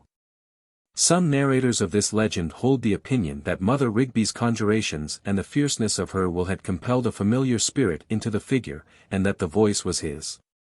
"Mother," mumbled the poor stifled voice, "be not so awful with me. I would fain speak, but being without wits, what can I say?" "Thou canst speak, darling, canst thou?" cried Mother Rigby, relaxing her grim countenance into a smile. "And what shalt thou say?" quoth A. "Say, indeed. Art thou of the brotherhood of the empty skull, and demandest of me what thou shalt say? Thou shalt say 1,000 things, and saying them 1,000 times over, thou shalt still have said nothing. Be not afraid, I tell thee. When thou comest into the world, whither I purpose sending thee forthwith, thou shalt not lack the wherewithal to talk. Talk! Why, thou shalt babble like a mill-stream, if thou wilt. Thou hast brains enough for that, I trow." "At your service, mother," responded the figure. "And that was well said, my pretty one," answered Mother Rigby. "Then thou speakest like thyself, and meant nothing. Thou shalt have 100 such set phrases, and 500 to the boot of them. And now, darling, I have taken so much pains with thee and thou art so beautiful, that, by my troth, I love thee better than any witch's puppet in the world. And I've made them of all sorts, clay, wax, straw, sticks, night fog, morning mist, sea foam, and chimney smoke. But thou art the very best. So give heed to what I say." "Yes, kind mother," said the figure, "with all my heart." "With all thy heart," cried the old witch, setting her hands to her sides and laughing loudly. "Thou hast such a pretty way of speaking. With all thy heart. And thou didst put thy hand to the left side of thy waistcoat as if thou really hadst one."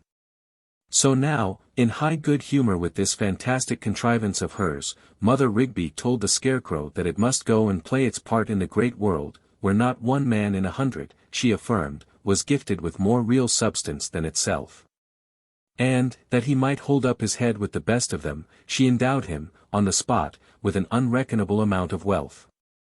It consisted partly of a gold mine in El Dorado, and of 10,000 shares in a broken bubble, and of 500,000 acres of vineyard at the North Pole, and of a castle in the air, and a chateau in Spain. Together with all the rents and income therefrom accruing. She further made over to him the cargo of a certain ship, laden with salt of Cadiz, which she herself, by her necromantic arts, had caused to founder, 10 years before, in the deepest part of mid-ocean. If the salt were not dissolved, and could be brought to market, it would fetch a pretty penny among the fishermen. That he might not lack ready money, she gave him a copper farthing of Birmingham manufacture, being all the coin she had about her, and likewise a great deal of brass, which she applied to his forehead, thus making it yellower than ever. "With that brass alone," quoth Mother Rigby, "thou canst pay thy way all over the earth. Kiss me, pretty darling. I have done my best for thee." Furthermore, that the adventurer might lack no possible advantage towards a fair start in life, this excellent old dame gave him a token by which he was to introduce himself to a certain magistrate, member of the council, merchant, an elder of the church, the 4 capacities constituting but one man, who stood at the head of society in the neighboring metropolis. The token was neither more nor less than a single word, which Mother Rigby whispered to the scarecrow, and which the scarecrow was to whisper to the merchant. "Gouty as the old fellow is, he'll run thy errands for thee, when once thou hast given him that word in his ear," said the old witch. Mother Rigby knows the worshipful Justice Gookin, and the worshipful Justice knows Mother Rigby. Here the witch thrust her wrinkled face close to the puppet's, chuckling irrepressibly, and fidgeting all through her system, with delight at the idea which she meant to communicate. "The worshipful Master Gookin," whispered she, "hath a comely maiden to his daughter. And hark ye, my pet. Thou hast a fair outside, and a pretty wit enough of thine own. Yea, a pretty wit enough. Thou wilt think better of it when thou hast seen more of other people's wits. Now, with thy outside and thy inside, thou art the very man to win a young girl's heart. Never doubt it. I tell thee it shall be so. Put but a bold face on the matter, sigh, smile, flourish thy hat, thrust forth thy leg like a dancing master, put thy right hand to the left side of thy waistcoat, and pretty Polly Gookin is thine own.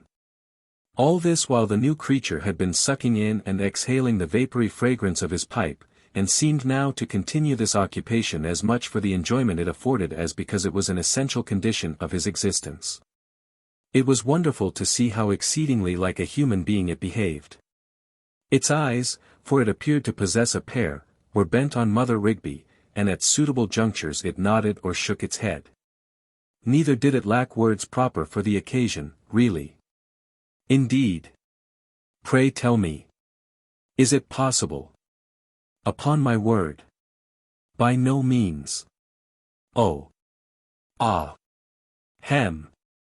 And other such weighty utterances as imply attention, inquiry, acquiescence, or dissent on the part of the auditor.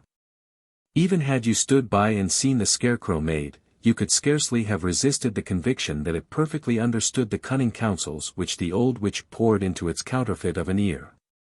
The more earnestly it applied its lips to the pipe, the more distinctly was its human likeness stamped among visible realities, the more sagacious grew its expression, the more lifelike its gestures and movements. And the more intelligibly audible its voice. Its garments, too, glistened so much the brighter with an illusory magnificence. The very pipe, in which burned the spell of all this wonderwork, ceased to appear as a smoke-blackened earthen stump, and became a meerschaum, with painted bowl and amber mouthpiece. It might be apprehended, however, that as the life of the illusion seemed identical with the vapor of the pipe, it would terminate simultaneously with the reduction of the tobacco to ashes. But the beldam foresaw the difficulty. "Hold thou the pipe, my precious one," said she, "while I fill it for thee again." It was sorrowful to behold how the fine gentleman began to fade back into a scarecrow while Mother Rigby shook the ashes out of the pipe and proceeded to replenish it from her tobacco box. "Dickon," cried she, in her high, sharp tone, "another coal for this pipe." No sooner said than the intensely red speck of fire was glowing within the pipe bowl. And the scarecrow, without waiting for the witch's bidding, applied the tube to his lips and drew in a few short, convulsive whiffs, which soon, however, became regular and equable. "Now, mine own heart's darling," quoth Mother Rigby, "whatever may happen to thee, thou must stick to thy pipe. Thy life is in it, and that, at least, thou knowest well, if thou knowest not besides. Stick to thy pipe, I say. Smoke, puff, blow thy cloud, and tell the people, if any question be made, that it is for thy health, and that so the physician orders thee to do. And, sweet one, when thou shalt find thy pipe getting low, go apart into some corner, and, first filling thyself with smoke, cry sharply, 'Dickon, a fresh pipe of tobacco,' and, 'Dickon, another coal for my pipe.'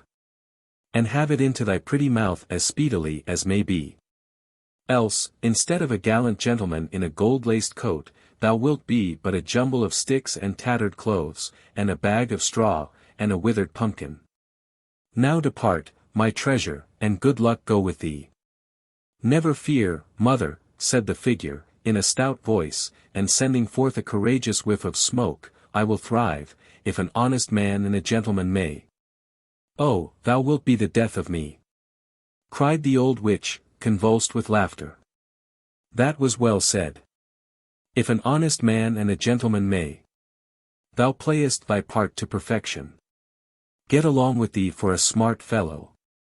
And I will wager on thy head, as a man of pith and substance, with a brain and what they call a heart, and all else that a man should have, against any other thing on two legs. I hold myself a better witch than yesterday, for thy sake. Did not I make thee? And I defy any witch in New England to make such another.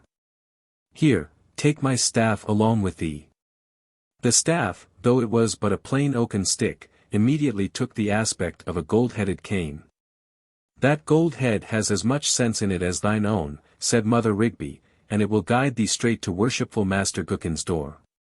Get thee gone, my pretty pet, my darling, my precious one, my treasure. And if any ask thy name, it is Feathertop. For thou hast a feather in thy hat, and I have thrust a handful of feathers into the hollow of thy head, and thy wig, too, is of the fashion they call Feathertop, so be Feathertop thy name. And, issuing from the cottage, Feathertop strode manfully towards town. Mother Rigby stood at the threshold, well pleased to see how the sunbeams glistened on him, as if all his magnificence were real, and how diligently and lovingly he smoked his pipe, and how handsomely he walked, in spite of a little stiffness of his legs. She watched him until out of sight, and threw a witch benediction after her darling, when a turn of the road snatched him from her view. Betimes in the forenoon, when the principal street of the neighboring town was just at its acme of life and bustle, a stranger of very distinguished figure was seen on the sidewalk. His port as well as his garments betokened nothing short of nobility. He wore a richly embroidered plum-colored coat, a waistcoat of costly velvet, magnificently adorned with golden foliage, a pair of splendid scarlet breeches, and the finest and glossiest of white silk stockings. His head was covered with a peruke, so daintily powdered and adjusted that it would have been sacrilege to disorder it with a hat, which, therefore, and it was a gold-laced hat, set off with a snowy feather, he carried beneath his arm. On the breast of his coat glistened a star. He managed his gold-headed cane with an airy grace, peculiar to the fine gentlemen of the period. And, to give the highest possible finish to his equipment, he had lace ruffles at his wrist, of a most ethereal delicacy, sufficiently avouching how idle and aristocratic must be the hands which they half concealed. It was a remarkable point in the accoutrement of this brilliant personage that he held in his left hand a fantastic kind of a pipe, with an exquisitely painted bowl and an amber mouthpiece. This he applied to his lips as often as every 5 or 6 paces, and inhaled a deep whiff of smoke, which, after being retained a moment in his lungs, might be seen to eddy gracefully from his mouth and nostrils. As may well be supposed, the street was all astir to find out the stranger's name. "It is some great nobleman, beyond question," said one of the townspeople.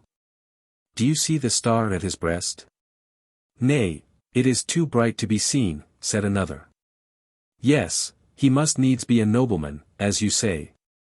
But by what conveyance, think you, can his lordship have voyaged or travelled hither? There has been no vessel from the old country for a month past. And if he have arrived overland from the southward, pray where are his attendants and equipage?" "He needs no equipage to set off his rank," remarked a third. "If he came among us in rags, nobility would shine through a hole in his elbow. I never saw such dignity of aspect. He has the old Norman blood in his veins, I warrant him." "I rather take him to be a Dutchman, or one of your High Germans," said another citizen. "The men of those countries have always the pipe at their mouths." "And so has a Turk," answered his companion. "But, in my judgment, this stranger hath been bred at the French court, and hath there learned politeness and grace of manner, which none understands so well as the nobility of France. That gait, now. A vulgar spectator might deem it stiff, he might call it a hitch and jerk, but, to my eye, it hath an unspeakable majesty, and must have been acquired by constant observation of the deportment of the grand monarch. The stranger's character and office are evident enough. He is a French ambassador, come to treat with our rulers about the cession of Canada." "More probably a Spaniard," said another, "and hence his yellow complexion. Or, most likely, he is from the Havana, or from some port on the Spanish Main, and comes to make investigation about the piracies which our government is thought to connive at. Those settlers in Peru and Mexico have skins as yellow as the gold which they dig out of their mines." "Yellow or not," cried a lady, "he is a beautiful man, so tall, so slender. Such a fine, noble face, with so well-shaped a nose, and all that delicacy of expression about the mouth. And, bless me, how bright his star is. It positively shoots out flames." "So do your eyes, fair lady," said the stranger, with a bow and a flourish of his pipe, for he was just passing at the instant. "Upon my honor, they have quite dazzled me. Was ever so original and exquisite a compliment?" murmured the lady, in an ecstasy of delight. Amid the general admiration excited by the stranger's appearance, there were only 2 dissenting voices. One was that of an impertinent cur, which, after snuffing at the heels of the glistening figure, put its tail between its legs and skulked into its master's backyard, vociferating an execrable howl. The other dissentient was a young child, who squalled at the fullest stretch of his lungs, and babbled some unintelligible nonsense about a pumpkin. Feathertop meanwhile pursued his way along the street. Except for the few complimentary words to the lady, and now and then a slight inclination of the head in requital of the profound reverences of the bystanders, he seemed wholly absorbed in his pipe. There needed no other proof of his rank and consequence than the perfect equanimity with which he comported himself, while the curiosity and admiration of the town swelled almost into clamor around him.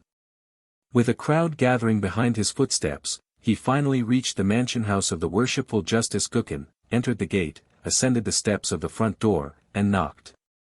In the interim, before his summons was answered, the stranger was observed to shake the ashes out of his pipe. "What did he say in that sharp voice?" inquired one of the spectators. "Nay, I know not," answered his friend. "But the sun dazzles my eyes strangely. How dim and faded his lordship looks all of a sudden. Bless my wits, what is the matter with me?" "The wonder is," said the other, "that his pipe, which was out only an instant ago, should be all alight again, and with the reddest coal I ever saw. There is something mysterious about this stranger. What a whiff of smoke was that? Dim and faded did you call him? Why, as he turns about the star on his breast is all ablaze." "It is, indeed," said his companion, "and it will go near to dazzle pretty Polly Gookin, whom I see peeping at it out of the chamber window." The door being now opened, Feathertop turned to the crowd, made a stately bend of his body like a great man acknowledging the reverence of the meaner sort, and vanished into the house. There was a mysterious kind of a smile, if it might not better be called a grin or grimace, upon his visage. But, of all the throng that beheld him, not an individual appears to have possessed insight enough to detect the elusive character of the stranger except a little child and a cur dog. Our legend here loses somewhat of its continuity, and, passing over the preliminary explanation between Feathertop and the merchant, goes in quest of the pretty Polly Gookin. She was a damsel of a soft, round figure, with light hair and blue eyes, and a fair, rosy face, which seemed neither very shrewd nor very simple. This young lady had caught a glimpse of the glistening stranger while standing on the threshold, and had forthwith put on a laced cap, a string of beads, her finest kerchief, and her stiffest damask petticoat in preparation for the interview. Hurrying from her chamber to the parlor, she had ever since been viewing herself in the large looking-glass and practicing pretty airs, now a smile, now a ceremonious dignity of aspect, and now a softer smile than the former. Kissing her hand likewise, tossing her head, and managing her fan. While within the mirror an unsubstantial little maid repeated every gesture and did all the foolish things that Polly did, but without making her ashamed of them. In short, it was the fault of pretty Polly's ability rather than her will if she failed to be as complete an artifice as the illustrious Feathertop himself. And, when she thus tampered with her own simplicity, the witch's phantom might well hope to win her. No sooner did Polly hear her father's gouty footsteps approaching the parlor door, accompanied with the stiff clatter of Feathertop's high-heeled shoes, than she seated herself bolt upright and innocently began warbling a song. "Polly! Daughter Polly," cried the old merchant. "Come hither, child." Master Gookin's aspect, as he opened the door, was doubtful and troubled. "This gentleman," continued he, presenting the stranger, "is the Chevalier Feathertop, nay, I beg his pardon, my Lord Feathertop, who hath brought me a token of remembrance from an ancient friend of mine. Pay your duty to his lordship, child, and honor him as his quality deserves." After these few words of introduction, the worshipful magistrate immediately quitted the room. But, even in that brief moment, had the fair Polly glanced aside at her father instead of devoting herself wholly to the brilliant guest, she might have taken warning of some mischief nigh at hand. The old man was nervous, fidgety, and very pale. Purposing a smile of courtesy, he had deformed his face with a sort of galvanic grin, which, when Feathertop's back was turned, he exchanged for a scowl. At the same time shaking his fist and stamping his gouty foot, an incivility which brought its retribution along with it. The truth appears to have been that Mother Rigby's word of introduction, whatever it might be, had operated far more on the rich merchant's fears than on his goodwill. Moreover, being a man of wonderfully acute observation, he had noticed that these painted figures on the bowl of Feathertop's pipe were in motion. Looking more closely, he became convinced that these figures were a party of little demons, each duly provided with horns and a tail, and dancing hand in hand, with gestures of diabolical merriment, round the circumference of the pipe bowl. As if to confirm his suspicions, while Master Gookin ushered his guest along a dusky passage from his private room to the parlor, the star on Feathertop's breast had scintillated actual flames, and threw a flickering gleam upon the wall, the ceiling, and the floor. With such sinister prognostics manifesting themselves on all hands, it is not to be marveled at that the merchant should have felt that he was committing his daughter to a very questionable acquaintance. He cursed, in his secret soul, the insinuating elegance of Feathertop's manners, as this brilliant personage bowed, smiled, put his hand on his heart, inhaled a long whiff from his pipe, and enriched the atmosphere with the smoky vapor of a fragrant and visible sigh. Gladly would poor Master Gookin have thrust his dangerous guest into the street, but there was a constraint and terror within him. This respectable old gentleman, we fear, at an earlier period of life, had given some pledge or other to the evil principle, and perhaps was now to redeem it by the sacrifice of his daughter. It so happened that the parlor door was partly of glass, shaded by a silken curtain, the folds of which hung a little awry. So strong was the merchant's interest in witnessing what was to ensue between the fair Polly and the gallant Feathertop that, after quitting the room, he could by no means refrain from peeping through the crevice of the curtain.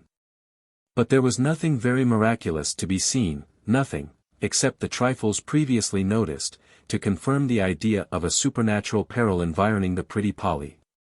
The stranger, it is true, was evidently a thorough and practised man of the world, systematic and self-possessed, and therefore the sort of a person to whom a parent ought not to confide a simple, young girl without due watchfulness for the result.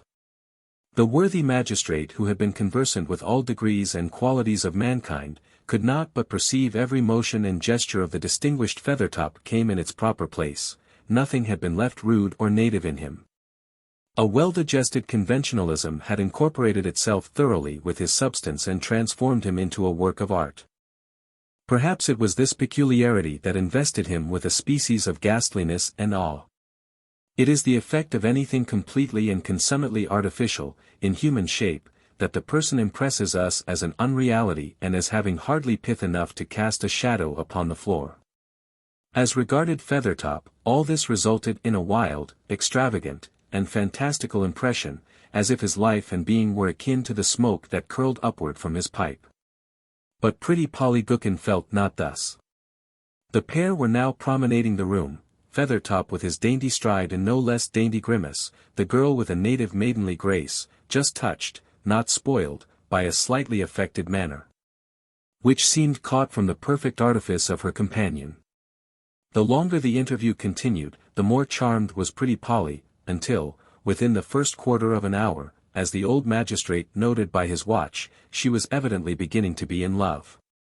Nor need it have been witchcraft that subdued her in such a hurry. The poor child's heart, it may be, was so very fervent that it melted her with its own warmth as reflected from the hollow semblance of a lover.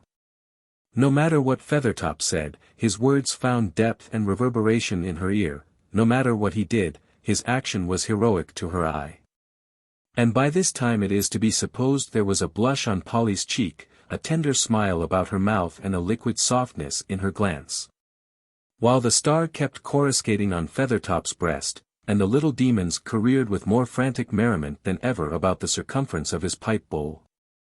Oh, pretty Polly Gookin, why should these imps rejoice so madly that a silly maiden's heart was about to be given to a shadow? Is it so unusual a misfortune, so rare a triumph? By and by Feathertop paused, and throwing himself into an imposing attitude, seemed to summon the fair girl to survey his figure and resist him longer if she could. His star, his embroidery, his buckles glowed at that instant with unutterable splendor, the picturesque hues of his attire took a richer depth of coloring. There was a gleam and polish over his whole presence betokening the perfect witchery of well-ordered manners.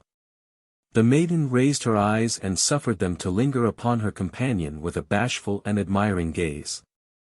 Then, as if desirous of judging what value her own simple comeliness might have side by side with so much brilliancy, she cast a glance towards the full-length looking-glass in front of which they happened to be standing. It was one of the truest plates in the world and incapable of flattery. No sooner did the images therein reflected meet Polly's eye than she shrieked, shrank from the stranger's side, gazed at him for a moment in the wildest dismay, and sank insensible upon the floor. Feathertop likewise had looked towards the mirror, and there beheld, not the glittering mockery of his outside show, but a picture of the sordid patchwork of his real composition stripped of all witchcraft. The wretched simulacrum. We almost pity him. He threw up his arms with an expression of despair that went further than any of his previous manifestations towards vindicating his claims to be reckoned human. For perchance the only time since this so often empty and deceptive life of mortals began its course, an illusion had seen and fully recognized itself. Mother Rigby was seated by her kitchen hearth in the twilight of this eventful day, and had just shaken the ashes out of a new pipe, when she heard a hurried tramp along the road. Yet it did not seem so much the tramp of human footsteps as the clatter of sticks or the rattling of dry bones. Ha, thought the old witch, what step is that? Whose skeleton is out of its grave now, I wonder? A figure burst headlong into the cottage door. It was Feathertop. His pipe was still alight, the star still flamed upon his breast, the embroidery still glowed upon his garments. Nor had he lost, in any degree or manner that could be estimated, the aspect that assimilated him with our mortal brotherhood. But yet, in some indescribable way, as is the case with all that has deluded us when once found out, the poor reality was felt beneath the cunning artifice. What has gone wrong? Demanded the witch. Did yonder sniffling hypocrite thrust my darling from his door? The villain! I'll set 20 fiends to torment him till he offer thee his daughter on his bended knees. No, mother, said Feathertop despondingly, it was not that. Did the girl scorn my precious one? Asked Mother Rigby, her fierce eyes glowing like 2 coals of Tophet. I'll cover her face with pimples. Her nose shall be as red as the coal in thy pipe. Her front teeth shall drop out. In a week hence she shall not be worth thy having. Let her alone, mother, answered poor Feathertop, the girl was half won, and methinks a kiss from her sweet lips might have made me altogether human. But, he added, after a brief pause and then a howl of self-contempt, I've seen myself, mother. I've seen myself for the wretched, ragged, empty thing I am. I'll exist no longer. Snatching the pipe from his mouth, he flung it with all his might against the chimney, and at the same instant sank upon the floor, a medley of straw and tattered garments, with some sticks protruding from the heap. And a shriveled pumpkin in the midst. The eye-holes were now lustreless, but the rudely carved gap, that just before had been a mouth still seemed to twist itself into a despairing grin, and was so far human. Poor fellow! Quoth Mother Rigby, with a rueful glance at the relics of her ill-fated contrivance. My poor, dear, pretty Feathertop. There are thousands upon thousands of coxcombs and charlatans in the world, made up of just such a jumble of worn-out, forgotten, and good-for-nothing trash as he was. Yet they live in fair repute, and never see themselves for what they are. And why should my poor puppet be the only one to know himself and perish for it? While thus muttering, the witch had filled a fresh pipe of tobacco, and held the stem between her fingers, as doubtful whether to thrust it into her own mouth or Feathertop's. Poor Feathertop, she continued. I could easily give him another chance and send him forth again tomorrow. But no, his feelings are too tender, his sensibilities too deep. He seems to have too much heart to bustle for his own advantage in such an empty and heartless world. Well. Well. I'll make a scarecrow of him after all. 'Tis an innocent and useful vocation, and will suit my darling well, and, if each of his human brethren had as fit a one, 'twould be the better for mankind. And as for this pipe of tobacco, I need it more than he. So saying, Mother Rigby put the stem between her lips. Dickon, cried she, in her high, sharp tone, another coal for my pipe. The new Adam and Eve. We who are born into the world's artificial system can never adequately know how little in our present state and circumstances is natural, and how much is merely the interpolation of the perverted mind and heart of man. Art has become a second and stronger nature. She is a stepmother, whose crafty tenderness has taught us to despise the bountiful and wholesome ministrations of our true parent. It is only through the medium of the imagination that we can lessen those iron fetters, which we call truth and reality, and make ourselves even partially sensible what prisoners we are. For instance, let us conceive good Father Miller's interpretation of the prophecies to have proved true. The day of doom has burst upon the globe and swept away the whole race of men. From cities and fields, seashore and midland mountain region, vast continents, and even the remotest islands of the ocean, each living thing is gone. No breath of a created being disturbs this earthly atmosphere. But the abodes of man, and all that he has accomplished, the footprints of his wanderings and the results of his toil, the visible symbols of his intellectual cultivation and moral progress, in short, everything physical that can give evidence of his present position, shall remain untouched by the hand of destiny. Then, to inherit and repeople this waste and deserted earth, we will suppose a new Adam and a new Eve to have been created, in the full development of mind and heart. But with no knowledge of their predecessors nor of the diseased circumstances that had become encrusted around them. Such a pair would at once distinguish between art and nature. Their instincts and intuitions would immediately recognize the wisdom and simplicity of the latter, while the former, with its elaborate perversities, would offer them a continual succession of puzzles. Let us attempt, in a mood half sportive and half thoughtful, to track these imaginary heirs of our mortality, through their first day's experience. No longer ago than yesterday the flame of human life was extinguished. There has been a breathless night, and now another morn approaches, expecting to find the earth no less desolate than at eventide. It is dawn. The east puts on its immemorial blush, although no human eye is gazing at it. For all the phenomena of the natural world renew themselves, in spite of the solitude that now broods around the globe. There is still beauty of earth, sea, and sky, for beauty's sake. But soon there are to be spectators. Just when the earliest sunshine gilds earth's mountain tops, two beings have come into life, not in such an Eden as bloomed to welcome our first parents, but in the heart of a modern city. They find themselves in existence, and gazing into one another's eyes. Their emotion is not astonishment, nor do they perplex themselves with efforts to discover what, and whence, and why they are.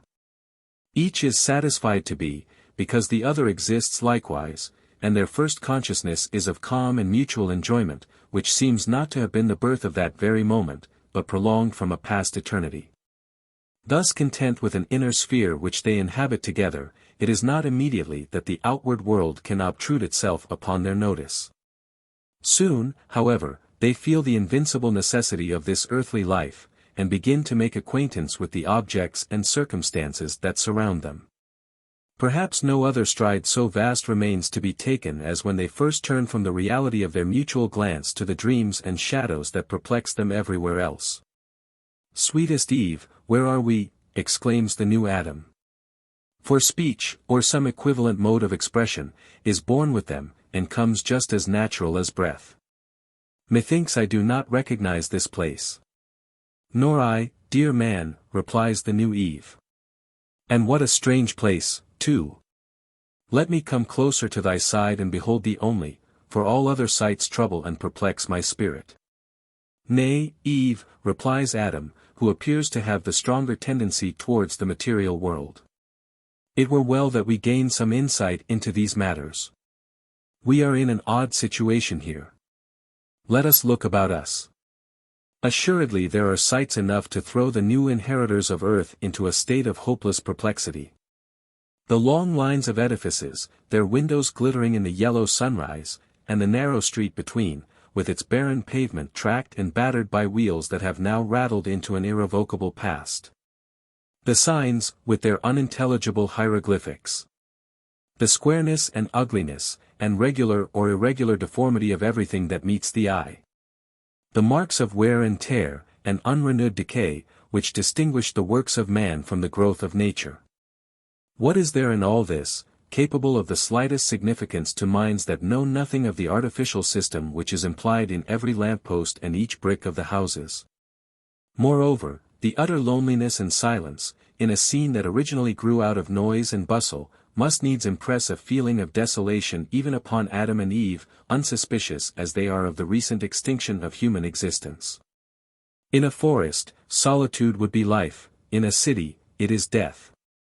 The new Eve looks round with a sensation of doubt and distrust, such as a city dame, the daughter of numberless generations of citizens, might experience if suddenly transported to the Garden of Eden.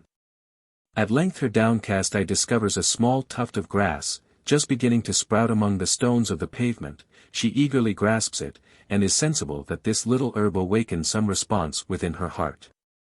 Nature finds nothing else to offer her. Adam, after staring up and down the street without detecting a single object that his comprehension can lay hold of, finally turns his forehead to the sky. There, indeed, is something which the soul within him recognizes. "Look up yonder, mine own Eve," he cries, "surely we ought to dwell among those gold-tinged clouds or in the blue depths beyond them. I know not how nor when, but evidently we have strayed away from our home, for I see nothing hereabouts that seems to belong to us. Can we not ascend thither?" inquires Eve. "Why not?" answers Adam, hopefully. But no. Something drags us down in spite of our best efforts. Perchance we may find a path hereafter. In the energy of new life it appears no such impracticable feat to climb into the sky. But they have already received a woeful lesson, which may finally go far towards reducing them to the level of the departed race, when they acknowledge the necessity of keeping the beaten track of earth. They now set forth on a ramble through the city, in the hope of making their escape from this uncongenial sphere. Already in the fresh elasticity of their spirits they have found the idea of weariness. We will watch them as they enter some of the shops and public or private edifices, for every door, whether of alderman or beggar, church or hall of state, has been flung wide open by the same agency that swept away the inmates. It so happens, and not unluckily for an Adam and Eve who are still in the costume that might better have befitted Eden, it so happens that their first visit is to a fashionable dry goods store. No courteous and importunate attendants hasten to receive their orders, no throng of ladies are tossing over the rich Parisian fabrics. All is deserted, trade is at a standstill, and not even an echo of the national watchword, "Go ahead," disturbs the quiet of the new customers. But specimens of the latest earthly fashions, silks of every shade, and whatever is most delicate or splendid for the decoration of the human form, he scattered around, profusely as bright autumnal leaves in a forest. Adam looks at a few of the articles, but throws them carelessly aside with whatever exclamation may correspond to "pish," or "pshaw," in the new vocabulary of nature. Eve, however, be it said without offense to her native modesty, examines these treasures of her sex with somewhat livelier interest. A pair of corsets chance to be upon the counter, she inspects them curiously, but knows not what to make of them. Then she handles a fashionable silk with dim yearnings, thoughts that wander hither and thither, instincts groping in the dark. "On the whole, I do not like it," she observes, laying the glossy fabric upon the counter. "But, Adam, it is very strange. What can these things mean? Surely I ought to know, yet they put me in a perfect maze." "Poh!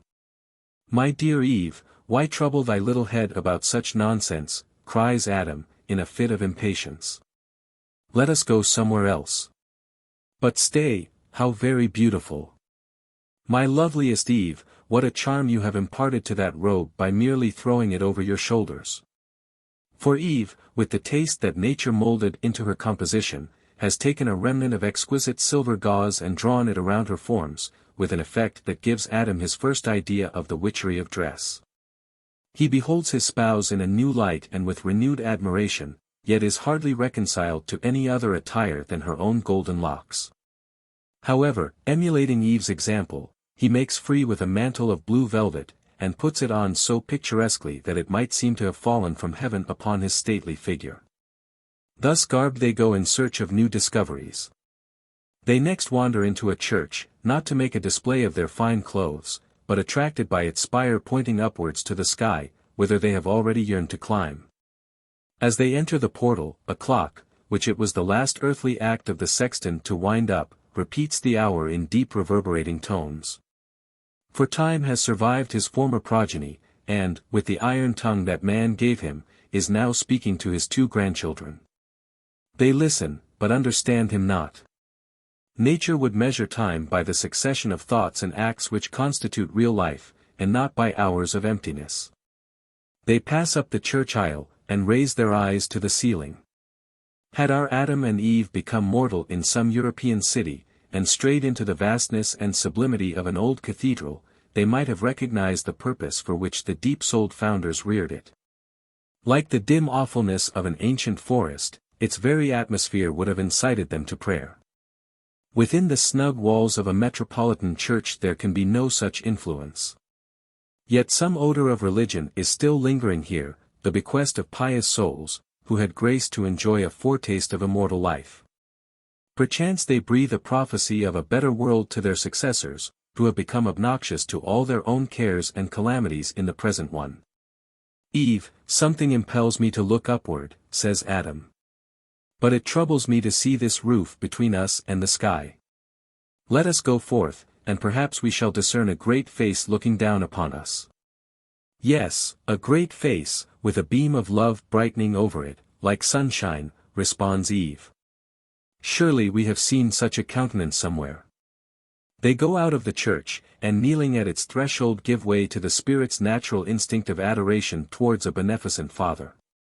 But, in truth, their life thus far has been a continual prayer. Purity and simplicity hold converse at every moment with their Creator. We now observe them entering a court of justice. But what remotest conception can they attain of the purposes of such an edifice? How should the idea occur to them that human brethren, of like nature with themselves, and originally included in the same law of love which is their only rule of life, should ever need an outward enforcement of the true voice within their souls? And what, save a woeful experience, the dark result of many centuries, could teach them the sad mysteries of crime? O judgment seat, not by the pure in heart vast thou established, nor in the simplicity of nature, but by hard and wrinkled men, and upon the accumulated heap of earthly wrong. Thou art the very symbol of man's perverted state. On as fruitless an errand our wanderers next visit a hall of legislature, where Adam places Eve in the speaker's chair, unconscious of the moral which he thus exemplifies. Man's intellect, moderated by woman's tenderness and moral sense. Were such the legislation of the world there would be no need of state houses, capitals, halls of parliament, nor even of those little assemblages of patriarchs beneath the shadowy trees, by whom freedom was first interpreted to mankind on our native shores. Whither go they next? A perverse destiny seems to perplex them with one after another of the riddles which mankind put forth to the wandering universe, and left unsolved in their own destruction. They enter an edifice of stern grey stone standing insulated in the midst of others, and gloomy even in the sunshine, which it barely suffers to penetrate through its iron-grated windows. It is a prison. The jailer has left his post at the summons of a stronger authority than the sheriff's. But the prisoners? Did the messenger of fate, when he shook open all the doors, respect the magistrate's warrant and the judge's sentence, and leave the inmates of the dungeons to be delivered by due course of earthly law? No. A new trial has been granted in a higher court, which may set judge, jury, and prisoner at its bar all in a row, and perhaps find one no less guilty than another. The jail, like the whole earth, is now a solitude, and has thereby lost something of its dismal gloom. But here are the narrow cells, like tombs, only drearier and deadlier, because in these the immortal spirit was buried with the body. Inscriptions appear on the walls, scribbled with a pencil or scratched with a rusty nail.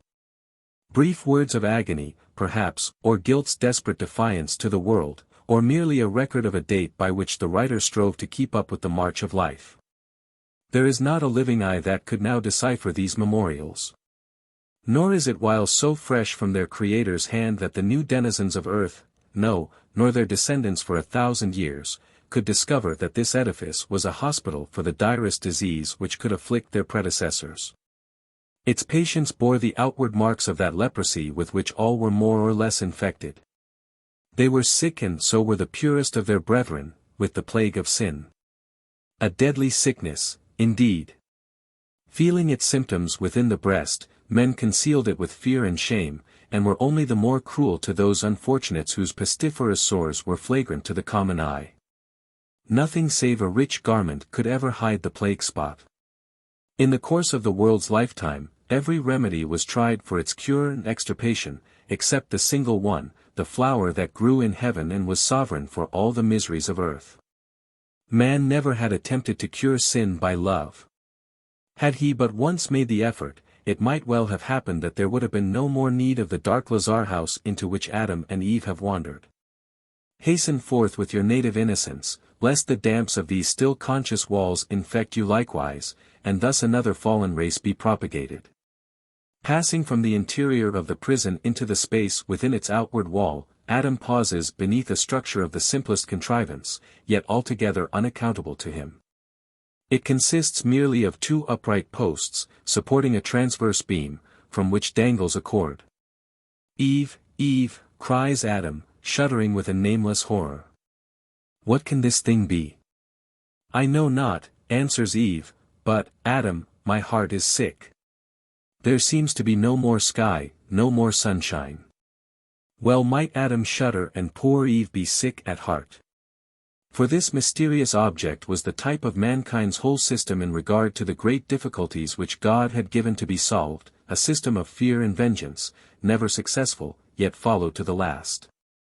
Here, on the morning when the final summons came, a criminal, one criminal, where none were guiltless, had died upon the gallows.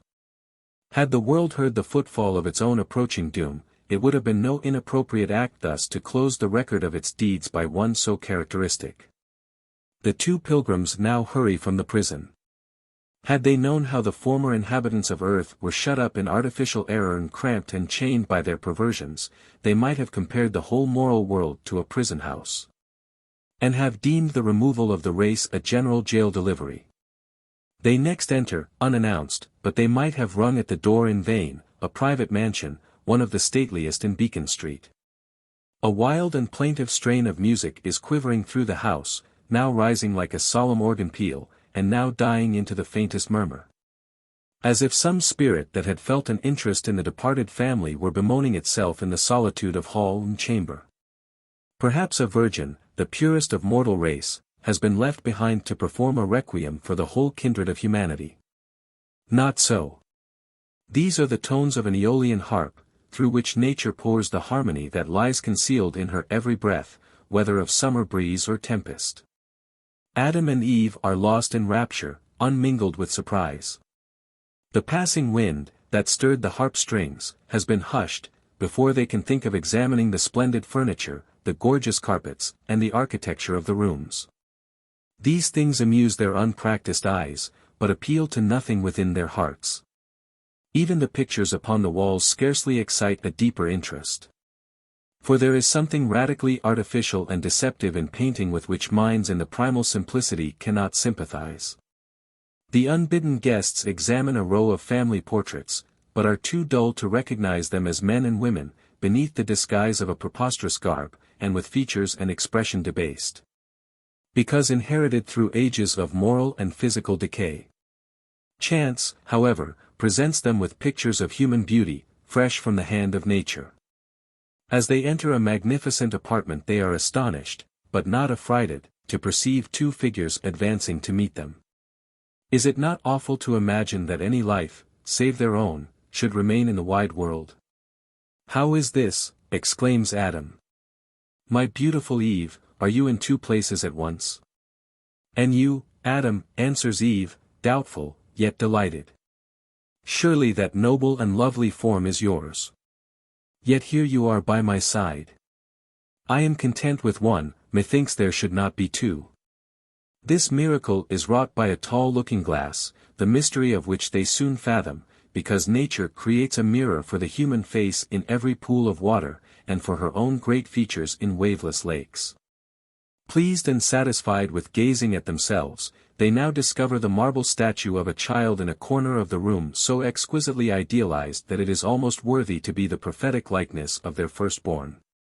Sculpture, in its highest excellence, is more genuine than painting, and might seem to be evolved from a natural germ, by the same law as a leaf or flower. The statue of the child impresses the solitary pair as if it were a companion. It likewise hints at secrets both of the past and future. "My husband," whispers Eve. "What would you say, dearest Eve?" inquires Adam. "I wonder if we are alone in the world," she continues, with a sense of something like fear at the thought of other inhabitants.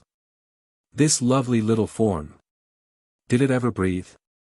Or is it only the shadow of something real, like our pictures in the mirror?" "It is strange," replies Adam, pressing his hand to his brow. "There are mysteries all around us. An idea flits continually before me, would that I could seize it. Eve, Eve, are we treading in the footsteps of beings that bore a likeness to ourselves? If so, whither are they gone, and why is their world so unfit for our dwelling place?" "Our great Father only knows," answers Eve. "But something tells me that we shall not always be alone. And how sweet if other beings were to visit us in the shape of this fair image." Then they wander through the house, and everywhere find tokens of human life, which now, with the idea recently suggested, excite a deeper curiosity in their bosoms. Woman has here left traces of her delicacy and refinement, and of her gentle labors. Eve ransacks a work-basket and instinctively thrusts the rosy tip of her finger into a thimble. She takes up a piece of embroidery, glowing with mimic flowers, in one of which a fair damsel of the departed race has left her needle. Pity that the day of doom should have anticipated the completion of such a useful task. Eve feels almost conscious of the skill to finish it. A pianoforte has been left open. She flings her hand carelessly over the keys, and strikes out a sudden melody, no less natural than the strains of the Aeolian harp, but joyous with the dance of her yet unburdened life. Passing through a dark entry they find a broom behind the door, and Eve, who comprises the whole nature of womanhood, has a dim idea that it is an instrument proper for her hand. In another apartment they behold a canopied bed, and all the appliances of luxurious repose. A heap of forest leaves would be more to the purpose. They enter the nursery, and are perplexed with the sight of little gowns and caps, tiny slices, and a cradle, amid the drapery of which is still to be seen the impress of a baby's form. Adam slightly notices these trifles. But Eve becomes involved in a fit of mute reflection from which it is hardly possible to rouse her. By a most unlucky arrangement there was to have been a grand dinner party in this mansion on the very day when the whole human family, including the invited guests, were summoned to the unknown regions of illimitable space. At the moment of fate, the table was actually spread, and the company on the point of sitting down. Adam and Eve come unbidden to the banquet. It has now been some time cold, but otherwise furnishes them with highly favorable specimens of the gastronomy of their predecessors. But it is difficult to imagine the perplexity of the unperverted couple, in endeavoring to find proper food for their first meal, at a table where the cultivated appetites of a fashionable party were to have been gratified. Will nature teach them the mystery of a plate of turtle soup? Will she embolden them to attack a haunch of venison? Will she initiate them into the merits of a Parisian pasty, imported by the last steamer that ever crossed the Atlantic? Will she not, rather, bid them turn with disgust from fish, fowl, and flesh, which, to their pure nostrils, steam with a loathsome odor of death and corruption, food? The bill of fare contains nothing which they recognize as such. Fortunately, however, the dessert is ready upon a neighboring table. Adam, whose appetite and animal instincts are quicker than those of Eve, discovers this fitting banquet. "Here, dearest Eve," he exclaims, "here is food." "Well," answered she, with the germ of a housewife stirring within her, "we have been so busy today, that a picked-up dinner must serve." So Eve comes to the table and receives a red-cheeked apple from her husband's hand in requital of her predecessor's fatal gift to our common grandfather. She eats it without sin, and, let us hope, with no disastrous consequences to her future progeny. They make a plentiful, yet temperate, meal of fruit, which, though not gathered in paradise, is legitimately derived from the seeds that were planted there. Their primal appetite is satisfied. "What shall we drink, Eve?" inquires Adam. Eve peeps among some bottles and decanters, which, as they contain fluids, she naturally conceives must be proper to quench thirst. But never before did claret, hock, and Madeira, of rich and rare perfume, excite such disgust as now. "Pah!" she exclaims, after smelling at various wines. "What stuff is here? The beings who have gone before us could not have possessed the same nature that we do, for neither their hunger nor thirst were like our own." "Pray hand me yonder bottle," says Adam. "If it be drinkable by any manner of mortal, I must moisten my throat with it." After some remonstrances, she takes up a champagne bottle, but is frightened by the sudden explosion of the cork, and drops it upon the floor. There the untasted liquor effervesces. Had they quaffed it they would have experienced that brief delirium whereby, whether excited by moral or physical causes, man sought to recompense himself for the calm, lifelong joys which he had lost by his revolt from nature. At length, in a refrigerator, Eve finds a glass pitcher of water, pure, cold, and bright as ever gushed from a fountain among the hills. Both drink. And such refreshment does it bestow, that they question one another if this precious liquid be not identical with the stream of life within them. "And now," observes Adam, "we must again try to discover what sort of a world this is, and why we have been sent hither." "Why? To love one another," cries Eve. "Is not that employment enough?" "Truly is it," answers Adam, kissing her. "But still, I know not, something tells us there is labor to be done. Perhaps our allotted task is no other than to climb into the sky, which is so much more beautiful than earth." "Then would we were there now," murmurs Eve, "that no task or duty might come between us." They leave the hospitable mansion, and we next see them passing down State Street. The clock on the old State House points to high noon, when the exchange should be in its glory and present the liveliest emblem of what was the sole business of life, as regarded a multitude of the foregone worldlings. It is over now. The Sabbath of eternity has shed its stillness along the street. Not even a newsboy assails the two solitary passers-by with an extra penny paper from the office of the Times or Mail, containing a full account of yesterday's terrible catastrophe. Of all the dull times that merchants and speculators have known, this is the very worst, for, so far as they were concerned, creation itself has taken the benefit of the Bankrupt Act. After all, it is a pity. Those mighty capitalists who had just attained the wished-for wealth. Those shrewd men of traffic who had devoted so many years to the most intricate and artificial of sciences, and had barely mastered it when the universal bankruptcy was announced by peal of trumpet.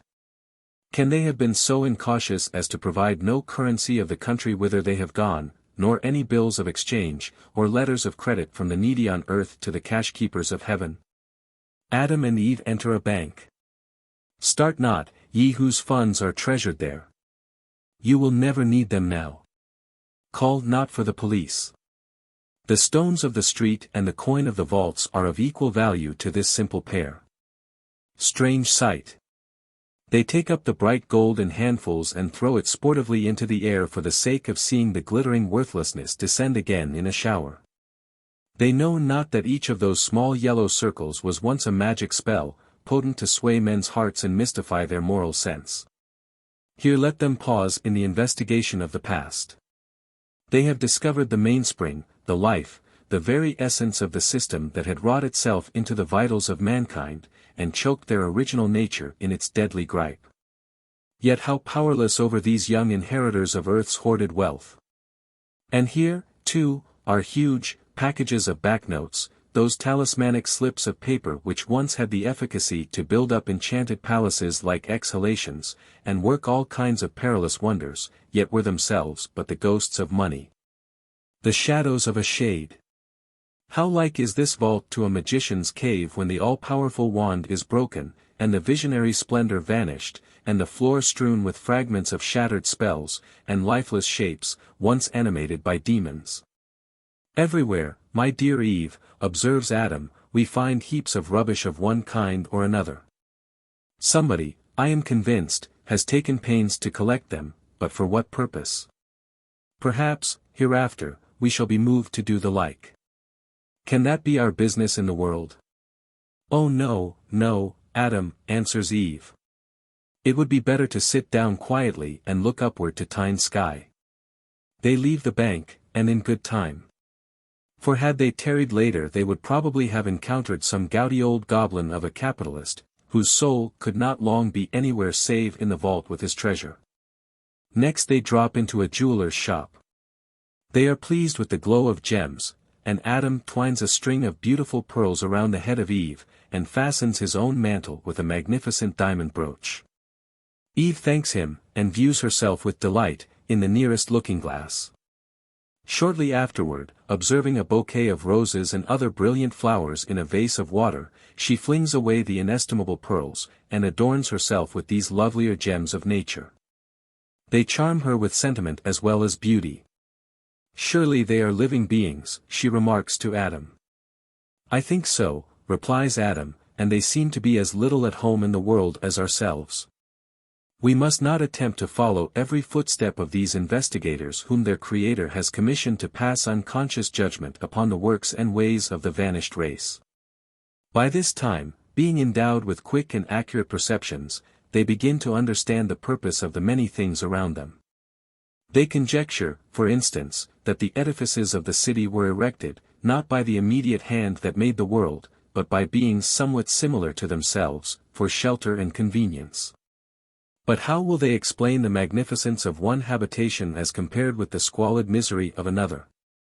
Through what medium can the idea of servitude enter their minds? When will they comprehend the great and miserable fact, the evidences of which appeal to their senses everywhere, that one portion of earth's lost inhabitants was rolling in luxury while the multitude was toiling for scanty food? A wretched change, indeed, must be wrought in their own hearts ere they can conceive the primal decree of love to have been so completely abrogated, that a brother should ever want what his brother had. When their intelligence shall have reached so far, earth's new progeny will have little reason to exult over her old rejected one. Their wanderings have now brought them into the suburbs of the city. They stand on a grassy brow of a hill at the foot of a granite obelisk which points its great finger upwards, as if the human family had agreed, by a visible symbol of age-long endurance, to offer some high sacrifice of thanksgiving or supplication. The solemn height of the monument, its deep simplicity, and the absence of any vulgar and practical use, all strengthen its effect upon Adam and Eve, and leave them to interpret it by a purer sentiment than the builders thought of expressing. Eve, it is a visible prayer, observed Adam. And we will pray too, she replies. Let us pardon these poor children of neither father nor mother for so absurdly mistaking the purport of the memorial which man founded and woman finished on far-famed Bunker Hill. The idea of war is not native to their souls. Nor have they sympathies for the brave defenders of liberty, since oppression is one of their unconjectured mysteries. Could they guess that the green sward on which they stand so peacefully was once strewn with human corpses and purple with their blood, it would equally amaze them that one generation of men should perpetrate such carnage, and that a subsequent generation should triumphantly commemorate it. With a sense of delight they now stroll across green fields and along the margin of a quiet river. Not to track them too closely, we next find the wanderers entering a Gothic edifice of grey stone, where the bygone world has left whatever it deemed worthy of record, in the rich library of Harvard University. No student ever yet enjoyed such solitude and silence as now broods within its deep alcoves.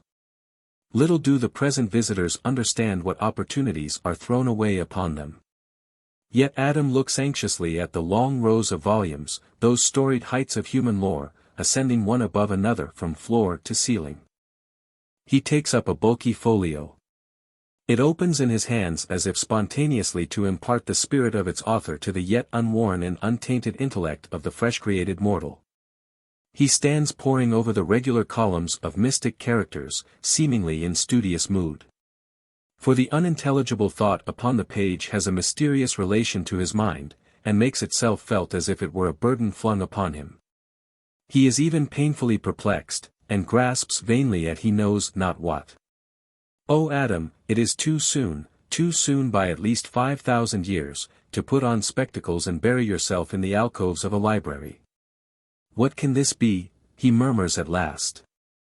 Eve, methinks nothing is so desirable as to find out the mystery of this big and heavy object with its thousand thin divisions. See! It stares me in the face as if it were about to speak. Eve, by a feminine instinct, is dipping into a volume of fashionable poetry, the production certainly the most fortunate of earthly bards, since his lay continues in vogue when all the great masters of the lyre have passed into oblivion. But let not his ghost be too exultant. The world's one lady tosses the book upon the floor and laughs merrily at her husband's abstracted mien. My dear Adam, cries she, you look pensive and dismal. Do fling down that stupid thing. For even if it should speak it would not be worth attending to. Let us talk with one another, and with the sky, and the green earth, and its trees and flowers. They will teach us better knowledge than we can find here. Well, Eve, perhaps you are right, replies Adam, with a sort of sigh. Still I cannot help thinking that the interpretation of the riddles amid which we have been wandering all day long might here be discovered. It may be better not to seek the interpretation, persists Eve. For my part, the air of this place does not suit me. If you love me, come away. She prevails, and rescues him from the mysterious perils of the library. Happy influence of woman. Had he lingered there long enough to obtain a clue to its treasures, as was not impossible, his intellect being of human structure, indeed, but with an untransmitted vigor and acuteness, had he then and there become a student. The annalist of our poor world would soon have recorded the downfall of a second Adam. The fatal apple of another tree of knowledge would have been eaten. All the perversions, and sophistries, and false wisdom so aptly mimicking the true, all the narrow truth, so partial that it becomes more deceptive than falsehood, all the wrong principles and worse practice. The pernicious examples and mistaken rules of life, all the specious theories which turn earth into cloudland and men into shadows, all the sad experience which it took mankind so many ages to accumulate, and from which they never drew a moral for their future guidance, the whole heap of this disastrous lore would have tumbled at once upon Adam's head. There would have been nothing left for him but to take up the already abortive experiment of life where he had dropped it, and toil onward with it a little farther. But, blessed in his ignorance, he may still enjoy a new world in our worn-out one. Should he fall short of good, even as far as we did, he has at least the freedom, no worthless one, to make errors for himself. And his literature, when the progress of centuries shall create it, will be no interminably repeated echo of our own poetry and reproduction of the images that were molded by our great fathers of song and fiction. But a melody never yet heard on earth, and intellectual forms unbreathed upon by our conceptions. Therefore let the dust of ages gather upon the volumes of the library, and in due season the roof of the edifice crumble down upon the whole. When the second Adam's descendants shall have collected as much rubbish of their own, it will be time enough to dig into our ruins and compare the literary advancement of two independent races. But we are looking forward too far. It seems to be the vice of those who have a long past behind them. We will return to the new Adam and Eve, who, having no reminiscences save dim and fleeting visions of a pre-existence, are content to live and be happy in the present. The day is near its close when these pilgrims, who derive their being from no dead progenitors, reach the cemetery of Mount Auburn. With light hearts, for earth and sky now gladden each other with beauty, they tread along the winding paths, among marble pillars, mimic temples, urns, obelisks, and sarcophagi, sometimes pausing to contemplate these fantasies of human growth, and sometimes to admire the flowers wherewith nature converts decay to loveliness. Can death, in the midst of his old triumphs, make them sensible that they have taken up the heavy burden of mortality which a whole species had thrown down? Dust kindred to their own has never lain in the grave. Will they then recognize, and so soon, that time and the elements have an indefeasible claim upon their bodies? Not improbably they may. There must have been shadows enough, even amid the primal sunshine of their existence, to suggest the thought of the soul's incongruity with its circumstances. They have already learned that something is to be thrown aside. The idea of death is in them, or not far off. But, were they to choose a symbol for him, it would be the butterfly soaring upward, or the bright angel beckoning them aloft, or the child asleep, with soft dreams visible through her transparent purity. Such a child, in whitest marble, they have found among the monuments of Mount Auburn. Sweetest Eve, observes Adam, while hand in hand they contemplate this beautiful object, yonder sun has left us, and the whole world is fading from our sight. Let us sleep as this lovely little figure is sleeping. Our Father only knows whether what outward things we have possessed today are to be snatched from us forever. But should our earthly life be leaving us with the departing light, we need not doubt that another morn will find us somewhere beneath the smile of God. I feel that He has imparted the boon of existence never to be resumed. And no matter where we exist, replies Eve, for we shall always be together. Egotism, or, the bosom serpent. Here he comes, shouted the boys along the street. Here comes the man with a snake in his bosom. This outcry, saluting Herkimer's ears as he was about to enter the iron gate of the Elliston mansion, made him pause. It was not without a shudder that he found himself on the point of meeting his former acquaintance, whom he had known in the glory of youth, and whom now after an interval of 5 years. He was to find the victim either of a diseased fancy or a horrible physical misfortune. A snake in his bosom, repeated the young sculptor to himself. It must be he. No second man on earth has such a bosom friend. And now, my poor Rosina, Heaven grant me wisdom to discharge my errand aright. Woman's faith must be strong indeed since thine has not yet failed.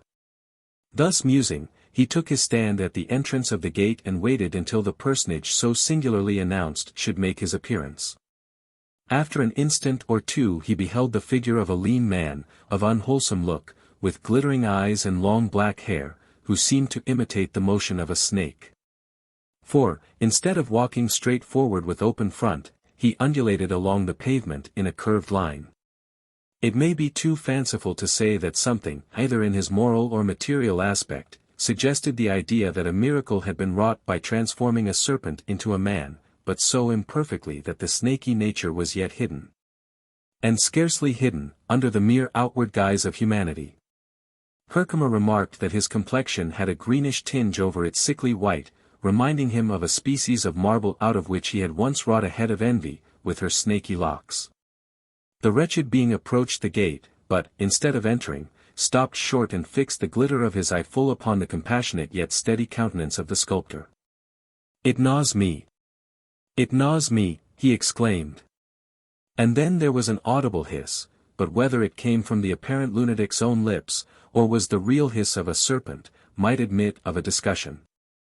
At all events, it made Herkimer shudder to his heart's core. "Do you know me, George Herkimer?" asked the snake-possessed. Herkimer did know him.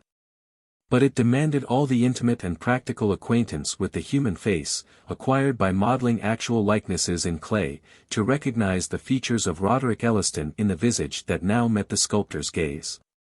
Yet it was he. It added nothing to the wonder to reflect that the once brilliant young man had undergone this odious and fearful change during the no more than 5 brief years of Herkimer's abode at Florence.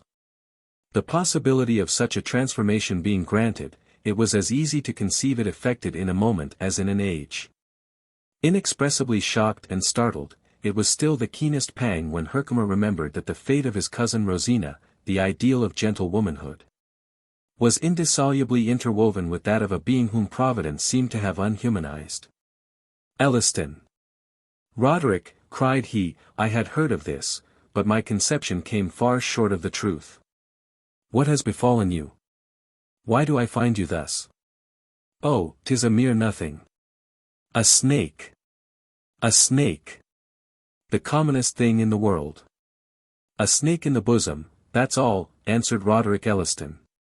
"But how is your own breast?" continued he, looking the sculptor in the eye with the most acute and penetrating glance that it had ever been his fortune to encounter. "All pure and wholesome? No reptile there? By my faith and conscience, and by the devil within me, here is a wonder. A man without a serpent in his bosom." "Be calm, Elliston," whispered George Herkimer, laying his hand upon the shoulder of the snake-possessed. "I have crossed the ocean to meet you. Listen. Let us be private. I bring a message from Rosina, from your wife." "It gnaws me. It gnaws me," muttered Roderick. With this exclamation, the most frequent in his mouth, the unfortunate man clutched both hands upon his breast as if an intolerable sting or torture impelled him to rend it open and let out the living mischief. Even should it be intertwined with his own life. He then freed himself from Herkimer's grasp by a subtle motion, and, gliding through the gate, took refuge in his antiquated family residence. The sculptor did not pursue him. He saw that no available intercourse could be expected at such a moment, and was desirous, before another meeting, to inquire closely into the nature of Roderick's disease and the circumstances that had reduced him to so lamentable a condition.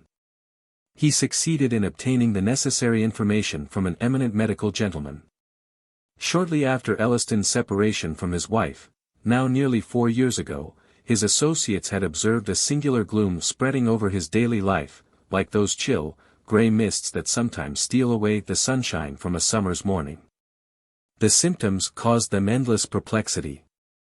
They knew not whether ill health were robbing his spirits of elasticity, or whether a canker of the mind was gradually eating, as such cankers do, from his moral system into the physical frame, which is but the shadow of the former. They looked for the root of this trouble in his shattered schemes of domestic bliss, wilfully shattered by himself, but could not be satisfied of its existence there. Some thought that their once brilliant friend was in an incipient stage of insanity, of which his passionate impulses had perhaps been the forerunners, others prognosticated a general blight and gradual decline. From Roderick's own lips they could learn nothing. More than once, it is true, he had been heard to say, clutching his hands convulsively upon his breast, "It gnaws me. It gnaws me." But, by different auditors, a great diversity of explanation was assigned to this ominous expression.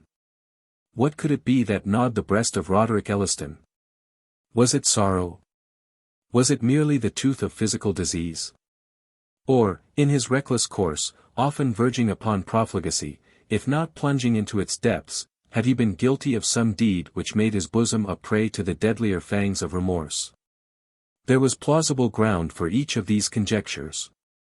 But it must not be concealed that more than one elderly gentleman, the victim of good cheer and slothful habits, magisterially pronounced the secret of the whole matter to be dyspepsia. Meanwhile, Roderick seemed aware how generally he had become the subject of curiosity and conjecture, and, with a morbid repugnance to such notice, or to any notice whatsoever, estranged himself from all companionship. Not merely the eye of man was a horror to him, not merely the light of a friend's countenance. But even the blessed sunshine, likewise, which in its universal beneficence typifies the radiance of the Creator's face, expressing his love for all the creatures of his hand. The dusky twilight was now too transparent for Roderick Elliston. The blackest midnight was his chosen hour to steal abroad, and if ever he were seen, it was when the watchman's lantern gleamed upon his figure, gliding along the street, with his hands clutched upon his bosom, still muttering, "It gnaws me. It gnaws me." What could it be that gnawed him? After a time, it became known that Elliston was in the habit of resorting to all the noted quacks that infested the city, or whom money would tempt to journey thither from a distance.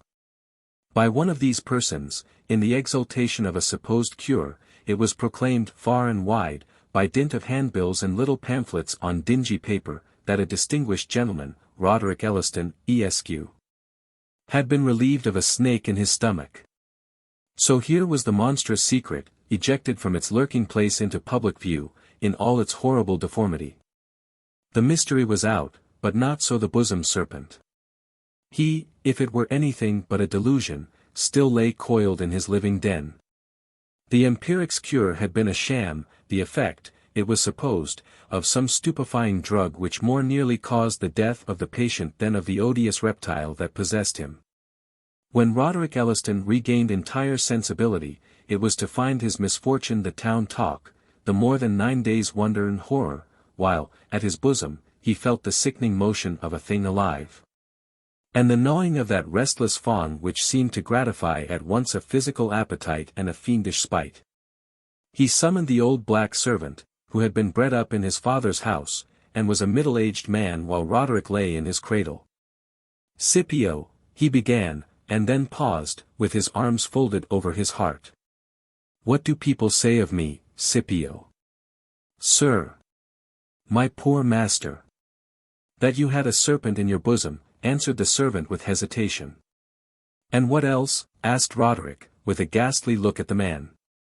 "Nothing else, dear master," replied Scipio, "only that the doctor gave you a powder, and that the snake leaped out upon the floor." "No, no," muttered Roderick to himself, as he shook his head, and pressed his hands with a more convulsive force upon his breast. "I feel him still. It gnaws me. It gnaws me."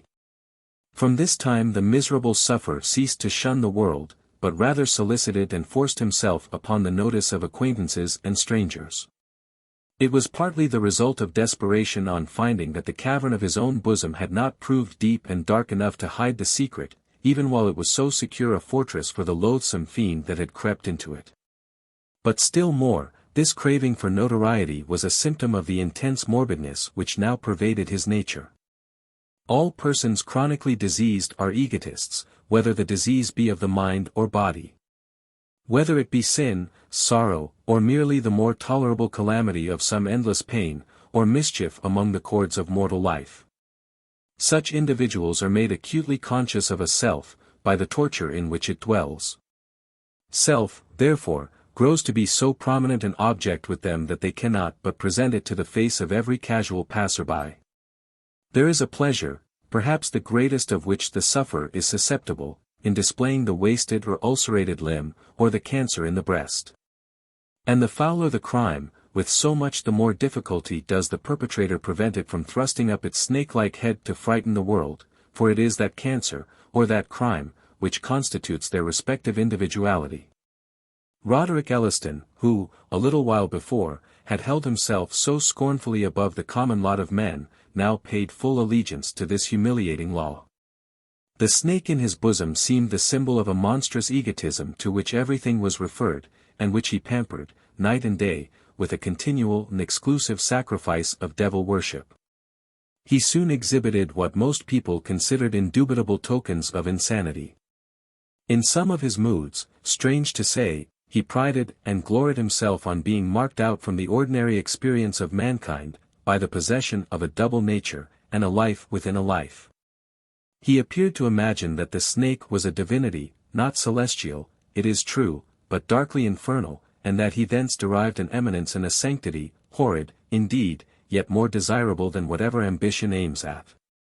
Thus he drew his misery around him like a regal mantle, and looked down triumphantly upon those whose vitals nourished no deadly monster. Oftener, however, his human nature asserted its empire over him in the shape of a yearning for fellowship. It grew to be his custom to spend the whole day in wandering about the streets, aimlessly, unless it might be called an aim to establish a species of brotherhood between himself and the world. With cankered ingenuity, he sought out his own disease in every breast. Whether insane or not, he showed so keen a perception of frailty, error, and vice, that many persons gave him credit for being possessed not merely with a serpent, but with an actual fiend, who imparted this evil faculty of recognizing whatever was ugliest in man's heart. For instance, he met an individual, who, for 30 years, had cherished a hatred against his own brother. Roderick, amidst the throng of the street, laid his hand on this man's chest, and looking full into his forbidding face, "How is the snake today?" he inquired, with a mock expression of sympathy. "The snake!" exclaimed the brother hater. "What do you mean?" "The snake! The snake! Does it gnaw you?" persisted Roderick. "Did you take counsel with him this morning when you should have been saying your prayers? Did he sting, when you thought of your brother's health, wealth, and good repute? Did he caper for joy, when you remembered the profligacy of his only son? And whether he stung, or whether he frolicked, did you feel his poison throughout your body and soul, converting everything to sourness and bitterness? That is the way of such serpents. I have learned the whole nature of them from my own. "Where is the police?" roared the object of Roderick's persecution, at the same time giving an instinctive clutch to his breast. "Why is this lunatic allowed to go at large?" "Ha, ha," chuckled Roderick, releasing his grasp of the man. "His bosom serpent has stung him then." Often it pleased the unfortunate young man to vex people with a lighter satire, yet still characterized by somewhat of snake-like virulence. One day he encountered an ambitious statesman, and gravely inquired after the welfare of his boa constrictor. For of that species, Roderick affirmed, this gentleman's serpent must needs be, since its appetite was enormous enough to devour the whole country in constitution. At another time, he stopped a close-fisted old fellow, of great wealth, but who skulked about the city in the guise of a scarecrow, with a patched blue surtout, brown hat, and mouldy boots, scraping pence together, and picking up rusty nails. Pretending to look earnestly at this respectable person's stomach, Roderick assured him that his snake was a copperhead and had been generated by the immense quantities of that base metal with which he daily defiled his fingers. Again, he assaulted a man of rubicund visage, and told him that few bosom serpents had more of the devil in them than those that breed in the vats of a distillery. The next whom Roderick honored with his attention was a distinguished clergyman, who happened just then to be engaged in a theological controversy, where human wrath was more perceptible than divine inspiration. "You have swallowed a snake in a cup of sacramental wine," quoth he. "Profane wretch," exclaimed the divine, but, nevertheless, his hand stole to his breast. He met a person of sickly sensibility, who, on some early disappointment, had retired from the world, and thereafter held no intercourse with his fellowmen, but brooded sullenly or passionately over the irrevocable past. This man's very heart, if Roderick might be believed, had been changed into a serpent, which would finally torment both him and itself to death. Observing a married couple, whose domestic troubles were matter of notoriety, he condoled with both on having mutually taken a house adder to their bosoms. To an envious author, who depreciated works which he could never equal, he said that his snake was the slimiest and filthiest of all the reptile tribe, but was fortunately without a sting. A man of impure life, and a brazen face, asking Roderick if there were any serpent in his breast, he told him that there was, and of the same species that once tortured Don Rodrigo, the Goth. He took a fair young girl by the hand, and gazing sadly into her eyes, warned her that she cherished a serpent of the deadliest kind within her gentle breast. And the world found the truth of those ominous words, when, a few months afterwards, the poor girl died of love and shame. Two ladies, rivals in fashionable life who tormented one another with 1,000 little stings of womanish spite, were given to understand that each of their hearts was a nest of diminutive snakes, which did quite as much mischief as one great one.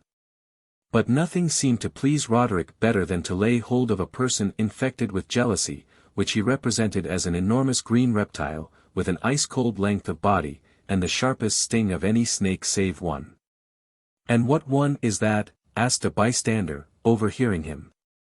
It was a dark-browed man who put the question. He had an evasive eye, which in the course of a dozen years had looked no mortal directly in the face. There was an ambiguity about this person's character, a stain upon his reputation, yet none could tell precisely of what nature, although the city gossips, male and female, whispered the most atrocious surmises. Until a recent period he had followed the sea, and was, in fact, the very shipmaster whom George Herkimer had encountered, under such singular circumstances, in the Grecian archipelago. "What bosom serpent has the sharpest sting?" repeated this man. But he put the question as if by a reluctant necessity, and grew pale while he was uttering it. "Why need you ask?" replied Roderick, with a look of dark intelligence. "Look into your own breast. Hark! My serpent bestirs himself. He acknowledges the presence of a master fiend." And then, as the bystanders afterwards affirmed, a hissing sound was heard, apparently in Roderick Elliston's breast. It was said, too, that an answering hiss came from the vitals of the shipmaster, as if a snake were actually lurking there and had been aroused by the call of its brother reptile. If there were in fact any such sound, it might have been caused by a malicious exercise of ventriloquism on the part of Roderick. Thus making his own actual serpent, if a serpent there actually was in his bosom, the type of each man's fatal error, or hoarded sin, or unquiet conscience, and striking his sting so unremorsefully into the sorest spot. We may well imagine that Roderick became the pest of the city. Nobody could elude him, none could withstand him. He grappled with the ugliest truth that he could lay his hand on, and compelled his adversary to do the same. Strange spectacle in human life where it is the instinctive effort of one and all to hide those sad realities, and leave them undisturbed beneath a heap of superficial topics which constitute the materials of intercourse between man and man. It was not to be tolerated that Roderick Elliston should break through the tacit compact by which the world has done its best to secure repose without relinquishing evil. The victims of his malicious remarks, it is true, had brothers enough to keep them in countenance, for, by Roderick's theory, every mortal bosom harbored either a brood of small serpents or one overgrown monster that had devoured all the rest. Still the city could not bear this new apostle. It was demanded by nearly all, and particularly by the most respectable inhabitants, that Roderick should no longer be permitted to violate the received rules of decorum by obtruding his own bosom serpent to the public gaze, and dragging those of decent people from their lurking places. Accordingly, his relatives interfered and placed him in a private asylum for the insane. When the news was noised abroad, it was observed that many persons walked the streets with freer countenances and covered their breasts less carefully with their hands. His confinement, however, although it contributed not a little to the peace of the town, operated unfavorably upon Roderick himself. In solitude his melancholy grew more black and sullen. He spent whole days, indeed, it was his sole occupation, in communing with the serpent. A conversation was sustained, in which, as it seemed, the hidden monster bore a part, though unintelligibly to the listeners, and inaudible except in a hiss. Singular as it may appear, the sufferer had now contracted a sort of affection for his tormentor, mingled, however, with the intensest loathing and horror. Nor were such discordant emotions incompatible. Each, on the contrary, imparted strength and poignancy to its opposite. Horrible love, horrible antipathy, embracing one another in his bosom, and both concentrating themselves upon a being that had crept into his vitals or been engendered there, and which was nourished with his food, and lived upon his life, and was as intimate with him as his own heart, and yet was the foulest of all created things. But not the less was it the true type of a morbid nature. Sometimes, in his moments of rage and bitter hatred against the snake and himself, Roderick determined to be the death of him, even at the expense of his own life. Once he attempted it by starvation, but, while the wretched man was on the point of famishing, the monster seemed to feed upon his heart, and to thrive and wax gamesome, as if it were his sweetest and most congenial diet. Then he privily took a dose of active poison, imagining that it would not fail to kill either himself or the devil that possessed him, or both together. Another mistake. For if Roderick had not yet been destroyed by his own poisoned heart nor the snake by gnawing it, they had little to fear from arsenic or corrosive sublimate. Indeed, the venomous pest appeared to operate as an antidote against all other poisons. The physicians tried to suffocate the fiend with tobacco smoke. He breathed it as freely as if it were his native atmosphere. Again, they drugged their patient with opium and drenched him with intoxicating liquors, hoping that the snake might thus be reduced to stupor and perhaps be ejected from the stomach. They succeeded in rendering Roderick insensible. But, placing their hands upon his breast, they were inexpressibly horror-stricken to feel the monster wriggling, twining, and darting to and fro within his narrow limits, evidently enlivened by the opium or alcohol, and incited to unusual feats of activity. Thenceforth they gave up all attempts at cure or palliation. The doomed sufferer submitted to his fate, resumed his former loathsome affection for the bosom fiend, and spent whole miserable days before a looking-glass, with his mouth wide open, watching, in hope and horror, to catch a glimpse of the snake's head far down within his throat. It is supposed that he succeeded, for the attendants once heard a frenzied shout, and, rushing into the room, found Roderick lifeless upon the floor. He was kept but little longer under restraint. After minute investigation, the medical directors of the asylum decided that his mental disease did not amount to insanity, nor would warrant his confinement, especially as its influence upon his spirits was unfavorable, and might produce the evil which it was meant to remedy. His eccentricities were doubtless great, he had habitually violated many of the customs and prejudices of society, but the world was not, without surer ground, entitled to treat him as a madman. On this decision of such competent authority Roderick was released, and had returned to his native city the very day before his encounter with George Herkimer. As soon as possible after learning these particulars the sculptor, together with a sad and tremulous companion, sought Elliston at his own house. It was a large, sombre edifice of wood, with pilasters and a balcony, and was divided from one of the principal streets by a terrace of 3 elevations, which was ascended by successive flights of stone steps. Some immense old elms almost concealed the front of the mansion. This spacious and once magnificent family residence was built by a grandee of the race early in the past century, at which epoch, land being of small comparative value, the garden and other grounds had formed quite an extensive domain. Although a portion of the ancestral heritage had been alienated, there was still a shadowy enclosure in the rear of the mansion where a student, or a dreamer, or a man of stricken heart might lie all day upon the grass, amid the solitude of murmuring boughs, and forget that a city had grown up around him. Into this retirement the sculptor and his companion were ushered by Scipio, the old black servant, whose wrinkled visage grew almost sunny with intelligence and joy as he paid his humble greetings to one of the 2 visitors. "Remain in the arbor," whispered the sculptor to the figure that leaned upon his arm. "You will know whether, and when, to make your appearance." "God will teach me," was the reply. "May he support me too."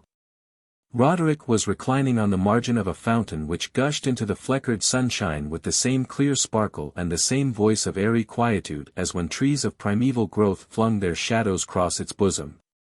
How strange is the life of a fountain, born at every moment, yet of an age coeval with the rocks, and far surpassing the venerable antiquity of a forest. "You are come. I have expected you," said Elliston, when he became aware of the sculptor's presence. His manner was very different from that of the preceding day, quiet, courteous, and, as Herkimer thought, watchful both over his guest and himself. This unnatural restraint was almost the only trait that betokened anything amiss. He had just thrown a book upon the grass, where it lay half opened, thus disclosing itself to be a natural history of the serpent tribe, illustrated by lifelike plates. Near it lay that bulky volume, the Ductor Dubitantium of Jeremy Taylor, full of cases of conscience, and in which most men, possessed of a conscience, may find something applicable to their purpose.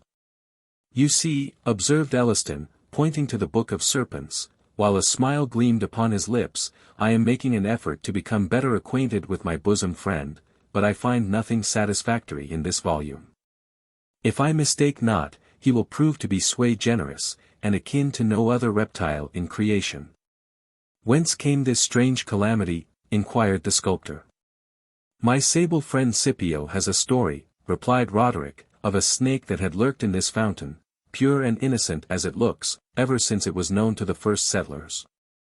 This insinuating personage once crept into the vitals of my great-grandfather and dwelt there many years, tormenting the old gentleman beyond mortal endurance. In short, it is a family peculiarity. But, to tell you the truth, I have no faith in this idea of the snake's being an heirloom. He is my own snake, and no man's else." "But what was his origin?" demanded Herkimer. "Oh, there is poisonous stuff in any man's heart sufficient to generate a brood of serpents," said Elliston with a hollow laugh. "You should have heard my homilies to the good townspeople. Positively, I deem myself fortunate in having bred but a single serpent. You, however, have none in your bosom, and therefore cannot sympathize with the rest of the world. It gnaws me. It gnaws me." With this exclamation Roderick lost his self-control and threw himself upon the grass, testifying his agony by intricate writhings, in which Herkimer could not but fancy a resemblance to the motions of a snake. Then, likewise, was heard that frightful hiss, which often ran through the sufferer's speech, and crept between the words and syllables without interrupting their succession. "This is awful indeed!" exclaimed the sculptor, "an awful infliction, whether it be actual or imaginary. Tell me, Roderick Elliston, is there any remedy for this loathsome evil? Yes, but an impossible one, muttered Roderick, as he lay wallowing with his face in the grass. Could I for one moment forget myself, the serpent might not abide within me. It is my diseased self-contemplation that has engendered and nourished him. Then forget yourself, my husband, said a gentle voice above him, forget yourself in the idea of another. Rosina had emerged from the arbor, and was bending over him with the shadow of his anguish reflected in her countenance, yet so mingled with hope and unselfish love that all anguish seemed but an earthly shadow and a dream. She touched Roderick with her hand. A tremor shivered through his frame. At that moment, if report be trustworthy, the sculptor beheld a waving motion through the grass, and heard a tinkling sound, as if something had plunged into the fountain. Be the truth as it might, it is certain that Roderick Elliston sat up like a man renewed, restored to his right mind, and rescued from the fiend which had so miserably overcome him in the battlefield of his own breast. Rosina! Cried he, in broken and passionate tones, but with nothing of the wild wail that had haunted his voice so long, forgive. Forgive. Her happy tears bedewed his face. The punishment has been severe, observed the sculptor. Even justice might now forgive, how much more a woman's tenderness. Roderick Elliston, whether the serpent was a physical reptile, or whether the morbidness of your nature suggested that symbol to your fancy, the moral of the story is not the less true and strong. A tremendous egotism, manifesting itself in your case in the form of jealousy, is as fearful a fiend as ever stole into the human heart. Can a breast, where it has dwelt so long, be purified? Oh yes, said Rosina with a heavenly smile. The serpent was but a dark fantasy, and what it typified was as shadowy as itself. The past, dismal as it seems, shall fling no gloom upon the future. To give it its due importance we must think of it but as an anecdote in our eternity. The Christmas Banquet. From the unpublished Allegories of the Heart. I have here attempted, said Roderick, unfolding a few sheets of manuscript, as he sat with Rosina and the sculptor in the summer house, I have attempted to seize hold of a personage who glides past me, occasionally, in my walk through life. My former sad experience, as you know, has gifted me with some degree of insight into the gloomy mysteries of the human heart, through which I have wandered like one astray in a dark cavern, with his torch fast flickering to extinction. But this man, this class of men, is a hopeless puzzle. Well, but propound him, said the sculptor. Let us have an idea of hint, to begin with. Why, indeed, replied Roderick, he is such a being as I could conceive you to carve out of marble, and some yet unrealized perfection of human science to endow with an exquisite mockery of intellect. But still there lacks the last inestimable touch of a divine creator. He looks like a man, and, perchance, like a better specimen of man than you ordinarily meet. You might esteem him wise.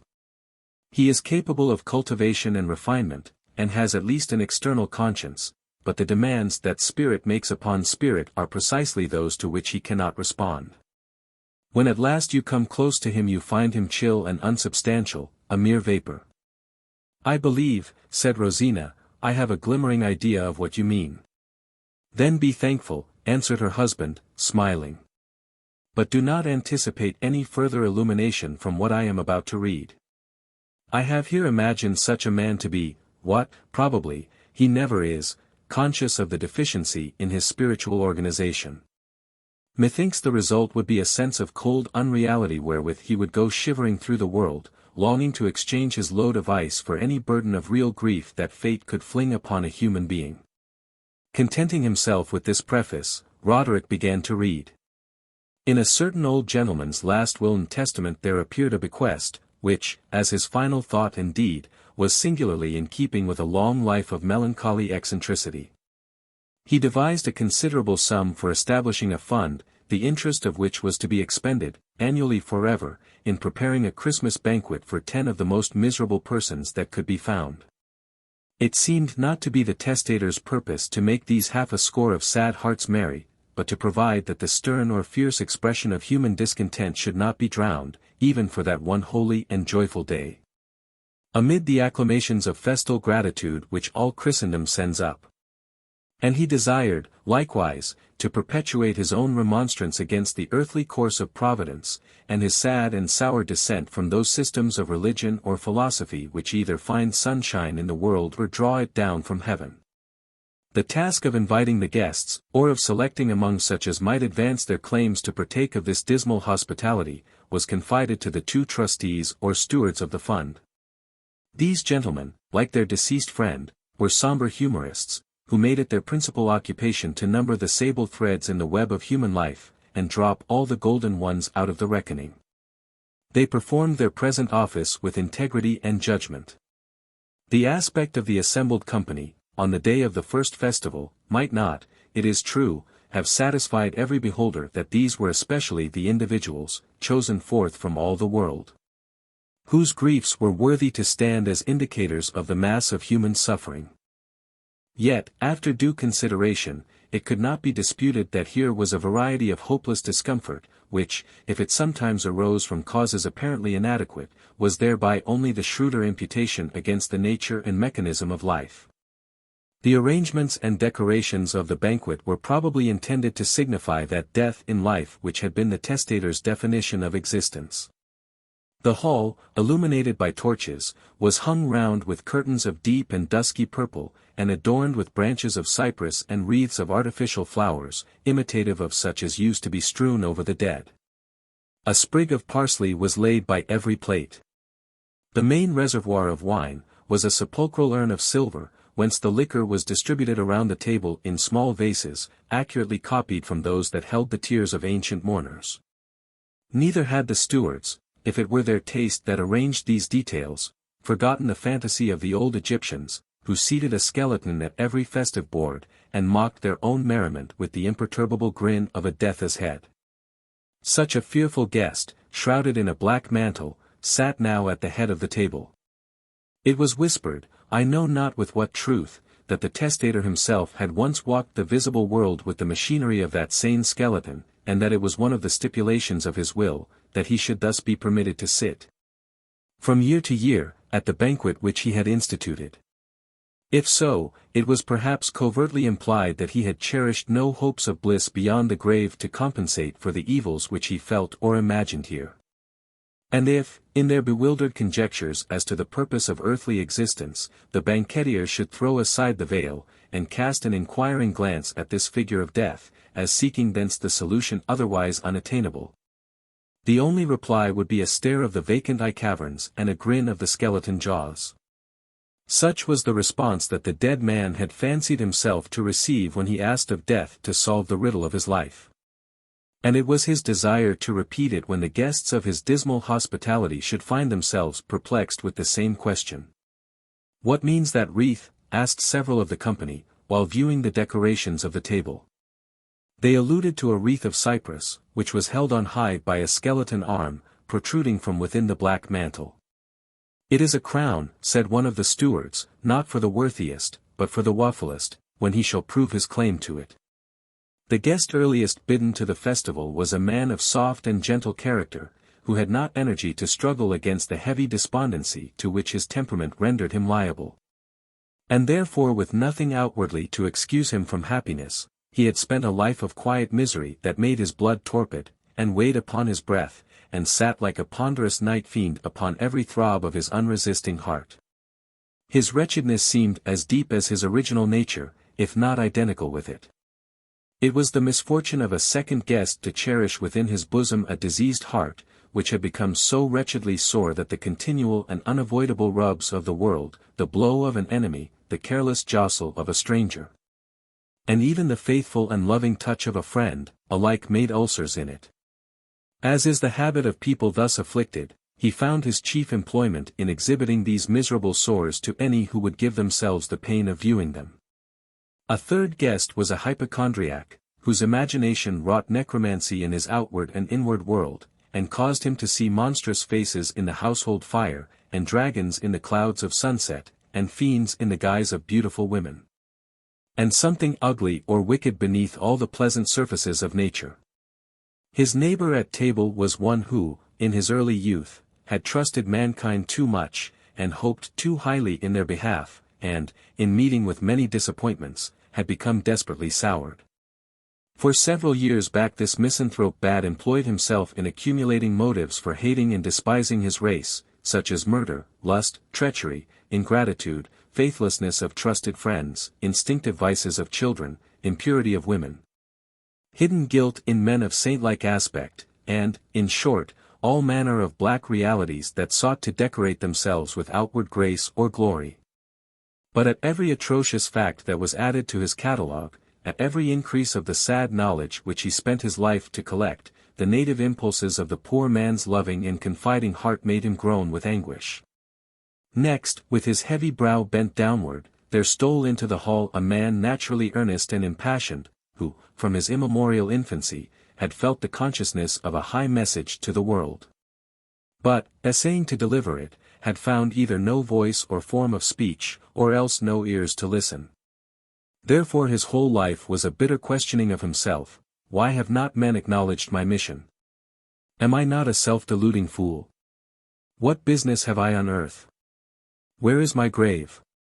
Throughout the festival, he quaffed frequent draughts from the sepulchral urn of wine, hoping thus to quench the celestial fire that tortured his own breast and could not benefit his race. Then there entered, having flung away a ticket for a ball, a gay gallant of yesterday, who had found 4 or 5 wrinkles in his brow, and more grey hairs than he could well number on his head. Endowed with sense and feeling, he had nevertheless spent his youth in folly, but had reached at last that dreary point in life where folly quits us of her own accord, leaving us to make friends with wisdom if we can. Thus, cold and desolate, he had come to seek wisdom at the banquet, and wondered if the skeleton were she. To eke out the company, the stewards had invited a distressed poet from his home in the almshouse, and a melancholy idiot from the street corner. The latter had just the glimmering of sense that was sufficient to make him conscious of a vacancy, which the poor fellow, all his life long, had mistily sought to fill up with intelligence, wandering up and down the streets, and groaning miserably because his attempts were ineffectual. The only lady in the hall was one who had fallen short of absolute and perfect beauty, merely by the trifling defect of a slight cast in her left eye. But this blemish, minute as it was, so shocked the pure ideal of her soul, rather than her vanity, that she passed her life in solitude, and veiled her countenance even from her own gaze. So the skeleton sat shrouded at one end of the table, and this poor lady at the other. One other guest remains to be described. He was a young man of smooth brow, fair cheek, and fashionable mien.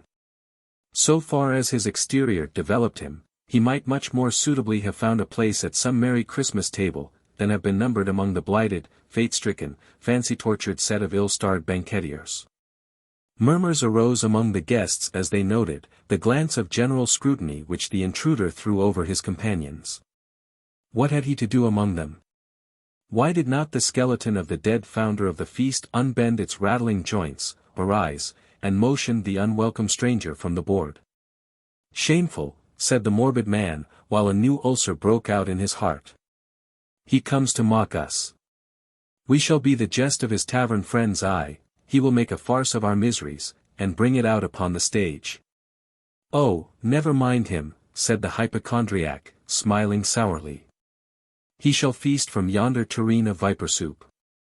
And if there is a fricassee of scorpions on the table, pray let him have his share of it. For the dessert, he shall taste the apples of Sodom, then, if he like our Christmas fare, let him return again next year. Trouble him not, murmured the melancholy man, with gentleness. What matters it whether the consciousness of misery come a few years sooner or later? If this youth deem himself happy now, yet let him sit with us for the sake of the wretchedness to come. The poor idiot approached the young man with that mournful aspect of vacant inquiry which his face continually wore, and which caused people to say that he was always in search of his missing wits. After no little examination he touched the stranger's hand, but immediately drew back his own, shaking his head and shivering. Cold, cold, cold, muttered the idiot. The young man shivered too, and smiled. Gentlemen, and you, madam, said one of the stewards of the festival, do not conceive so ill either of our caution or judgment. As to imagine that we have admitted this young stranger, Gervase Hastings by name, without a full investigation and thoughtful balance of his claims. Trust me, not a guest at the table is better entitled to his seat. The steward's guarantee was perforce satisfactory. The company, therefore, took their places, and addressed themselves to the serious business of the feast, but were soon disturbed by the hypochondriac, who thrust back his chair, complaining that a dish of stewed toads and vipers was set before him, and that there was green ditch water in his cup of wine. This mistake being amended, he quietly resumed his seat. The wine, as it flowed freely from the sepulchral urn, seemed to come imbued with all gloomy inspirations, so that its influence was not to cheer, but either to sink the revellers into a deeper melancholy, or elevate their spirits to an enthusiasm of wretchedness. The conversation was various. They told sad stories about people who might have been worthy guests at such a festival as the present. They talked of grisly incidents in human history, of strange crimes, which, if truly considered, were but convulsions of agony. Of some lives that had been altogether wretched, and of others, which, wearing a general semblance of happiness, had yet been deformed, sooner or later, by misfortune, as by the intrusion of a grim face at a banquet. Of deathbed scenes, and what dark intimations might be gathered from the words of dying men, of suicide, and whether the more eligible mode were by halter, knife, poison, drowning, gradual starvation, or the fumes of charcoal. The majority of the guests, as is the custom with people thoroughly and profoundly sick at heart, were anxious to make their own woes the theme of discussion, and prove themselves most excellent in anguish. The misanthropist went deep into the philosophy of evil, and wandered about in the darkness, with now and then a gleam of discolored light hovering on ghastly shapes and horrid scenery. Many a miserable thought, such as men have stumbled upon from age to age, did he now rake up again, and gloat over it as an inestimable gem, a diamond, a treasure far preferable to those bright, spiritual revelations of a better world, which are like precious stones from heaven's pavement. And then, amid his lore of wretchedness he hid his face and wept. It was a festival at which the woeful man of Uz might suitably have been a guest, together with all, in each succeeding age, who have tasted deepest of the bitterness of life. And be it said, too, that every son or daughter of woman, however favored with happy fortune, might, at one sad moment or another, have claimed the privilege of a stricken heart, to sit down at this table. But, throughout the feast, it was remarked that the young stranger, Gervase Hastings, was unsuccessful in his attempts to catch its pervading spirit. At any deep, strong thought that found utterance, and which was torn out, as it were, from the saddest recesses of human consciousness, he looked mystified and bewildered. Even more than the poor idiot, who seemed to grasp at such things with his earnest heart, and thus occasionally to comprehend them. The young man's conversation was of a colder and lighter kind, often brilliant, but lacking the powerful characteristics of a nature that had been developed by suffering. "Sir," said the misanthropist, bluntly, in reply to some observation by Gervase Hastings, "pray do not address me again. We have no right to talk together. Our minds have nothing in common. By what claim you appear at this banquet I cannot guess. But methinks, to a man who could say what you have just now said, my companions and myself must seem no more than shadows flickering on the wall. And precisely such a shadow are you to us." The young man smiled and bowed, but, drawing himself back in his chair, he buttoned his coat over his breast, as if the banqueting ball were growing chill. Again the idiot fixed his melancholy stare upon the youth, and murmured, "Cold. Cold. Cold." The banquet drew to its conclusion, and the guests departed. Scarcely had they stepped across the threshold of the hall, when the scene that had their past seemed like the vision of a sick fancy, or an exhalation from a stagnant heart. Now and then, however, during the year that ensued, these melancholy people caught glimpses of one another, transient, indeed, but enough to prove that they walked the earth with the ordinary allotment of reality. Sometimes a pair of them came face to face, while stealing through the evening twilight, enveloped in their sable cloaks. Sometimes they casually met in churchyards. Once, also, it happened that two of the dismal banquetiers mutually started at recognizing each other in the noonday sunshine of a crowded street, stalking there like ghosts astray. Doubtless they wondered why the skeleton did not come abroad at noonday too. But whenever the necessity of their affairs compelled these Christmas guests into the bustling world, they were sure to encounter the young man who had so unaccountably been admitted to the festival. They saw him among the gay and fortunate. They caught the sunny sparkle of his eye, they heard the light and careless tones of his voice, and muttered to themselves with such indignation as only the aristocracy of wretchedness could kindle, the traitor, the vile impostor. Providence, in its own good time, may give him a right to feast among us.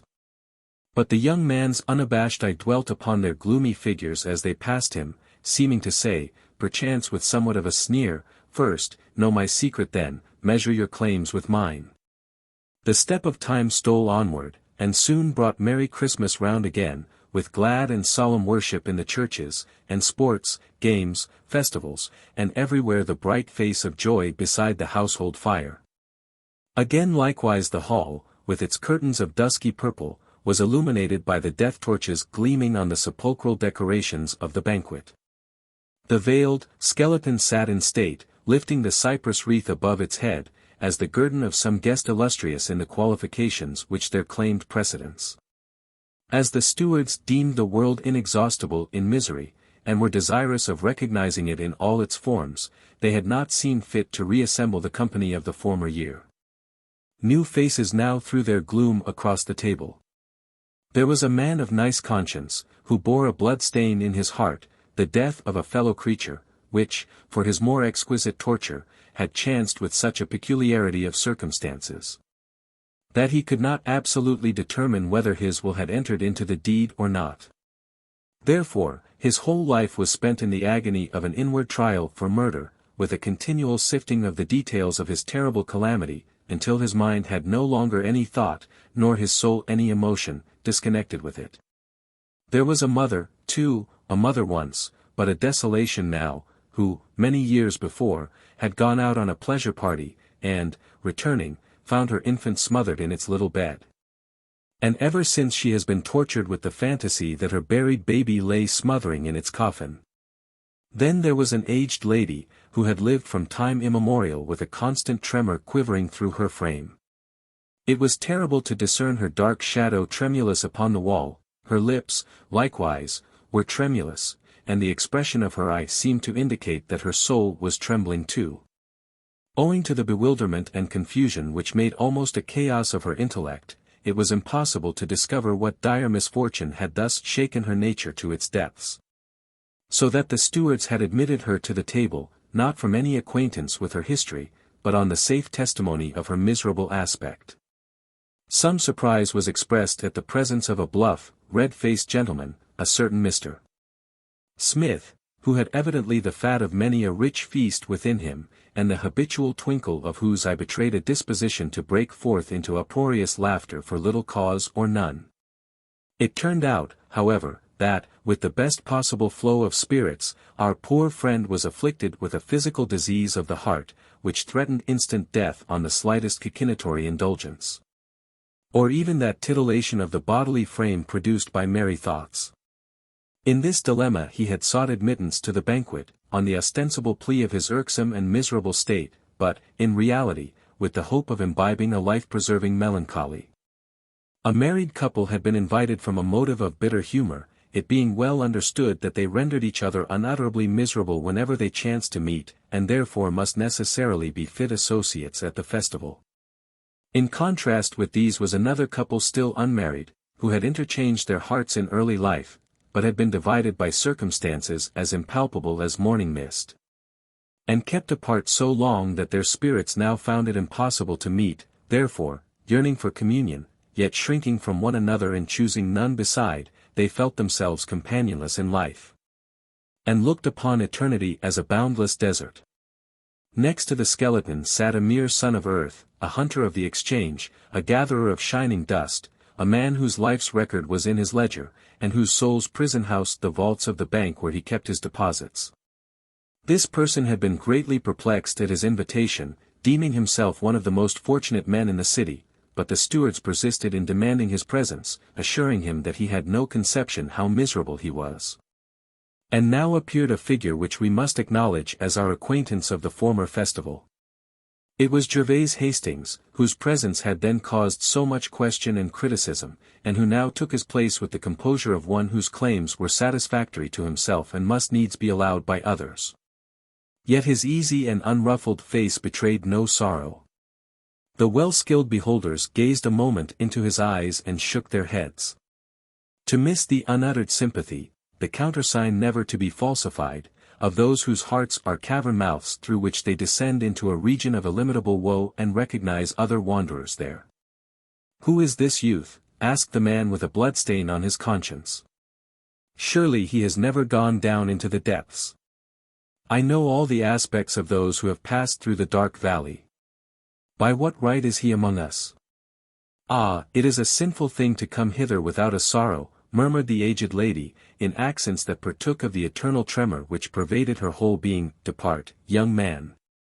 Your soul has never been shaken, and, therefore, I tremble so much the more to look at you." "His soul shaken? No, I'll answer for it," said bluff Mr.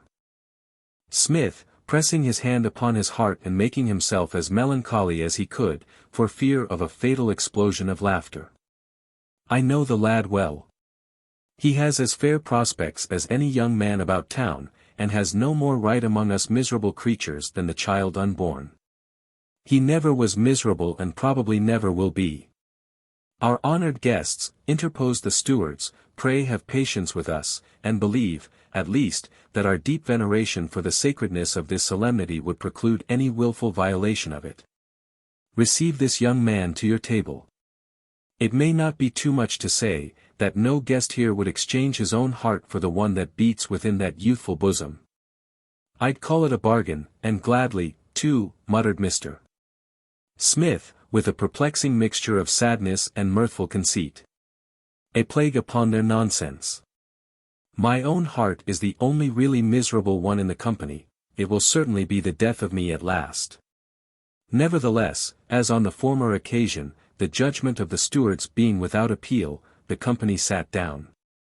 The obnoxious guest made no more attempt to obtrude his conversation on those about him, but appeared to listen to the table talk with peculiar assiduity, as if some inestimable secret, otherwise beyond his reach, might be conveyed in a casual word.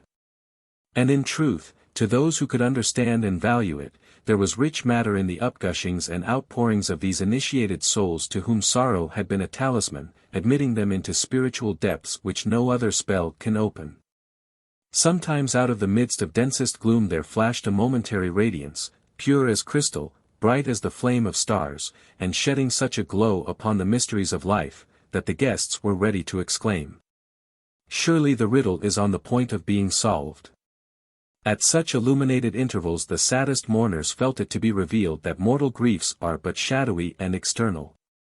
No more than the sable robes voluminously shrouding a certain divine reality, and thus indicating what might otherwise be altogether invisible to mortal eye.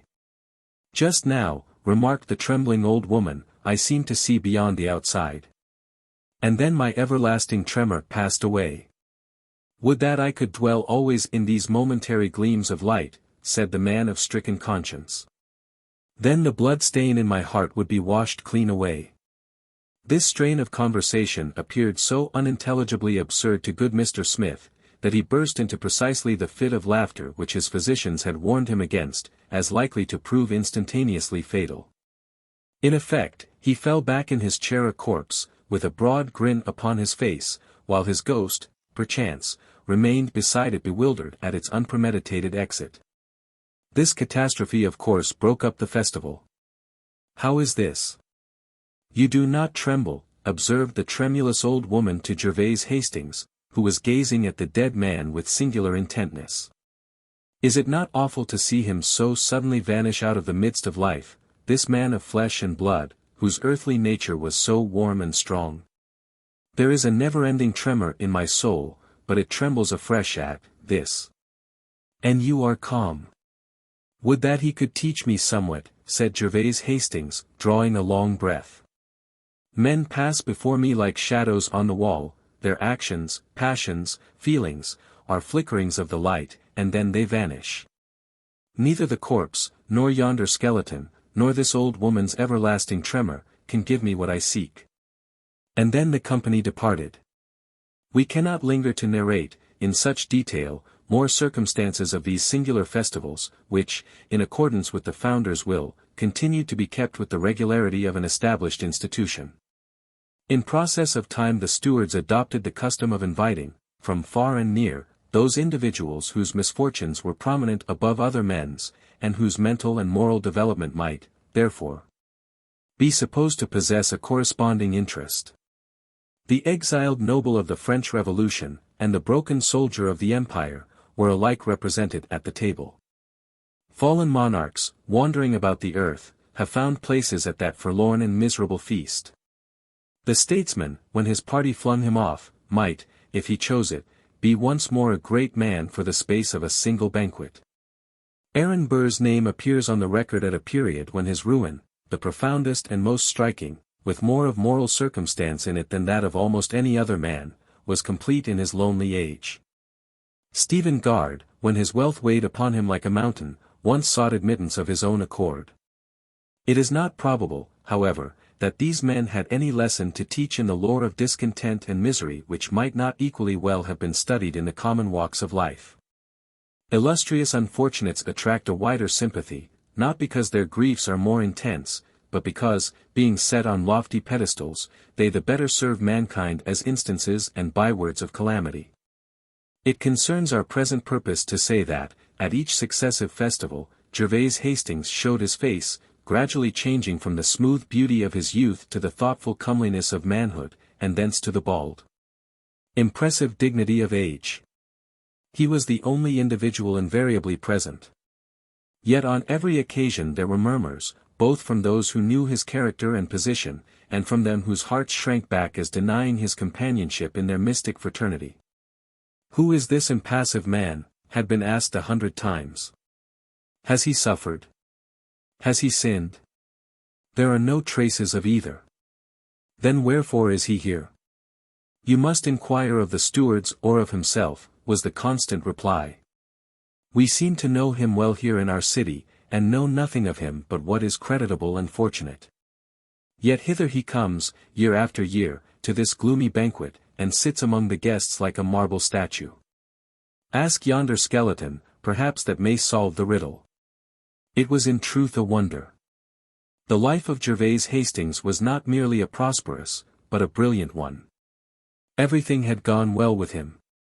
He was wealthy, far beyond the expenditure that was required by habits of magnificence, a taste of rare purity in cultivation, a love of travel, a scholar's instinct to collect a splendid library, and, moreover, what seemed a magnificent liberality to the distressed.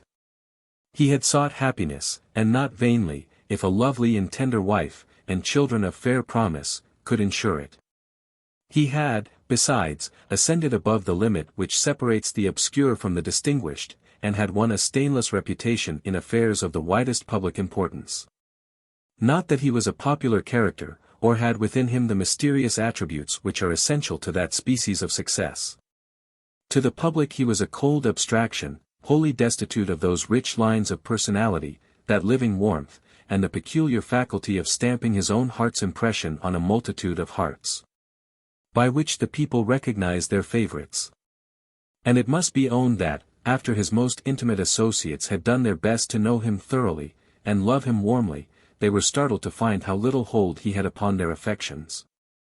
They approved, they admired, but still in those moments when the human spirit most craves reality, they shrank back from Gervase Hastings, as powerless to give them what they sought. It was the feeling of distrustful regret with which we should draw back the hand after extending it, in an elusive twilight, to grasp the hand of a shadow upon the wall. As the superficial fervency of youth decayed, this peculiar effect of Gervase Hastings's character grew more perceptible. His children, when he extended his arms, came coldly to his knees, but never climbed them of their own accord. His wife wept secretly, and almost adjudged herself a criminal because she shivered in the chill of his bosom. He, too, occasionally appeared not unconscious of the chillness of his moral atmosphere, and willing, if it might be so, to warm himself at a kindly fire. But age stole onward and benumbed him more and more. As the hoarfrost began to gather on him, his wife went to her grave, and was doubtless warmer there. His children either died or were scattered to different homes of their own.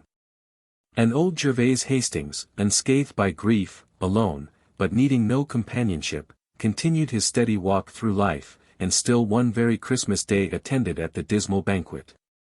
His privilege as a guest had become prescriptive now. Had he claimed the head of the table, even the skeleton would have been ejected from its seat. Finally, at the merry Christmastide, when he had numbered 80 years complete, this pale, high-browed, marble-featured old man once more entered the long-frequented hall. With the same impassive aspect that had called forth so much dissatisfied remark at his first attendance. Time, except in matters merely external, had done nothing for him either of good or evil. As he took his place he threw a calm, inquiring glance around the table, as if to ascertain whether any guest had yet appeared, after so many unsuccessful banquets, who might impart to him the mystery, the deep, warm secret, the life within the life, which, whether manifested in joy or sorrow, is what gives substance to a world of shadows. "My friends," said Gervase Hastings, assuming a position which his long conversance with the festival caused to appear natural, "you are welcome. I drink to you all in this cup of sepulchral wine." The guests replied courteously, but still in a manner that proved them unable to receive the old man as a member of their sad fraternity. It may be well to give the reader an idea of the present company at the banquet. One was formerly a clergyman, enthusiastic in his profession, and apparently of the genuine dynasty of those old Puritan divines whose faith in their calling, and stern exercise of it, had placed them among the mighty of the earth. But yielding to the speculative tendency of the age, he had gone astray from the firm foundation of an ancient faith, and wandered into a cloud region, where everything was misty and deceptive, ever mocking him with a semblance of reality, but still dissolving when he flung himself upon it for support and rest. His instinct and early training demanded something steadfast. But, looking forward, he beheld vapors piled on vapors, and behind him an impassable gulf between the man of yesterday and today, on the borders of which he paced to and fro, sometimes wringing his hands in agony, and often making his own woe a theme of scornful merriment. This surely was a miserable man. Next, there was a theorist, one of a numerous tribe, although he deemed himself unique since the creation, a theorist, who had conceived a plan by which all the wretchedness of earth, moral and physical, might be done away, and the bliss of the millennium at once accomplished. But, the incredulity of mankind debarring him from action, he was smitten with as much grief as if the whole mass of woe which he was denied the opportunity to remedy were crowded into his own bosom. A plain old man in black attracted much of the company's notice, on the supposition that he was no other than Father Miller, who, it seemed, had given himself up to despair at the tedious delay of the final conflagration.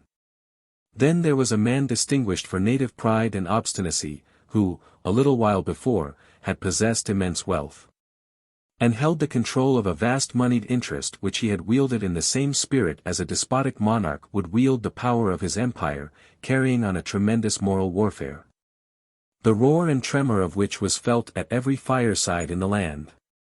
At length came a crushing ruin, a total overthrow of fortune, power, and character, the effect of which on his imperious and, in many respects, noble and lofty nature might have entitled him to a place, not merely at our festival, but among the peers of pandemonium. There was a modern philanthropist, who had become so deeply sensible of the calamities of thousands and millions of his fellow creatures, and of the impracticableness of any general measures for their relief, that he had no heart to do what little good lay immediately within his power, but contented himself with being miserable for sympathy. Near him sat a gentleman in a predicament hitherto unprecedented, but of which the present epoch probably affords numerous examples. Ever since he was of capacity to read a newspaper, this person had prided himself on his consistent adherence to one political party, but, in the confusion of these latter days, had got bewildered and knew not whereabouts his party was. This wretched condition, so morally desolate and disheartening to a man who has long accustomed himself to merge his individuality in the mass of a great body, can only be conceived by such as have experienced it. His next companion was a popular orator who had lost his voice, and, as it was pretty much all that he had to lose, had fallen into a state of hopeless melancholy. The table was likewise graced by two of the gentler sex, one, a half-starved, consumptive seamstress, the representative of thousands just as wretched. The other, a woman of unemployed energy, who found herself in the world with nothing to achieve, nothing to enjoy, and nothing even to suffer. She had, therefore, driven herself to the verge of madness by dark broodings over the wrongs of her sex, and its exclusion from a proper field of action. The roll of guests being thus complete, a side table had been set for 3 or 4 disappointed office-seekers, with hearts as sick as death, whom the stewards had admitted partly because their calamities really entitled them to entrance here, and partly that they were in especial need of a good dinner. There was likewise a homeless dog, with his tail between his legs, licking up the crumbs and gnawing the fragments of the feast, such a melancholy cur as one sometimes sees about the streets without a master, and willing to follow the first that will accept his service. In their own way, these were as wretched a set of people as ever had assembled at the festival. There they sat, with the veiled skeleton of the founder holding aloft the cypress wreath, at one end of the table, and at the other, wrapped in furs, the withered figure of Gervase Hastings, stately, calm, and cold, impressing the company with awe, yet so little interesting their sympathy that he might have vanished into thin air without their once exclaiming, "Whither is he gone?" "Sir," said the philanthropist, addressing the old man, "you have been so long a guest at this annual festival, and have thus been conversant with so many varieties of human affliction, that, not improbably, you have thence derived some great and important lessons. How blessed were your lot could you reveal a secret by which all this mass of woe might be removed." "I know of but one misfortune," answered Gervase Hastings, quietly, "and that is my own." "Your own," rejoined the philanthropist. "And looking back on your serene and prosperous life, how can you claim to be the sole unfortunate of the human race?" "You will not understand it," replied Gervase Hastings, feebly, and with a singular inefficiency of pronunciation, and sometimes putting one word for another. "None have understood it, not even those who experience the like. It is a chillness, a want of earnestness, a feeling as if what should be my heart were a thing of vapor, a haunting perception of unreality. Thus seeming to possess all that other men have, all that men aim at, I have really possessed nothing, neither joy nor griefs. All things, all persons, as was truly said to me at this table long and long ago, have been like shadows flickering on the wall. It was so with my wife and children, with those who seemed my friends, it is so with yourselves, whom I see now before one. Neither have I myself any real existence, but am a shadow like the rest." "And how is it with your views of a future life?" inquired the speculative clergyman. "Worse than with you," said the old man, in a hollow and feeble tone, "for I cannot conceive it earnestly enough to feel either hope or fear. Mine is the wretchedness. This cold heart, this unreal life. Ah! It grows colder still." It so chanced that at this juncture the decayed ligaments of the skeleton gave way, and the dry bones fell together in a heap, thus causing the dusty wreath of cypress to drop upon the table. The attention of the company being thus diverted for a single instant from Gervase Hastings, they perceived, on turning again towards him, that the old man had undergone a change. His shadow had ceased to flicker on the wall. "Well, Rosina, what is your criticism?" asked Roderick, as he rolled up the manuscript. "Frankly, your success is by no means complete," replied she. "It is true, I have an idea of the character you endeavor to describe. But it is rather by dint of my own thought than your expression." "That is unavoidable," observed the sculptor, "because the characteristics are all negative. If Gervase Hastings could have imbibed one human grief at the gloomy banquet, the task of describing him would have been infinitely easier. Of such persons, and we do meet with these moral monsters now and then, it is difficult to conceive how they came to exist here, or what there is in them capable of existence hereafter. They seem to be on the outside of everything. And nothing wearies the soul more than an attempt to comprehend them within its grasp." Drowne's wooden image. One sunshiny morning, in the good old times of the town of Boston, a young carver in wood, well known by the name of Drown, stood contemplating a large oaken log, which it was his purpose to convert into the figurehead of a vessel.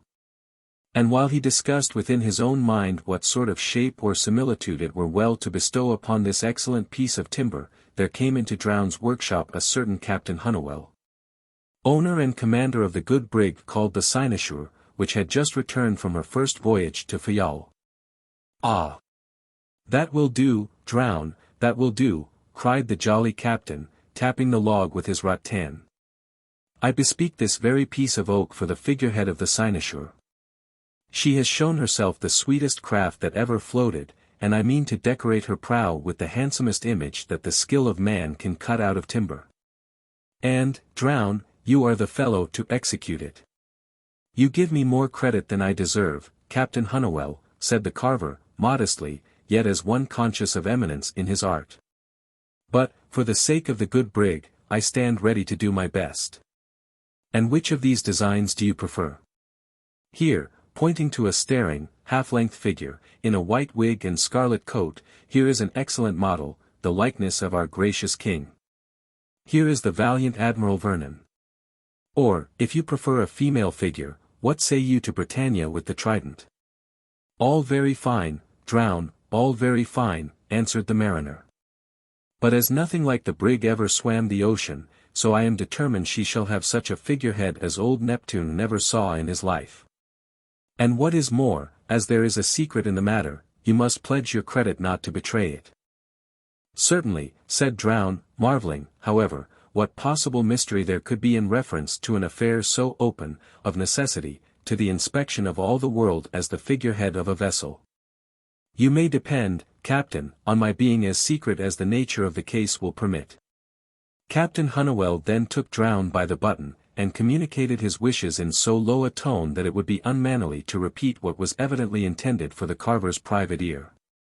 We shall, therefore, take the opportunity to give the reader a few desirable particulars about Drown himself.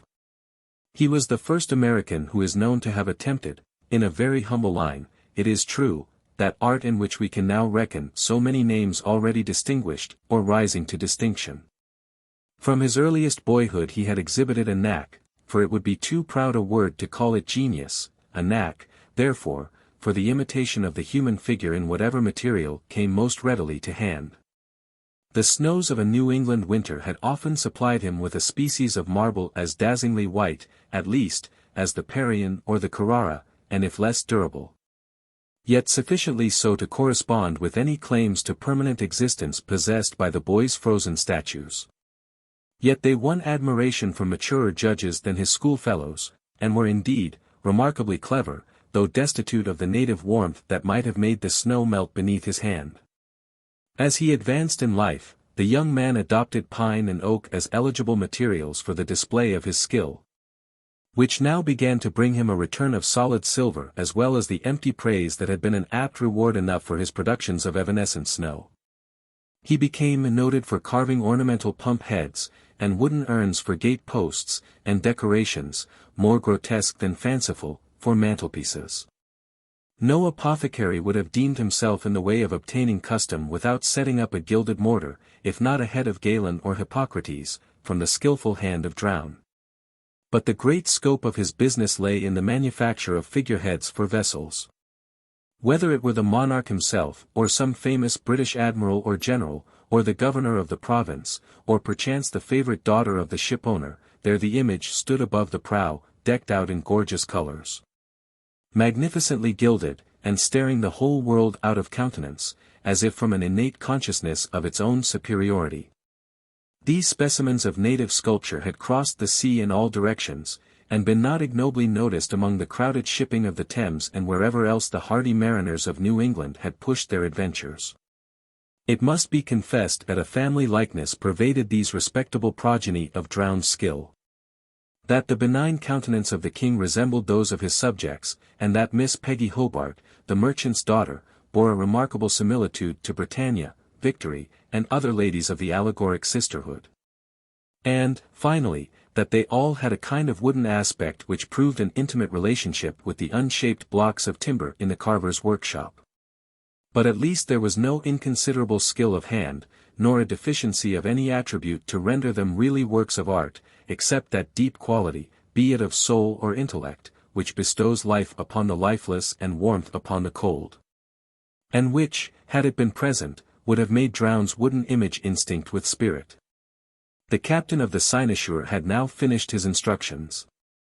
"And Drowne," said he, impressively, "you must lay aside all other business and set about this forthwith. And as to the price, only do the job in first-rate style, and you shall settle that point yourself." "Very well, Captain," answered the carver, who looked grave and somewhat perplexed, yet had a sort of smile upon his visage. "Depend upon it, I'll do my utmost to satisfy you." From that moment the men of taste about Long Wharf and the town dock, who were wont to show their love for the arts by frequent visits to Drowne's workshop, and admiration of his wooden images, began to be sensible of a mystery in the carver's conduct. Often he was absent in the daytime. Sometimes, as might be judged by gleams of light from the shop windows, he was at work until a late hour of the evening. Although neither knock nor voice, on such occasions, could gain admittance for a visitor, or elicit any word of response. Nothing remarkable, however, was observed in the shop at those late hours when it was thrown open. A fine piece of timber, indeed, which Drowne was known to have reserved for some work of especial dignity, was seen to be gradually assuming shape. What shape it was destined ultimately to take was a problem to his friends and a point on which the carver himself preserved a rigid silence. But day after day, though Drowne was seldom noticed in the act of working upon it, this rude form began to be developed until it became evident to all observers that a female figure was growing into mimic life. At each new visit they beheld a larger pile of wooden chips and a nearer approximation to something beautiful. It seemed as if the hamadryad of the oak had sheltered herself from the unimaginative world within the heart of her native tree, and that it was only necessary to remove the strange shapelessness that had encrusted her, and reveal the grace and loveliness of a divinity. Imperfect as the design, the attitude, the costume, and especially the face of the image still remained. There was already an effect that drew the eye from the wooden cleverness of Drowne's earlier productions and fixed it upon the tantalizing mystery of this new project. Copley, the celebrated painter, then a young man and a resident of Boston, came one day to visit Drowne. For he had recognized so much of moderate ability in the carver as to induce him, in the dearth of professional sympathy, to cultivate his acquaintance. On entering the shop, the artist glanced at the inflexible image of king, commander, dame, and allegory, that stood around, on the best of which might have been bestowed the questionable praise that it looked as if a living man had here been changed to wood, and that not only the physical, but the intellectual and spiritual part, partook of the stolid transformation. But in not a single instance did it seem as if the wood were imbibing the ethereal essence of humanity. What a wide distinction is here! And how far the slightest portion of the latter merit have outvalued the utmost degree of the former. "My friend Drowne," said Copley, smiling to himself, but alluding to the mechanical and wooden cleverness that so invariably distinguished the images, "you are really a remarkable person. I have seldom met with a man in your line of business that could do so much, for one other touch might make this figure of General Wolfe, for instance, a breathing and intelligent human creature." "You would have me think that you are praising me highly, Mr. Copley," answered Drowne, turning his back upon Wolfe's image in apparent disgust. "But there has come a light into my mind. I know what you know as well, that the one touch which you speak of as deficient is the only one that would be truly valuable, and that without it these works of mine are no better than worthless abortions. There is the same difference between them and the works of an inspired artist as between a signpost daub and one of your best pictures." "This is strange," cried Copley, looking him in the face, which now, as the painter fancied, had a singular depth of intelligence, though hitherto it had not given him greatly the advantage over his own family of wooden images. "What has come over you? How is it that, possessing the idea which you have now uttered, you should produce only such works as these?" The carver smiled, but made no reply. Copley turned again to the images, conceiving that the sense of deficiency which Drowne had just expressed, and which is so rare in a merely mechanical character, must surely imply a genius, the tokens of which had heretofore been overlooked. But no, there was not a trace of it. He was about to withdraw when his eyes chanced to fall upon a half-developed figure which lay in a corner of the workshop, surrounded by scattered chips of oak. It arrested him at once. "What is here? Who has done this?" he broke out, after contemplating it in speechless astonishment for an instant. "Here is the divine, the life-giving touch. What inspired hand is beckoning this wood to arise and live? Whose work is this?" "No man's work," replied Drowne. "The figure lies within that block of oak, and it is my business to find it." "Drowne," said the true artist, grasping the carver fervently by the hand, "you are a man of genius." As Copley departed, happening to glance backward from the threshold, he beheld Drowne bending over the half-created shape, and stretching forth his arms as if he would have embraced and drawn it to his heart. While, had such a miracle been possible, his countenance expressed passion enough to communicate warmth and sensibility to the lifeless oak. "Strange enough," said the artist to himself. "Who would have looked for a modern Pygmalion in the person of a Yankee mechanic?" As yet, the image was but vague in its outward presentment. So that, as in the cloud shapes around the western sun, the observer rather felt, or was led to imagine, than really saw what was intended by it. Day by day, however, the work assumed greater precision, and settled its irregular and misty outline into distincter grace and beauty. The general design was now obvious to the common eye. It was a female figure, in what appeared to be a foreign dress, the gown being laced over the bosom, and opening in front so as to disclose a skirt or petticoat, the folds and inequalities of which were admirably represented in the oaken substance. She wore a hat of singular gracefulness, and abundantly laden with flowers, such as never grew in the rude soil of New England, but which, with all their fanciful luxuriance, had a natural truth that it seemed impossible for the most fertile imagination to have attained without copying from real prototypes. There were several little appendages to this dress, such as a fan, a pair of earrings, a chain about the neck, a watch in the bosom, and a ring upon the finger, all of which would have been deemed beneath the dignity of sculpture. They were put on, however, with as much taste as a lovely woman might have shown in her attire, and could therefore have shocked none but a judgment spoiled by artistic rules. The face was still imperfect. But gradually, by a magic touch, intelligence and sensibility brightened through the features, with all the effect of light gleaming forth from within the solid oak. The face became alive. It was a beautiful, though not precisely regular and somewhat haughty aspect, but with a certain piquancy about the eyes and mouth, which, of all expressions, would have seemed the most impossible to throw over a wooden countenance. And now, so far as carving went, this wonderful production was complete. "Drowne," said Copley, who had hardly missed a single day in his visits to the carver's workshop, "if this work were in marble it would make you famous at once. Nay, I would almost affirm that it would make an era in the art. It is as ideal as an antique statue, and yet as real as any lovely woman whom one meets at a fireside or in the street. But I trust you do not mean to desecrate this exquisite creature with paint, like those staring kings and admirals yonder." "Not paint her," exclaimed Captain Hunnewell, who stood by, "not paint the figurehead of the cynosure. And what sort of a figure should I cut in a foreign port with such an unpainted oaken stick as this over my prow? She must, and she shall, be painted to the life, from the topmost flower in her hat down to the silver spangles on her slippers." "Mr.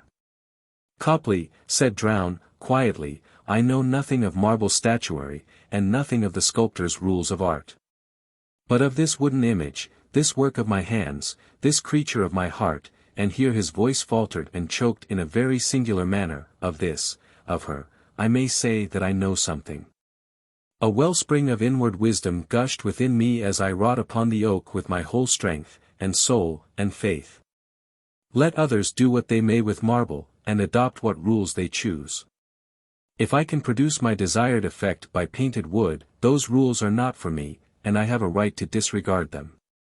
"The very spirit of genius," muttered Copley to himself.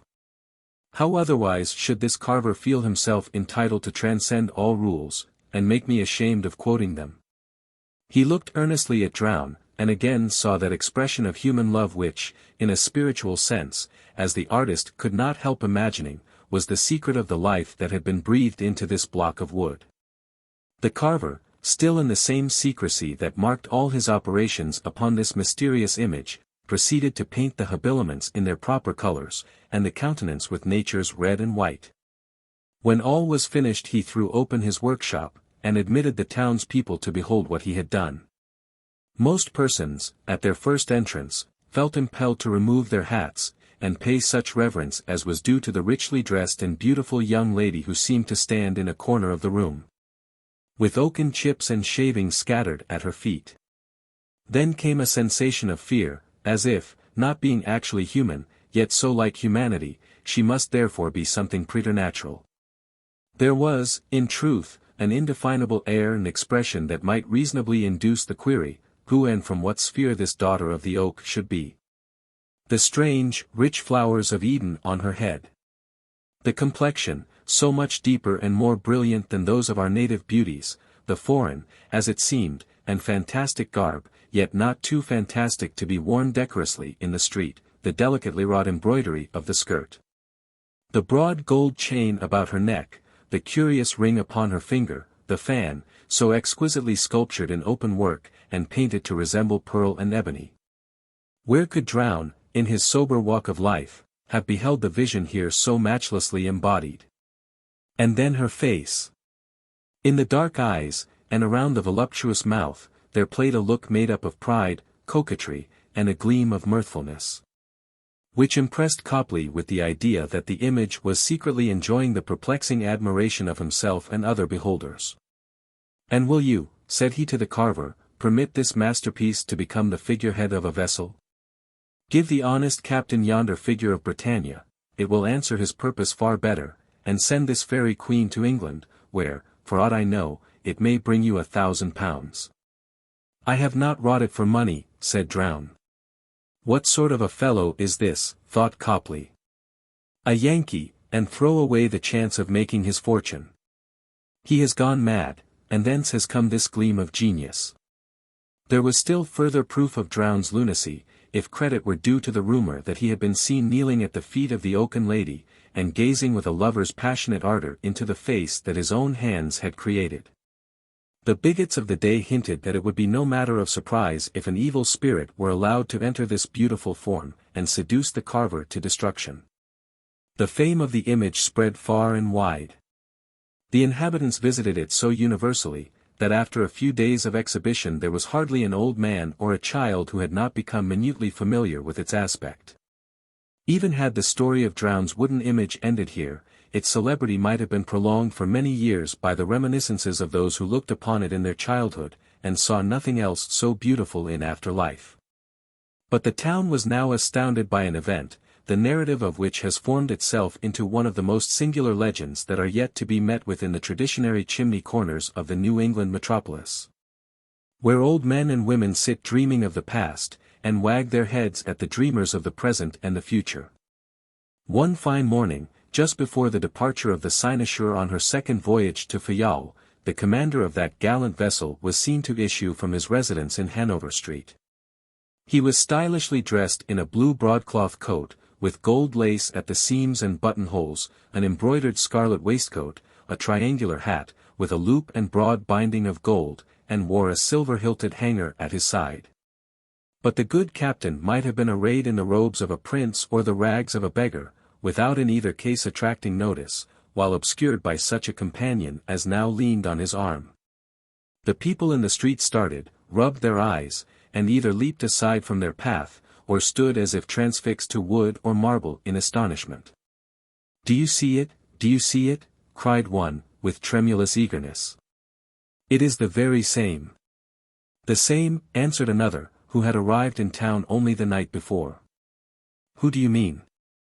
"I see only a sea captain in his shore-going clothes, and a young lady in a foreign habit, with a bunch of beautiful flowers in her hat. On my word, she is as fair and bright a damsel as my eyes have looked on this many a day." "Yes, the same, the very same," repeated the other. "Drowne's wooden image has come to life. Here was a miracle indeed." Yet, illuminated by the sunshine, or darkened by the alternate shade of the houses, and with its garments fluttering lightly in the morning breeze, there passed the image along the street. It was exactly and minutely the shape, the garb, and the face which the townspeople had so recently thronged to see and admire. Not a rich flower upon her head, not a single leaf, but had its prototype in Drowne's wooden workmanship, although now their fragile grace had become flexible, and was shaken by every footstep that the wearer made. The broad gold chain upon the neck was identical with the one represented on the image, and glistened with the motion imparted by the rise and fall of the bosom which it decorated. A real diamond sparkled on her finger. In her right hand she bore a pearl and ebony fan, which she flourished with a fantastic and bewitching coquetry, that was likewise expressed in all her movements as well as in the style of her beauty and the attire that so well harmonized with it. The face with its brilliant depth of complexion had the same piquancy of mirthful mischief that was fixed upon the countenance of the image, but which was here varied and continually shifting, yet always essentially the same. Like the sunny gleam upon a bubbling fountain. On the whole, there was something so airy and yet so real in the figure, and withal so perfectly did it represent Drowne's image, that people knew not whether to suppose the magic would etherealized into a spirit or warmed and softened into an actual woman. "One thing is certain," muttered a Puritan of the old stamp, "Drowne has sold himself to the devil, and doubtless this gay Captain Hunawell is a party to the bargain." "And I," said a young man who overheard him, "would almost consent to be the third victim, for the liberty of saluting those lovely lips." "And so would I," said Copley, the painter, "for the privilege of taking her picture." The image, or the apparition, whichever it might be, still escorted by the bold captain, proceeded from Hanover Street through some of the cross lanes that make this portion of the town so intricate, to N Street, thence into Dock Square. And so downward to Drowne's shop, which stood just on the water's edge. The crowd still followed, gathering volume as it rolled along. Never had a modern miracle occurred in such broad daylight, nor in the presence of such a multitude of witnesses. The airy image, as if conscious that she was the object of the murmurs and disturbance that swelled behind her, appeared slightly vexed and flustered. Yet still in a manner consistent with the light vivacity and sportive mischief that were written in her countenance. She was observed to flutter her fan with such vehement rapidity that the elaborate delicacy of its workmanship gave way, and it remained broken in her hand. Arriving at Drowne's door, while the captain threw it open, the marvelous apparition paused an instant on the threshold, assuming the very attitude of the image, and casting over the crowd that glance of sunny coquetry which all remembered on the face of the oaken lady. She and her cavalier then disappeared. "Ah," murmured the crowd, drawing a deep breath, as with one vast pair of lungs. "The world looks darker now that she has vanished," said some of the young men. But the aged, whose recollections dated as far back as which times, shook their heads, and hinted that our forefathers would have thought it a pious deed to burn the daughter of the oak with fire. "If she be other than a bubble of the elements," exclaimed Copley, "I must look upon her face again." He accordingly entered the shop. And there, in her usual corner, stood the image, gazing at him, as it might seem, with the very same expression of mirthful mischief that had been the farewell look of the apparition when, but a moment before, she turned her face towards the crowd. The carver stood beside his creation mending the beautiful fan, which by some accident was broken in her hand. But there was no longer any motion in the lifelike image, nor any real woman in the workshop, nor even the witchcraft of a sunny shadow, that might have deluded people's eyes as it flitted along the street. Captain Hunawell, too, had vanished. His hoarse sea-breezy tones, however, were audible on the other side of a door that opened upon the water. "Sit down in the stern sheets, my lady," said the gallant captain. "Come, bear a hand, you lubbers, and set us on board in the turning of a minute-glass." And then was heard the stroke of oars. "Drowne," said Copley with a smile of intelligence, "you have been a truly fortunate man. What painter or statuary ever had such a subject? No wonder that she inspired a genius into you, and first created the artist who afterwards created her image." Drowne looked at him with a visage that bore the traces of tears, but from which the light of imagination and sensibility, so recently illuminating it, had departed. He was again the mechanical carver that he had been known to be all his lifetime. "I hardly understand what you mean, Mr. Copley," said he, putting his hand to his brow. "This image. Can it have been my work? Well, I have wrought it in a kind of dream. And now that I am broad awake I must set about finishing yonder figure of Admiral Vernon." And forthwith he employed himself on the stolid countenance of one of his wooden progeny, and completed it in his own mechanical style, from which he was never known afterwards to deviate. He followed his business industriously for many years, acquired a competence, and in the latter part of his life attained to a dignified station in the church, being remembered in records and traditions as Deacon Drowne, the carver. One of his productions, an Indian chief, gilded all over, stood during the better part of a century on the cupola of the province house, bedazzling the eyes of those who looked upward, like an angel of the sun. Another work of the good deacon's hand, a reduced likeness of his friend Captain Hunnewell, holding a telescope and quadrant, may be seen to this day, at the corner of Broad and State Streets.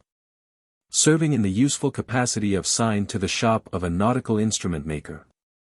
We know not how to account for the inferiority of this quaint old figure, as compared with the recorded excellence of the Oaken Lady, unless on the supposition that in every human spirit there is imagination, sensibility, creative power, genius, which, according to circumstances, may either be developed in this world, or shrouded in a mask of dullness until another state of being. To our friend Drowne there came a brief season of excitement, kindled by love. It rendered him a genius for that one occasion, but, quenched in disappointment, left him again the mechanical carver in wood, without the power even of appreciating the work that his own hands had wrought. Yet who can doubt that the very highest state to which a human spirit can attain, in its loftiest aspirations, is its truest and most natural state? And that Drowne was more consistent with himself when he wrought the admirable figure of the mysterious lady, than when he perpetrated a whole progeny of blockheads? There was a rumor in Boston, about this period, that a young Portuguese lady of rank, on some occasion of political or domestic disquietude, had fled from her home in Fayal and put herself under the protection of Captain Hunnewell, on board of whose vessel, and at whose residence, she was sheltered until a change of affairs. This fair stranger must have been the original of Drowne's wooden image. The Intelligence Office. Grave figure, with a pair of mysterious spectacles on his nose and a pen behind his ear, was seated at a desk in the corner of a metropolitan office. The apartment was fitted up with a counter, and furnished with an oaken cabinet and a chair or two, in simple and businesslike style. Around the walls were stuck advertisements of articles lost, or articles wanted, or articles to be disposed of. In one or another of which classes were comprehended nearly all the conveniences, or otherwise, that the imagination of man has contrived. The interior of the room was thrown into shadow, partly by the tall edifices that rose on the opposite side of the street and partly by the immense show bills of blue and crimson paper that were expanded over each of the 3 windows. Undisturbed by the tramp of feet, the rattle of wheels, the hump of voices, the shout of the city crier, the scream of the newsboys, and other tokens of the multitudinous life that surged along in front of the office. The figure at the desk pored diligently over a folio volume, of ledger-like size and aspect. He looked like the spirit of a record, the soul of his own great volume made visible in mortal shape. But scarcely an instant elapsed without the appearance at the door of some individual from the busy population whose vicinity was manifested by so much buzz, and clatter, and outcry. Now, it was a thriving mechanic in quest of a tenement that should come within his moderate means of rent. Now, a ruddy Irish girl from the banks of Killarney, wandering from kitchen to kitchen of our land, while her heart still hung in the peat smoke of her native cottage, now, a single gentleman looking out for economical board. And now, for this establishment offered an epitome of worldly pursuits, it was a faded beauty inquiring for her lost bloom, or Peter Schlemihl, for his lost shadow, or an author of 10 years' standing, for his vanished reputation. Or a moody man, for yesterday's sunshine. At the next lifting of the latch there entered a person with his hat awry upon his head, his clothes perversely ill-suited to his form, his eyes staring in directions opposite to their intelligence. and a certain odd unsuitableness pervading his whole figure. Wherever he might chance to be, whether in palace or cottage, church or market, on land or sea, or even at his own fireside, he must have worn the characteristic expression of a man out of his right place. This, inquired he, putting his question in the form of an assertion, this is the Central Intelligence Office? Even so, answered the figure at the desk, turning another leaf of his volume. He then looked the applicant in the face and said briefly, your business. I want, said the latter, with tremulous earnestness, a place. A place. And of what nature? Asked the intelligencer. There are many vacant, or soon to be so, some of which will probably suit, since they range from that of a footman up to a seat at the council board, or in the cabinet, or a throne, or a presidential chair. The stranger stood pondering before the desk with an unquiet, dissatisfied air, a dull, vague pain of heart, expressed by a slight contortion of the brow, an earnestness of glance, that asked and expected, yet continually wavered, as if distrusting. In short, he evidently wanted, not in a physical or intellectual sense, but with an urgent moral necessity that is the hardest of all things to satisfy, since it knows not its own object. Ah, you mistake me, said he at length, with a gesture of nervous impatience. Either of the places you mention, indeed, might answer my purpose, or, more probably, none of them. I want my place. My own place. My true place in the world. My proper sphere. My thing to do, which nature intended me to perform when she fashioned me thus awry, and which I have vainly sought all my lifetime. Whether it be a footman's duty or a king's is of little consequence, so it be naturally mine. Can you help me here? I will enter your application, answered the intelligencer, at the same time writing a few lines in his volume. But to undertake such a business, I tell you frankly, is quite apart from the ground covered by my official duties. Ask for something specific, and it may doubtless be negotiated for you, on your compliance with the conditions.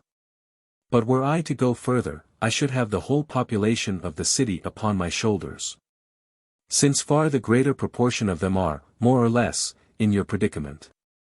The applicant sank into a fit of despondency, and passed out of the door without again lifting his eyes.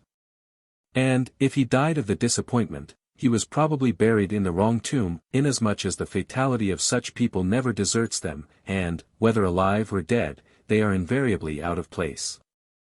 Almost immediately another foot was heard on the threshold. A youth entered hastily, and threw a glance around the office to ascertain whether the man of intelligence was alone. He then approached close to the desk, blushed like a maiden, and seemed at a loss how to broach his business. You come upon an affair of the heart, said the official personage, looking into him through his mysterious spectacles. State it in as few words as may be. You are right, replied the youth. I have a heart to dispose of. You seek an exchange, said the intelligencer. Foolish youth, why not be contented with your own? Because, exclaimed the young man, losing his embarrassment in a passionate glow, because my heart burns me with an intolerable fire. It tortures me all day long with yearnings for I know not what, and feverish throbbings, and the pangs of a vague sorrow, and it awakens me in the night time with a quake, when there is nothing to be feared. I cannot endure it any longer. It were wiser to throw away such a heart, even if it brings me nothing in return. Oh, very well, said the man of office, making an entry in his volume. Your affair will be easily transacted.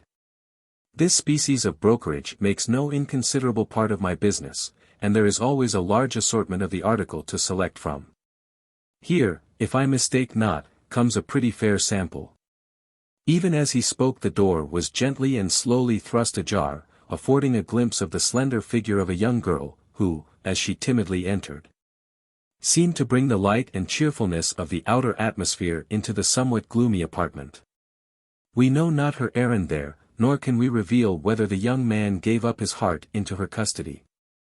If so, the arrangement was neither better nor worse than in 99 cases out of 100, where the parallel sensibilities of a similar age, importunate affections, and the easy satisfaction of characters not deeply conscious of themselves, supply the place of any profounder sympathy.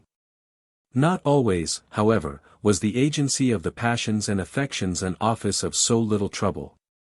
It happened, rarely, indeed, in proportion to the cases that came under an ordinary rule, but still it did happen, that a heart was occasionally brought hither of such exquisite material, so delicately attempered, and so curiously wrought, that no other heart could be found to match it. It might almost be considered a misfortune, in a worldly point of view, to be the possessor of such a diamond of the purest water. Since in any reasonable probability it could only be exchanged for an ordinary pebble, or a bit of cunningly manufactured glass, or, at least, for a jewel of native richness, but ill set, or with some fatal flaw, or an earthy vein running through its central luster. To choose another figure, it is sad that hearts which have their wellspring in the infinite, and contain inexhaustible sympathies, should ever be doomed to pour themselves into shallow vessels, and thus lavish their rich affections on the ground. Strange that the finer and deeper nature, whether in man or woman, while possessed of every other delicate instinct, should so often lack that most invaluable one of preserving itself from contamination with what is of a baser kind. Sometimes, it is true, the spiritual fountain is kept pure by a wisdom within itself, and sparkles into the light of heaven without a stain from the earthy strata through which it had gushed upward. And sometimes, even here on earth, the pure mingles with the pure, and the inexhaustible is recompensed with the infinite. But these miracles, though he should claim the credit of them, are far beyond the scope of such a superficial agent in human affairs as the figure in the mysterious spectacles. Again the door was opened, admitting the bustle of the city with a fresher reverberation into the intelligence office. Now entered a man of woebegone and downcast look. It was such an aspect as if he had lost the very soul out of his body, and had traversed all the world over, searching in the dust of the highways, and along the shady footpaths, and beneath the leaves of the forest, and among the sands of the seashore, in hopes to recover it again. He had bent an anxious glance along the pavement of the street as he came hitherward, he looked also in the angle of the doorstep, and upon the floor of the room. And, finally, coming up to the man of intelligence, he gazed through the inscrutable spectacles which the latter wore, as if the lost treasure might be hidden within his eyes. "I have lost," he began, and then he paused. "Yes," said the intelligencer, "I see that you have lost, but what?" "I have lost a precious jewel," replied the unfortunate person, "the like of which is not to be found among any prince's treasures. While I possessed it, the contemplation of it was my sole and sufficient happiness. No price should have purchased it of me, but it has fallen from my bosom where I wore it in my careless wanderings about the city." After causing the stranger to describe the marks of his lost jewel, the intelligencer opened a drawer of the oaken cabinet which has been mentioned as forming a part of the furniture of the room. Here were deposited whatever articles had been picked up in the streets, until the right owners should claim them. It was a strange and heterogeneous collection.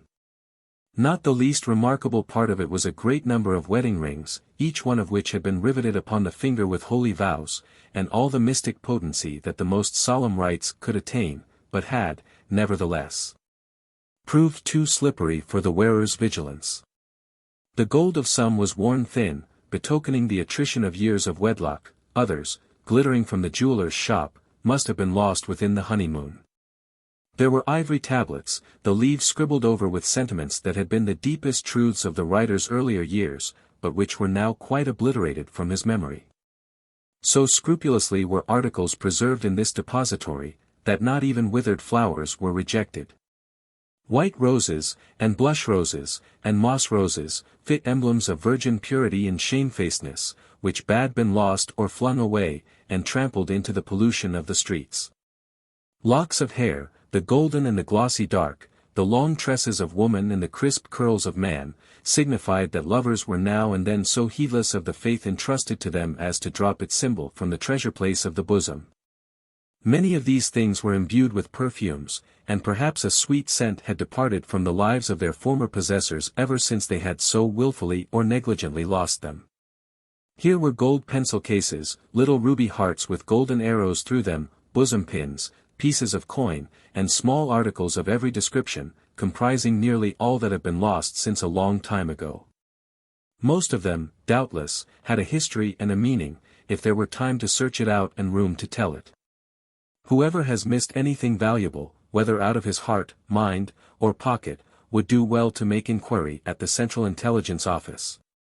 And in the corner of one of the drawers of the oaken cabinet, after considerable research, was found a great pearl, looking like the soul of celestial purity, congealed and polished. "There is my jewel.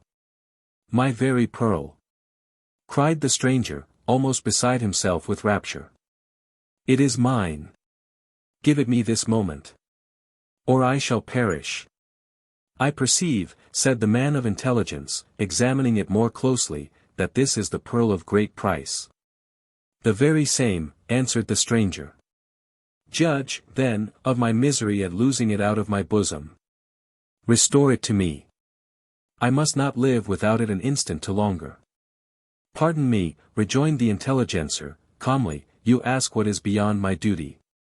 This pearl, as you well know, is held upon a peculiar tenure, and having once let it escape from your keeping, you have no greater claim to it, nay, not so great, as any other person. I cannot give it back." Nor could the entreaties of the miserable man, who saw before his eyes the jewel of his life without the power to reclaim it, soften the heart of this stern being, impassive to human sympathy, though exercising such an apparent influence over human fortunes. Finally the loser of the inestimable pearl clutched his hands among his hair, and ran madly forth into the world, which was affrighted at his desperate looks. There passed him on the doorstep a fashionable young gentleman, whose business was to inquire for a damask rosebud, the gift of his lady love, which he had lost out of his buttonhole within an hour after receiving it. So various were the errands of those who visited this central office, where all human wishes seemed to be made known, and, so far as destiny would allow, negotiated to their fulfillment. The next that entered was a man beyond the middle age, bearing the look of one who knew the world and his own course in it. He had just alighted from a handsome private carriage, which had orders to wait in the street while its owner transacted his business. This person came up to the desk with a quick, determined step, and looked the intelligencer in the face with a resolute eye, though, at the same time, some secret trouble gleamed from it in red and dusky light. "I have an estate to dispose of," said he, with a brevity that seemed characteristic. "Describe it," said the intelligencer. The applicant proceeded to give the boundaries of his property, its nature, comprising tillage, pasture, woodland, and pleasure grounds, in ample circuit. Together with a mansion house, in the construction of which it had been his object to realize a castle in the air, hardening its shadowy walls into granite, and rendering its visionary splendor perceptible to the awakened eye. Judging from his description, it was beautiful enough to vanish like a dream, yet substantial enough to endure for centuries. He spoke, too, of the gorgeous furniture, the refinements of upholstery, and all the luxurious artifices that combined to render this a residence where life might flow onward in a stream of golden days, undisturbed by the ruggedness which fate loves to fling into it.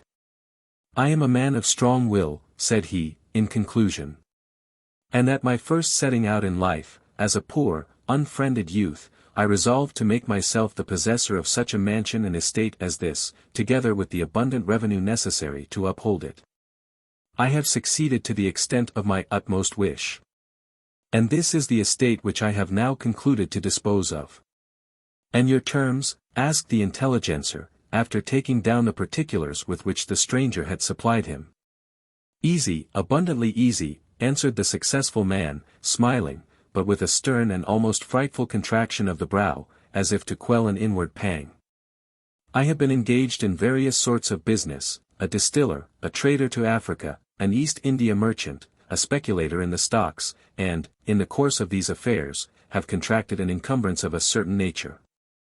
The purchaser of the estate shall merely be required to assume this burden to himself." "I understand you," said the man of intelligence, putting his pen behind his ear. "I fear that no bargain can be negotiated on these conditions. Very probably the next possessor may acquire the estate with a similar encumbrance, but it will be of his own contracting, and will not lighten your burden in the least." "And am I to live on," fiercely exclaimed the stranger, "with the dirt of these accursed acres and the granite of this infernal mansion crushing down my soul?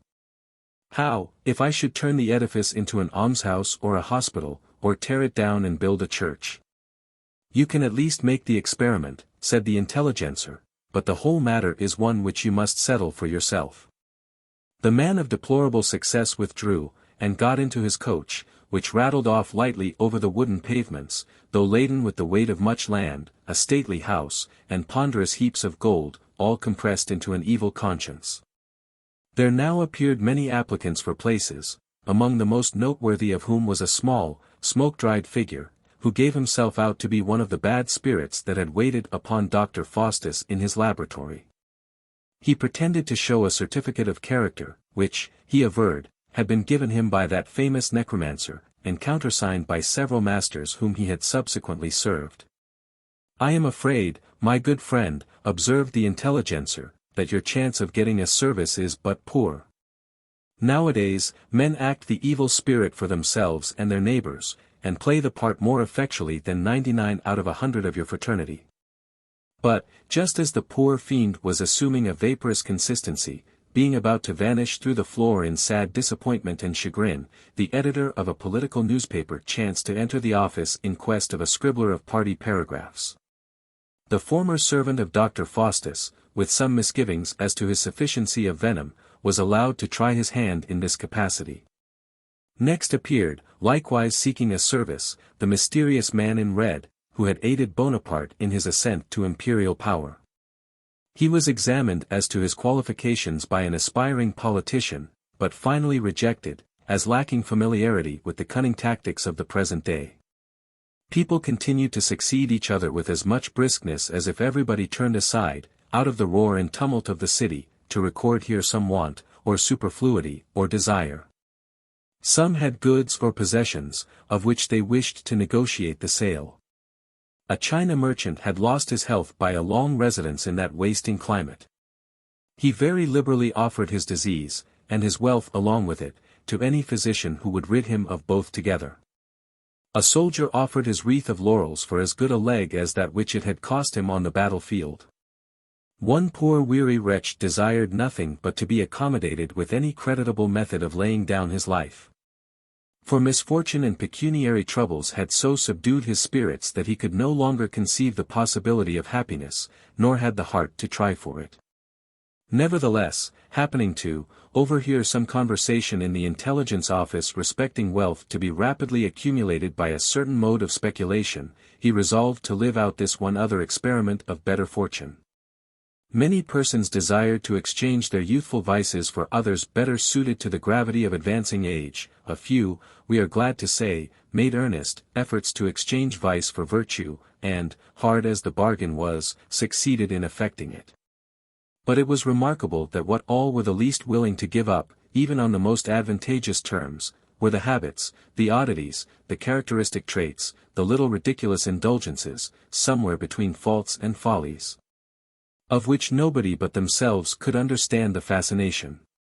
The great folio, in which the man of intelligence recorded all these freaks of idle hearts, and aspirations of deep hearts, and desperate longings of miserable hearts, and evil prayers of perverted hearts, would be curious reading were it possible to obtain it for publication.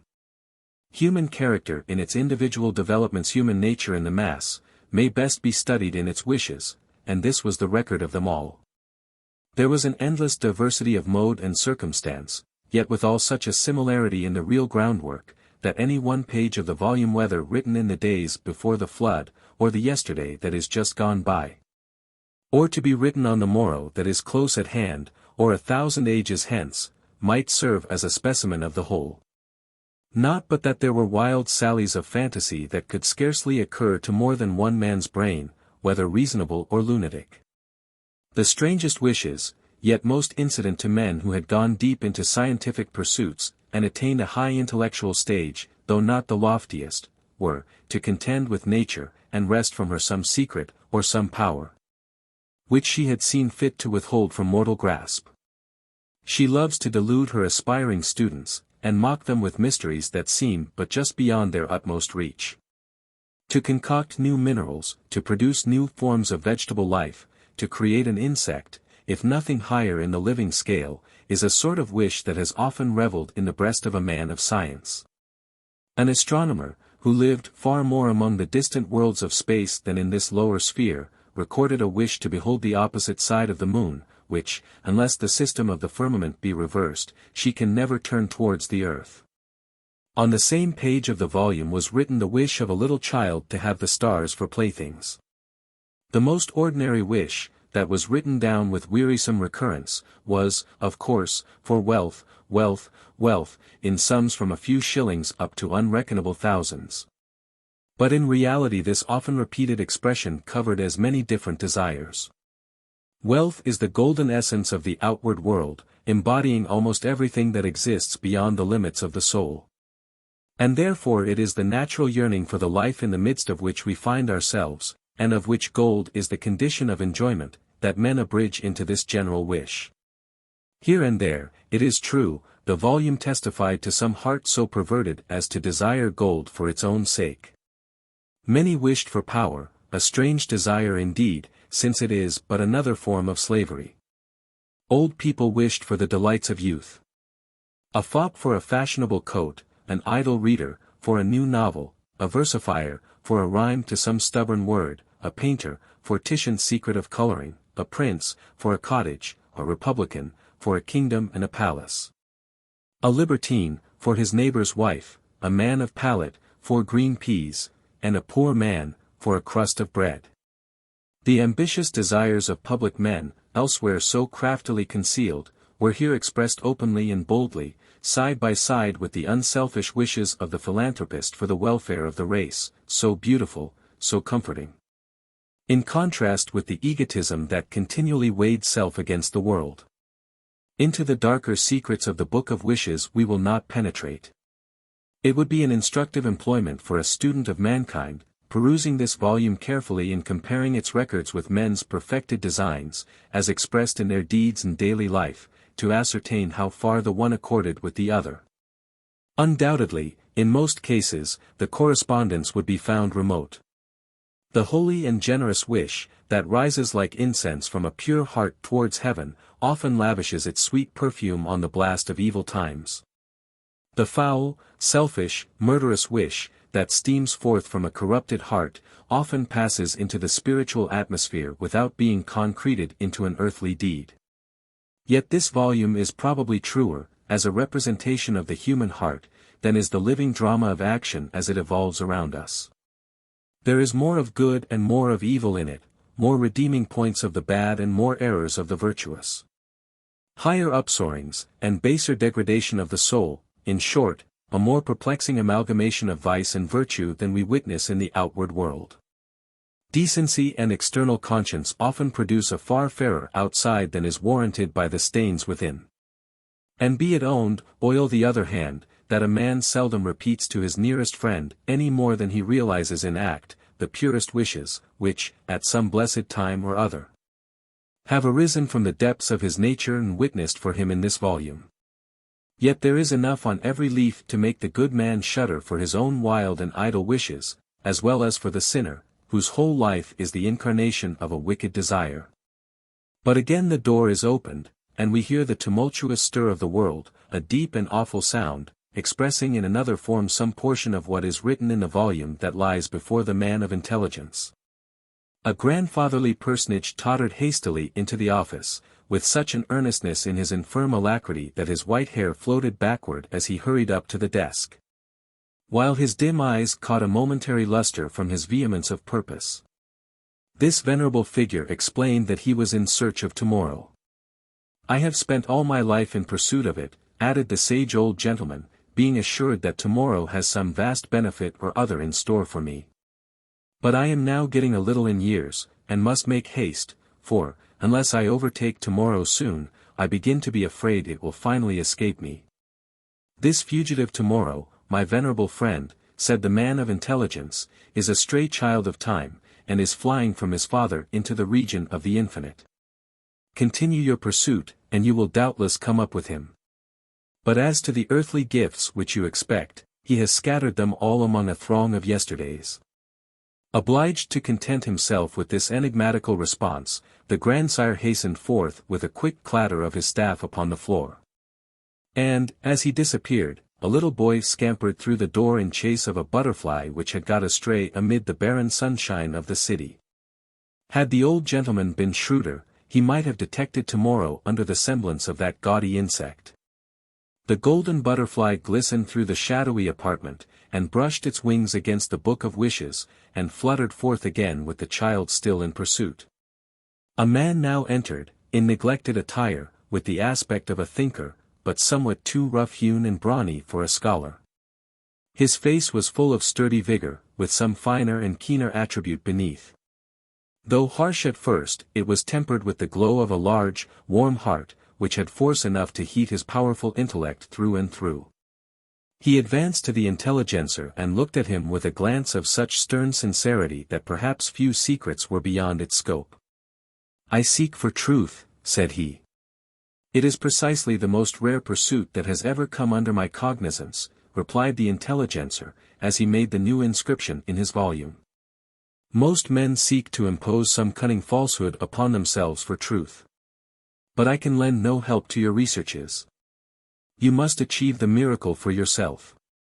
At some fortunate moment you may find truth at your side, or perhaps she may be mistily discerned far in advance, or possibly behind you." "Not behind me," said the seeker, "for I have left nothing on my track without a thorough investigation. She flits before me, passing now through a naked solitude, and now mingling with the throng of a popular assembly, and now writing with the pen of a French philosopher, and now standing at the altar of an old cathedral. In the guise of a Catholic priest, performing the High Mass. Oh weary search! But I must not falter, and surely my heart-deep quest of truth shall avail at last." He paused and fixed his eyes upon the intelligencer with a depth of investigation that seemed to hold commerce with the inner nature of this being, wholly regardless of his external development. "And what are you?" said he. "It will not satisfy me to point to this fantastic show of an intelligence office and this mockery of business. Tell me what is beneath it, and what your real agency in life and your influence upon mankind." "Yours is a mind," answered the man of intelligence, "before which the forms and fantasies that conceal the inner idea from the multitude vanish at once and leave the naked reality beneath." "Know, then, the secret. My agency in worldly action, my connection with the press, and tumult, and intermingling, and development of human affairs, is merely delusive. The desire of man's heart does for him whatever I seem to do. I am no minister of action, but the recording spirit. What further secrets were then spoken remains a mystery, inasmuch as the roar of the city, the bustle of human business, the outcry of the jostling masses, the rush and tumult of man's life, in its noisy and brief career, arose so high that it drowned the words of these two talkers. And whether they stood talking in the moon, or in Vanity Fair, or in a city of this actual world, is more than I can say." Roger Malvin's burial. One of the few incidents of Indian warfare naturally susceptible of the moonlight of romance was that expedition undertaken for the defense of the frontiers in the year 1725. Which resulted in the well-remembered Lovell's fight. Imagination, by casting certain circumstances judicially into the shade, may see much to admire in the heroism of a little band who gave battle to twice their number in the heart of the enemy's country. The open bravery displayed by both parties was in accordance with civilized ideas of valor, and chivalry itself might not blush to record the deeds of one or two individuals. The battle, though so fatal to those who fought, was not unfortunate in its consequences to the country, for it broke the strength of a tribe and conduced to the peace which subsisted during several ensuing years. History and tradition are unusually minute in their memorials of their affair, and the captain of a scouting party of frontier men has acquired as actual a military renown as many a victorious leader of thousands. Some of the incidents contained in the following pages will be recognized, notwithstanding the substitution of fictitious names, by such as have heard, from old men's lips, the fate of the few combatants who were in a condition to retreat after Lovell's fight. The early sunbeams hovered cheerfully upon the tree-tops, beneath which two weary and wounded men had stretched their limbs the night before. Their bed of withered oak leaves was strewn upon the small level space, at the foot of a rock, situated near the summit of one of the gentle swells by which the face of the country is there diversified. The mass of granite, rearing its smooth, flat surface 15 or 20 feet above their heads, was not unlike a gigantic gravestone, upon which the veins seemed to form an inscription in forgotten characters. On a tract of several acres around this rock, oaks and other hardwood trees had supplied the place of the pines, which were the usual growth of the land, and a young and vigorous sapling stood close beside the travelers. The severe wound of the elder man had probably deprived him of sleep, for, so soon as the first ray of sunshine rested on the top of the highest tree, he reared himself painfully from his recumbent posture and sat erect. The deep lines of his countenance and the scattered grey of his hair marked him as past the middle age, but his muscular frame would, but for the effect of his wound, have been as capable of sustaining fatigue as in the early vigour of life. Languor and exhaustion now sat upon his haggard features, and the despairing glance which he sent forward through the depths of the forest proved his own conviction that his pilgrimage was at an end. He next turned his eyes to the companion who reclined by his side. The youth, for he had scarcely attained the years of manhood, lay, with his head upon his arm, in the embrace of an unquiet sleep, which a thrill of pain from his wound seemed each moment on the point of breaking. His right hand grasped a musket. And, to judge from the violent action of his features, his slumbers were bringing back a vision of the conflict of which he was one of the few survivors. A shout deep and loud in his dreaming fancy, found its way in an imperfect murmur to his lips. And, starting even at the slight sound of his own voice, he suddenly awoke. The first act of reviving recollection was to make anxious inquiries respecting the condition of his wounded fellow-traveller. The latter shook his head. "Reuben, my boy," said he, "this rock beneath which we sit will serve for an old hunter's gravestone. There is many and many a long mile of howling wilderness before us yet. Nor would it avail me anything if the smoke of my own chimney were but on the other side of that swell of land. The Indian bullet was deadlier than I thought." "You are weary with our 3 days' travel," replied the youth, "and a little longer rest will recruit you. Sit you here while I search the woods for the herbs and roots that must be our sustenance. And, having eaten, you shall lean on me, and we will turn our faces homeward. I doubt not that, with my help, you can attain to some one of the frontier garrisons." "There is not 2 days' life in me, Reuben," said the other, calmly, "and I will no longer burden you with my useless body, when you can scarcely support your own. Your wounds are deep and your strength is failing fast. Yet, if you hasten onward alone, you may be preserved. For me there is no hope, and I will await death here. If it must be so, I will remain and watch by you," said Reuben, resolutely. "No, my son, no," rejoined his companion. "Let the wish of a dying man have weight with you, give me one grasp of your hand, and get you hence. Think you that my last moments will be eased by the thought that I leave you to die a more lingering death? I have loved you like a father, Reuben. And at a time like this I should have something of a father's authority. I charge you to be gone that I may die in peace. And because you have been a father to me, should I therefore leave you to perish and to lie unburied in the wilderness?" exclaimed the youth. "No, if your end be in truth approaching, I will watch by you and receive your parting words. I will dig a grave here by the rock, in which, if my weakness overcome me, we will rest together. Or, if heaven gives me strength, I will seek my way home.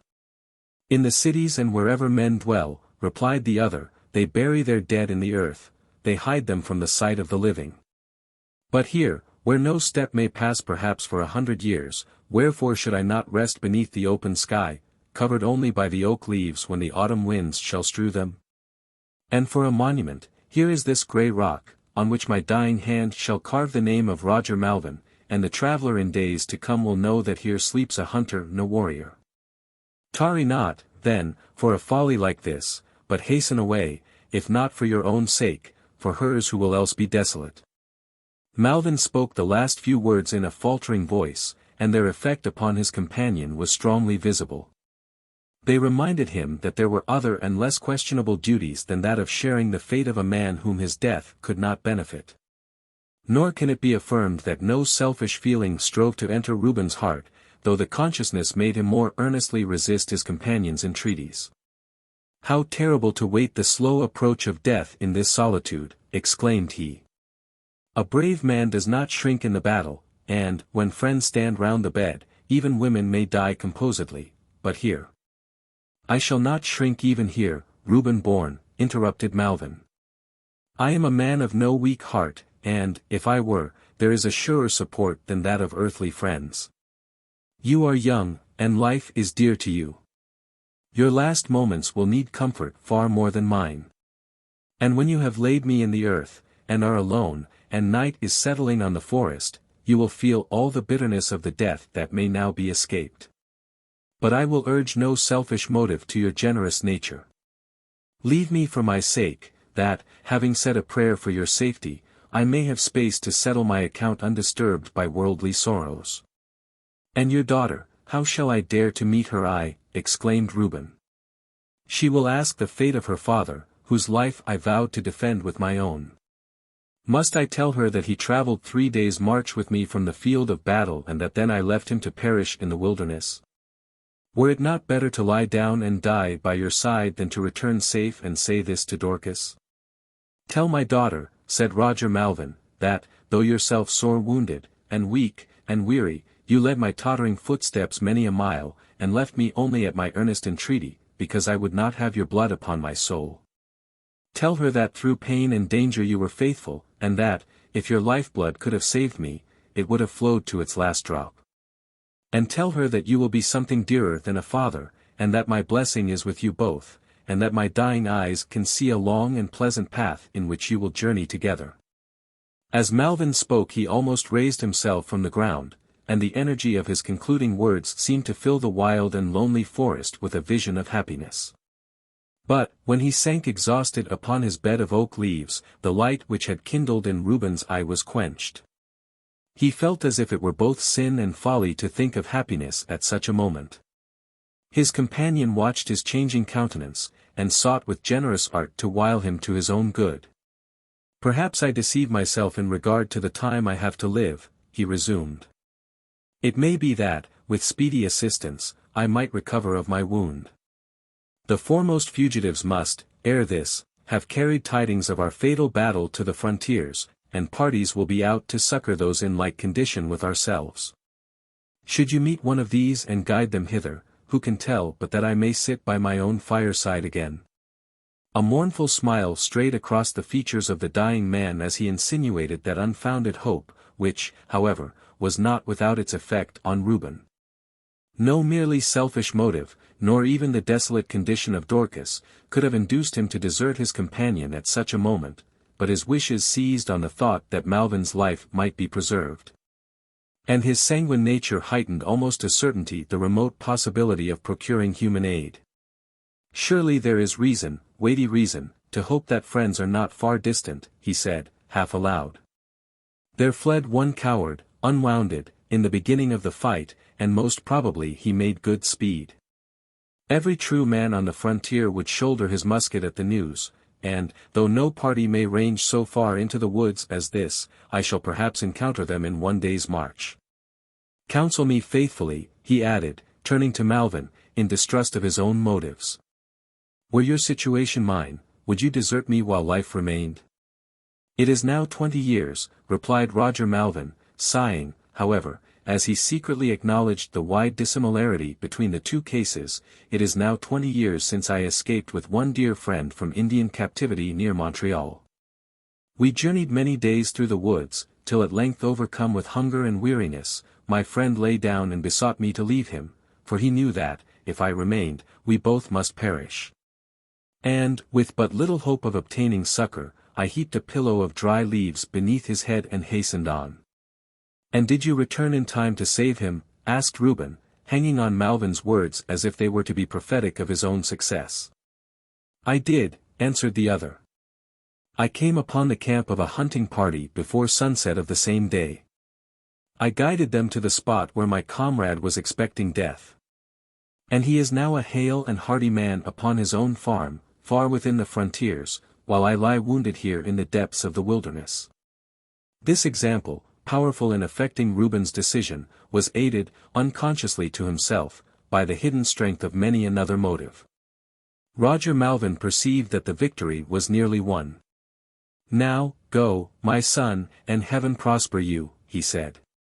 "Turn not back with your friends when you meet them, lest your wounds and weariness overcome you, but send hitherward 2 or 3, that may be spared, to search for me.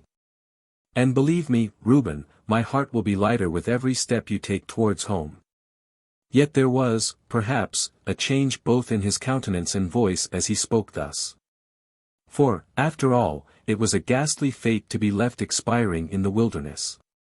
Reuben, born, but half convinced that he was acting rightly, at length raised himself from the ground and prepared himself for his departure. And first, though contrary to Malvin's wishes, he collected a stock of roots and herbs, which had been their only food during the last 2 days. This useless supply he placed within reach of the dying man, for whom, also, he swept together a bed of dry oak leaves. Then climbing to the summit of the rock, which on one side was rough and broken, he bent the oak sapling downward, and bound his handkerchief to the topmost branch. This precaution was not unnecessary to direct any who might come in search of Malvin, for every part of the rock, except its broad, smooth front, was concealed at a little distance by the dense undergrowth of the forest. The handkerchief had been the bandage of a wound upon Reuben's arm, and, as he bound it to the tree, he vowed by the blood that stained it that he would return, either to save his companion's life or to lay his body in the grave. He then descended, and stood, with downcast eyes, to receive Roger Malvin's parting words. The experience of the latter suggested much and minute advice respecting the youth's journey through the trackless forest. Upon this subject he spoke with calm earnestness, as if he were sending Reuben to the battle or the chase while he himself remained secure at home, and not as if the human countenance that was about to leave him were the last he would ever behold. But his firmness was shaken before he concluded. "Carry my blessing to Dorcas, and say that my last prayer shall be for her and you. Bid her to have no hard thoughts because you left me here." Reuben's heart smote him, for that your life would not have weighed with you if its sacrifice could have done me good. "She will marry you after she has mourned a little while for her father, and heaven grant you long and happy days, and may your children's children stand round your death-bed. And, Reuben," added he, as the weakness of mortality made its way at last, "return, when your wounds are healed and your weariness refreshed, return to this wild rock, and lay my bones in the grave, and say a prayer over them." An almost superstitious regard, arising perhaps from the customs of the Indians, whose war was with the dead as well as the living, was paid by the frontier inhabitants to the rites of sepulture. And there are many instances of the sacrifice of life in the attempt to bury those who had fallen by the sword of the wilderness. Reuben, therefore, felt the full importance of the promise which he most solemnly made to return and perform Roger Malvin's obsequies. It was remarkable that the latter, speaking his whole heart in his parting words, no longer endeavored to persuade the youth that even the speediest succor might avail to the preservation of his life. Reuben was internally convinced that he should see Malvin's living face no more. His generous nature would fain have delayed him, at whatever risk, till the dying scene were past. But the desire of existence and the hope of happiness had strengthened in his heart, and he was unable to resist them. "It is enough," said Roger Malvin, having listened to Reuben's promise. "Go, and God speed you." The youth pressed his hand in silence, turned, and was departing. His slow and faltering steps, however, had borne him but a little way before Malvin's voice recalled him. "Reuben, Reuben," said he, faintly. And Reuben returned and knelt down by the dying man. "Raise me, and let me lean against the rock," was his last request. "My face will be turned towards home, and I shall see you a moment longer as you pass among the trees." Reuben, having made the desired alteration in his companion's posture, again began his solitary pilgrimage. He walked more hastily at first than was consistent with his strength. For a sort of guilty feeling, which sometimes torments men in their most justifiable acts, caused him to seek concealment from Malvin's eyes. But after he had trodden far upon the rustling forest leaves he crept back, impelled by a wild and painful curiosity, and, sheltered by the earthy roots of an uptorn tree, gazed earnestly at the desolate man. The morning sun was unclouded, and the trees and shrubs imbibed the sweet air of the month of May, yet there seemed a gloom on nature's face, as if she sympathized with mortal pain and sorrow. Roger Malvin's hands were uplifted in a fervent prayer, some of the words of which stole through the stillness of the woods and entered Reuben's heart, torturing it with an unutterable pang. They were the broken accents of a petition for his own happiness and that of Dorcas, and, as the youth listened, conscience, or something in its similitude, pleaded strongly with him to return and lie down again by the rock. He felt how hard was the doom of the kind and generous being whom he had deserted in his extremity. Death would come like the slow approach of a corpse, stealing gradually towards him through the forest, and showing its ghastly and motionless features from behind a nearer and yet a nearer tree. But such must have been Reuben's own fate had he tarried another sunset, and who shall impute blame to him if he shrink from so useless a sacrifice? As he gave a parting look, a breeze waved the little banner upon the sapling oak and reminded Reuben of his vow. Many circumstances combined to retard the wounded traveler in his way to the frontiers. On the second day the clouds, gathering densely over the sky, precluded the possibility of regulating his course by the position of the sun. And he knew not but that every effort of his almost exhausted strength was removing him farther from the home he sought. His scanty sustenance was supplied by the berries and other spontaneous products of the forest. Herds of deer, it is true, sometimes bounded past him, and partridges frequently whirred up before his footsteps, but his ammunition had been expended in the fight, and he had no means of slaying them. His wounds, irritated by the constant exertion in which lay the only hope of life, wore away his strength and at intervals confused his reason. But, even in the wanderings of intellect, Reuben's young heart clung strongly to existence. And it was only through absolute incapacity of motion that he at last sank down beneath a tree, compelled there to await death.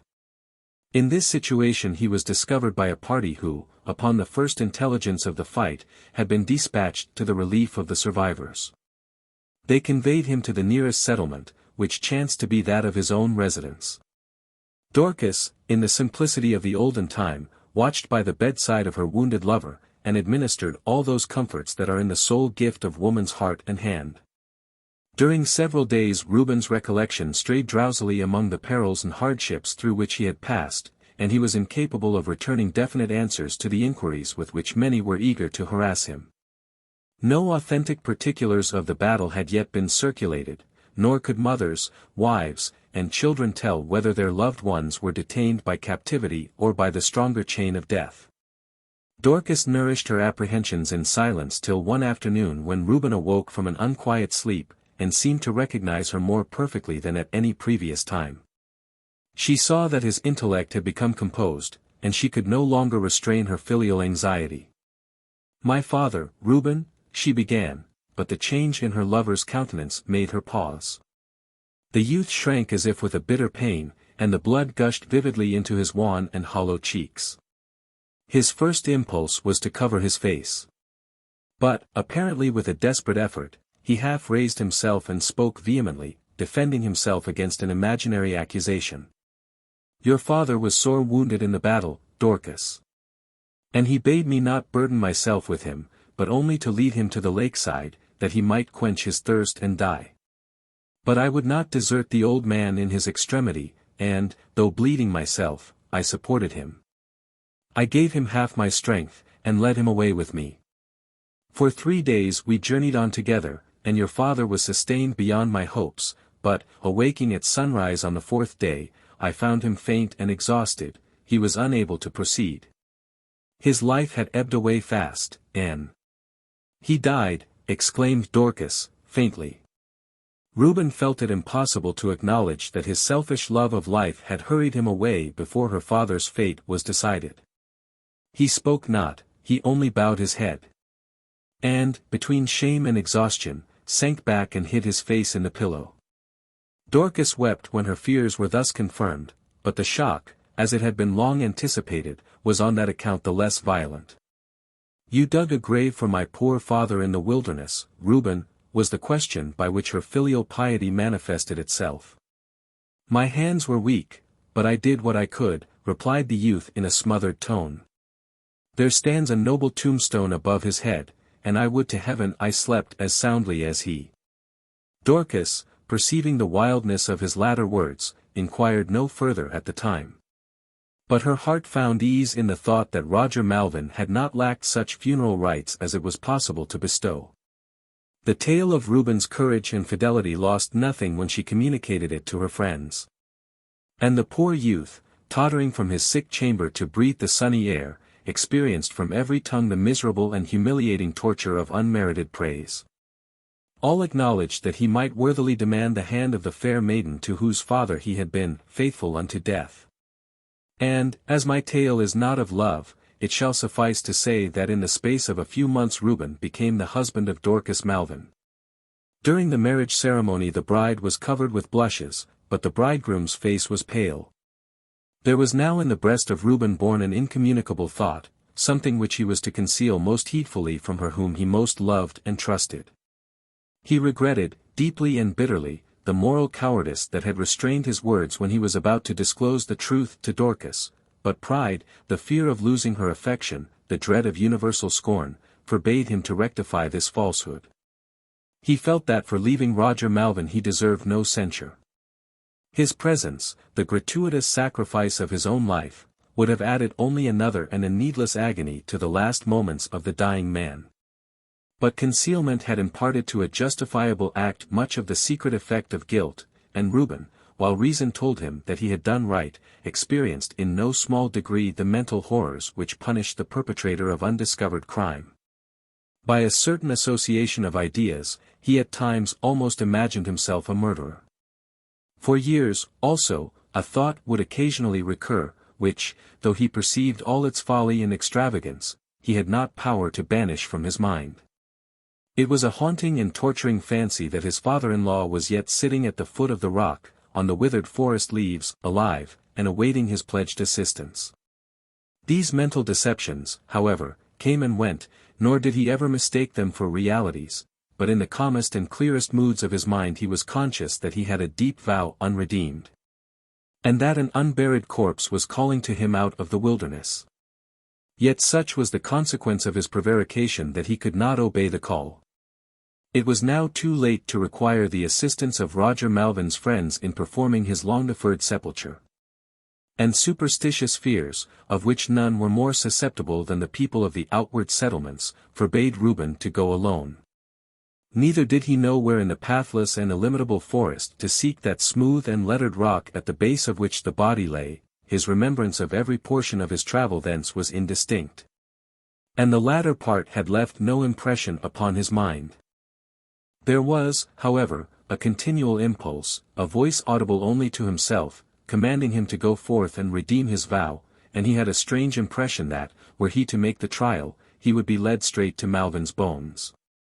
But year after year that summons, unheard but felt, was disobeyed.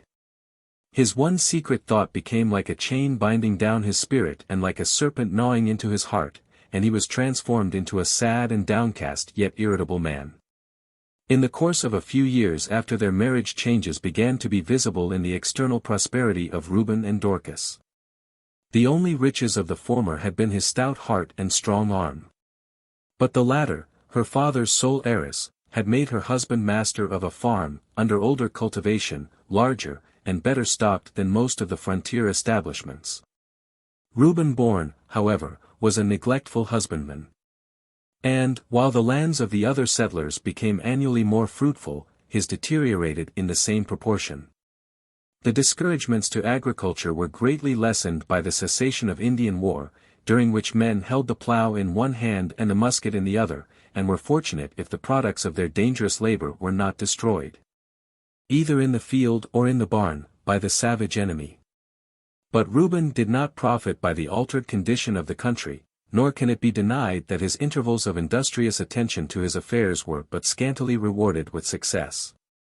The irritability by which he had recently become distinguished was another cause of his declining prosperity, as it occasioned frequent quarrels in his unavoidable intercourse with the neighboring settlers.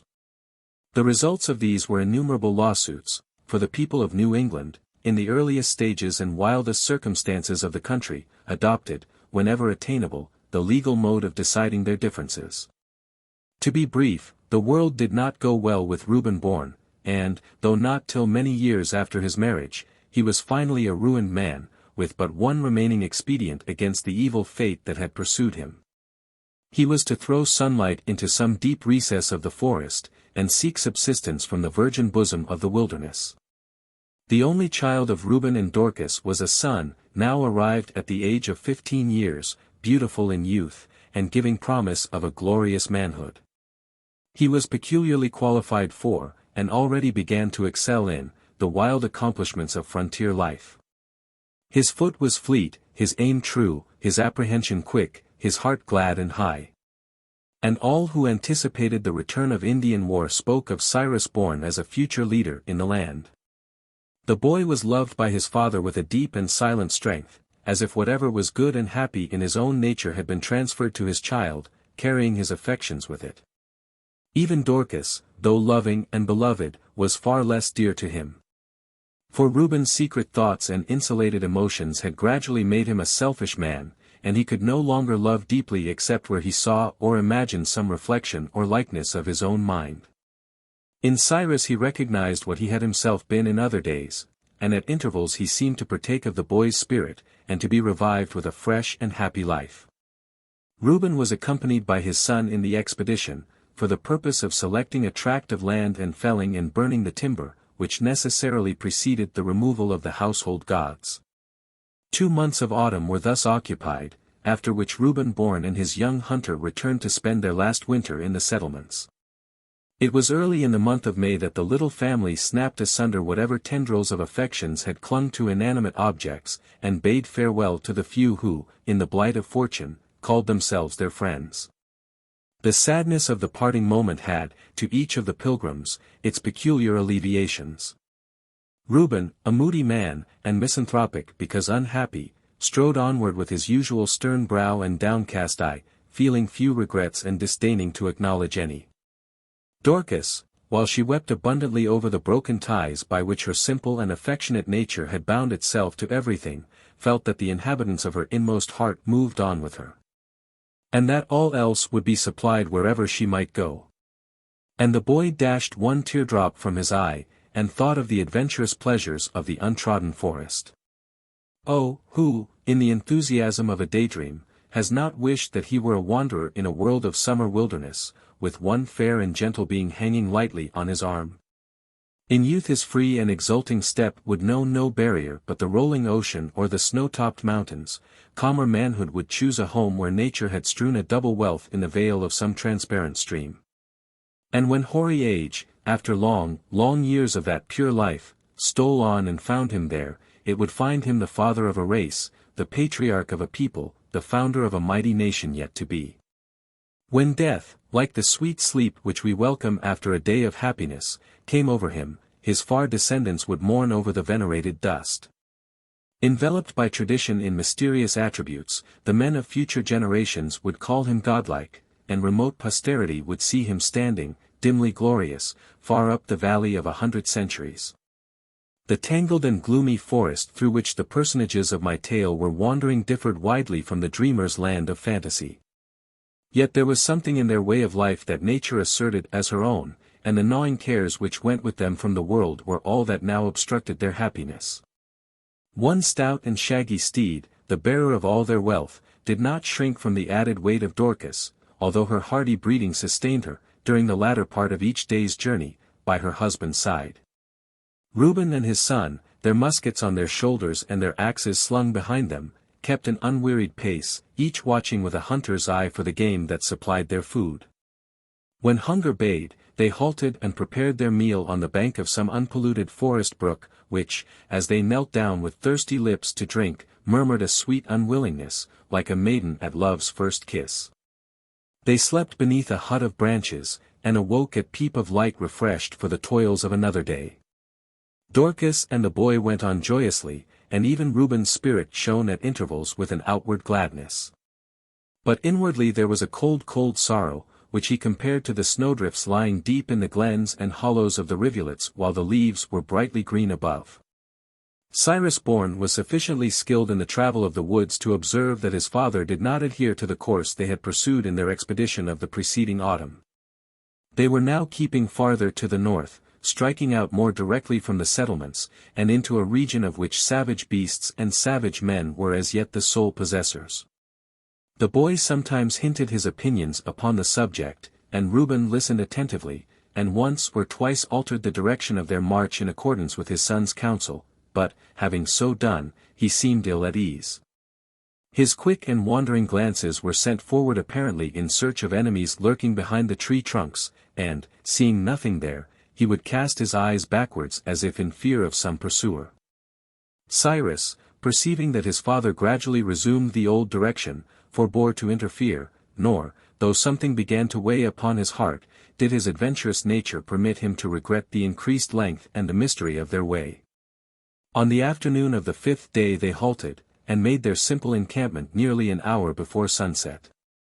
The face of the country, for the last few miles, had been diversified by swells of land resembling huge waves of a petrified sea.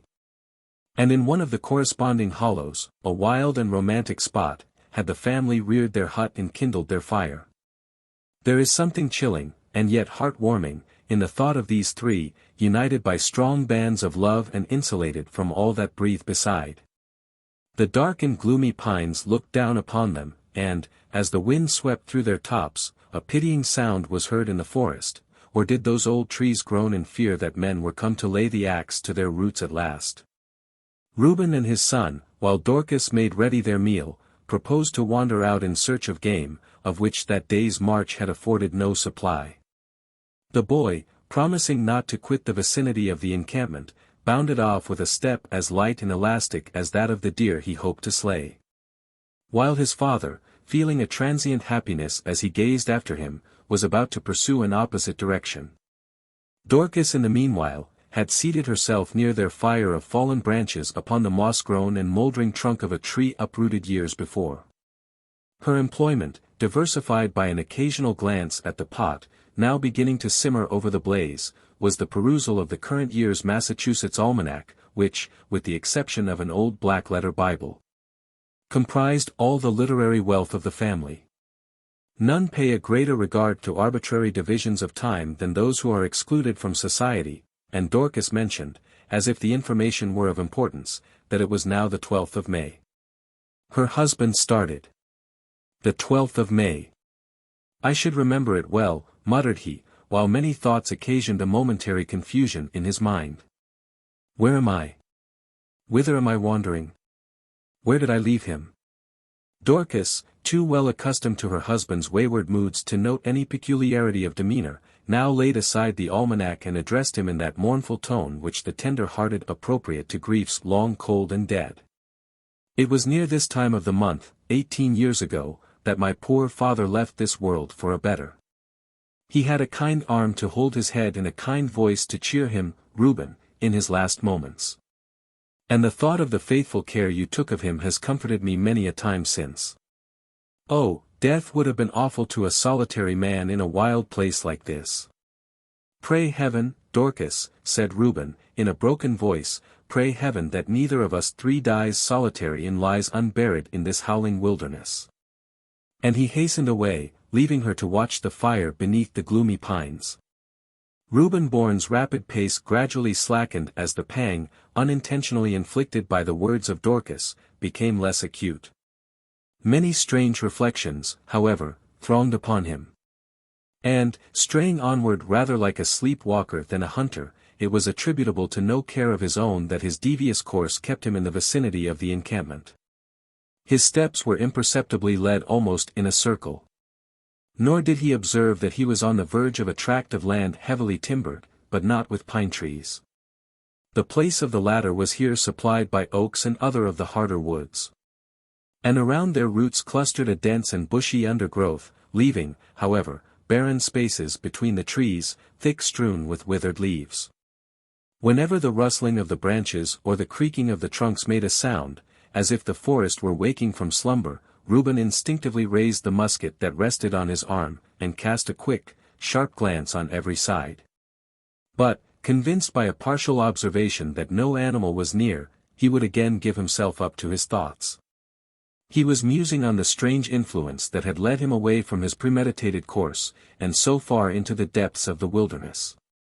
Unable to penetrate to the secret place of his soul where his motives lay hidden, he believed that a supernatural voice had called him onward, and that a supernatural power had obstructed his retreat.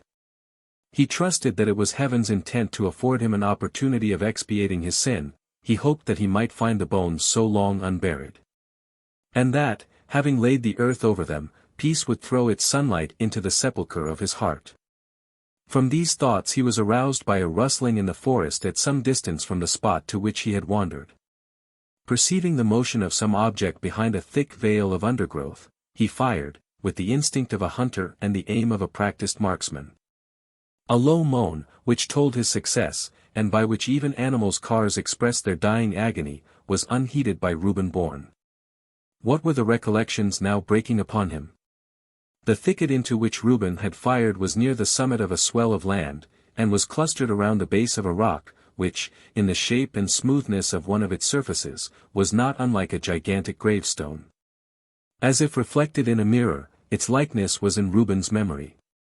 He even recognized the veins which seemed to form an inscription in forgotten characters. Everything remained the same, except that a thick covert of bushes shrouded the lower part of the rock, and would have hidden Roger Malvin had he still been sitting there. Yet in the next moment Reuben's eye was caught by another change that time had effected since he last stood where he was now standing again behind the earthy roots of the uptorn tree.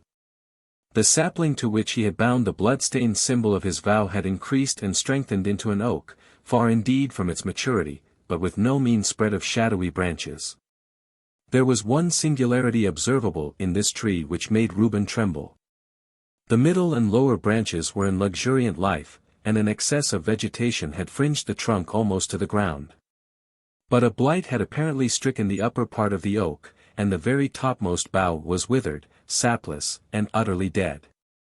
Reuben remembered how the little banner had fluttered on that topmost bough, when it was green and lovely, 18 years before. Whose guilt had blasted it? Dorcas, after the departure of the two hunters, continued her preparations for their evening repast. Her sylvan table was the moss-covered trunk of a large fallen tree, on the broadest part of which she had spread a snow-white cloth and arranged what were left of the bright pewter vessels that had been her pride in the settlements. It had a strange aspect at one little spot of homely comfort in the desolate heart of nature. The sunshine yet lingered upon the higher branches of the trees that grew on rising ground. But the shadows of evening had deepened into the hollow where the encampment was made, and the firelight began to redden as it gleamed up the tall trunks of the pines or hovered on the dense and obscure mass of foliage that circled round the spot. The heart of Dorcas was not sad, for she felt that it was better to journey in the wilderness with two whom she loved than to be a lonely woman in a crowd that cared not for her. As she busied herself in arranging seats of mouldering wood, covered with leaves, for Reuben and her son, her voice danced through the gloomy forest in the measure of a song that she had learned in youth. The rude melody, the production of a bard who won no name, was descriptive of a winter evening in a frontier cottage, when, secured from savage inroad by the high-piled snowdrifts, the family rejoiced by their own fireside. The whole song possessed the nameless charm peculiar to unborrowed thought, but four continually recurring lines shone out from the rest like the blaze of the hearth whose joys they celebrated. Into them, working magic with a few simple words, the poet had instilled the very essence of domestic love and household happiness, and they were poetry and picture joined in one. As Dorcas sang, the walls of her forsaken home seemed to encircle her. She no longer saw the gloomy pines, nor heard the wind which still, as she began each verse, sent a heavy breath through the branches, and died away in a hollow moan from the burden of the song. She was aroused by the report of a gun in the vicinity of the encampment, and either the sudden sound, or her loneliness by the glowing fire, caused her to tremble violently. The next moment she laughed in the pride of a mother's heart. "My beautiful young hunter! My boy has slain a deer, she exclaimed, recollecting that in the direction whence the shot proceeded Cyrus had gone to the chase. She waited a reasonable time to hear her son's light step bounding over the rustling leaves to tell of his success. But he did not immediately appear, and she sent her cheerful voice among the trees in search of him. Cyrus! Cyrus! His coming was still delayed, and she determined, as the report had apparently been very near, to seek for him in person. Her assistance, also, might be necessary in bringing home the venison which she flattered herself he had obtained. She therefore set forward, directing her steps by the long-past sound, and singing as she went, in order that the boy might be aware of her approach and run to meet her. From behind the trunk of every tree, and from every hiding place in the thick foliage of the undergrowth, she hoped to discover the countenance of her son, laughing with the sportive mischief that is born of affection. The sun was now beneath the horizon, and the light that came down among the leaves was sufficiently dim to create many illusions in her expecting fancy. Several times she seemed indistinctly to see his face gazing out from among the leaves. And once she imagined that he stood beckoning to her at the base of a craggy rock. Keeping her eyes on this object, however, it proved to be no more than the trunk of an oak fringed to the very ground with little branches, one of which, thrust out farther than the rest, was shaken by the breeze. Making her way round the foot of the rock, she suddenly found herself close to her husband, who had approached in another direction. Leaning upon the butt of his gun, the muzzle of which rested upon the withered leaves, he was apparently absorbed in the contemplation of some object at his feet. "How is this, Reuben? Have you slain the deer and fallen asleep over him?" exclaimed Dorcas, laughing cheerfully, on her first slight observation of his posture and appearance. He stirred not, neither did he turn his eyes towards her. And a cold, shuddering fear, indefinite in its source and object, began to creep into her blood.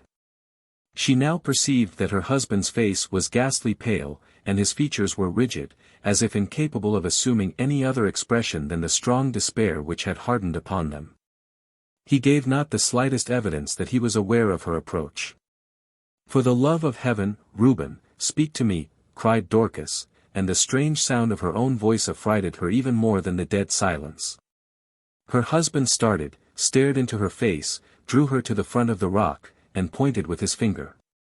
Oh, there lay the boy, asleep, but dreamless, upon the fallen forest leaves. His cheek rested upon his arm, his curled locks were thrown back from his brow, his limbs were slightly relaxed. Had a sudden weariness overcome the youthful hunter? Would his mother's voice arouse him? She knew that it was death. "This broad rock is the gravestone of your near kindred, Dorcas," said her husband. "Your tears will fall at once over your father and your son." She heard him not. With one wild shriek, that seemed to force its way from the sufferer's inmost soul, she sank insensible by the side of her dead boy. At that moment the withered topmost bough of the oak loosened itself in the stilly air, and fell in soft, light fragments upon the rock, upon the leaves, upon Reuben, upon his wife and child, and upon Roger Malvin's bones. Then Reuben's heart was stricken, and the tears gushed out like water from a rock. The vow that the wounded youth had made the blighted man had come to redeem. His sin was expiated, the curse was gone from him. And in the hour when he had shed blood dearer to him than his own, a prayer, the first for years, went up to heaven from the lips of Reuben Bourne. P.S. Correspondence. My unfortunate friend P. has lost the thread of his life by the interposition of long intervals of partially disordered reason. The past and present are jumbled together in his mind in a manner often productive of curious results, and which will be better understood after the perusal of the following letter than from any description that I could give. The poor fellow, without once stirring from the little whitewashed, iron-grated room to which he alludes in his first paragraph, is nevertheless a great traveller, and meets in his wanderings a variety of personages who have long ceased to be visible to any eye save his own. In my opinion, all this is not so much a delusion as a partly willful and partly involuntary sport of the imagination, to which his disease has imparted such morbid energy that he beholds these spectral scenes and characters with no less distinctness than a play upon the stage, and with somewhat more of elusive credence. Many of his letters are in my possession, some based upon the same vagary as the present one, and others upon hypotheses not a whit short of it in absurdity. The whole form a series of correspondence, which, should fate seasonably remove my poor friend from what is to him a world of moonshine, I promise myself a pious pleasure in editing for the public eye. P. had always a hankering after literary reputation, and has made more than one unsuccessful effort to achieve it. It would not be a little odd, if, after missing his object while seeking it by the light of reason, he should prove to have stumbled upon it in his misty excursions beyond the limits of sanity. London, February 29, 1845. My dear friend, old associations cling to the mind with astonishing tenacity. Daily custom grows up about us like a stone wall, and consolidates itself into almost as material an entity as mankind's strongest architecture. It is sometimes a serious question with me whether ideas be not really visible and tangible, and endowed with all the other qualities of matter. Sitting as I do at this moment in my hired apartment, writing beside the hearth, over which hangs a print of Queen Victoria, listening to the muffled roar of the world's metropolis, and with a window at but 5 paces distant, through which, whenever I please, I can gaze out on actual London, with all this positive certainty as to my whereabouts, what kind of notion, do you think, is just now perplexing my brain? Why, would you believe it? That all this time I am still an inhabitant of that wearisome little chamber, that whitewashed little chamber, that little chamber with its one small window, across which, from some inscrutable reason of taste or convenience, my landlord had placed a row of iron bars, that same little chamber, in short, whither your kindness has so often brought you to visit me. Will no length of time or breadth of space enfranchise me from that unlovely abode? I travel, but it seems to be like the snail, with my house upon my head. Ah, well. I am verging, I suppose, on that period of life when present scenes and events make but feeble impressions in comparison with those of yore. So that I must reconcile myself to be more and more the prisoner of memory, who merely lets me hop about a little with her chain around my leg. My letters of introduction have been of the utmost service, enabling me to make the acquaintance of several distinguished characters who, until now, have seemed as remote from the sphere of my personal intercourse as the wits of Queen Anne's time or Ben Jonson's commentators at the Mermaid. One of the first of which I availed myself was the letter to Lord Byron. I found his lordship looking much older than I had anticipated, although, considering his former irregularities of life and the various wear and tear of his constitution, not older than a man on the verge of 60 reasonably may look. But I had invested his earthly frame, in my imagination, with the poet's spiritual immortality. He wears a brown wig, very luxuriantly curled, and extending down over his forehead. The expression of his eyes is concealed by spectacles. His early tendency to obesity having increased, Lord Byron is now enormously fat, so fat as to give the impression of a person quite overladen with his own flesh, and without sufficient vigor to diffuse his personal life through the great mass of corporeal substance which weighs upon him so cruelly. You gaze at the mortal heap, and, while it fills your eye with what purports to be Byron, you murmur within yourself, for heaven's sake, where is he? Were I disposed to be caustic, I might consider this mass of earthly matter as the symbol, in a material shape, of those evil habits and carnal vices which unspiritualize man's nature and clog up his avenues of communication with the better life. But this would be too harsh, and, besides, Lord Byron's morals have been improving while his outward man has swollen to such unconscionable circumference. Would that he were leaner. For, though he did me the honor to present his hand, yet it was so puffed out with alien substance that I could not feel as if I had touched the hand that wrote Childe Harold. On my entrance his lordship apologized for not rising to receive me, on the sufficient plea that the gout for several years past had taken up its constant residence in his right foot, which accordingly was swathed in many rolls of flannel and deposited upon a cushion. The other foot was hidden in the drapery of his chair. Do you recollect whether Byron's right or left foot was the deformed one? The noble poet's reconciliation with Lady Byron is now, as you are aware, of 10 years' standing. Nor does it exhibit, I am assured, any symptom of breach or fracture. They are said to be, if not a happy, at least a contented, or at all events a quiet couple, descending the slope of life with that tolerable degree of mutual support which will enable them to come easily and comfortably to the bottom. It is pleasant to reflect how entirely the poet has redeemed his youthful errors in this particular. Her ladyship's influence, it rejoices me to add, has been productive of the happiest results upon Lord Byron in a religious point of view. He now combines the most rigid tenets of Methodism with the ultra-doctrines of the Puseites. The former being perhaps due to the convictions wrought upon his mind by his noble consort, while the latter are the embroidery and picturesque illumination demanded by his imaginative character. Much of whatever expenditure his increasing habits of thrift continue to allow him is bestowed in the reparation or beautifying of places of worship. And this nobleman, whose name was once considered a synonym of the foul fiend, is now all but canonized as a saint in many pulpits of the metropolis and elsewhere. In politics, Lord Byron is an uncompromising conservative, and loses no opportunity, whether in the House of Lords or in private circles, of denouncing and repudiating the mischievous and anarchical notions of his earlier day. Nor does he fail to visit similar sins in other people with the sincerest vengeance which his somewhat blunted pen is capable of inflicting. Southey and he are on the most intimate terms. You are aware that, some little time before the death of Moore, Byron caused that brilliant but reprehensible man to be evicted from his house. Moore took the insult so much to heart that, it is said to have been one great cause of the fit of illness which brought him to the grave.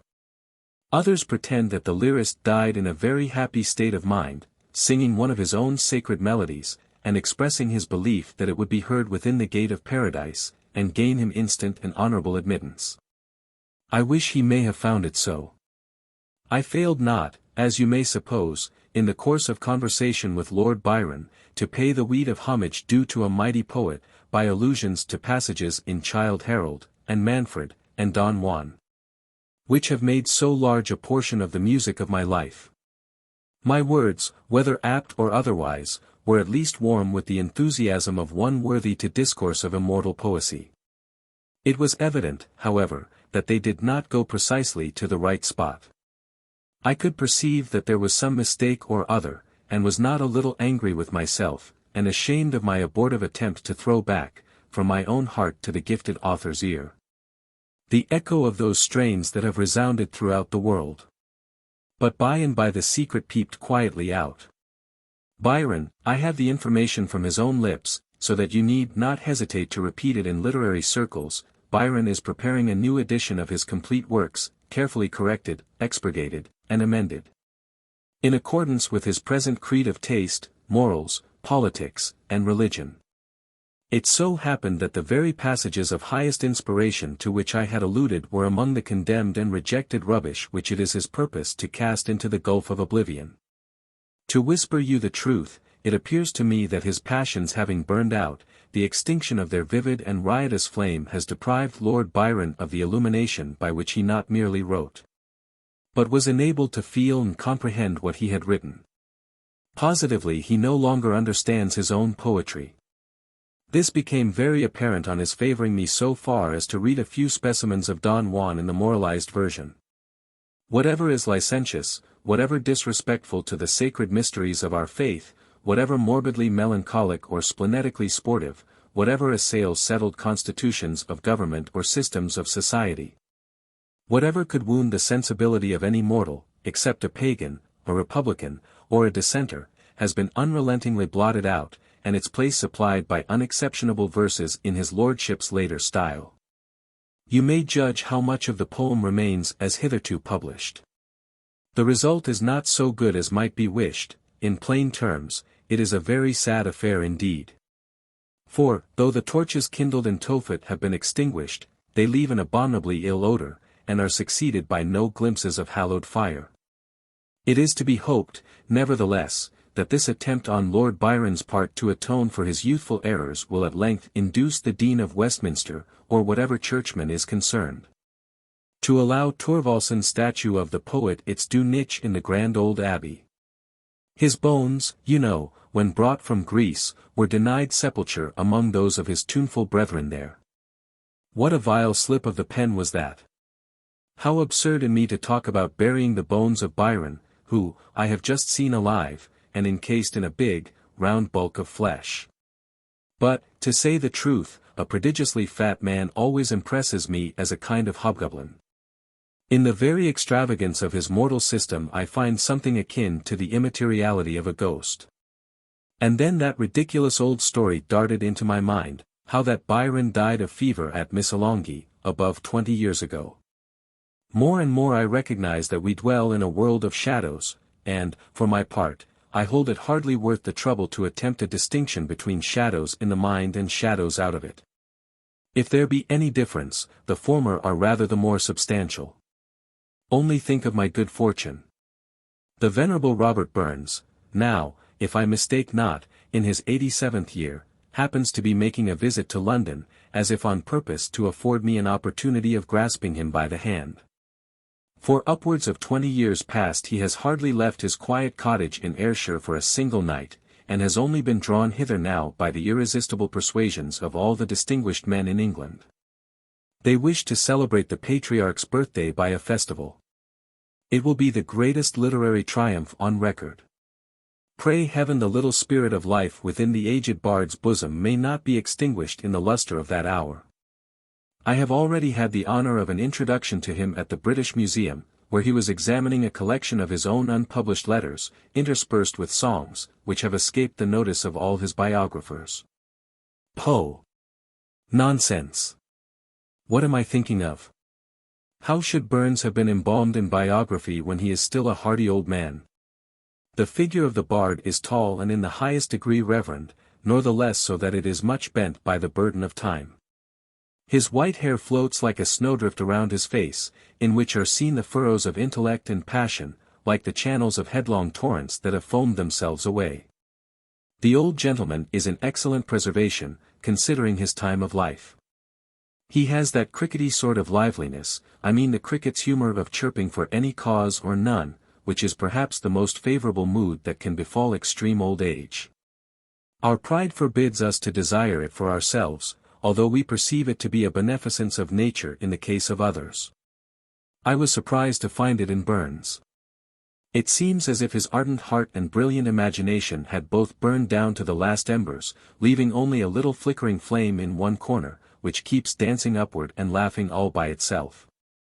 He is no longer capable of pathos.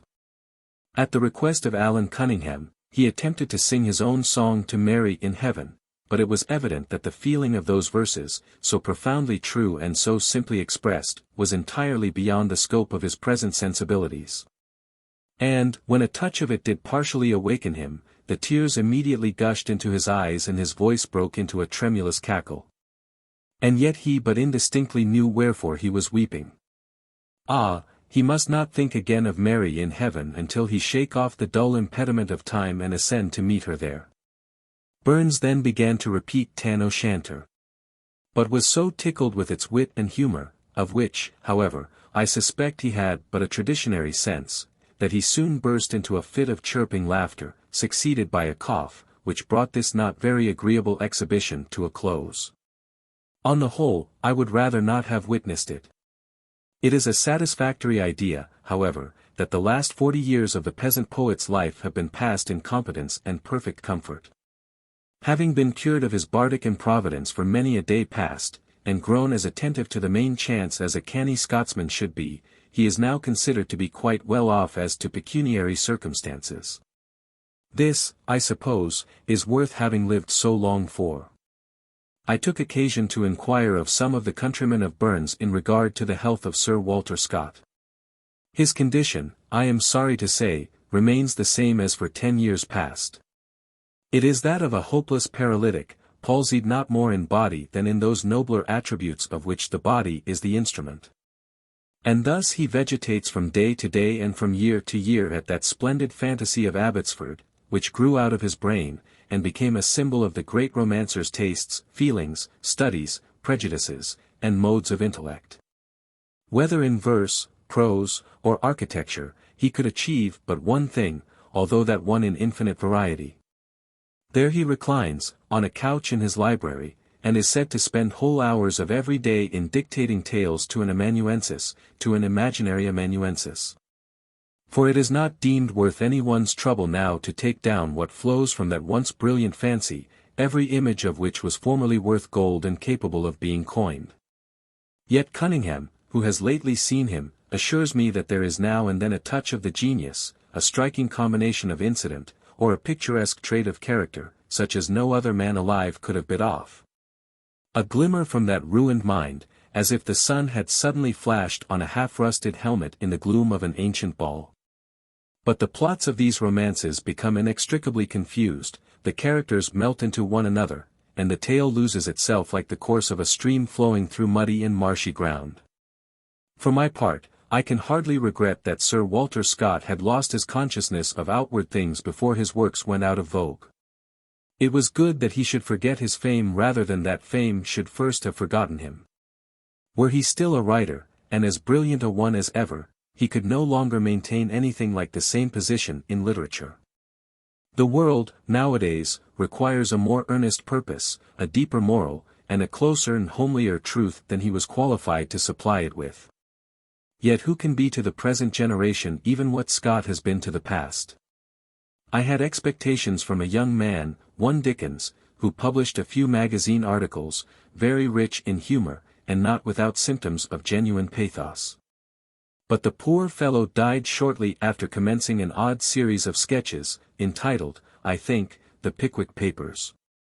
Not impossibly the world has lost more than it dreams of by the untimely death of this Mr. Dickens. Whom do you think I met in Pall Mall the other day? You would not hit it in 10 guesses.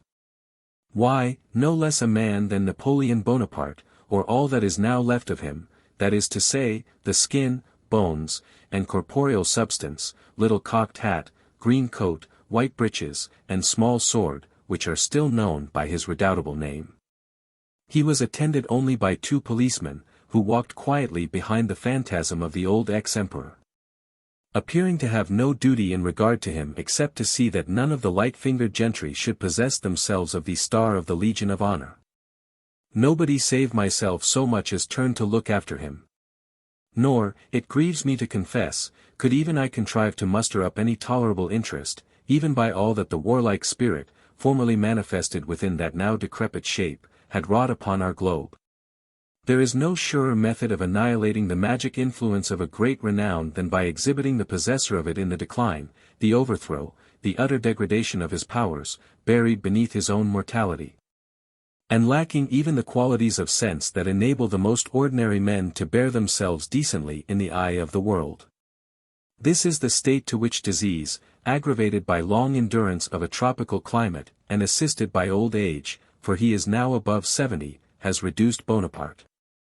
The British government has acted shrewdly in retransporting him from St. Helena to England. They should now restore him to Paris, and there let him once again review the relics of his armies. His eye is dull and rheumy, his nether lip hung down upon his chin. While I was observing him there chanced to be a little extra bustle in the street. And he, the brother of Caesar and Hannibal, the great captain who had veiled the world in battle smoke and tracked it round with bloody footsteps, was seized with a nervous trembling, and claimed the protection of the 2 policemen by a cracked and dolorous cry. The fellows winked at one another, laughed aside, and, patting Napoleon on the back, took each an arm and led him away. Death and fury. Ha, villain, how came you hither? Avaunt! Or I fling my inkstand at your head. Tush, Tusk, it is all a mistake. Pray, my dear friend, pardon this little outbreak. The fact is, the mention of those 2 policemen, and their custody of Bonaparte, had called up the idea of that odious wretch, you remember him well, who was pleased to take such gratuitous and impertinent care of my person before I quitted New England. Forthwith uprose before my mind's eye that same little whitewashed room, with the iron-grated window, strange that it should have been iron-grated, where, in too easy compliance with the absurd wishes of my relatives, I have wasted several good years of my life. Positively it seemed to me that I was still sitting there, and that the keeper, not that he ever was my keeper neither, but only a kind of intrusive devil of a body servant, had just peeped in at the door. The rascal. I owe him an old grudge, and will find a time to pay it yet. Fie! Fie! The mere thought of him has exceedingly discomposed me. Even now that hateful chamber, the iron-grated window, which blasted the blessed sunshine as it fell through the dusty panes and made it poison to my soul, looks more distinct to my view than does this my comfortable apartment in the heart of London. The reality, that which I know to be such, hangs like remnants of tattered scenery over the intolerably prominent illusion. Let us think of it no more. You will be anxious to hear of Shelley. I need not say, what is known to all the world, that this celebrated poet has for many years past been reconciled to the Church of England.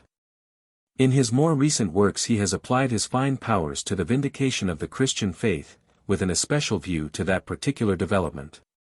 Latterly, as you may not have heard, he has taken orders, and been inducted to a small country living in the gift of the Lord Chancellor. Just now, luckily for me, he has come to the metropolis to superintend the publication of a volume of discourses treating of the poetico-philosophical proofs of Christianity on the basis of the 39 Articles. On my first introduction I felt no little embarrassment as to the manner of combining what I had to say to the author of Queen Molly, The Revolt of Islam, and Prometheus Unbound with such acknowledgments as might be acceptable to a Christian minister and zealous upholder of the established church. But Shelley soon placed me at my ease. Standing where he now does, and reviewing all his successive productions from a higher point, he assures me that there is a harmony, an order, a regular procession, which enables him to lay his hand upon any one of the earlier poems and say, "This is my work," with precisely the same complacency of conscience wherewithal he contemplates the volume of discourses above mentioned. They are like the successive steps of a staircase, the lowest of which, in the depth of chaos, is as essential to the support of the whole as the highest and final one resting upon the threshold of the heavens. I felt half inclined to ask him what would have been his fate had he perished on the lower steps of his staircase, instead of building his way aloft into the celestial brightness. How all this may be I neither pretend to understand nor greatly care, so long as Shelley has really climbed, as it seems he has, from a lower region to a loftier one. Without touching upon their religious merits, I consider the productions of his maturity superior, as poems, to those of his youth. They are warmer with human love, which has served as an interpreter between his mind and the multitude. The author has learned to dip his pen oftener into his heart, and has thereby avoided the faults into which a too exclusive use of fancy and intellect are wont to betray him. Formerly his page was often little other than a concrete arrangement of crystallizations, or even of icicles, as cold as they were brilliant. Now you take it to your heart, and are conscious of a heart warmth responsive to your own. In his private character Shelley can hardly have grown more gentle, kind, and affectionate than his friends always represented him to be up to that disastrous night when he was drowned in the Mediterranean. Nonsense, again, sheer nonsense. What am I babbling about? I was thinking of that old figment of his being lost in the Bay of Spezia, and washed ashore near Viareggio, and burned to ashes on a funeral pyre, with wine, and spices, and frankincense. While Byron stood on the beach and beheld a flame of marvelous beauty rise heavenward from the dead poet's heart, and that his fire-purified relics were finally buried near his child in Roman earth. If all this happened 23 years ago, how could I have met the drowned and burned and buried man here in London only yesterday? Before quitting the subject, I may mention that Dr. Reginald Heber, heretofore Bishop of Calcutta, but recently translated to a see in England, called on Shelley while I was with him. They appeared to be on terms of very cordial intimacy, and are said to have a joint poem in contemplation. What a strange, incongruous dream is the life of man! Coleridge has at last finished his poem of Christabel. It will be issued entire by old John Murray in the course of the present publishing season.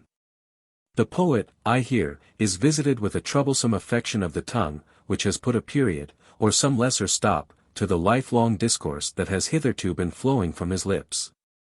He will not survive it above a month, unless his accumulation of ideas be sluiced off in some other way. Wordsworth died only a week or two ago. Heaven rest his soul, and grant that he may not have completed the excursion. Methinks I am sick of everything he wrote, except his Laodamia. It is very sad, this inconstancy of the mind to the poets whom it once worshipped. Southey is as hale as ever, and writes with his usual diligence. Old Gifford is still alive, in the extremity of age, and with most pitiable decay of what little sharp and narrow intellect the devil had gifted him withal. One hates to allow such a man the privilege of growing old and infirm. It takes away our speculative license of kicking him. Keats? No. I have not seen him except across a crowded street, with coaches, drays, horsemen, cabs, omnibuses, foot passengers, and divers other sensual obstructions intervening betwixt his small and slender figure and my eager glance. I would fain have met him on the seashore, or beneath a natural arch of forest trees, or the Gothic arch of an old cathedral, or among Grecian ruins, or at a glimmering fireside on the verge of evening, or at the twilight entrance of a cave, into the dreamy depths of which he would have led me by the hand. Anywhere, in short, save at Temple Bar, where his presence was blotted out by the porter-swollen bulks of these gross Englishmen.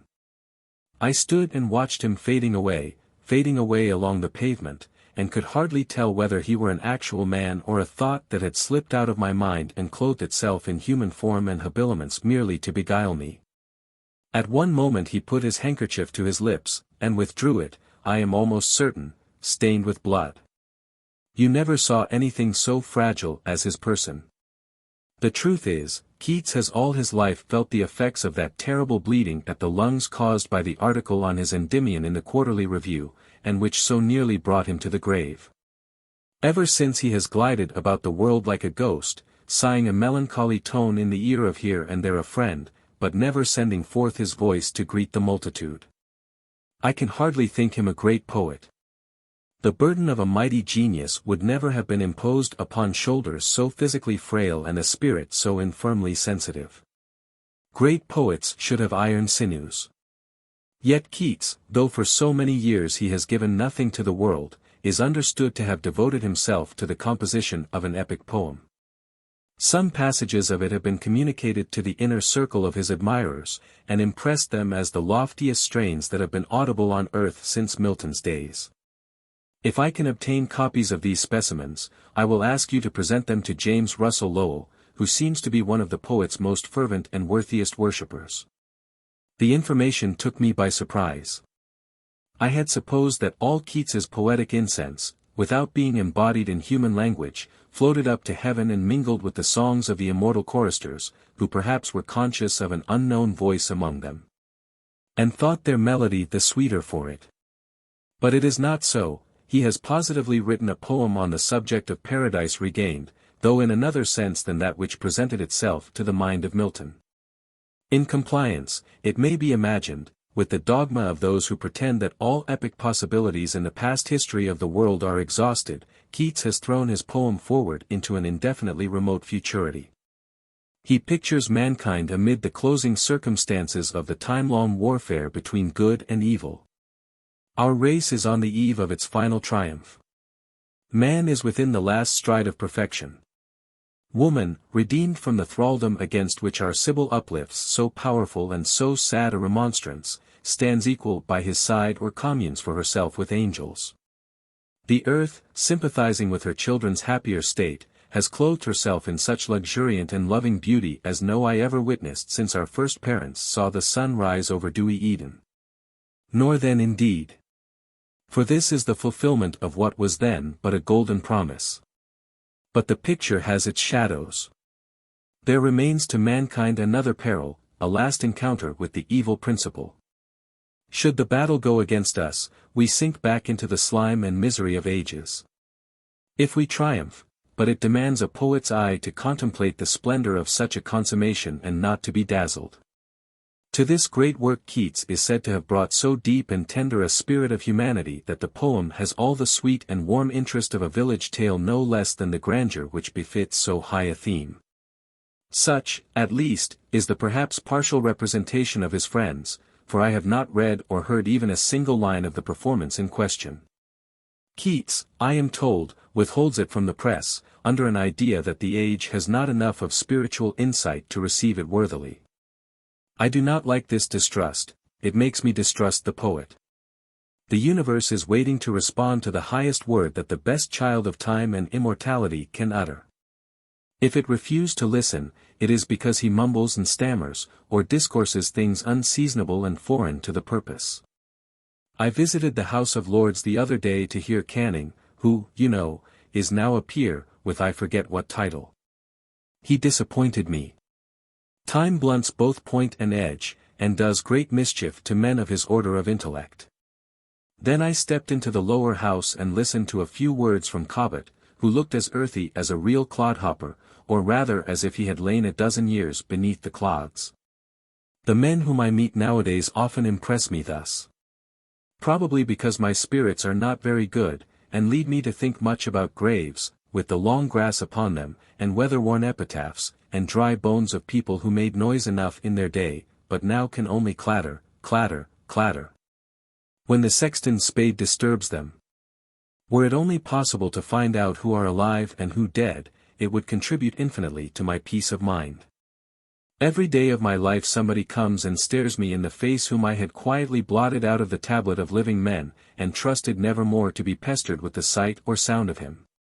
For instance, going to Drury Lane Theatre a few evenings since, up rose before me, in the ghost of Hamlet's father, the bodily presence of the elder Kean, who did die, or ought to have died, in some drunken fit or other. So long ago that his fame is scarcely traditionary now. His powers are quite gone, he was rather the ghost of himself than the ghost of the Danish king. In the stage box sat several elderly and decrepit people, and among them a stately ruin of a woman on a very large scale, with a profile, for I did not see her front face, that stamped itself into my brain as a seal impresses hot wax. By the tragic gesture with which she took a pinch of snuff, I was sure it must be Mrs. Siddons. Her brother, John Kemble, sat behind, a broken-down figure, but still with a kingly majesty about him. In lieu of all former achievements, nature enables him to look the part of Lear far better than in the meridian of his genius. Charles Matthews was likewise there. But a paralytic affection has distorted his once mobile countenance into a most disagreeable one-sidedness, from which he could no more wrench it into proper form than he could rearrange the face of the great globe itself.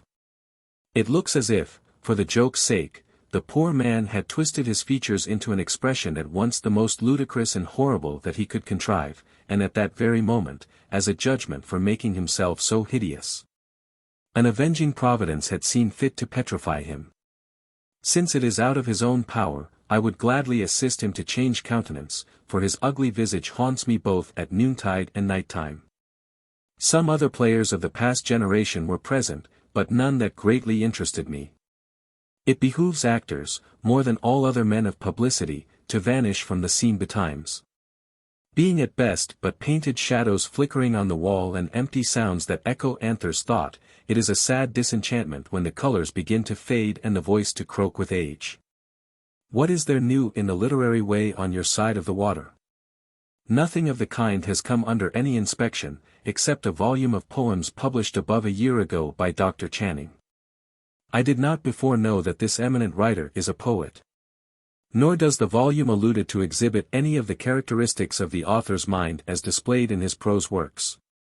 Although some of the poems have a richness that is not merely of the surface, but glows still the brighter the deeper and more faithfully you look into them. They seem carelessly wrought, however, like those rings and ornaments of the very purest gold, but of rude, native manufacture, which are found among the gold dust from Africa. I doubt whether the American public will accept them. It looks less to the assay of metal than to the neat and cunning manufacture. How slowly our literature grows up. Most of our writers of promise have come to untimely ends. There was that wild fellow, John Neal, who almost turned my boyish brain with his romances. He surely has long been dead, else he never could keep himself so quiet. Bryant has gone to his last sleep, with the Thanatopsis gleaming over him like a sculptured marble sepulchre by moonlight. Halleck, who used to write queer verses in the newspapers and published a Don Juanic poem called Fanny, is defunct as a poet, though averred to be exemplifying the metempsychosis as a man of business. Somewhat later there was Whittier, a fiery Quaker youth, to whom the muse had perversely assigned a battle trumpet, and who got himself lynched, 10 years agone, in South Carolina. I remember, too, a lad just from college, Longfellow by name, who scattered some delicate verses to the winds, and went to Germany, and perished, I think, of intense application, at the University of Göttingen. Willis, what a pity! Was lost, if I recollect rightly, in 1833, on his voyage to Europe, whither he was going to give us sketches of the world's sunny face. If these had lived, they might, one or all of them, have grown to be famous men. And yet there is no telling, it may be as well that they have died.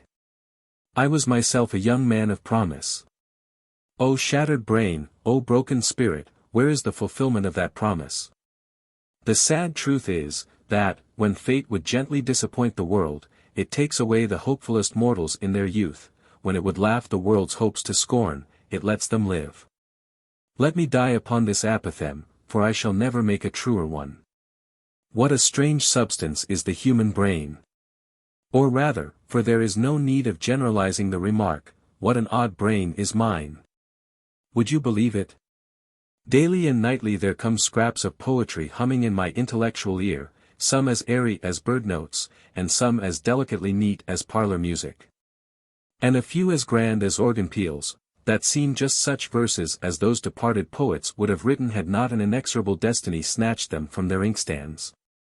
They visit me in spirit, perhaps desiring to engage my services as the amanuensis of their posthumous productions, and thus secure the endless renown that they have forfeited by going hence too early. But I have my own business to attend to. And besides, a medical gentleman, who interests himself in some little ailments of mine, advises me not to make too free use of pen and ink. There are clerks enough out of employment who would be glad of such a job. Goodbye. Are you alive or dead? And what are you about? Still scribbling for the Democratic? And do those infernal compositors and proofreaders misprint your unfortunate productions as vilely as ever? It is too bad. Let every man manufacture his own nonsense, say I. Expect me home soon, and, to whisper you a secret, in company with the poet Campbell, who purposes to visit Wyoming and enjoy the shadow of the laurels that he planted there. Campbell is now an old man. He calls himself well, better than ever in his life, but looks strangely pale, and so shadow-like that one might almost poke a finger through his densest material. I tell him, by way of joke, that he is as dim and forlorn as memory, though as unsubstantial as hope. Your true friend, P. P.S. Pray present my most respectful regards to our venerable and revered friend Mr. Brockden Brown. It gratifies me to learn that a complete edition of his works, in a double-columned octavo volume, is shortly to issue from the press at Philadelphia. Tell him that no American writer enjoys a more classic reputation on this side of the water. Is old Joel Barlow yet alive? Unconscionable man. Why, he must have nearly fulfilled his century. And does he meditate an epic on the war between Mexico and Texas with machinery contrived on the principle of the steam engine, as being the nearest to celestial agency that our epoch can boast? How can he expect ever to rise again, if, while just sinking into his grave, he persists in burdening himself with such a ponderosity of leaden verses? Earth's Holocaust.